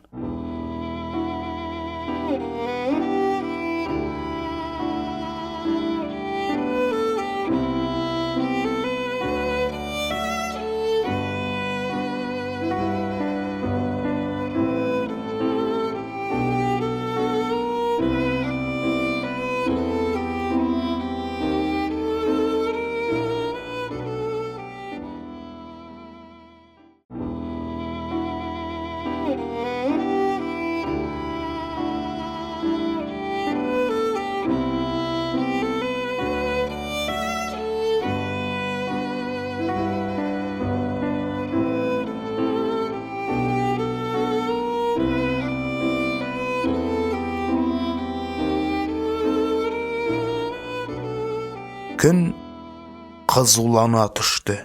Көн як кояшы үзенең ялкынлы теле белән юлчыларның битләрен ялады. Иреннәрен киптерде. Өстәүнә кисәк искән коры җил әллә каян алып килеп йөзләргә ком сипте. Теш араларына күзләргә комтулды. Диңгезгә илтүче сукма һаман сайын үрлерәк, тигезсезрәк була барды. Илсөянең йөзләре кызарып чыкты. Маңгаеннан тир бөршекләре тәгәрәде. Сулыш алулары ешайды. Әллә соң кире борылабызмы, Илсөя, диде Фәнияр. Бунда бер дә кеше йөргәнгә охшамаган. Берәр кәҗә сукмагы гынадыр бу. Барыйк әле, диде Илсөя, үз хәлен сиздермәскә тырышып. Җиңел ирешелгән бәхет түгел диләр түгелме соң? Һәм ул кипшергән иреннәрен ялап, юлын дәвам итте. Фәниярны сөендерер өчен ул әллә нинди газапларга түзәргә әзер. Диңгез һич шиксез Фәниярга ошаячак. Ул бит суны, иркенлекне ярата. Телевизордан диңгез күрсәтсәләр, күзләре яна башлый. Дельфиннар белән ярышып йөзүчеләргә соклана. Илсөягә диңгезнең һәр төшендә дельфиннар, акулалар мыжлап тора сыман. Медузалар, диңгез йолдызларының исәбе шуты юктыр кебек. Фәниярга ул аларның иң матурларын алып чыгып күрсәтер. Кеше җаны һәр вакыт матурлыкка сусап яшый. Аңа яңадан яңа тәэсирләр, дулкынланулар, сокланулар кирәк. Соклану күңел юшкыннарын юа. Илсөя күп тапкырлар сынады инде. Табигать белән аралашудан Фәнияр ниндидер көч ала. Андый чакларда аның күңеле юмартлана, язмышына булган ачуы басыла төшә. Кичермәм дигән дошманнарын кичерерлек көч таба. Тормышка аек күз белән карый башлый. Кояш торган сайын ныграк кыздыра. Әйтерсең, Илсөя белән Фәниярга ниндидер үче бар.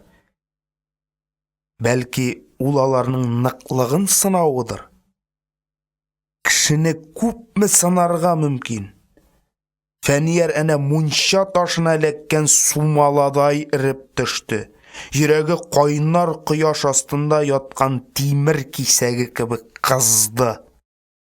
Кирәге чыга калса дип, бер шешә лимонад алганнар иде. Илсөя шуның биразы белән кул яулыгын чылатып, Фәниярның йөрәк турысына куйды.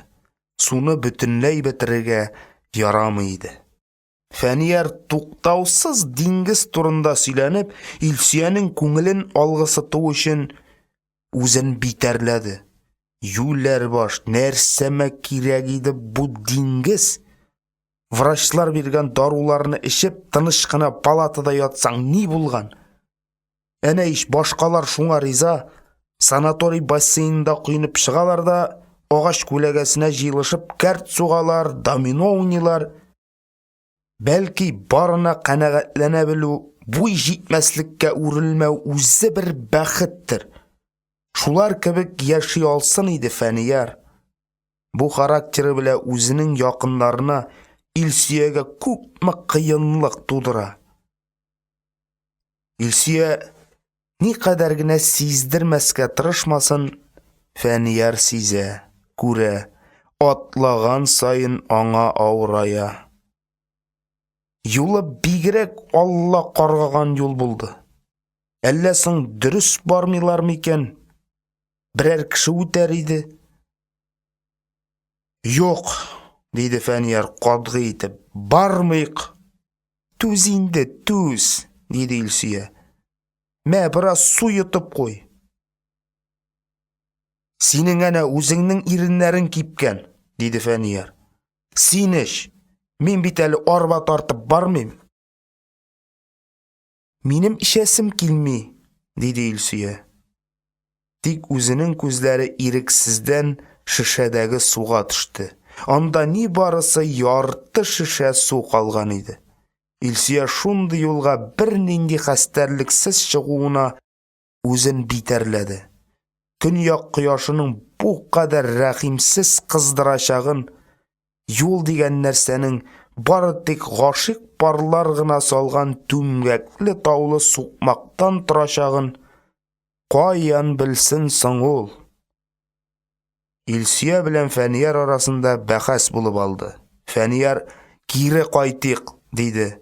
Илсөя барабыз дип батырайды. Илсөягә хәзер бу юл диңгезгә бару юлы гына түгел, үзләренең тормыш юлы булып тоела башлады. Ничек үтәрләр алар шушы тормыш юлын? Фәниярны илтеп җиткерә алырмы ул олы диңгезгә? Китәр алдыннан Илсөя әнисе янында булган иде. Әнисе соңгы вакытларда бик нык бетереште. Тамагыннан аш үтми башлады. Берничә мәртәбә больницада ятып чыкса да, файдасы тимәде. Кызым, дигән иде әнисе үз янына утырган Илсөянең башыннан сыйпап. Һәр ата-ананың айрыуча яраткан баласы була. Нигәдер мин сине башкалардан артыграк күрдем. Синең күңелең бик йомшак. Йомшак күңеллеләргә яшәүе авыр. Алдагысын беребез дә белми. Син югында тегеләй булай булып куйсам, белеп тор. Мин сиңа рәнҗемим. Әни, дигән иде Илсөя. Әле сиңа яшәргә дә яшәргә. 62 яшьтә кем үлем турында уйлый? Вакыты җиткәч, уйлата икән ул кызым. Ана һәм кыз ул көнне озак сөйләштеләр. Язмышыңдыр инде, диде ана Фәниярны күз алдында тотып. Син ул балага киткәч, күп нәрсәләрне баштан кичердем. Әтиегез сугыштан әллә ничаклы яралар белән кайтты. Кулда йөрткәндә йөрттем. Хәер, без һәрберебез үз язмышыбызны үзебез күтәреп йөрибез. Куллары буш кешеләрнең йөге юк дип уйларга ярамый. Аларның да күңелләре буш түгел. Кай вакытта бәлки аларга авыррактыр да. Инде үзең теләп алгансың икән. Үкенмә. Эшеңә әз генә үкенеш шомы йөгерсә дә, йөгең икеләтә авырыячак. Илсөя уйларына бирелеп атлый бирде. Эшәсе килүдән телләр аңкауга ябышып катты. Артык эсселектән Фәнияр да бик хәлсезләнде. Илсөяның коляскасының аркасын төшерде. Фәниярга ятып бару уңайрак иде. Тик менә йөрәкнең кызышуына чыдар әмәл юк. Илсөяның хәлен аңлап, сулы шешәне Фәниярның йөрәк турысына куйды. Салкынчарак булыр, юкса кояш сугар. Эшәле шуны, диде Фәнияр, үләсең бит. Илсөянең актык йотым суны бетерәсе килмәйде. Алда ни булмас? Фәниярның хәле начарайып китсә. Кем кушкандыр безгә шундый җафалы юлга чыгарга, дип сукранды Фәнияр. Нәрсәсе бар дип беләсең ул диңгезнең? Берни юк икәненә ышаныр өчен дә күрергә кирәк бит. Илсөя сукмакка ишелергә торган ташларга карады. Берәр таш астыннан шишмә бәреп чыкса, ни әйтер идең дә? Юк шул. Һәр күңелдә изгелек кенә булмаган кебек, һәр таш астында да шишмә булмый. Бәлки инде диңгезгә ерак калмыйдыр. Фәниярны алып чыкканчы башта юлны үзенә карап кайтырга кирәк булган икән дә. Хәер, бөтенесен ничек алдан күреп бетерәсең? Бер уйласаң, айга, йолдызларга менеп галәмне айкап-чайкап йөргән заманда ниндидер 5-6 шақырым араны үтә алмый аптырап, адашып йөрү Илсөя юлны ялгышуларына шикләнмәде. Көлке һәм әдәм ышанмаслык хәл төсле. Ләкин адашыр өчен карурман гына кирәк түгел икән шул. Һәр кемнең үз карурманы, үз чытырманлыгы тарта. Тормыш карурман гына булса, Илсөя анда адашмый йөрергә өйрәнгән иде инде. Дөрес, карурманда да бер адашты ул. Илсөя кечкенә чакта әнисе белән җиләккә йөри иде. Кура җиләге, кара җиләк алар ягындагы урманнарда бик күп була. Илсөя кара җиләкне аеруча ярата. Кара җиләк җыеп кайткан көнне «Бәлешем пешеригәләне» дип әнисен динкетеп бетерә. Кара җиләк куе наратлыкларда, ешкынлыкларда үсә. Аны җыяр өчен үзенә бер осталык кирәк. Як-якка караңгылап, әле тегендә, әле монда чапсаң, буш савыт белән кайтасыңны көт тә тор. Илсөя аны җыю серен яхшы белә.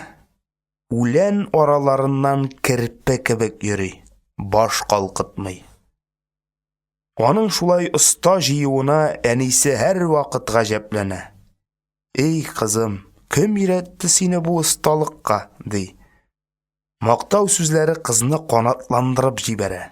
Ул әнкәсен шаккаттырыр өчен тагы да эчкәрәк, кеше аяк басмаганрак җиргә керә. Әнә шулай йөри торгач, бер вакыт ул адашып куйды. Җиләкне күп җыйган иде. Чиләге иңнәрен басты. Әнисенә кычкыра-кычкыра тамаклары бетте.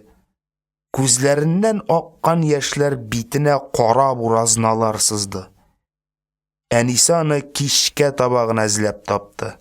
Ананы иң шаккаттырган нәрсә шул булды. Кызы арудан, әнкәсен югалтудан дер калтыранса да, җиләген ташламаган иде. Әнисе: «Нигә шул хәтле авыр нәрсәне көнне буе күтәреп йөрдең, ташлап кына калдырмадың?» дигәч, «Үзем җыйдым бит мин аларны», дигән иде.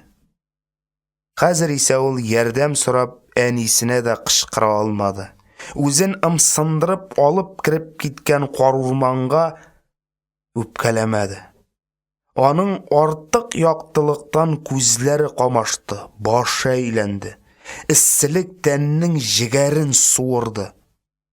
Бәлки, ул күптән аяктан егылган булыр иде.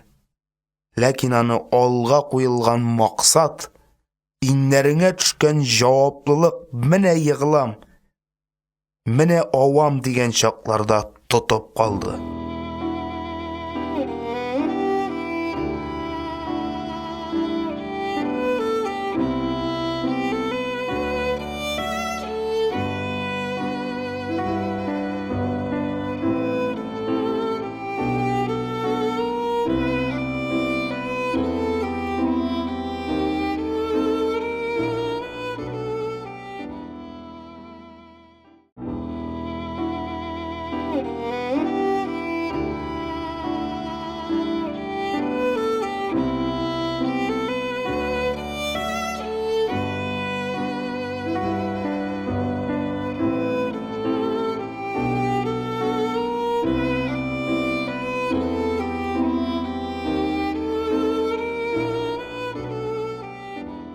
Диңгезгә алар көннең иң кызу чагында килеп җиттеләр.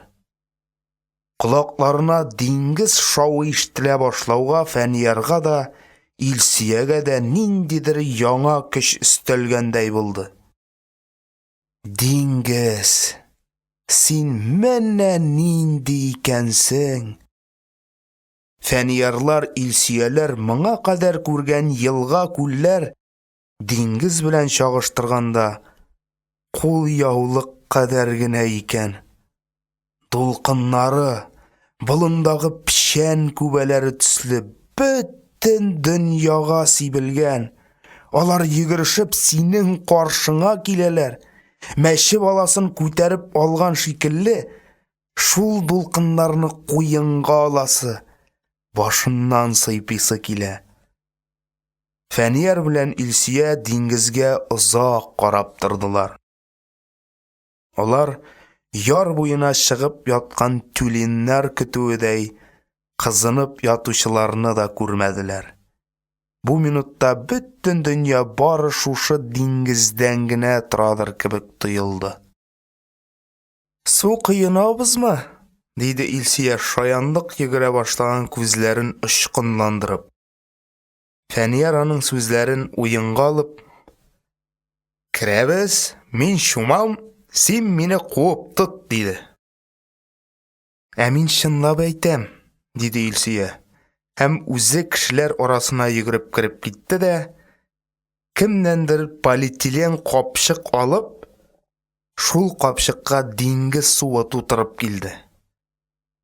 «Менә монысы белән ширканчык алатыр», дип алып килгән суын Фәнияр өстенә сипте. «Шәпме?» «Шәп», диде Фәнияр, бите буйлап агып төшкән тамчыларны ялап. «Тозлы икән. Кешеләрнең дөнья яратылганнан бирле тамган тирләреннән барлыкка килде микән әллә ул?» «Хәер, юктыр. Юкса тәнгә мондый рәхәтлек бирмәс иде». Илсия тагын капчык белән су алып килде. Аларга пляждагы кешеләр игътибар итә башлады. «Син үзең кыйын әле, Илсия», диде Фәнияр. «Минем кызуым басылды инде. Әйдә, кер. Ничек йөзәсең икән? Карап карыйк. Урман кызы бит син». «Чынлап та, мин башта үзем керим әле. Суы бик суык түгел микән?» диде Илсия һәм күз ачып йомганчы диңгезгә чумды. Йөзүе әллә ни түгел икән, әмма матур чапылдый. Ажгырып килгән дулкыннарга куркусыз ташлана, пышкырына, шәбәләнә. Фәнияр аның һәр хәрәкәтен яратып карап утырды. Зур диңгездә Илсиянең югалып калмавына, тиз арада һәр нәрсәгә ияләшә алуына сөенде. Шушы сөенеч күңеленә киләчәк өчен ышаныч салды. Ә Илсиянең күзе гел ярда булды. Үзе татыган рәхәтлекне Фәниярның ала алмавын күрү аңа дулкыннар өстендә озаклап тирбәлергә ирек бирмәде. Ул йөгереп Фәнияр янына килде. «Су шундый җылы, шундый рәхәт. Әйдә сине дә алып керәм», диде ул. «Курыкма, батырмам, суда кеше җиңел була». «Шушы кадәр халык алдында ничек шишенәсең?» диде Фәнияр. «Аяк-куллар чыра, кабыргалар кыргаксыган мичкә кыршауларыдай». «Диңгезгә матурлык күрсәтер өчен генә килмиләр», дип Илсия Фәниярның ай-ваена карамыйча өстен шишендерә башлады. Илсия Фәниярны күтәреп, диңгезгә кереп киткәч, пляждагы моңарчы хөкем сөргән шау-шу тынып калды. Һәммә күзләр буларга текәлде. Йөзләргә кунаклаган гамьсезлек каядыр таралды. Кешеләр генә түгел, бер мәлгә диңгез үзе тынды. Дулкыннар йөгереп килгән җирләреннән шып туктап, башларын диңгезгә салдылар. Әйтерсең бар табигать. Әй кешеләр, сез артык ваемсыз яшәмисезме? Арагызда сезнең ярдәмгә, сезнең йөрәк җылыгызга мохтаҗлар юкмы?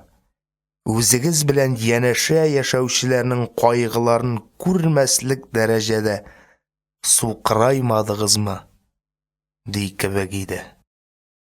Илсия үзенә текәлгән йөзләрчә күзләрнең сынаулы, куркулы, кызганулы, аптыраулы, теләктәшлек итүче карашлары астында Фәниярны диңгезгә алып керде.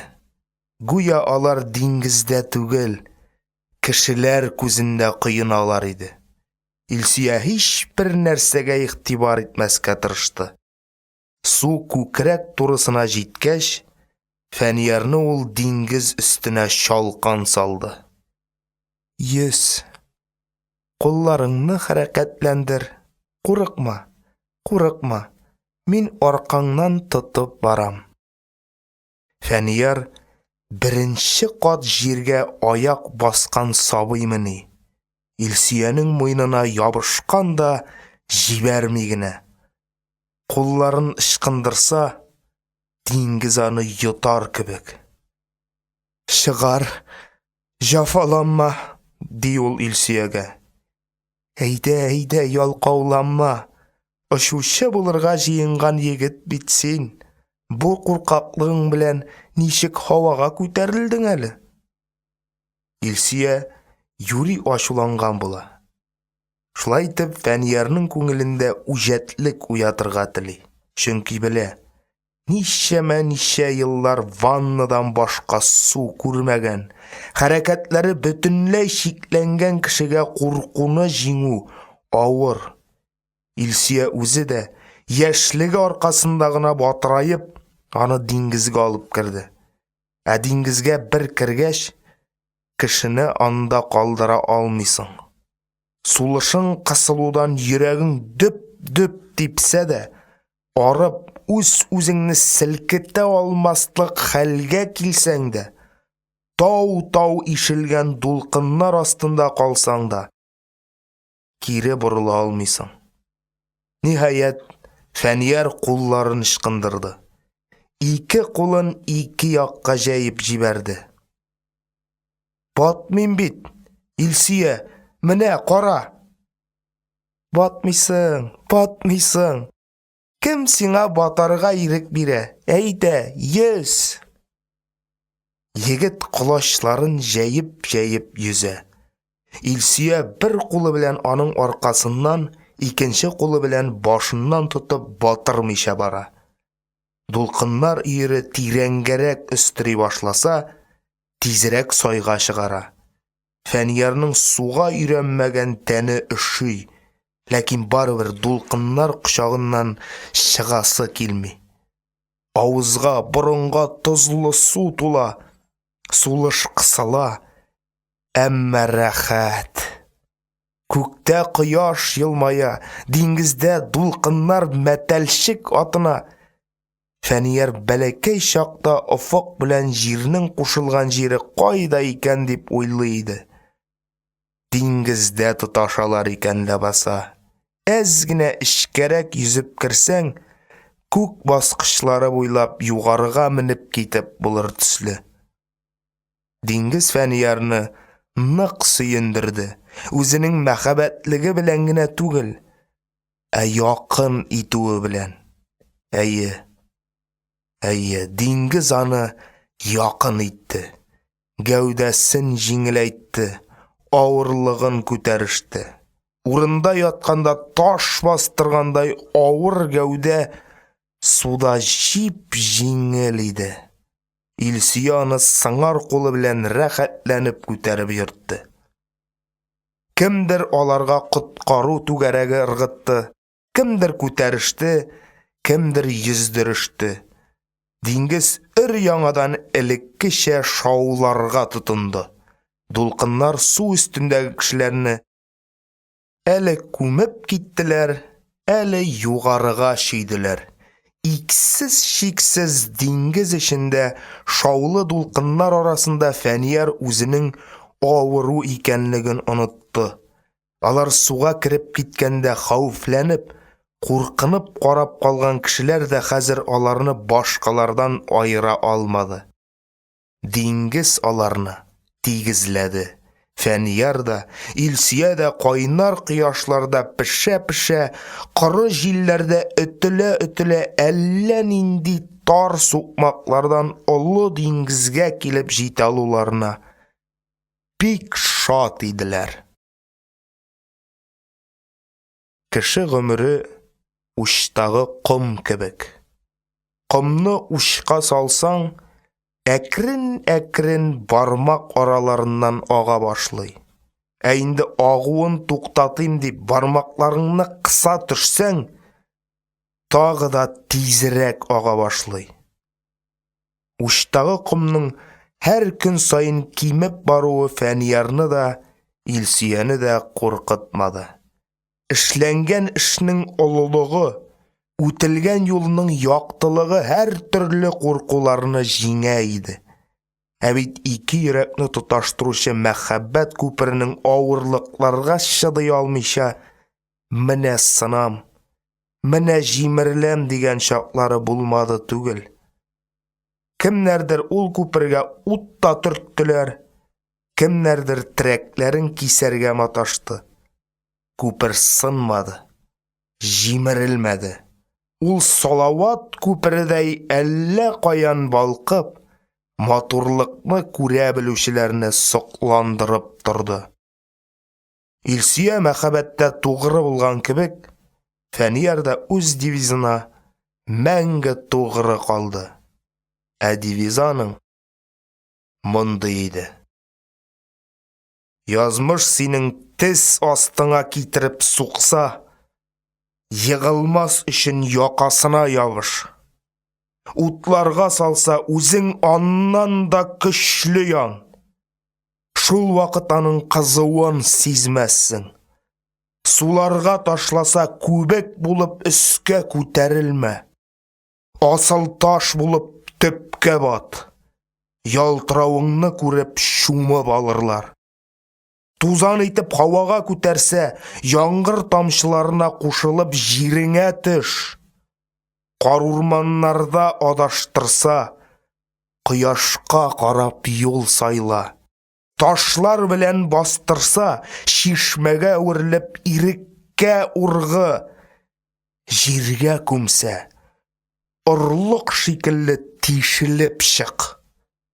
Җилкәнеңне җилләр якса, йөрәгеңне җилкән итеп күтәр.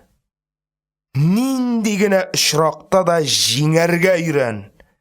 Көчле рухлылар гына максатларына ирешә алалар. Түземнәр генә бәхеткә лаек.